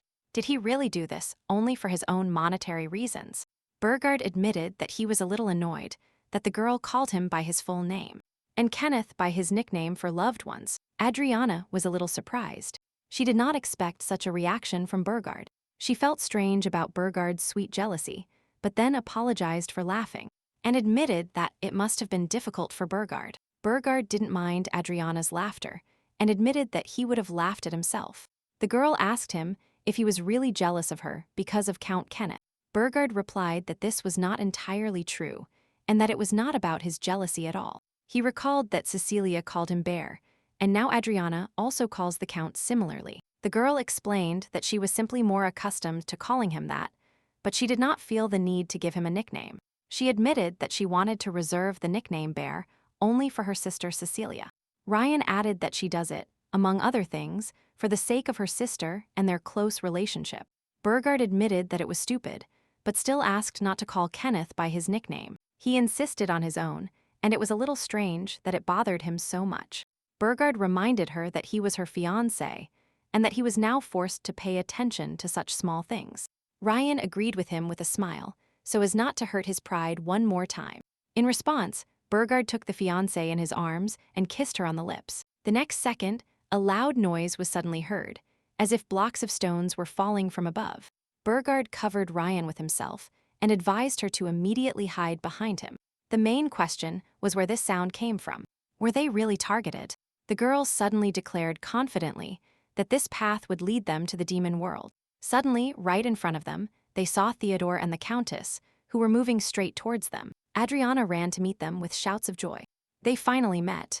Theodore, seeing his sister ahead, could not believe what he saw. After some time, they met in a temporary headquarters in a dark city. The Countess offered everyone coffee, as tea was difficult to find in this place. Adriana asked what Theodore and the Countess were doing in such a dangerous place. The Countess explained that she and Theodore believed that a passage to the demon world was hidden somewhere in the dark city. Theodore added that they were sure there must be a secret passage somewhere here. Unfortunately, their assumptions were not justified. All passages were boarded up. The Countess, not wanting to give up, suggested searching the walls for any devices that could help them find the passage. Intuitively, she knocked on one of the walls, and to everyone's surprise, a secret passage opened in it. Adriana was amazed and asked the Countess how she could know there was a passage here. The Countess timidly replied that it was just her feeling. It was at that moment that Adriana, whom they saw in the distance, ran towards them. The Countess was very happy to see her, and could not believe that she herself had come to them. Theodore supported her and asked how she was, and if she was in any pain.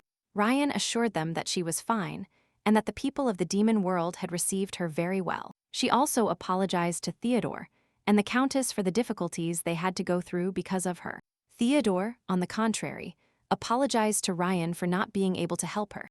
Ryan objected, saying that she should be the one to apologize since she put herself in danger. Theodore promised Ryan that he would always be by her side, no matter what happened. The girl was moved by Theodore's concern and thanked her brother. At that moment, she noticed the ring on the ring finger of her sister's left hand, and guessed that it was an engagement ring. He asked if he had correctly understood that his sister was engaged. A little embarrassed, Adriana confirmed that this was indeed the case. Theodore was surprised and wanted to know who Adriana's fiancé was and when they got engaged. Theodore was stunned by this news. He could not believe that his younger sister was getting married without his knowledge.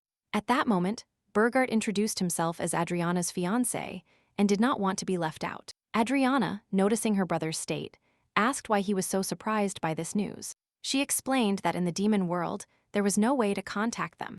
The Countess, trying to hide her excitement, congratulated her on her engagement and admitted that she had gotten married before her. Adriana replied by thanking the Countess for her warm congratulations. Although in reality, Adriana always believed that her brother and the Countess would get married first. Theodore, not wanting to dwell on this thought, declared that he must personally check if Burgard was worthy of his sister. Burgard, not understanding Theodore's insinuation, asked him to explain what he meant. The next day, Theodore and Burgard decided to duel to finally resolve the issue. Theodore warned Burgard not to give up to him, but to fight with all his strength. He explained that he did not want to lose face in front of his younger sister. Theodore also stated that he would never accept a husband weaker than himself for Adrian. Burgard, understanding the seriousness of the situation, promised to try to show what he was capable of. Ryan, worried about her fiancé, shouted at him to be careful and not get hurt.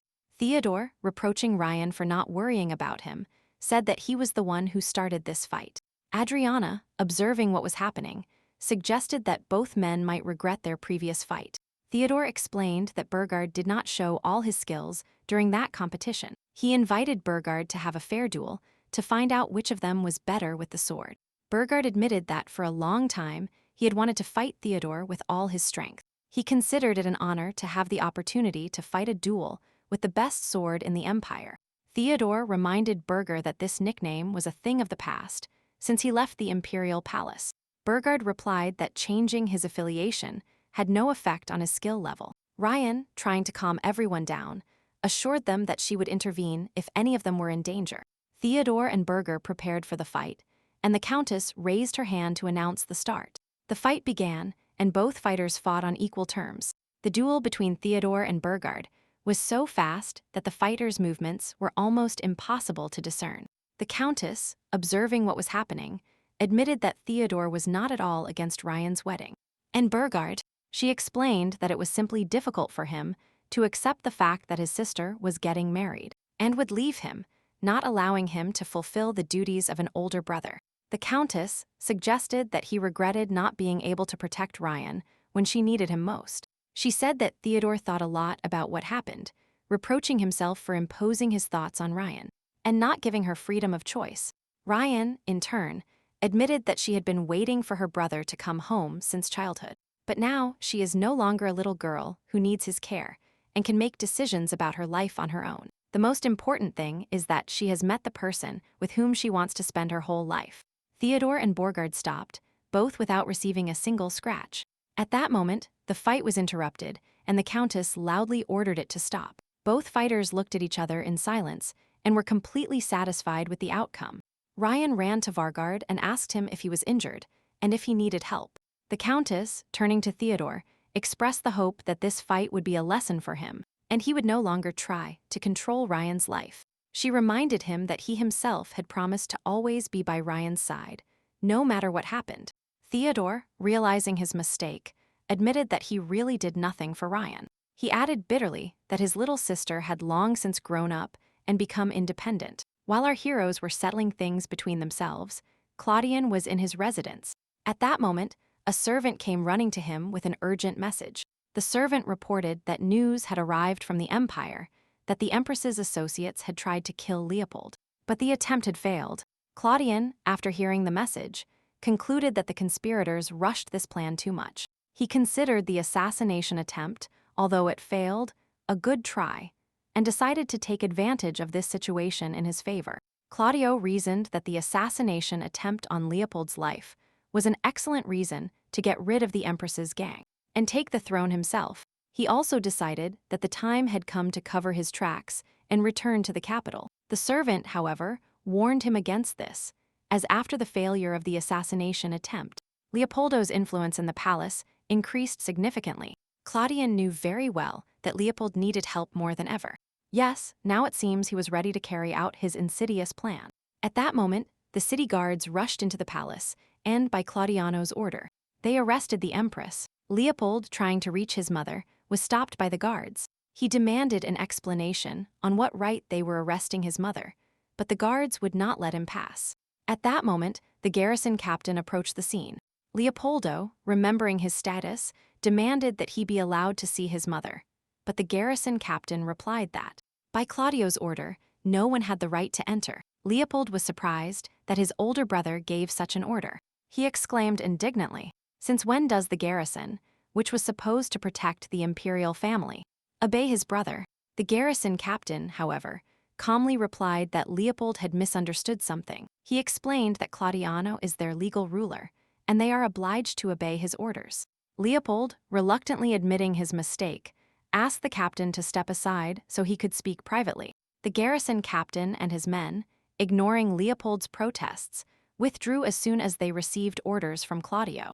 Leopold, left alone with his brother, demanded an explanation why he locked up his mother, and Selina, and on what right he did it. Claudian coldly replied that His Majesty had fallen ill and was now in his chambers, and why it was no longer his business. Claudian admitted that he, as the eldest but not the crown prince, had no right to arbitrarily arrest the Empress and the princess. However, he said that he could arrest the conspirator who organized the assassination attempt. At that moment, the first prince reported that the assassin had already been captured. Leopoldo did not believe him and said that the Empress's family was behind the assassin. He explained that this is why he was forced to arrest the Empress to protect the imperial family. He justified Selina's arrest by the fact that the Empress could harm her. Selina, according to Claudian, cried all the time and assured that her mother was not to blame for anything. Claudian sarcastically pointed out that Selina apparently grew up loved and cared for. She could not believe that her mother could attempt Leopold's life. The first prince asked if his brother really did not understand why his mother wanted to kill him. He explained that since Claudio's birth, the empress had obsessively wished for his death to place him, Leopold, on the throne. He recalled that all his life Leopold enjoyed the arms of his mother and court servants, and he, Claudio, was forced to drink tea with poison and tried to eliminate him in every possible way. Leopold, apparently, knew nothing about this and lived as if nothing had happened. Claudio bitterly recalled how no one wanted to save him, very little, when he was on the verge of life or death. He asked for water that fateful night, but no one helped him. When he was very young, Claudian had to experience all the bitterness of the life of his unloved son.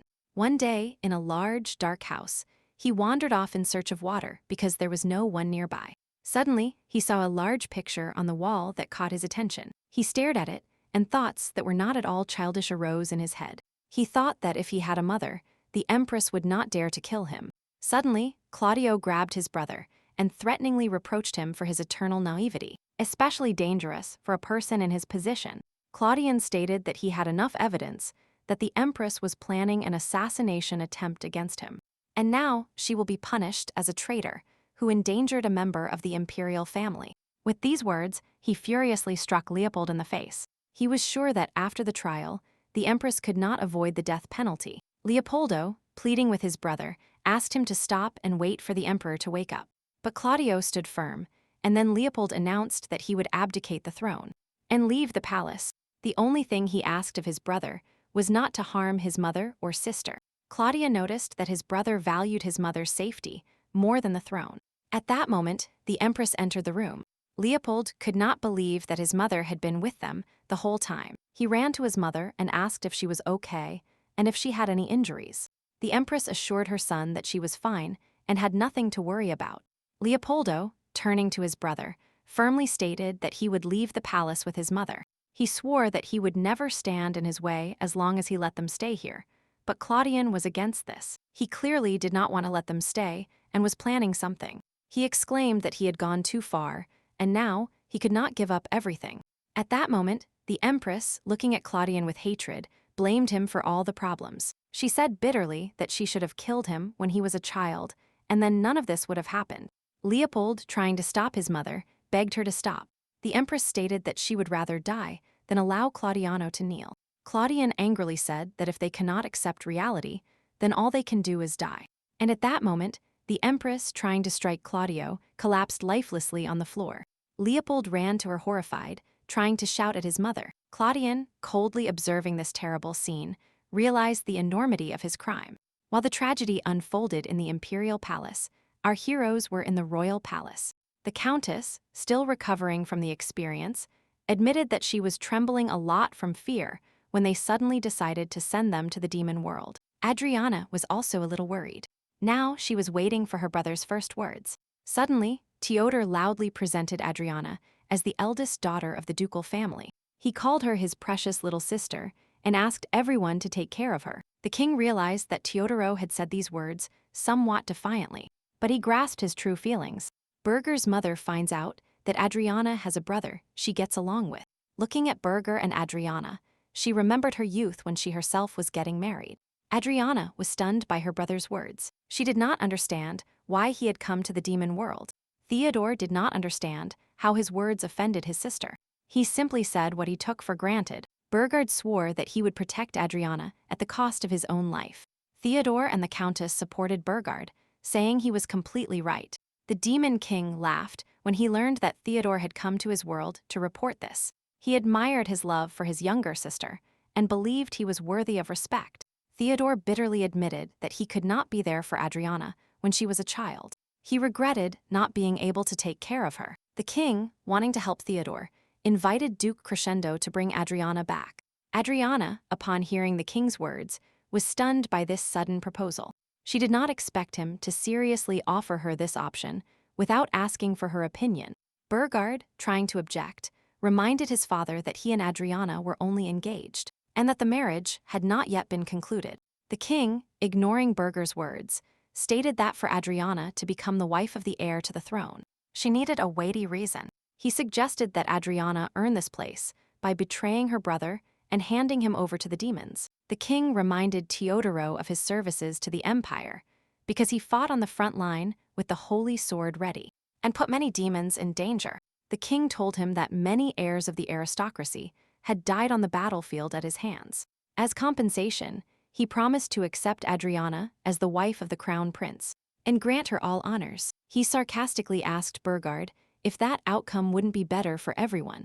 Burgard, indignant at the king's words, objected that Adriana was neither a hostage nor bait, and asked not to speak of his fiancée in that tone. However, his father reminded Burgard that the girl herself happily declared her desire to achieve a feat, and prove that she was right. Burgard, trying to protect Adriana, explained that he had no intention of selling his brother for his own happiness. He meant that Adriana risked herself to save him, but he did not dare to reveal the whole truth. Burgard was tormented by the idea that he could not reveal to the king the real reason why Adriana brought Theodore and the countess to the palace, because she wanted to save Cecilia. He also did not want his mother to know that Cecilia was alive and in a coma. Adriana, realizing that her words had been misinterpreted, hurried to assure the king that she had not invited her brother to the palace to betray him. Understanding Burgard's anxiety, she tried to calm him down and not anger her father. She assured that she shared his desire to stop the war and reach a peace agreement. The countess, supporting Adriana, added that she and Burgard came to the demon world precisely for this purpose. They hoped for peace between people and demons. She also admitted that they were very worried about Adriana and her safety. After all, taking care of each other is natural for close people. The determined girl declared that she was going to conclude a peace agreement with the demon empire, to put an end once and for all to many years of fighting and conflict. She admitted that the demon king was extremely insistent and demanded her consent for terrible actions. The countess also wondered why the king of the dark world could not give his consent for so long. Adriana briefly explained to him that there were many reasons for this. She also added that the opinions of the aristocracy of the demon world cannot be ignored. Theodore, indignant at the king's words, declared that Adriana was in no position to accept any conditions. He turned reproachfully to Burgard, having previously recognized him as a man, and believing that he could protect Adriana.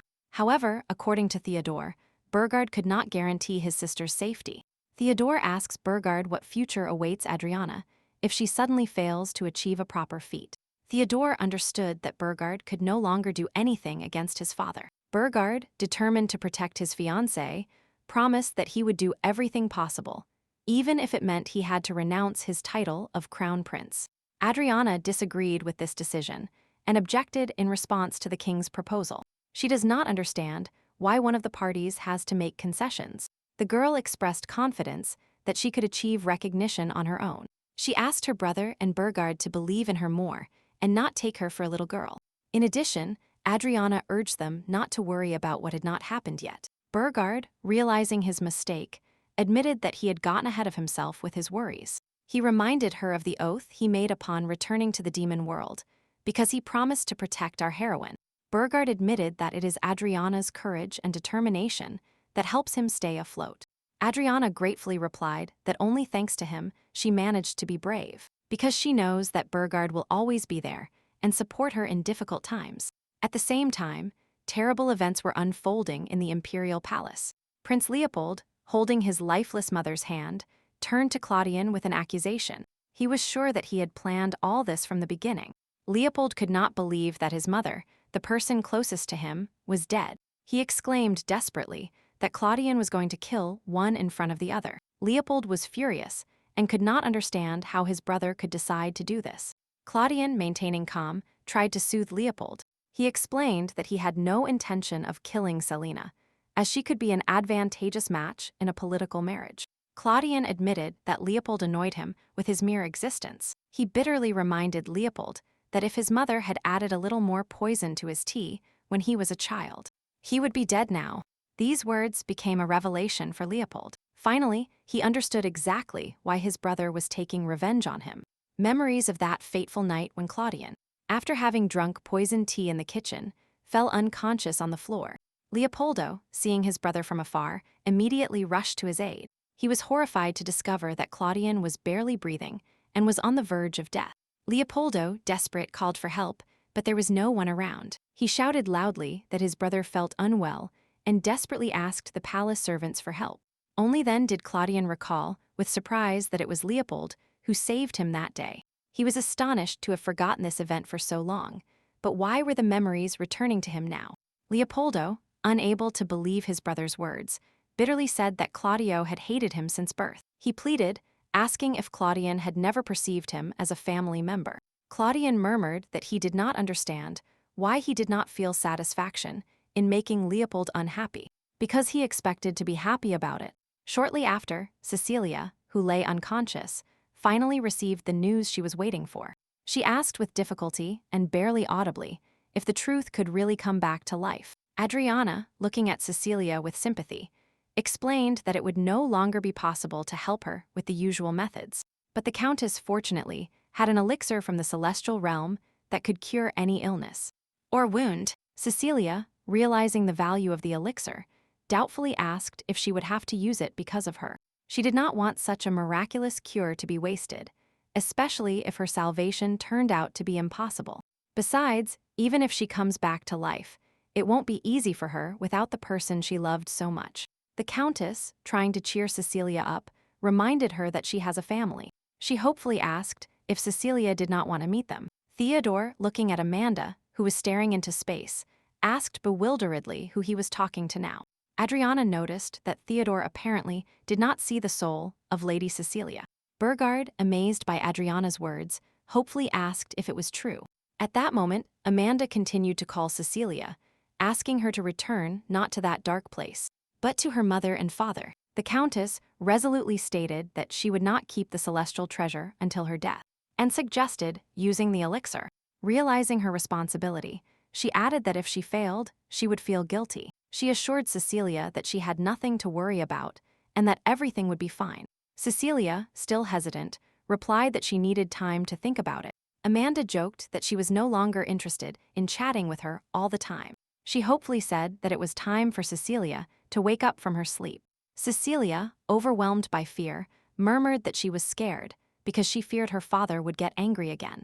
Moreover, she could not forgive herself for having saddened her mother for so long, and she was ashamed to return. Amanda, not wanting to endure Cecilia's discouragement, asked her if she was really going to keep living in that state. She added sympathetically that the Queen would be even sadder if Cecilia did not leave her dream world.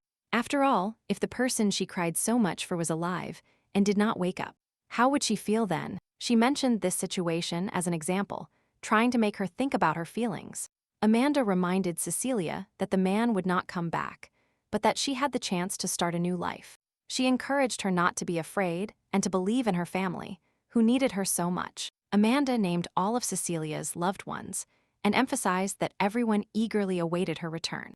And of course, Amanda will be happy for her awakening just like all her loved ones. These words from Amanda, full of sincerity and affection, touched Cecilia's heart. At that moment, while in the imperial palace, Leopold turned to his brother Claudio. He asked with pain in his voice, did Claudian really never perceive him as a family member? Like a brother, Claudian, trying to explain his view of the family, hesitated and chose his words. At that moment, the memories of the day Leopold was born returned to him. He tenderly recalled how he held a tiny, helpless baby in his arms. Claudian realized that it was Leopoldo who became a new family for him, a person he was attached to and responsible for.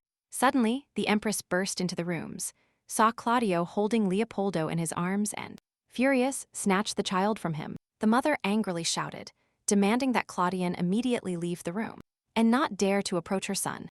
The Empress, unable to contain her emotions, cursed everyone who allowed Claudian to enter her chambers. Claudian, trying to justify himself, stammered that he only wanted to see his brother and wished him no harm. He bitterly admitted that from Leopold's birth, a feeling of guilt tormented him for not being able to be with his younger sister, who remained in the capital. Claudian said with pain in his voice that he had always felt like a bad brother, that he had failed to surround his sister with care and protection.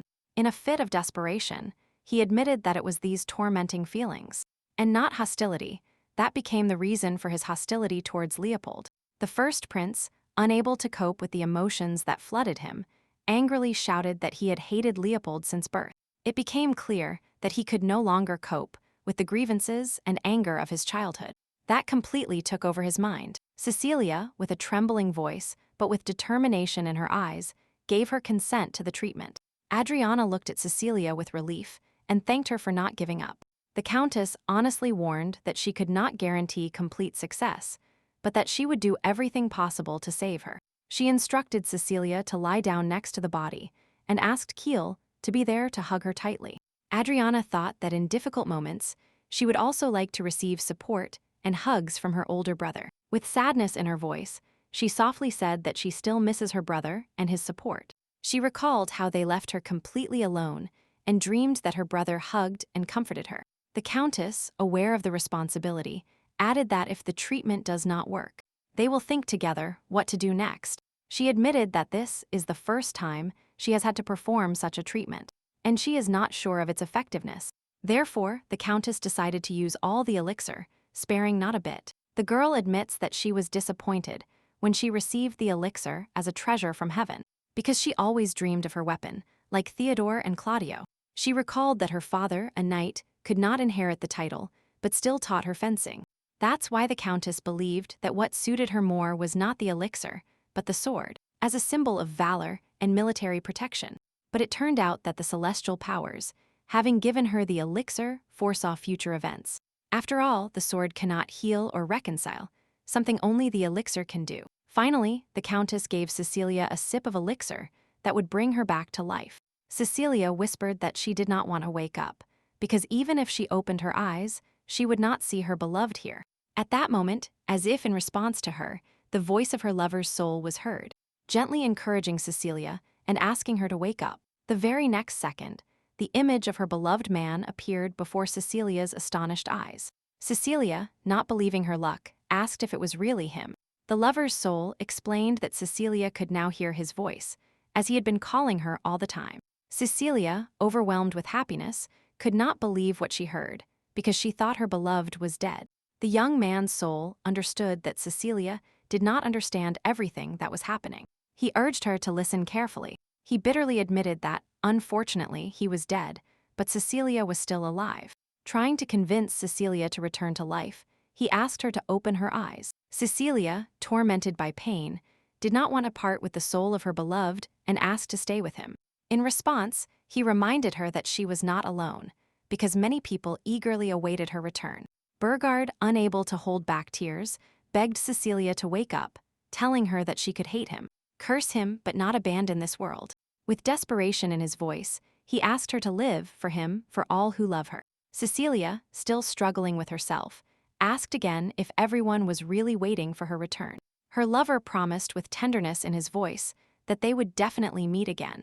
But later, and until then, he asked her to live happily. Without forgetting her sister, he thoughtfully asked Cecilia to take care of Amanda, because she was always a little frivolous.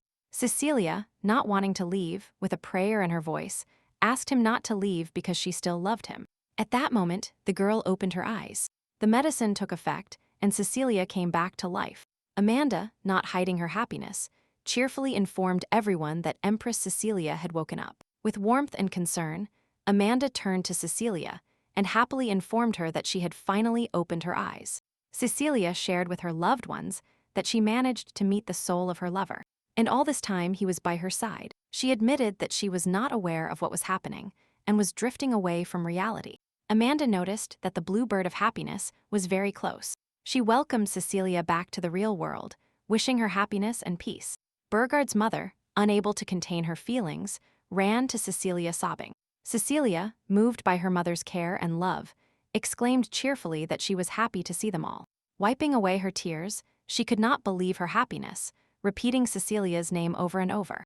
The king, still not fully realizing what was happening, asked with a doubtful voice if this was a dream. Cecilia, with a radiant smile, confirmed that it was indeed her, Cecilia.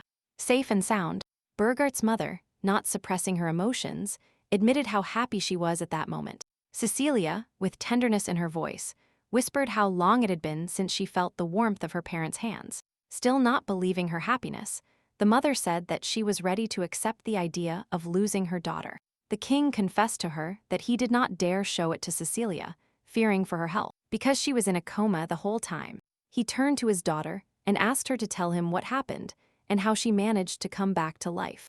The king wanted to know if the treatment worked or if something else happened. Keel, with joy in his eyes, explained that it was not a treatment, but that Madame Adriana had brought Mr. Theodore to the castle. And Madame Lamana, Adriana, with a trembling voice, said that she accidentally found out that Mrs. Cecilia was alive.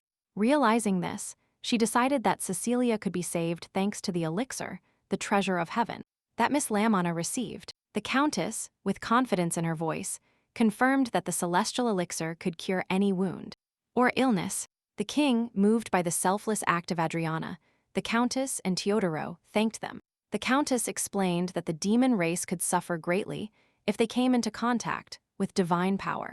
But if the elixir was used, there would be no consequences. The king, with love in his voice, called Cecilia, wanting to hug her. Everyone present, overwhelmed by a wave of joy and relief, could not hold back tears of happiness. The long-awaited event finally happened, and the entire county was filled with jubilation. Burgard's mother, with a trembling voice, recognized this day as the happiest day of her life. She turned to Adriana, Lamana, and Theodore with infinite gratitude, calling them the benefactors of the Demon King's castle. When she thought her son was dead, life without Cecilia was a burden to her. The queen, with a trembling voice, admitted that all this time she lived only because she could not accept the loss of her daughter. She said gratefully that our heroes brought Cecilia back to life, giving her the opportunity to be happy. Adriana modestly noted that everything happened thanks to the help of Miss Lamana. The Countess, rejecting the praise, replied that she had only used the elixir she had received, without doing anything special, although, in fact, only a worthy owner can use the celestial treasure. Adriana, admiring the Countess, added that the medicine took effect due to the purity of the Countess's soul. Reflecting on what happened, she suggested that it was a desperate desire to save Cecilia on the part of everyone present here. She added with warmth in her voice that everyone was praying for the princess to open her eyes. Suddenly, the king said that he would never forget the mercy shown in saving his daughter, and ordered her to ask for anything. He, realizing his rudeness towards Adriana, sincerely apologized to her. Adriana, with dignity in her voice, replied to the king that she did not consider his words rude. After all, the king, being the ruler of an enemy country, not only did not invade her life, but also believed in her. Adriana only asked him to be lenient with her in her relationship with Vergard. The king said that it was an honor and a blessing for the demon world to have her as Vergard's chosen one. In an official tone, he announced the granting of high titles to all our heroes. In the name of the Demon King, he grants Adriana crescendo the title of Demon Duchess and possession. In addition, wanting to reward the Countess for her selfless act, the king granted her the title of Countess, and Duke Teodoro Crescendo, for his bravery and loyalty, was appointed by the king as Guardian Knight of Peace. Adriana, sincerely happy for the Countess, congratulated her on receiving her new title.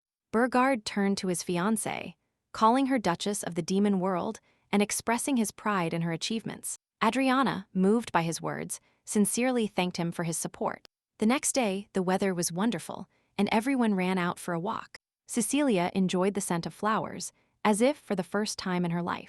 She could not believe that she could walk in this garden again with her friends. Cecilia thanked her mother for taking care of her garden in her absence. She saw a girl in front of her. Adrian and Burgard asked her if she felt well. Adriana suggested Cecilia rest more in the room and gradually increase the walking time. Cecilia assured them that she already felt much better and did not want to miss the ceremony where Adriana would officially accept the title of Duchess. Adriana replied by pointing out that this was their first meeting in person. She was happy to be able to hold Cecilia's hand and have finally found a body. Adriana asked Cecilia if deep down she regretted waking up. Cecilia did not regret it one bit, and then asked her to help her put on the dress for the reception. She thanked Adriana for the beautiful flowers and said they were her favorites. Adriana was happy that Cecilia was recovering. The medicine they gave her was very effective, and who was helping her with her treatment. The doctor said that after rehabilitation, Cecilia will recover quickly and will even be able to run. Burgard's mother suggested that Cecilia not attend the reception if she did not feel well. Cecilia refused, saying she was fine, because looking at her brother with Miss Adriana, she remembered the man she loved. She knew he would not want her to be sad and tormented by the past. Meanwhile, Everyone in the castle was preparing for the first official reception in honor of Miss Adriana. Adriana asked Burgard if he liked her in this new outfit. Burgard was delighted with his fiancée and said she looked very beautiful. He noticed that Adriana was a little more anxious than usual today and asked if she was worried. Adriana admitted that, of course, the girl is very worried before the event. After all, this is her first official appearance before the nobility of the demon world. Adriana was worried about accidentally embarrassing Burgard at the reception if there was any shame. She did not understand that Burgard did not care about etiquette rules because he truly loved her. Burgard said that no one would dare criticize the Duchess of the demon world. Adriana trusted his words. He was the most trustworthy person in our heroine's life. Burgard promised her that he would always be by her side and that she could rely on him. Adriana quietly thanked him for his support and said she did not doubt it for a second. At that moment, a servant ran into the room and said it was time to go to the reception. Burgard and Adriana were ready for the event and replied that they would be there soon. Burgard knew that all eyes would be on his fiancée today. He also said that on this occasion, he would officially announce who he really is next to Adriana. Burgard promised Adriana that he would no longer hide her and keep the engagement a secret. Adriana replied to Burgard again that she fully trusted and relied on him. Finally, after a few minutes, Crown Prince Burgard and Lady Adriana Crescendo entered the hall. The courtiers were surprised to learn that Adriana was human. Some of them found her very beautiful and suitable for Burgard. Others were not happy that she was human and saw no drop of magic in her. They believed that Adriana had somehow tricked Burgard and sarcastically called her a fox. Adriana paid no attention to these conversations. She had already experienced a lot in the human world. She knew that the one who can overcome difficulties with a smile wins. The Countess praised Adriana for her beautiful dress and those beautiful flowers in her hair. Adriana replied that the Countess also looked very beautiful and was delighted with her outfit. Cecilia smiled, looked at our heroes, and said that all loved ones are now together. The king gathered everyone to express his gratitude to the people who had achieved great feats for the demon world. He specifically thanked Adriana for saving the princess and was grateful to her as a demon king. And as a father, the king said that Adriana had performed a great feat for his kingdom. He mentioned that in addition to granting Adriana Crescendo the title of Duchess, he had another important announcement. One of the guests could not believe what he was hearing and suddenly asked if this was already decided. He demanded justice and wanted to know who allowed the king to make such a declaration. The king announced that Duchess Adriana Crescendo becomes the wife of the crown prince of the demon world. At that moment, a red magical lightning bolt pierced the girl in front of all those present. Burgard rushed to her horrified, trying to stop the tragedy, but it was too late. Adriana fell to the ground and did not move. All the guests were in shock. Had the worst happened? Theodore, in a panic, demanded an answer about who dared to invade Adriana's life. He could not believe what was happening. Leona, witnessing the terrible scene, also could not contain her emotions. She rushed at the suspect in the crowd, sure of his guilt. Leona, shouting furiously, declared that she had seen everything with her own eyes. And she had no doubt about it. She accused the guest of directing forbidden magic of a murderous nature towards the Duchess of Crescendo. The accused young man, dismayed by what happened, tried to justify himself. He denied his involvement in the crime and was outraged by the unfair accusation. Theodore, not listening to his excuses, wanted to know all the details from Leona. He wanted more than anything for his sister to come to her senses, but his pleas were in vain. At that moment, Burgard bitterly said that this was the second time his loved one had died before his eyes. Cecilia, sharing his pain, expressed the hope that at least Burgard would not have to live through such a tragedy again. Suddenly, to everyone's surprise, Adriana, who was unconscious, began to get up. Adriana suddenly woke up a minute later and was completely fine, which made her friends incredibly happy. Burgard rushed to her and anxiously asked if she was all right. Adriana, holding out her hand on which she held a small stone, said that it was he who saved her. Burgard, recognizing this stone, immediately understood its meaning, because it was a magic stone with protection. It turned out that it contained a protective spell that could once repel an attack directed at a person's life. This meant that the blow initially inflicted on our heroine should have been fatal to her. Burgard, with anger in his voice, turned to the suspect who had attempted to take his fiancée's life. And he could not believe that he dared to commit such a crime. He tried to justify himself. He swore that he did not want to kill the girl, but only intended to teach her a lesson. He suddenly turned against his accomplice, who promised him that this trick would only disgrace Adriana. The man was surprised to have been deceived and tricked. He could not believe that his plan had turned into such a tragedy. Theodore shouted at him to confess everything immediately, but his attempts were in vain. Concerned about his fiancée, Burgard asked if she could get up and received an affirmative answer. Everyone present was bewildered and outraged by what had happened a minute ago. Adriana, exhausted and weak, lay in bed, surrounded by friends and family. Burgard, still not over the shock, bitterly said that he could not understand who could have committed such an atrocity. Adriana, trying to calm Burgard, assured him that she was not seriously injured. However, Burgard stood firm and could not let this attempt on her life go unpunished. With a grim expression on his face, he said that the girl was lucky this time. But no one knows what will happen next. Burgard was determined to keep his fiancée safe and prevent something like this from happening again. Burgard, still recovering from the shock, spoke with an alarmed voice about strengthening security in the palace. After all, if that attempt is repeated, he will never forgive himself. Burgard's mother, fully agreeing with her son, emphasized that this attempt on the life of the Duchess of Crescendo was an emergency. She assured Adriana that from now on, by becoming a member of the royal family, she would be under reliable protection. Burgard's mother promised that the family would not let the villain who tried to kill their loved ones go unpunished. She warmly addressed Adriana, inviting her to call her mother and promising to treat her like a daughter. Adriana, moved by the care and attention, silently thanked her for her kindness. From that day on, an active search for the criminal began, and a reward was announced for any information that would help find him. Kiel, one of the royal guards, assured that they were making every effort to locate the villain. He also said that the magic stone used in the assassination attempt is currently being studied.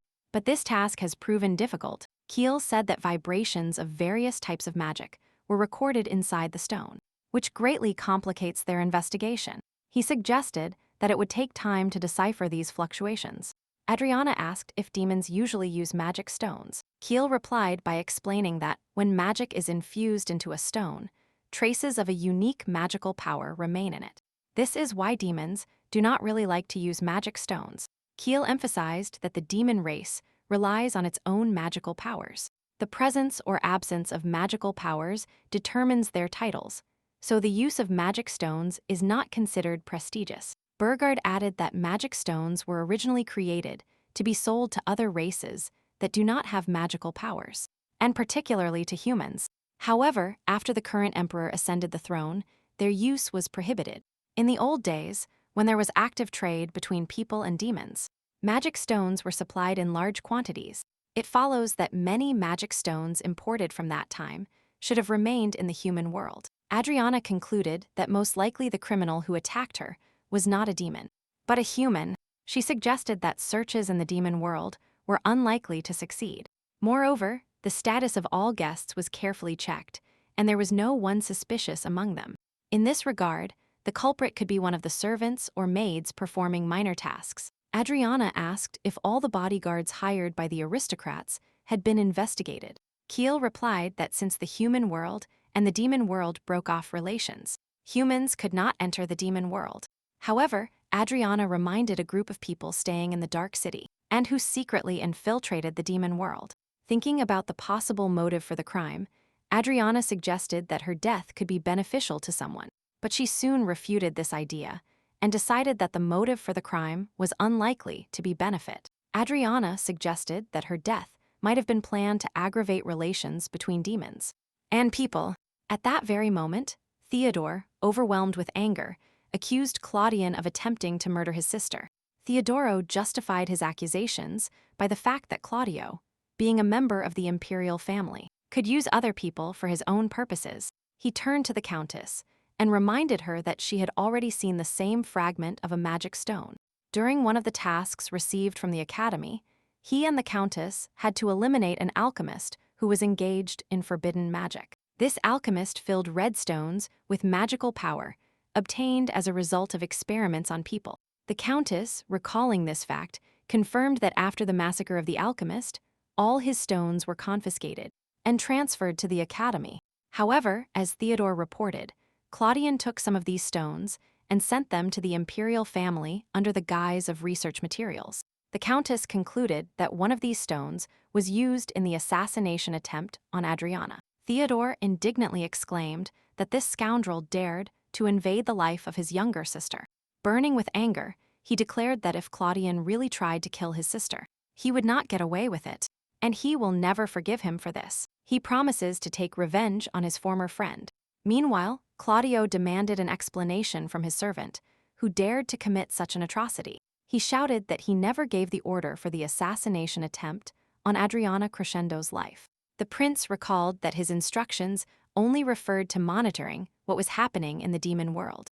Adriana Crescendo was about to become the wife of the crown prince of an enemy state. He called her actions rebellious and treacherous to the human world. Suddenly, it was as if he had been replaced, and announced that it was impossible to keep alive a person who, in the midst of a war, dared to marry the prince of an enemy state. He suddenly declared that all demons must be destroyed and their lands confiscated. Claudian also expressed the idea of the need to liberate the magic of low-grade demons who try to monopolize it. He emphasized that this was precisely the wish of His Majesty, the Emperor. Claudio asked if Berger had taken the place of the crown prince to inherit the emperor's will. He angrily added that it was thanks to Adriana that Duke Theodore Crescendo, loyal to the empire, turned his back on him. So Claudio, overwhelmed by anger, declared that this woman, Adriana Crescendo, deserved to die.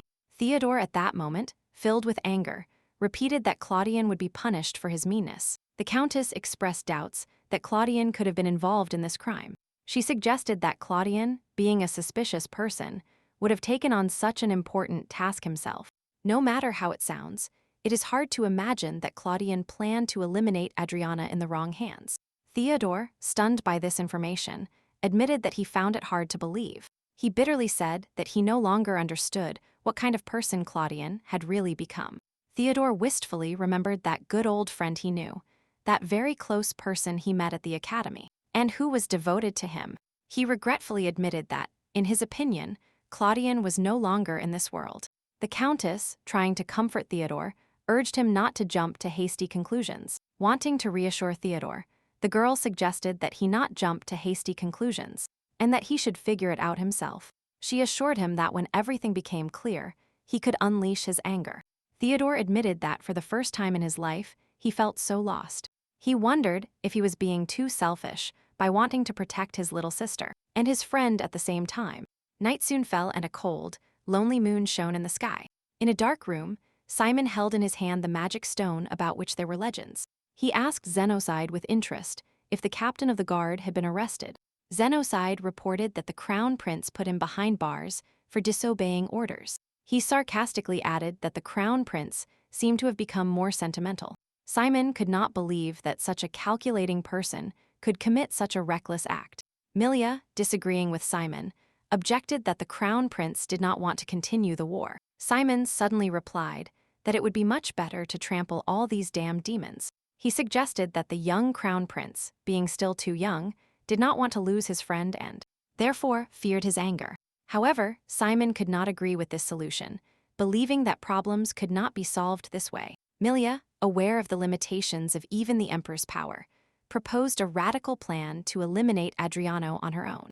Simon, approving Milia's plan, shared a secret weapon with her and handed her a magic stone in a bag. Milia was sure that with the help of this magic stone, she would easily achieve what she wanted.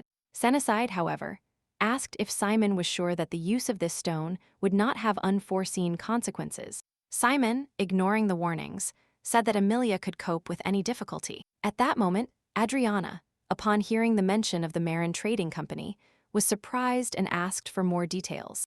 Theodore reminded Adriana of the magic stone aimed at her. He explained that these stones accidentally fell into his hands during his travels. Theodore said that in the past, the prince handed them over to the Marin Trading Company to study them on behalf of the imperial family. He emphasized that the Marin Trading Company is closely related to the imperial family. Theodore also added that, by order of the imperial family, this company is engaged in the research of magic stones. He suggested that demons, being against the mining of magic stones, could start a war. According to Theodore, This was done to silence the demons and not interfere with the research. In this regard, he suggested considering the Marin Trading Company as a possible suspect who could benefit from the war between humans and demons.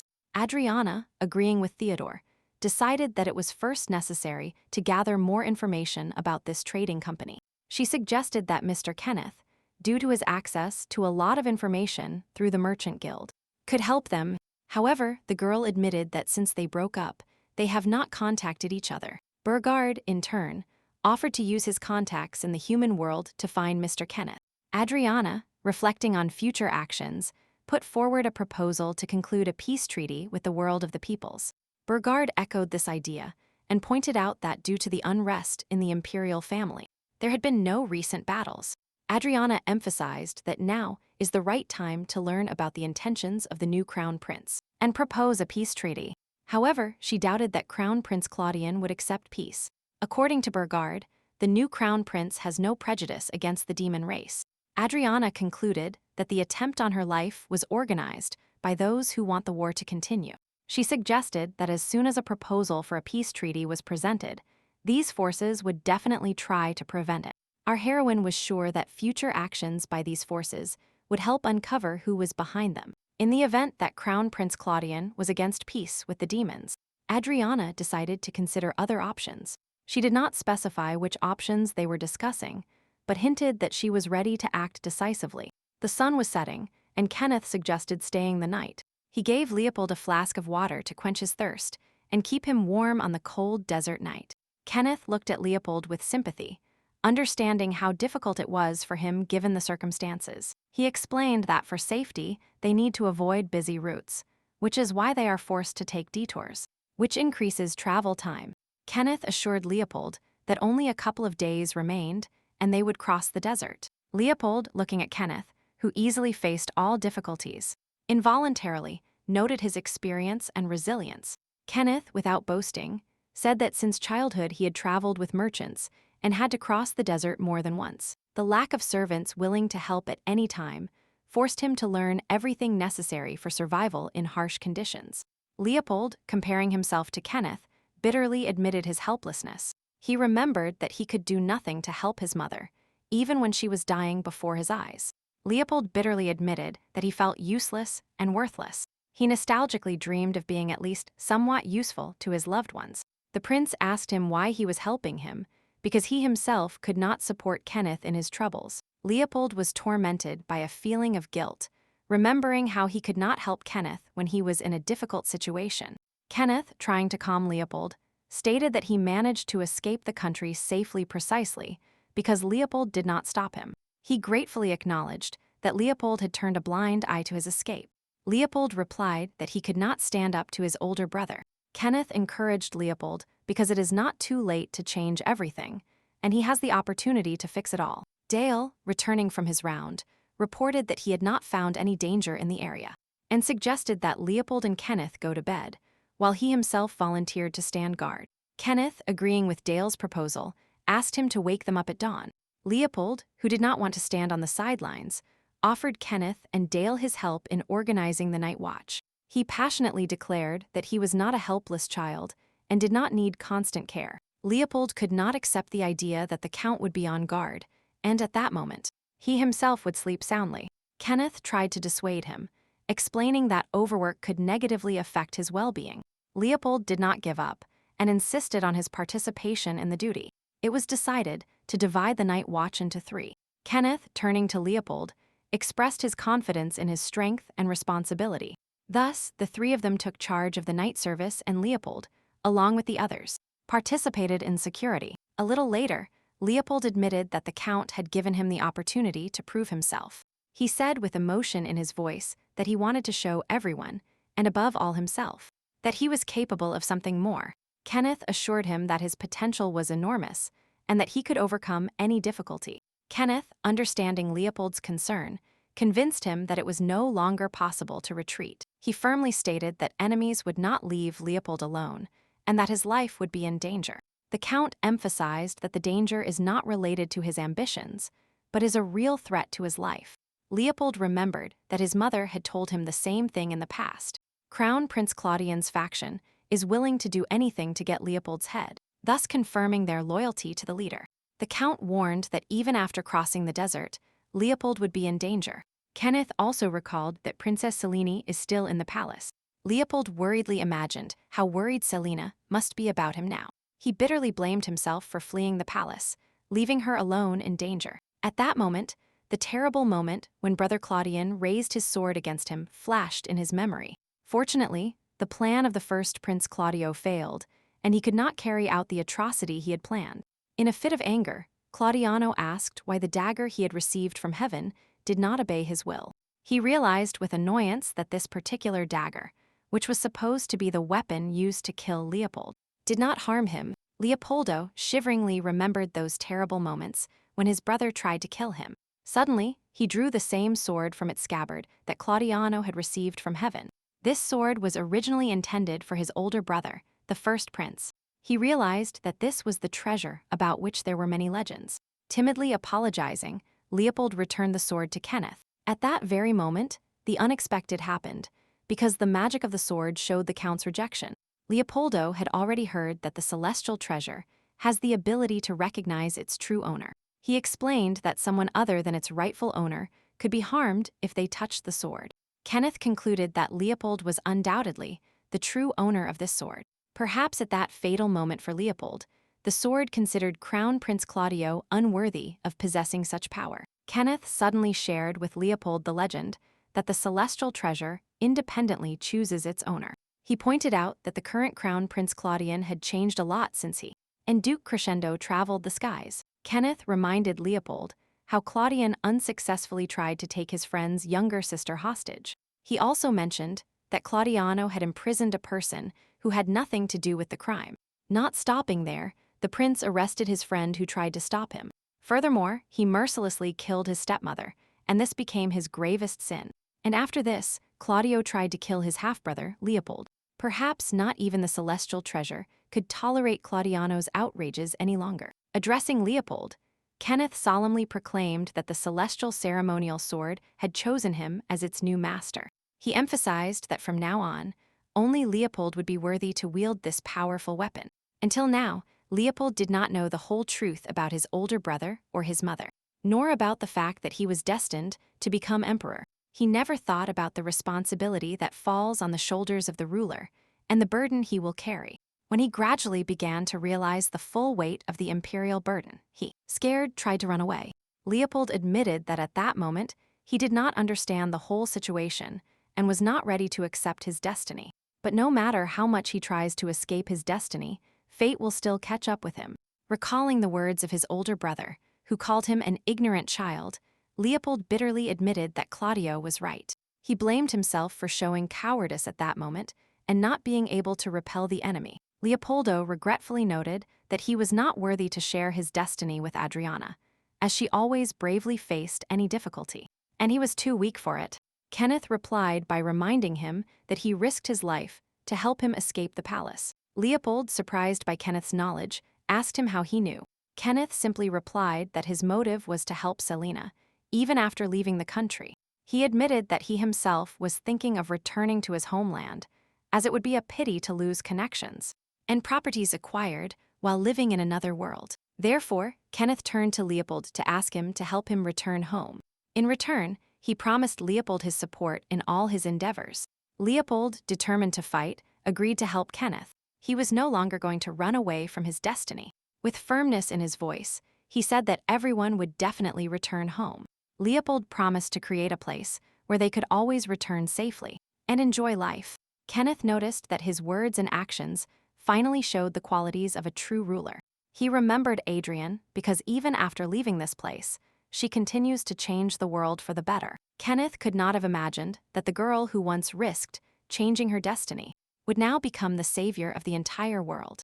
Adriana not only managed to change her destiny, but also influenced the turbulent course of the history of an entire country. Meanwhile, a mood of long anticipation reigned in the residence. Theodore, with excitement in his voice, reported that they had managed to contact Kenneth. He said that Kenneth managed to find and take away the second Prince Leopold, and that he is now safe under his protection. Adriana asked if Leopold was really safe.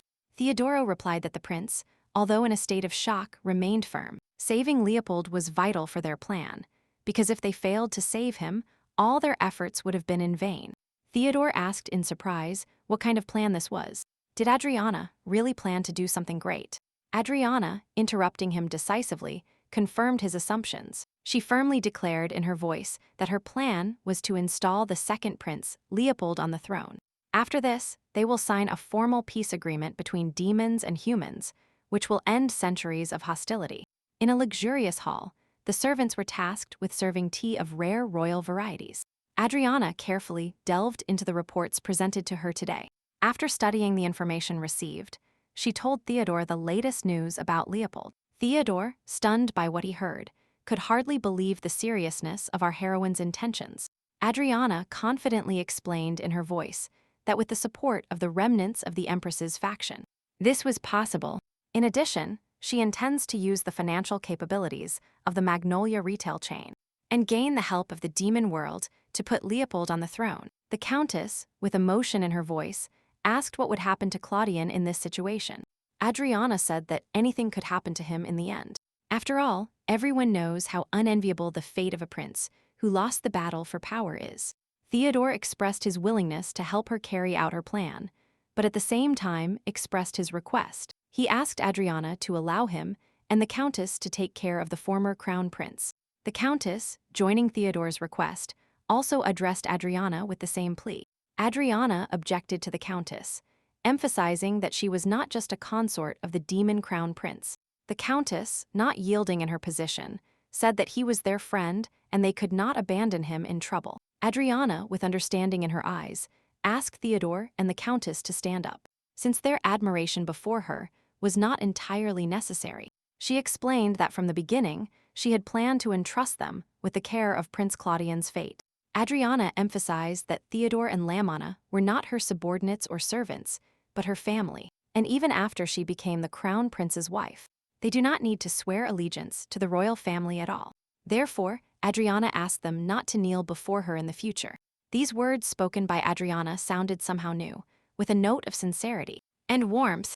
Berger Albert asked Adriana if she was sure that Theodore could be trusted, and the Countess to take care of the prince. Indeed, due to their previous friendship with Prince Claudian, the meeting could be especially painful for them. Adriana replied that she left the decision on what to do with the prince entirely to Theodore and the Countess. In her opinion, a person must solve any problem on their own. Otherwise, they will not be able to move forward.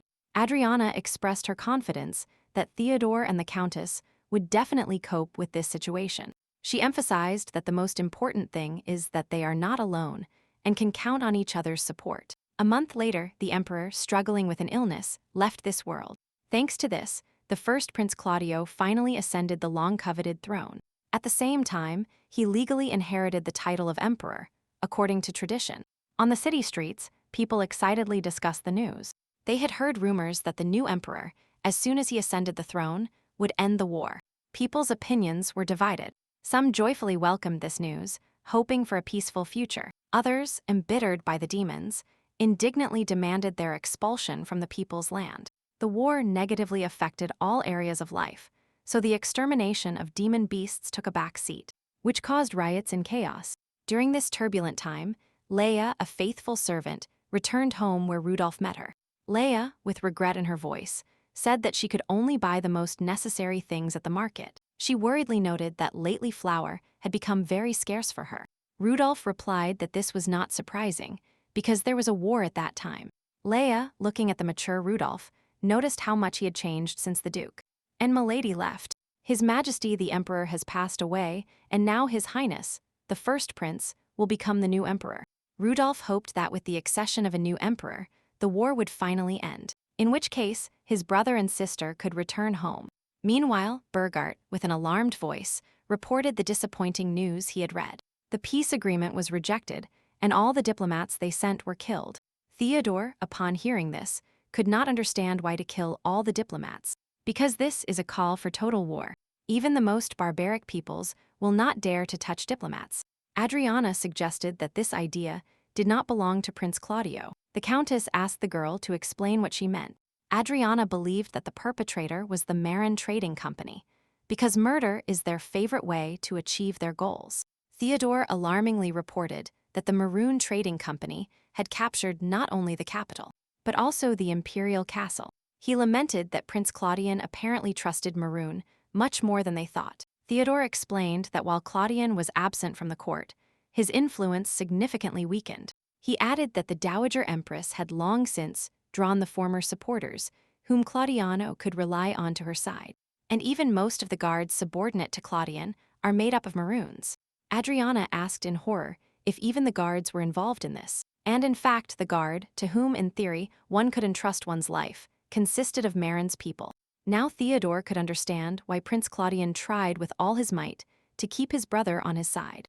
Adriana recalled the first prince's childhood story because he really had no one. She bitterly realized that Claudian was always surrounded only by enemies. Adriana could not help but think how lonely Claudian felt at that moment. Meanwhile, Simon, upon finding Claudian, reminded him of his imminent ascension to the throne. Claudian, with a moderate reprimand to Simon, asked him not to use the imperial title until the official coronation ceremony. Unable to contain his anger, Claudian accused Simon of arbitrarily killing diplomats. Simon, trying to justify himself, said he wanted to resolve the matter peacefully, without bothering Claudian. While admitting his inexperience, he regretted his lack of diplomatic skill. The prince laid out his insidious plan, which consisted of a conspiracy with the Maron Trading Company against him, but he decided to remain silent about it. Claudio only reproached Simon for behaving like the owner of the palace. Simon quickly assured Claudiano that this was not the case and that he had no power rights. He tried to explain his actions, but Claudian did not want to listen. Then, suddenly, she confidently declared that the palace now belonged to him, and picked up the magic stone. Then, suddenly, he clenched it in his fist, and a current of magical energy burst forth. Claudian, without even having time to realize what was happening, recoiled under the blow of the magic. Simon, with a mocking smile, thanked Claudian for making things easier for him. He explained that the disappearance of the celestial ceremonial sword, which weakened the influence over Claudio, made his life much easier. From now on, Claudiano will become his puppet, and Simon will wear the imperial crown he dreamed of so much. At the same time, Burgart learned with horror of the appearance of a huge demonic beast. He demanded an explanation from the servant, because he was promised that the demons could not cross the barrier. The servant, confused, said that the beast had appeared suddenly, and Leona was evacuating the city residents. Burgard, overwhelmed with confusion, could not understand what was happening. At that very moment, from the window of his office, he saw it with his own eyes. Furious on the streets, without wasting precious time, Leona rushed into battle and attacked the monster. She shouted to Burgard not to interfere with her, but to take care of the protection and evacuation of the residents. Suddenly, Leona realized with horror that her magic did not work against the monster, because its resistance to magical power was enormous. Desperate, she tried to understand where this monster came from. The powerful attack did not cause it the slightest harm. She had never encountered such demonic creatures before. At the same time, Senecide, bitterly watching what was happening, could not believe what he saw. He realized with horror that his beloved Milia had turned into a monster. This happened the day Milia discovered that through a secret passage in the basement, one can enter the demon world. He assumed that the Countess was most likely already in the Demon King's castle. Milia hoped to meet the Countess, and imagined how surprised she would be when they saw each other. Senecide tried to reason with Milia, reminding her that her goal was not fun, but a serious matter. Milia did not want to listen to him, because she finally had the opportunity to use the magic stone that the head gave them. She was sure that this stone would become a powerful weapon for them. Senecide, overwhelmed by anxiety, suggested abandoning the use of the stone. He had a bad feeling.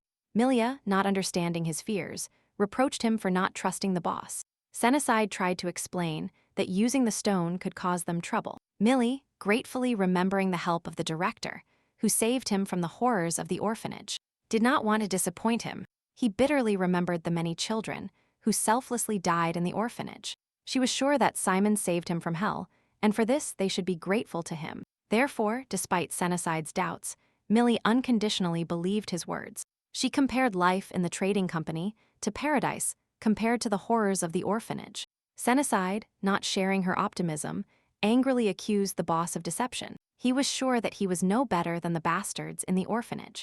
The moment Millie activated the magic stone, something terrible happened. A second later, she turned into a monster, and it's a pity she didn't listen to her faithful friend. Senocide, desperately trying to regain consciousness, begged her to open her eyes and wake up. He called her by name, but the monster, blinded by rage, did not hear his plea. And instead of responding, the monster struck Senocide with all its might with its huge paw. The force of the blow was so great that Senocide flew against the wall, miraculously surviving. Stunned, he could hardly comprehend what was happening, unable to believe that Emilia had turned into a monster. At that moment, an animal roar came from the monster's mouth, ordering Senocide to move away. Burgard arrived in time to help, and arrived at the scene of the incident in time. Despite the monster's impressive size, Burgard was not intimidated and was ready for battle. Senocide, desperately trying to stop Burger, reached out his hand to him. He grabbed him with his last strength, begging him not to hurt Milia. Burgard, not understanding what was happening, demanded that Senocide explain how he could release the demonic creature. Senocide, trying to dispel his deception, explained that this was not a demonic beast, but Emilia, who had turned into a monster under the influence of a magic stone. He begged Burgard to save Emilia and promised to tell him everything. The girl used a forbidden magic stone she received from the director of the Marin Trading Company. Under the influence of this stone, she turned into a terrifying monster that now terrorizes the city.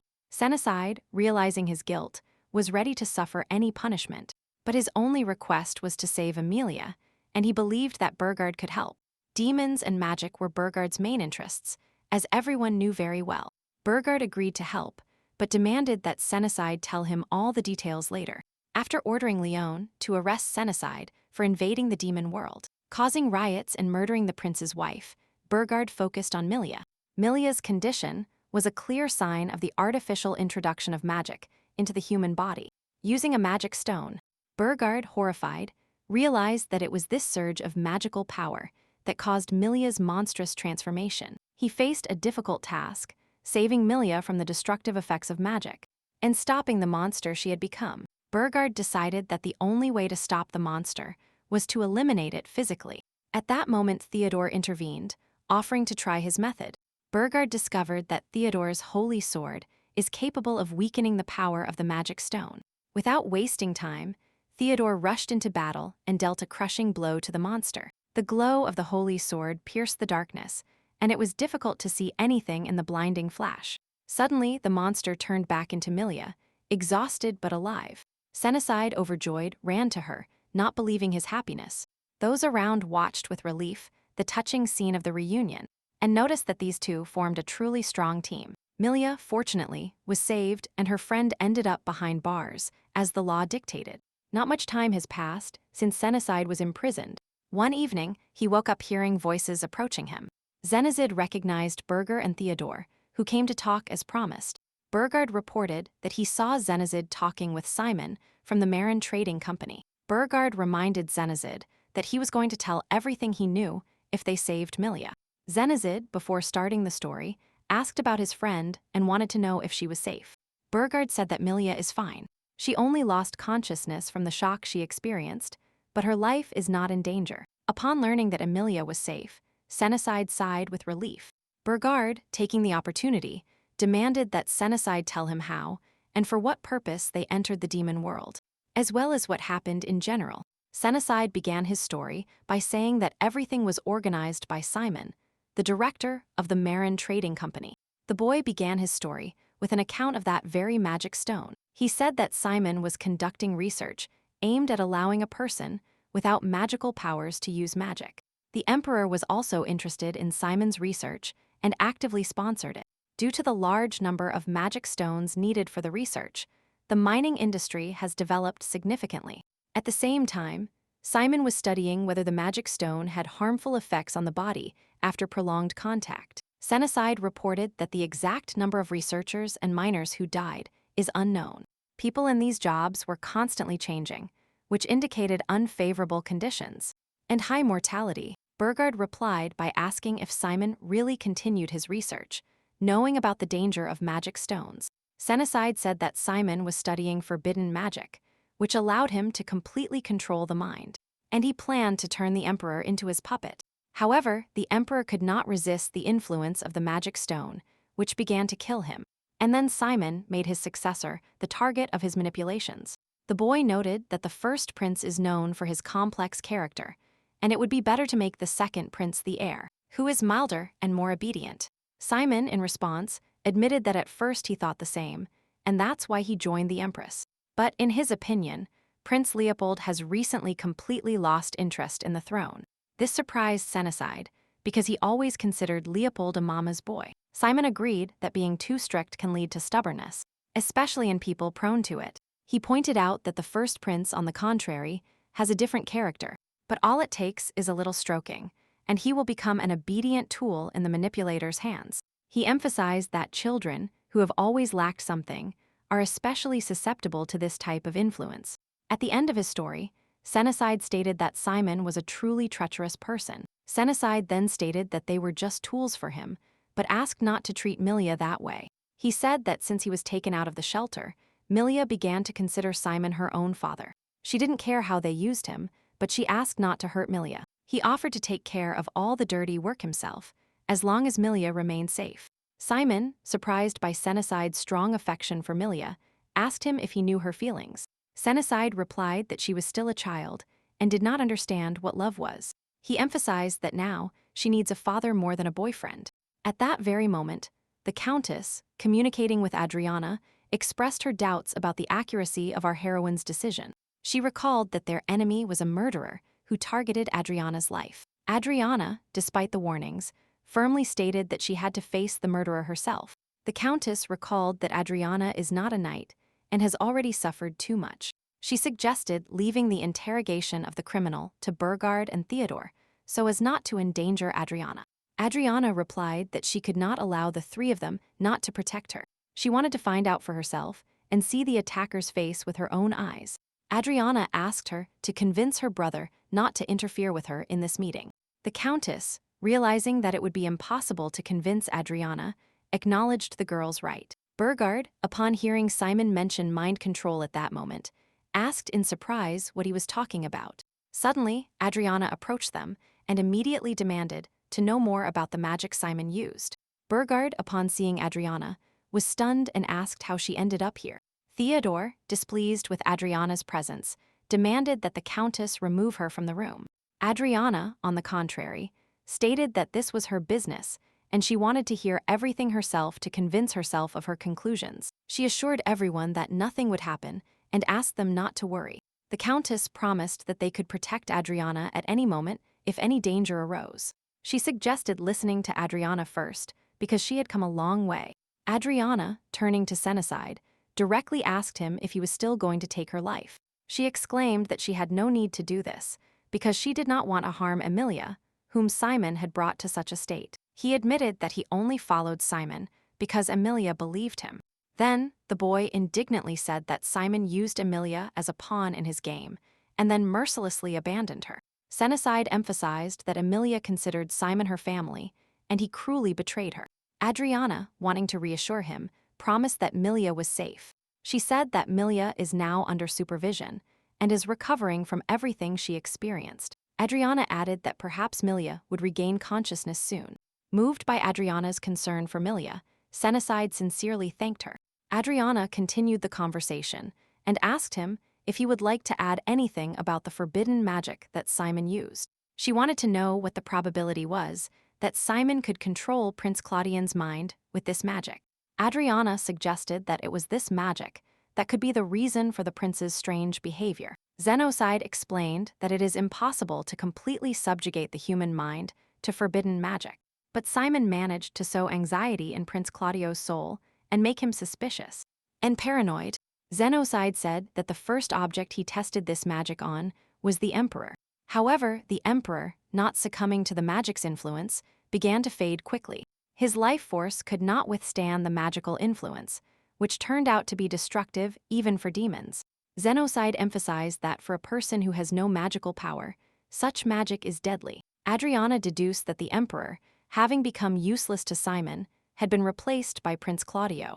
Theodore suddenly objected that Claudian carried an invaluable treasure with him that protected him from black magic. Adriana replied by reminding him of Senocide's words that magic cannot act directly, but sow doubts in a person's soul. Senocide confirmed his words that no blessing could satisfy spiritual hunger. And this is exactly what Simon took advantage of. Simon said that the first Prince Claudian had a strong aversion to the current empress. And the second prince, he said that as a child, Claudian was on the verge of death several times due to poisoning. His biological mother's family abused the child, hoping to profit from his high position. In this regard, Claudio was deprived of real family relationships and really needed them. Simon perfectly understood what children growing up in misery want most in the world. Senocide noted that Simon, of course, knows these desires because he took many such children for himself. Simon cynically stated that it was a mutually beneficial exchange because he gave the children what they dreamed of. Senocide, listening with interest to Simon, asked him if he was going to become a family for Claudiano. Simon, not hiding his plans, replied that he first needed to get rid of the annoying interferences. He explained that it was necessary to sow anxiety and doubts in Prince Claudio's heart, making him realize that there was no one in the world he could trust. He described in detail how he would influence Prince Claudian, wanting Claudian to doubt his friends and suspect his loved ones. Simon was sure that if this happened over and over again, the stubborn prince would not be able to take it, and he would break. And he began to act, gradually shaking the prince's faith, sowing anxiety and doubts in his soul. It was Simon who convinced the prince to marry Crescendo's younger sister, so that the duke would always remain close to the prince, and that he would be loyal to him. However, this plan did not work, because the marriage proposal was rejected, and the relationship between the prince and the duke gradually began to collapse. Not long ago, Prince Leopold escaped the palace, taking with him Prince Claudio's very valuable sword. It was this rift in the royal family that allowed Simon's plan to slowly begin to take effect. After the disappearance of the sword, it became even easier for Simon to carry out his insidious plan. While our heroes were talking, the first Prince Claudio was in the palace. When he woke up, he found no one nearby and asked what time it was. Claudian, exhausted, tried to remember how long he had been asleep. At that moment, Simon approached him and suggested that the prince was very tired. Claudio, looking at Simon with bewilderment, stated that he had not given him permission to wander freely in the imperial castle. Simon reminded him that it was Claudiano himself who ordered him to bring people from the trading company and come to the palace to prepare for the ceremony. The prince admitted that he did not remember at all whether he gave such an order. Recently, this started happening to him more and more often. He would forget his orders or cancel them, succumbing to a whim. Trying to find an explanation, he suggested that it was due to fatigue. Simon, playing along, agreed with his assumption with sympathy in his voice. Simon repeated that the prince was very tired and needed to rest. He complained that this was to be expected, because Claudio tirelessly dealt with state affairs. Expressing concern for the prince, he cunningly suggested that he rest a little so as not to collapse from fatigue. Claudio sharply objected that he could not take a break, because then who would take care of the empire's affairs? He added with bitterness in his voice that no one could be trusted, and that he had to do everything himself. Claudio, staring into the void, said that from childhood until today he had been alone. Skillfully exploiting Claudiano's weakness, Simon declared that the prince was the only hope for the empire, and if something happens to Claudian in such a difficult situation, it will become a disaster for the entire empire. Then he urged him again to take care of his health and at least rest a little. Claudian, fighting sleepiness, said he did not want to fall asleep. He promised Claudian that he would definitely wake him up when the time came. Then Simon thought to himself that he had to hurry. Otherwise, Claudia might die before the coronation. He realized that the forbidden magic he used was too strong and that the prince's body could not withstand its effects. Obsessed with his evil plans, he knew he still had a lot to explore. Then, giving orders to the servant, he strictly told him to watch Claudia closely. Simon emphasized that the prince must hold out until the enthronement ceremony. A person exposed to forbidden magic for a long time gradually loses his mind and the ability to make decisions independently. Senocide confidently stated that Claudian would eventually become incapacitated. Furthermore, he added that the prince will only do what Simon orders him to do. And we can safely say that at this rate, Claudian will have all the power of forbidden magic. Senocide, grimly predicting Claudio's future, declared that when his vitality was depleted, he would die. After Claudian was no longer under the protection of the celestial sword, he began to weaken rapidly. Xenocide also added that the time Claudian is conscious is shorter every day. He assumed that Simon wanted to finish what he started before Claudian finally exhausted his life force. In fact, Simon is interested in more than just power over the Empire. He is about to unleash the forbidden magic sealed by the demon race. Ultimately, Simon longs to get his hands on unlimited magical power. This cunning man dreams of achieving power that can make the impossible possible. Subsequent events confirmed Xenocide's words. Indeed, Simon was pursuing a terrible goal. Burgard realized that Simon was not so much interested in power or wealth as in the power of dark magic. At that moment, Adriana approached him and offered him delicious hot tea. Burgard, thanking her, admitted that they learned a lot of shocking things today. Who would have thought that such a vile conspiracy was being woven in the imperial palace? Adriana supposed that her brother, upon learning everything, should also be very alarmed. Burgard explained to her in detail the reason why people were deprived of access to magical power. Because they were too susceptible to greed. Demons, who possess magical powers by nature, instinctively sense all its danger. In turn, people who do not possess magic do not know the limits and can use it for evil. That is why demons have limited access to magic to protect the world from its destructive power. Burgard explained that people too easily cross the prohibitions associated with magic. He added that the reckless pursuit of magical powers led to the destruction of an ancient civilization. Adriana concluded that, ultimately, it was Simon who, through his manipulations, pushed the emperor into the desire to acquire magical powers. It was now clear why the late emperor started a war with the demon race. In other words, until Simon disappears, there can be no peace between humans and demons. Adriana understood the truth of his words, but did not agree to accept them. Meanwhile, Theodore, staying with the Countess, said with bitterness in his voice that he was to blame for everything that happened. The Countess listened to Theodore say that when he returned to the imperial palace, he vaguely felt that Claudian had changed since their time at the academy. But he attributed all the changes to the fact that his friend was simply nervous about the pressure of being a prince. Theodore could not believe that his former friend and classmate was capable of committing such atrocities. Theodore convinced himself that Claudian would definitely be the same again, without even realizing anything. He said with bitterness in his voice that he was closest to Simon and blamed himself for everything. Unable to find a place for himself, he exclaimed that it should not have happened, and he should not have left him. He added with despair in his voice that he should have believed in Claudiano until the end. The Countess, trying to comfort Theodore, said that he did everything he could afterwards. She added that he did what he had to do, which was to protect his little sister. Then, suddenly, she asked him if he could carry out the terrible order given by Claudian.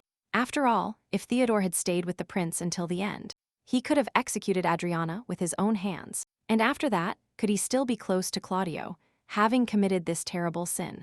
Furthermore, even if Theodore had submitted to Claudian's will, his anxiety and suspicion would not have disappeared. The Countess added that this kind of anxiety only grows stronger over time. She believed that, in fact, all this was predetermined by fate. And if Sister Teodora had not fled to the demon world, unable to bear her brother's oppression, everything could have turned out much worse. Moreover, if they had not abandoned Claudian, fleeing to the demon world, they would have lost him forever, without ever knowing the whole truth. Therefore, Theodore's decision to protect his sister pushed them onto the path to save Claudian, which she sincerely told her lover.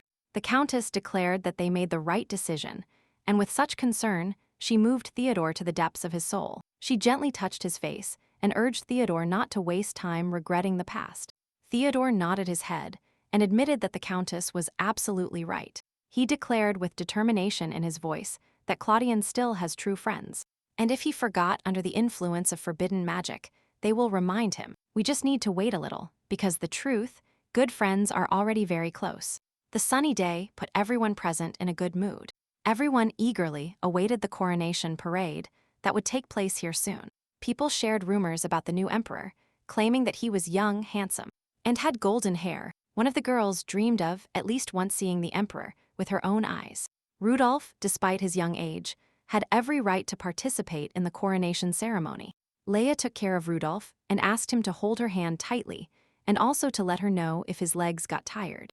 Rudolph was determined to stay in the square and watch the parade. He remembered his older sister and brother, with whom he would like to share this significant event. Leia, noticing the approach of the procession, warned Rudolph about it. Suddenly, the crowd rushed forward. Leia and Rudolph were even pushed by someone, without bothering to apologize. The new emperor's carriage arrived right in the center of the crowded square. Rudolph, looking at the carriage with interest, asked Leia if the new emperor was in it. Not receiving an answer, the boy expressed his disappointment that the emperor did not show his face to the people. Leia, admitting that she was also attending the coronation ceremony for the first time, could not clarify the situation. Meanwhile, Simon, having cunningly conceived a plan, anticipated its execution. He still had the magic stone he intended to use in his possession. Claudian asked why he was preventing him from going out with the people. Referring to traditions, he recalled that the next emperor must present himself to the people during the procession. Simon, trying to deceive Claudio, informed him that he had supposedly received information about an imminent assassination attempt on the emperor. Using this as an excuse, he offered to avoid the danger if possible, claiming that this was precisely why he hired the Marin Trading Company. Claudian, dissatisfied with Simon's plan, expressed his doubts about its correctness. Simon, in turn, tried to convince the prince, telling him about the danger of a demonic race wielding magic. He assured him that once they were in the coronation hall, Claudian's safety would be guaranteed. Despite his persuasion, Claudian was unhappy with his decision to remain in the shadows. Simon, thinking to himself, was angry at the prince's insolence and thought about the possibility of increasing the magic's influence over him. However, he realized that excessive use of magical power could lead to the rapid destruction of Claudian's body. That is why Claudian comes to his senses from time to time, irritating Simon with his whimsical behavior. Simon decided to let Claudian behave as he wished for a while until the coronation ceremony. In the next second, he used his magic, which he could use at any time. Suddenly, a crowd of people heard a strange sound, like a fall, and they began to wonder what had happened. Someone suggested out loud that perhaps a carriage had overturned somewhere nearby. Suddenly, people saw with horror a real monster above their heads. Prince Claudian, not understanding how the monster could be here, was confused. Simon, fearing for Claudian's life, ordered him not to get up and hurried the coachman. He reported that demons were trying to kill the prince and ordered him to go to the coronation hall. Panicked, people ran in different directions to escape the monster. Claudio, indignant at Simon's suggestion to abandon the people and leave, expressed his displeasure with this decision.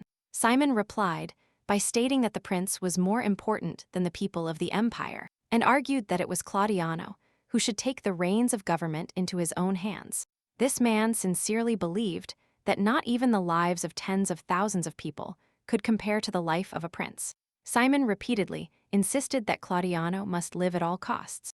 Meanwhile, upon receiving news of an incident in the human world imperial palace, the heroes decided to act immediately. Burgard suggested using a secret passage to reach their destination faster.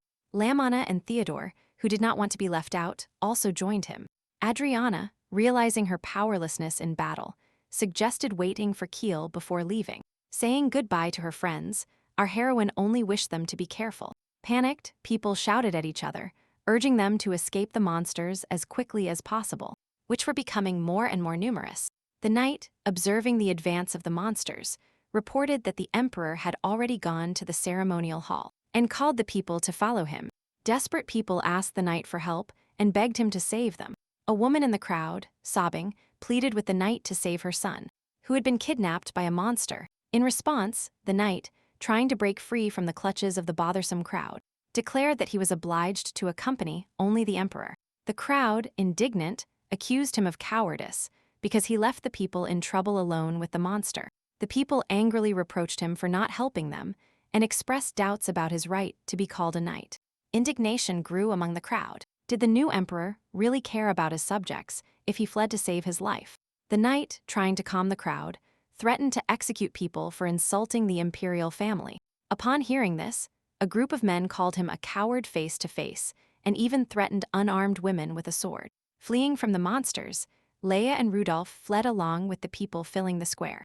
Leia, trying to cheer up Rudolph, asked him to have a little patience, but Rudolph's strength was running out. Suddenly, the boy running ahead stumbled and fell to the ground.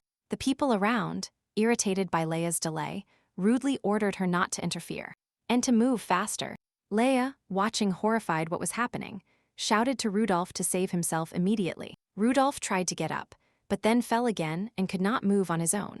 At that moment, the same monster appeared right behind the helpless boy. Paralyzed by wild horror, little Rudolph froze, unable to move. Closing his eyes, he began to desperately pray for a miracle, hoping for salvation. A second later, opening his eyes, he was surprised to find that he was alive. But who came to his aid? Burgard, who arrived in time, saw the boy Rudolph and asked him if he was injured. Then, recognizing the boy as Adriana's younger brother, Burgard did not hide his surprise. Rudolph, not immediately recognizing Burgard, cautiously called him Demon Uncle.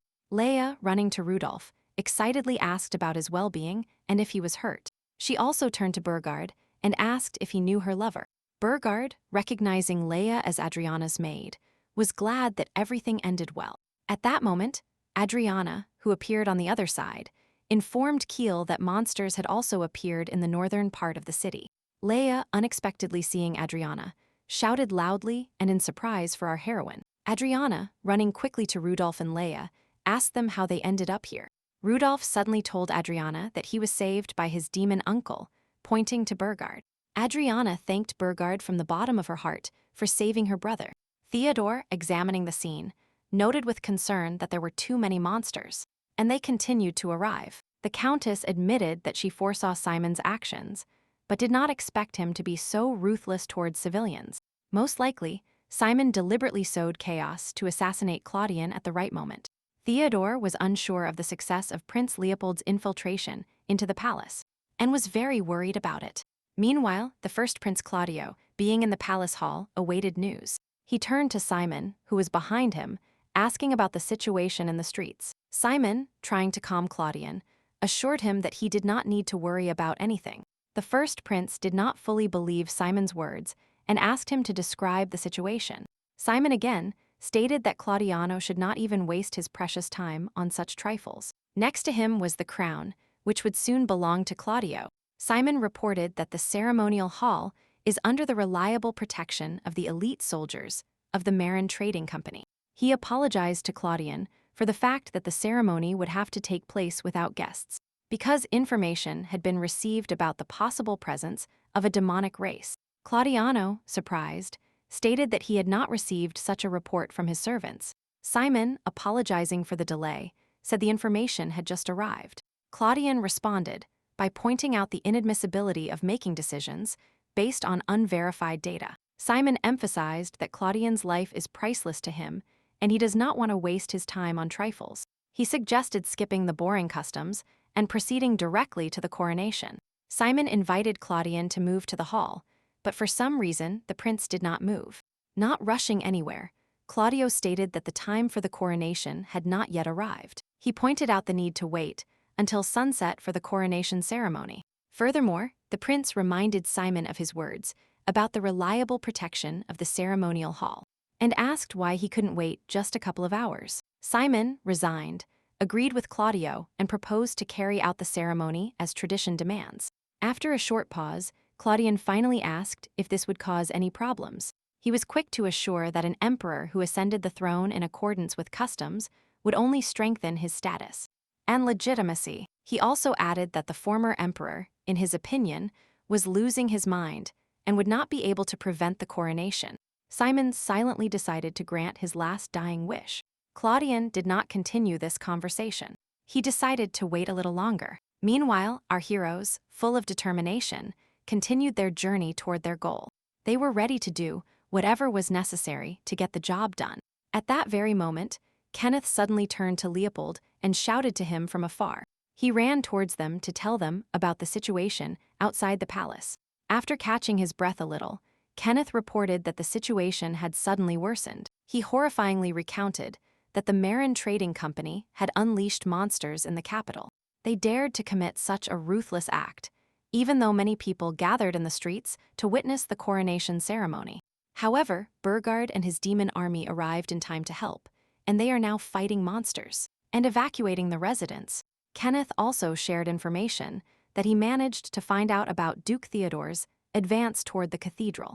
He remembered the original plan, which was to rescue Princess Selene from the palace during the coronation. However, due to the change in situation, Kenneth suggested changing the plan. Leopold, determined to stay close to his older brother, declared that they must immediately move to the cathedral. Something very serious is about to happen today, and we must not miss this opportunity, because otherwise, the situation may become irreversible. Kenneth immediately warned that the path to the cathedral would be strictly guarded. Leopold spoke of the existence of a secret tunnel in this place, known only to members of the imperial family. He suggested using this tunnel to sneak into the cathedral unnoticed. Kenneth knew that Claudian also knew about the tunnel's existence and doubted the accuracy of such a plan. Leopold still did not know what state his brother was in or what he was thinking, so he had to check everything personally. After some time, he made the final decision to head to the cathedral. Leopold entrusted Dale with the care of his sister and emphasized that no one could take better care of the princess than him. Dale gladly accepted the task and assured Leopold that he would not let him down. Leopold pointed out that he is now ready to take the decisive step. Meanwhile, Adriana tried to calm the people, urging them not to panic and to take cover. She asked them to report if there were any injured people and promised to help. The frightened crowd fled in different directions, fearful of demons and monsters. Adriana tried to dispel their fear, assuring people that the demons did not want to harm them, and they were there to protect them.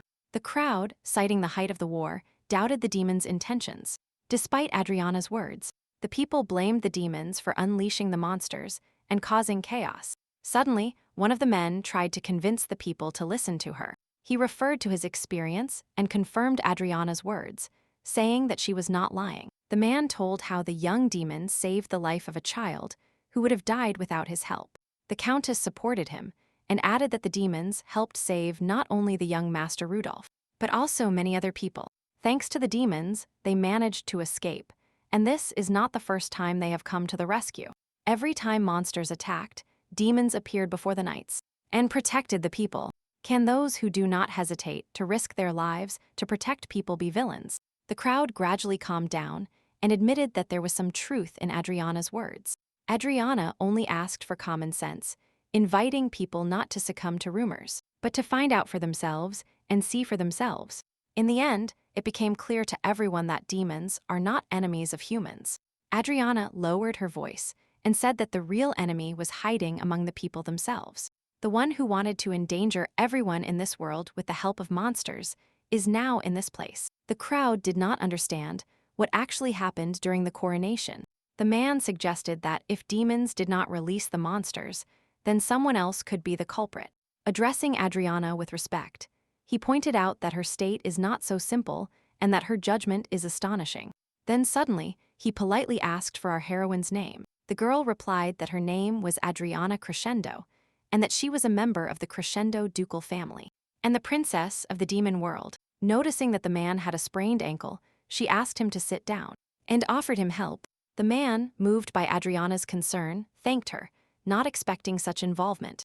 Diving into memories, he said that a long time ago, people and demons lived in peace and harmony, and after many years, he had the opportunity to see the same picture he sees now again.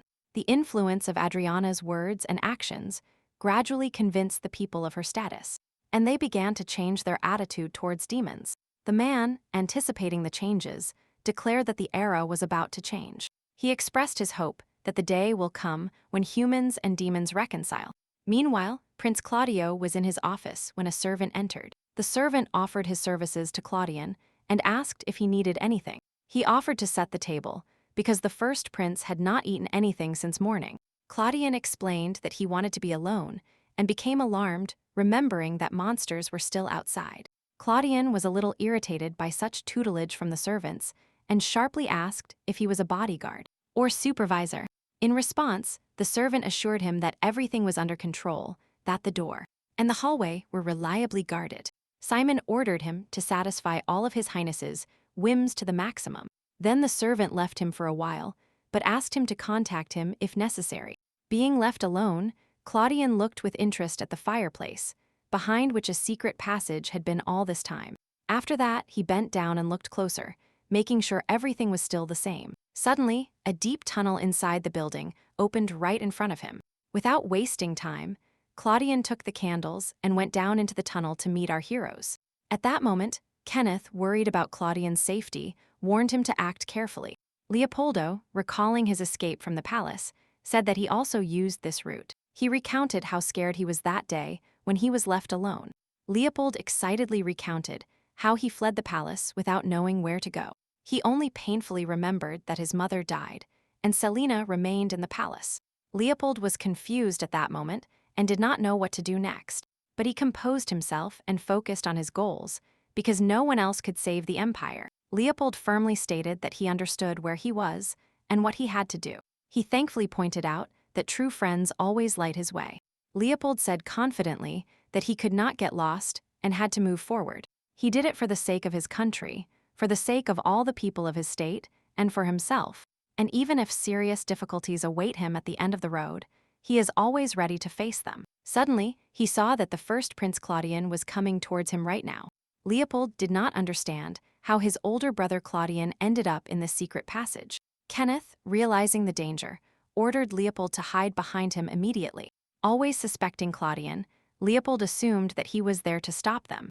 Kenneth, after looking around, said he did not see the presence of other people. Suddenly, Claudio began to say that the secret passage leading to the temple had not been used for a long time, and it was sealed, and that it was possible to enter the temple from the inside. He also pointed out that Count Kenneth is also with Leopold, and this is not surprising. For a long time, he suspected that the Count was helping Leopold, but he did not expect them to come here together.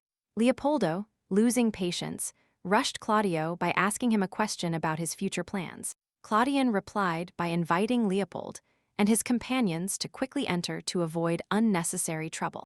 The prince noted that Claudiano, at least, did not seem hostile to him. The first prince decided not to waste time on empty talk and get straight to the point. He, with firmness in his voice, declared that the throne should rightfully belong to Leopoldo. Leopoldo, stunned by his brother's words, asked again if this was not why he had returned to the capital. Claudian replied that if Leopold's goal was only to save Selina and escape the country, he would hardly have risked returning to the capital. He asked Leopold what he would have done if Claudiano had not shown up. He suddenly revealed that Simon used magic to take over his mind and turn him into a puppet. Leopold, with curiosity in his eyes, asked when Claudian managed to guess this. The brother admitted that this happened quite recently. One day, he suddenly realized it. He noted with bitterness in his voice that all the people he trusted had disappeared without a trace. With disgust in his voice, he also added that there were only Marin's people around him. Claudian, trying to understand what was happening, admitted that he had tried many times to identify oddities in his behavior. However, each time, for unknown reasons, his mind was paralyzed by rampant rage and paranoia, and at those moments, he could no longer make conscious decisions. In the next second, Claudian unexpectedly turned to Leopold and accused him of treason. He admitted with regret that he had lost his few friends as a result of this, and now he has very little time left before he completely loses his mind, because he has already committed the most terrible crime. He realized with horror that very soon his will would be taken away, or he would exhaust all his life force. The power cannot be transferred to the hands of Simon, who does not hesitate to use any means or method to get what he wants. Then he turned to Leopold and called him the only one he could trust. Claudian stated that Theodore would not be able to cope with this task in any way. Meanwhile, Adriana continued to stay in the place where monsters had recently stormed the city. Taking care of a woman with a child, she offered to throw a warm blanket over her. The woman, moved by Adriana's kindness, expressed her gratitude and assured her that everything was fine between her and the child. Suddenly, a female voice called our heroine. Who could it be? To her surprise, she turned around and saw Princess Selene standing in front of her. Selene, with joy in her voice, hugged her dear friend and admitted that she missed her very much. Dolly, who appeared next, told Selene that the boss told him to take her with them. Adriana replied by thanking Dale for accompanying the princess. She also apologized to Dale for burdening him with all the hard work. Dale's only replied that it was not in vain that he received the position of bodyguard for the head of the Magnolia retail chain. Selena asked Adriana if everything was all right with her and admitted that she was very scared. With a trembling voice, she said that she was suddenly locked in the room and that she didn't even know why. Then she horrifyingly found out that her mother had died and her brother Leopold had escaped. Selina, not understanding what was happening, asked why all this happened to her. She also could not understand why Brother Claudian had done something for which he would surely have to answer under the law. It was clear that the girl had no idea how she could continue to deal with those terrible memories. She admitted to Adriana that all these thoughts tormented her, giving her no peace for a minute. Adriana took Selina to a safe place where she could calm down a little. She also assured the princess that she was safe and under reliable protection. Then the girl invited her to have a hot tea to calm her anxiety. Selina, realizing that all this time she had not known what was happening, considered herself a stupid girl. After all, being the princess of this country, she knew nothing about the scale of what was happening. Selina bitterly asked why no one told her anything, neither her mother nor her brother Leopold. She could not understand why they had not entrusted her with this information, and the whole truth had not been revealed to her beforehand. Adriana assumed that her parents and her brother Leopold decided that it would be safer for Selina not to know anything. To raise Selina worry-free in a dangerous environment, the imperial family had to make huge efforts. They even had to harm many other people and did not take it into account, even though Adriana did not approve of the Empress's methods, and they were completely alien to her. Selina, according to Dale, learned about everything that happened in the last few days. She was surprised that Adriana entered the demon world alone after overcoming many difficulties. Yes, Selina admired Adriana, considering her an incredible woman and an example for herself. At the same time, she honestly admitted her powerlessness compared to our heroine. Adriana assured Selina that she was not alone on this dangerous journey. By her side was a person dear to her, who gave her strength and inspired self-confidence. And this man is now fighting monsters, risking his life to save people. She urged Selina not to blame herself for being powerless, because they have something to do in their current situation. Although they cannot fight monsters on the battlefield, they have other important tasks that Leia and Rudolph were doing at this moment. Adriana suggested that Selina help and treat the wounded, and also wait for the return of their loved ones safe and sound. At that moment, Leopold, turning to Claudian, asked him if he really believed in him. He was indignant that Claudian considered him so soft that he was willing to obediently follow his words, even after what he did to his mother. Leopoldo could not believe that Claudiano did not understand how painful it was for him to be expelled by the Empress. Claudian, for his part, said that he would not apologize for the crime he had committed. He saw no need to ask for forgiveness and did not believe he had the right to receive it. However, Claudio admitted that, besides feelings, there were other reasons for the Empress's expulsion. He explained that the Empress had won over too many influential aristocrats who would have torn the empire apart. Claudio emphasized that all this would have happened regardless of Leopold's will. Leopoldo did not deny Claudio's words, because being under the influence of his mother, he did not try to think for himself. Being under such total control, he could not become an independent ruler. However, he stressed that everything has now changed, and that he is ready to take responsibility for the empire. Claudio admitted that Leopold was right, and declared that he was willing to entrust the throne to him. He explained that he was the one who brought Simon to the palace, and therefore must take responsibility for his mistake. Claudian assured Leopold that when his time came, he would know what to do. At the same time, other events were taking place in the main hall of the palace. The guards, seeing the prince's guards, assumed that he was preparing for the coronation ceremony. It is true that they had some doubts about whether they should be here, as it concerned the prince's safety. At that moment, Simon appeared, and all the guards, dissatisfied with his delay, began to scold him. He, in turn, demanded an explanation as to why they allowed more people into the palace. Suddenly, when they saw Duke Crescendo, they were very surprised, because the Duke was supposed to be on a punitive campaign against the demons. They could not understand how the Duke could become a traitor, and whether what was said about him was true. Simon, angered by the guards' inaction, ordered them to capture the Duke. He threatened them with severe punishment if they disobeyed his orders. Simon was in a difficult situation, as he could not use magic because of the holy sword. The guards, confused, did not know whom to obey, Simon or the prince, who had given them the original order. Theodore addressed the knights who knelt before the owner of some trading company with reproach, losing their honor and pride. Simon, trying to justify himself, stated that the prince himself had entrusted him with command of the order of knighthood. Theodore, however, did not confirm his words and said that he did not remember such an order. Completely confused, the palace guards began to doubt whether the prince had really handed over command to Simon. Over time, they began to seriously question the legality of Simon's orders. They did not remember the crown prince giving them orders personally. And furthermore, they had not seen him recently. Simon, furious at the guards' disobedience, ordered them to immediately punish the traitors. He tried to encourage them, reminding them that they were brave imperial guards. Simon gave the guards the choice to become puppets of the usurper or to act according to honor and conscience. Theodore, intervening in the conversation, asked the imperial guard whom they truly served, if the merchant or the imperial family. The guards replied in unison, and without hesitation, that they served the imperial family. Meanwhile, Simon did not waste time preparing to start his plan. Along with the priest, he rushed as fast as he could to the prince's coronation. But he knew that Theodore, who had undertaken a punitive campaign against the demons, suddenly appeared in the palace to save Claudian, and this completely changed his plans. Knowing that he could not delay, Simon decided to complete the coronation ceremony as quickly as possible. Before Theodore could ruin everything, he planned to install Claudiano on the throne as a puppet, and as soon as power was transferred to him, his insidious plan would come true.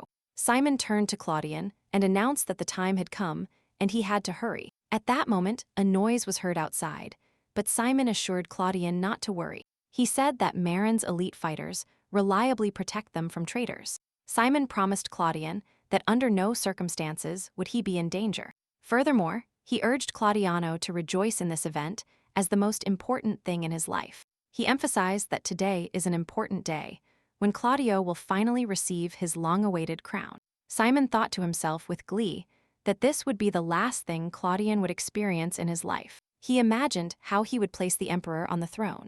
He would start a war with the demon world. He would win and master the magic sealed by the demons. In his dreams, the whole world fell at his feet, and all his dreams came true overnight.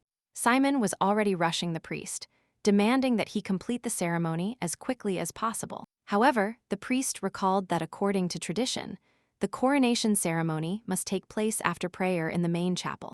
Realizing that there was no time, he suddenly proposed to perform a simplified ceremony.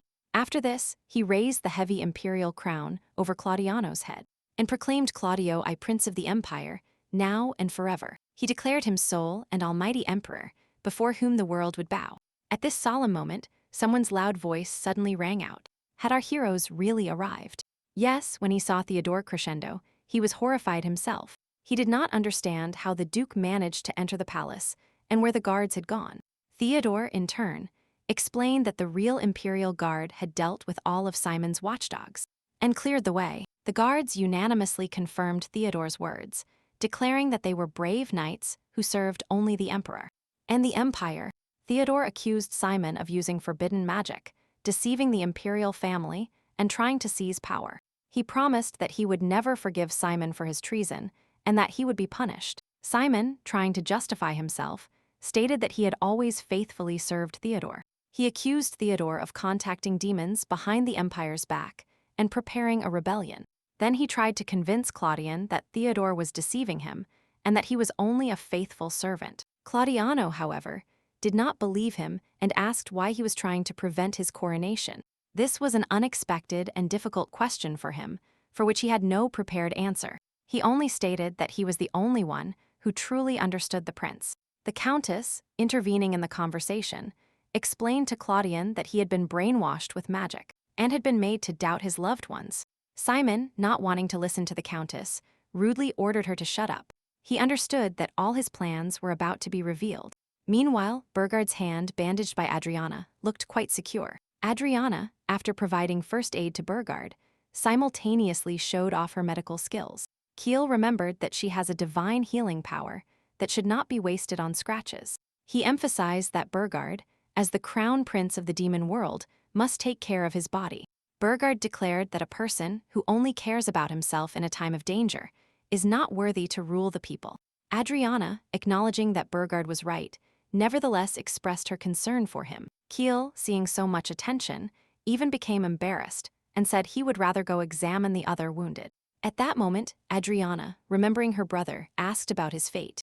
Burgard, realizing that he needed to be present at the completion of the case, wanted to go himself. However, the girl dissuaded him from this, saying that her brother should personally complete what he had started. She had firm confidence in her brother and knew the true strength of his character and his resilience. So Adriana, trusting Burger, decided to wait for him and pray for him.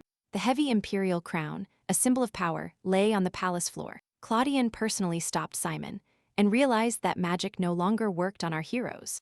Simon screamed that this boy had clearly gone mad, but it was too late. He desperately tried to escape Claudian's clutches, sensing that his freedom and his life hung by a thread. The moment Simon was stopped, Prince Leopold received the signal from Claudian to attack. Leopold, who had long dreamed of getting rid of Simon, was ready for this fight. He raised his magic sword, shining with a bright light, and aimed directly at Simon.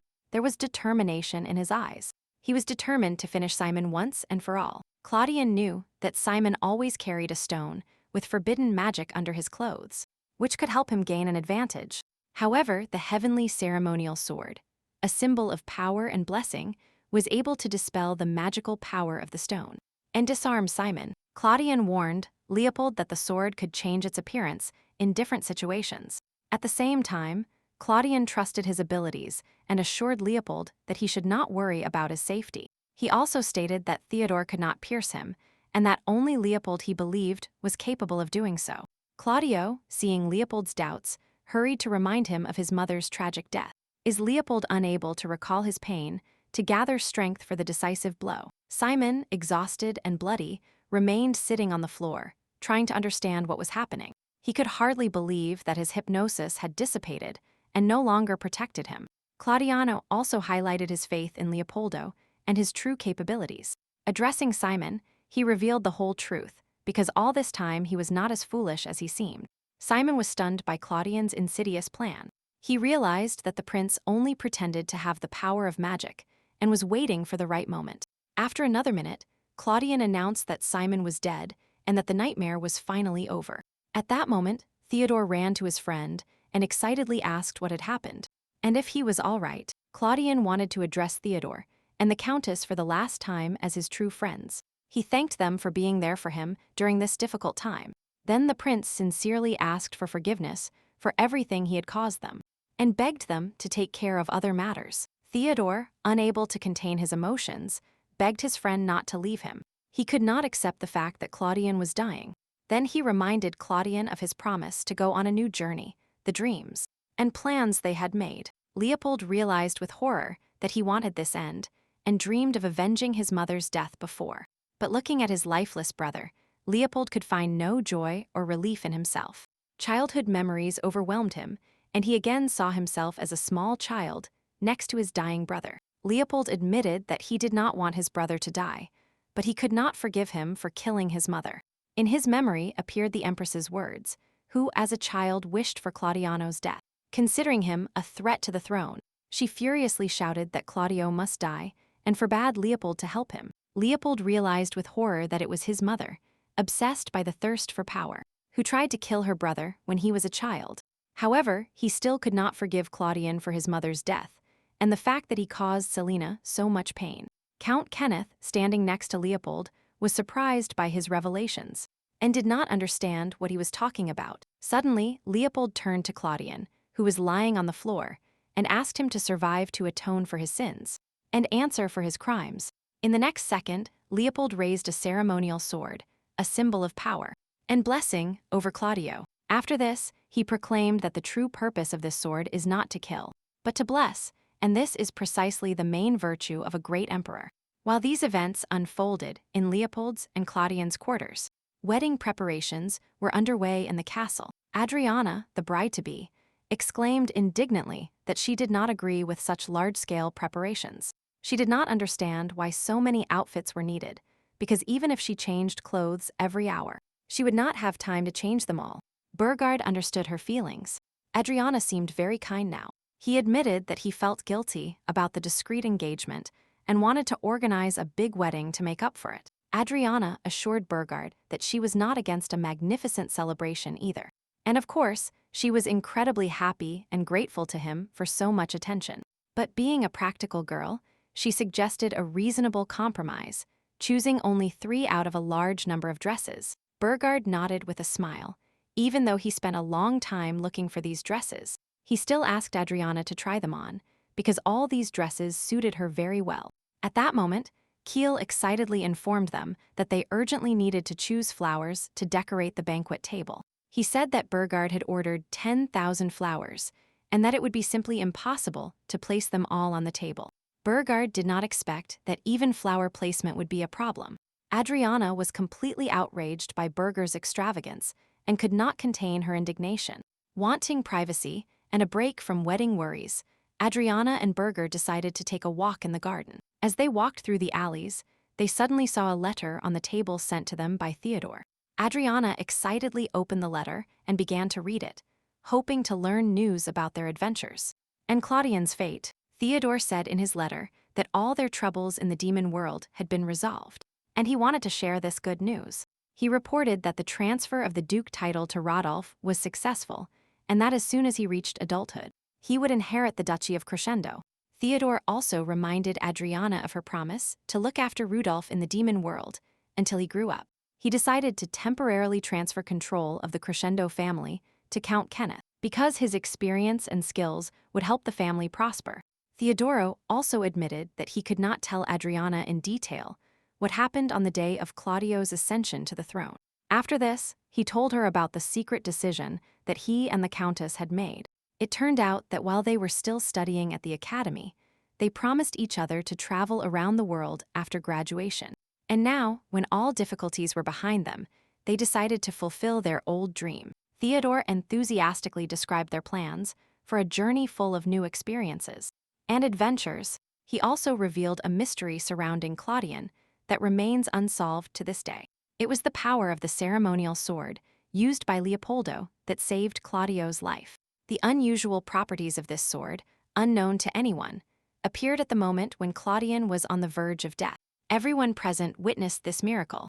Claudio's wound began to heal in front of everyone. Theodore, in a letter, expressed his belief that if Claudian had not received Leopold's blessing, he most likely would not have survived. Despite the transfer of the throne to Leopold, Claudio still feared that his brother would not forgive him for the mistakes he had made. It will take time, perhaps years, for him to be completely healed in body and soul. Theodore and the Countess, wanting to support Claudian during this difficult period, decided to stay with him until his full recovery. Because of this, Theodore regretfully announced that they would not be able to attend his wedding.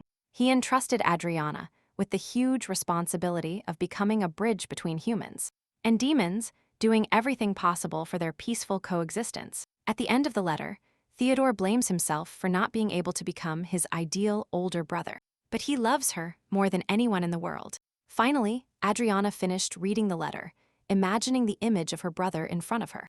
She sympathized with Theodore's decision to go on a trip because he needed time to understand himself and his feelings. Adriana realized that Claudio's decision to give up the throne to Leopold was correct, because his presence in the empire could cause new unrest and conflicts. Burgard asked his fiancée if she was sad about Theodore's decision, and the Countess to leave. Adriana, with a slight sadness in her eyes, admitted that she was no longer 10 years old and no longer eagerly awaited her older brother's return like before. She understood that Theodore and the Countess could no longer attend her wedding. But on the other hand, Adriana was happy that Rudolph was by her side. She also looked forward to the appearance of Leopold and Selina at the ceremony. Adriana believed that this day would be unforgettable and full of happiness for her. Burgard replied by promising to make her the happiest bride in the world. Moved by his words, she tenderly replied that she was already infinitely happy. On the eve of the wedding, those whom Adriana had long awaited arrived in the demon world, and she warmly welcomed Princess Selene. Adriana expressed her gratitude to her for traveling a long way to share this important day with her. Princess Selene congratulated Adriana on her wedding and admitted that she was interested in learning more about the demon world. Although it was the first time Selene set foot on demon land, she was amazed by its beauty and grandeur.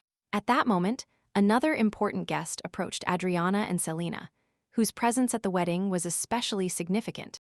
Adriana, with a smile of joy on her face, recognized him as Emperor Leopold. Adriana turned to Leopold, but she did not know how to address him correctly now. Leopold replied that he did not think he would ever hear such an address to himself, with the title of emperor. Birger expressed his honor for personally visiting the demon world as the first emperor. Leopold explained that his visit was related not only to the desire to congratulate Birger and Adriana, but also to the need to discuss the future fate of the magic stones. He turned to Burgard to ask for his help in this important matter. Birger, without hesitation, agreed to help Leopold, promising to do everything possible to solve this problem. After Leopold's ascension to the throne, such a long-awaited event occurred. A peace treaty was officially concluded between humans and demons, ending many years of confrontation. The work of destroying the stones was carried out through the joint efforts of people and demons. All secret research on magic stones that posed a danger to people was stopped and prohibited. And demons, the extraction of magic stones was strictly prohibited and closely monitored. It was decided to track down and remove every magic stone from the market to prevent them from falling into the hands of unscrupulous people. The magical catalyst, as before, was monitored by demons, using their knowledge and experience to ensure its safety. As for the destruction of monsters, demons, and humans, they reached a key agreement on this issue. Both races joined forces to jointly confront this common threat, and this became the basis for peaceful coexistence and cooperation. Addressing Adriana, Leopold said that all problems were successfully resolved, and this was largely possible thanks to her wisdom and determination. He observed that demons and people were able to find a common language, and the world began to gradually change for the better. Leopold admitted that if he had not met Adriana that fateful day, his life would have been completely different. He confidently said that he would not be here now if it were not for her support. Adriana replied that we should not underestimate the role of other people who also contributed to this common cause. She pointed out that all difficulties were overcome thanks to the fact that all people and demons united and acted together. Leopold, looking at Adriana with a smile, said that such an answer was quite expected. At that moment, Rudolph suddenly exclaimed that the emperor might accidentally seduce his sister. He was afraid that Leopold would take his sister away and began to think of the worst. Burgart hurried to calm the child and, incidentally, asked him to stop calling him demon uncle anymore. Moreover, Burgart fully trusted Adriana, so little Rudolph's worries were completely in vain. Adriana looked at Burgard and Rudolph and was touched by their close relationship. Just then, Kenneth and his assistant were at the Magnolia Trading House. Dale was surprised that the Count would not attend our heroine's wedding. In response to this, Kenneth admitted that he simply could not find the courage to go there. Dale, in a reproachful tone, replied that it was because of his indecision that he lost the chance to be with Adriana. Kenneth thought he had overcome his feelings, but it turned out that it was not so. He was lost and did not know what to do now. Dale tried to console Kenneth by telling him that he needed time to sort out his feelings. The Count only asked Dale to tell Adriana that he could not attend the wedding due to a sudden illness. Time passed, and the long-awaited wedding ceremony day finally arrived. All the nobility from all over the country gathered in the palace to witness this significant event. Adriana, dressed in a luxurious wedding dress, shone with beauty and joy. Recalling her past life, Adriana thought that at that time her only wish was simply to survive.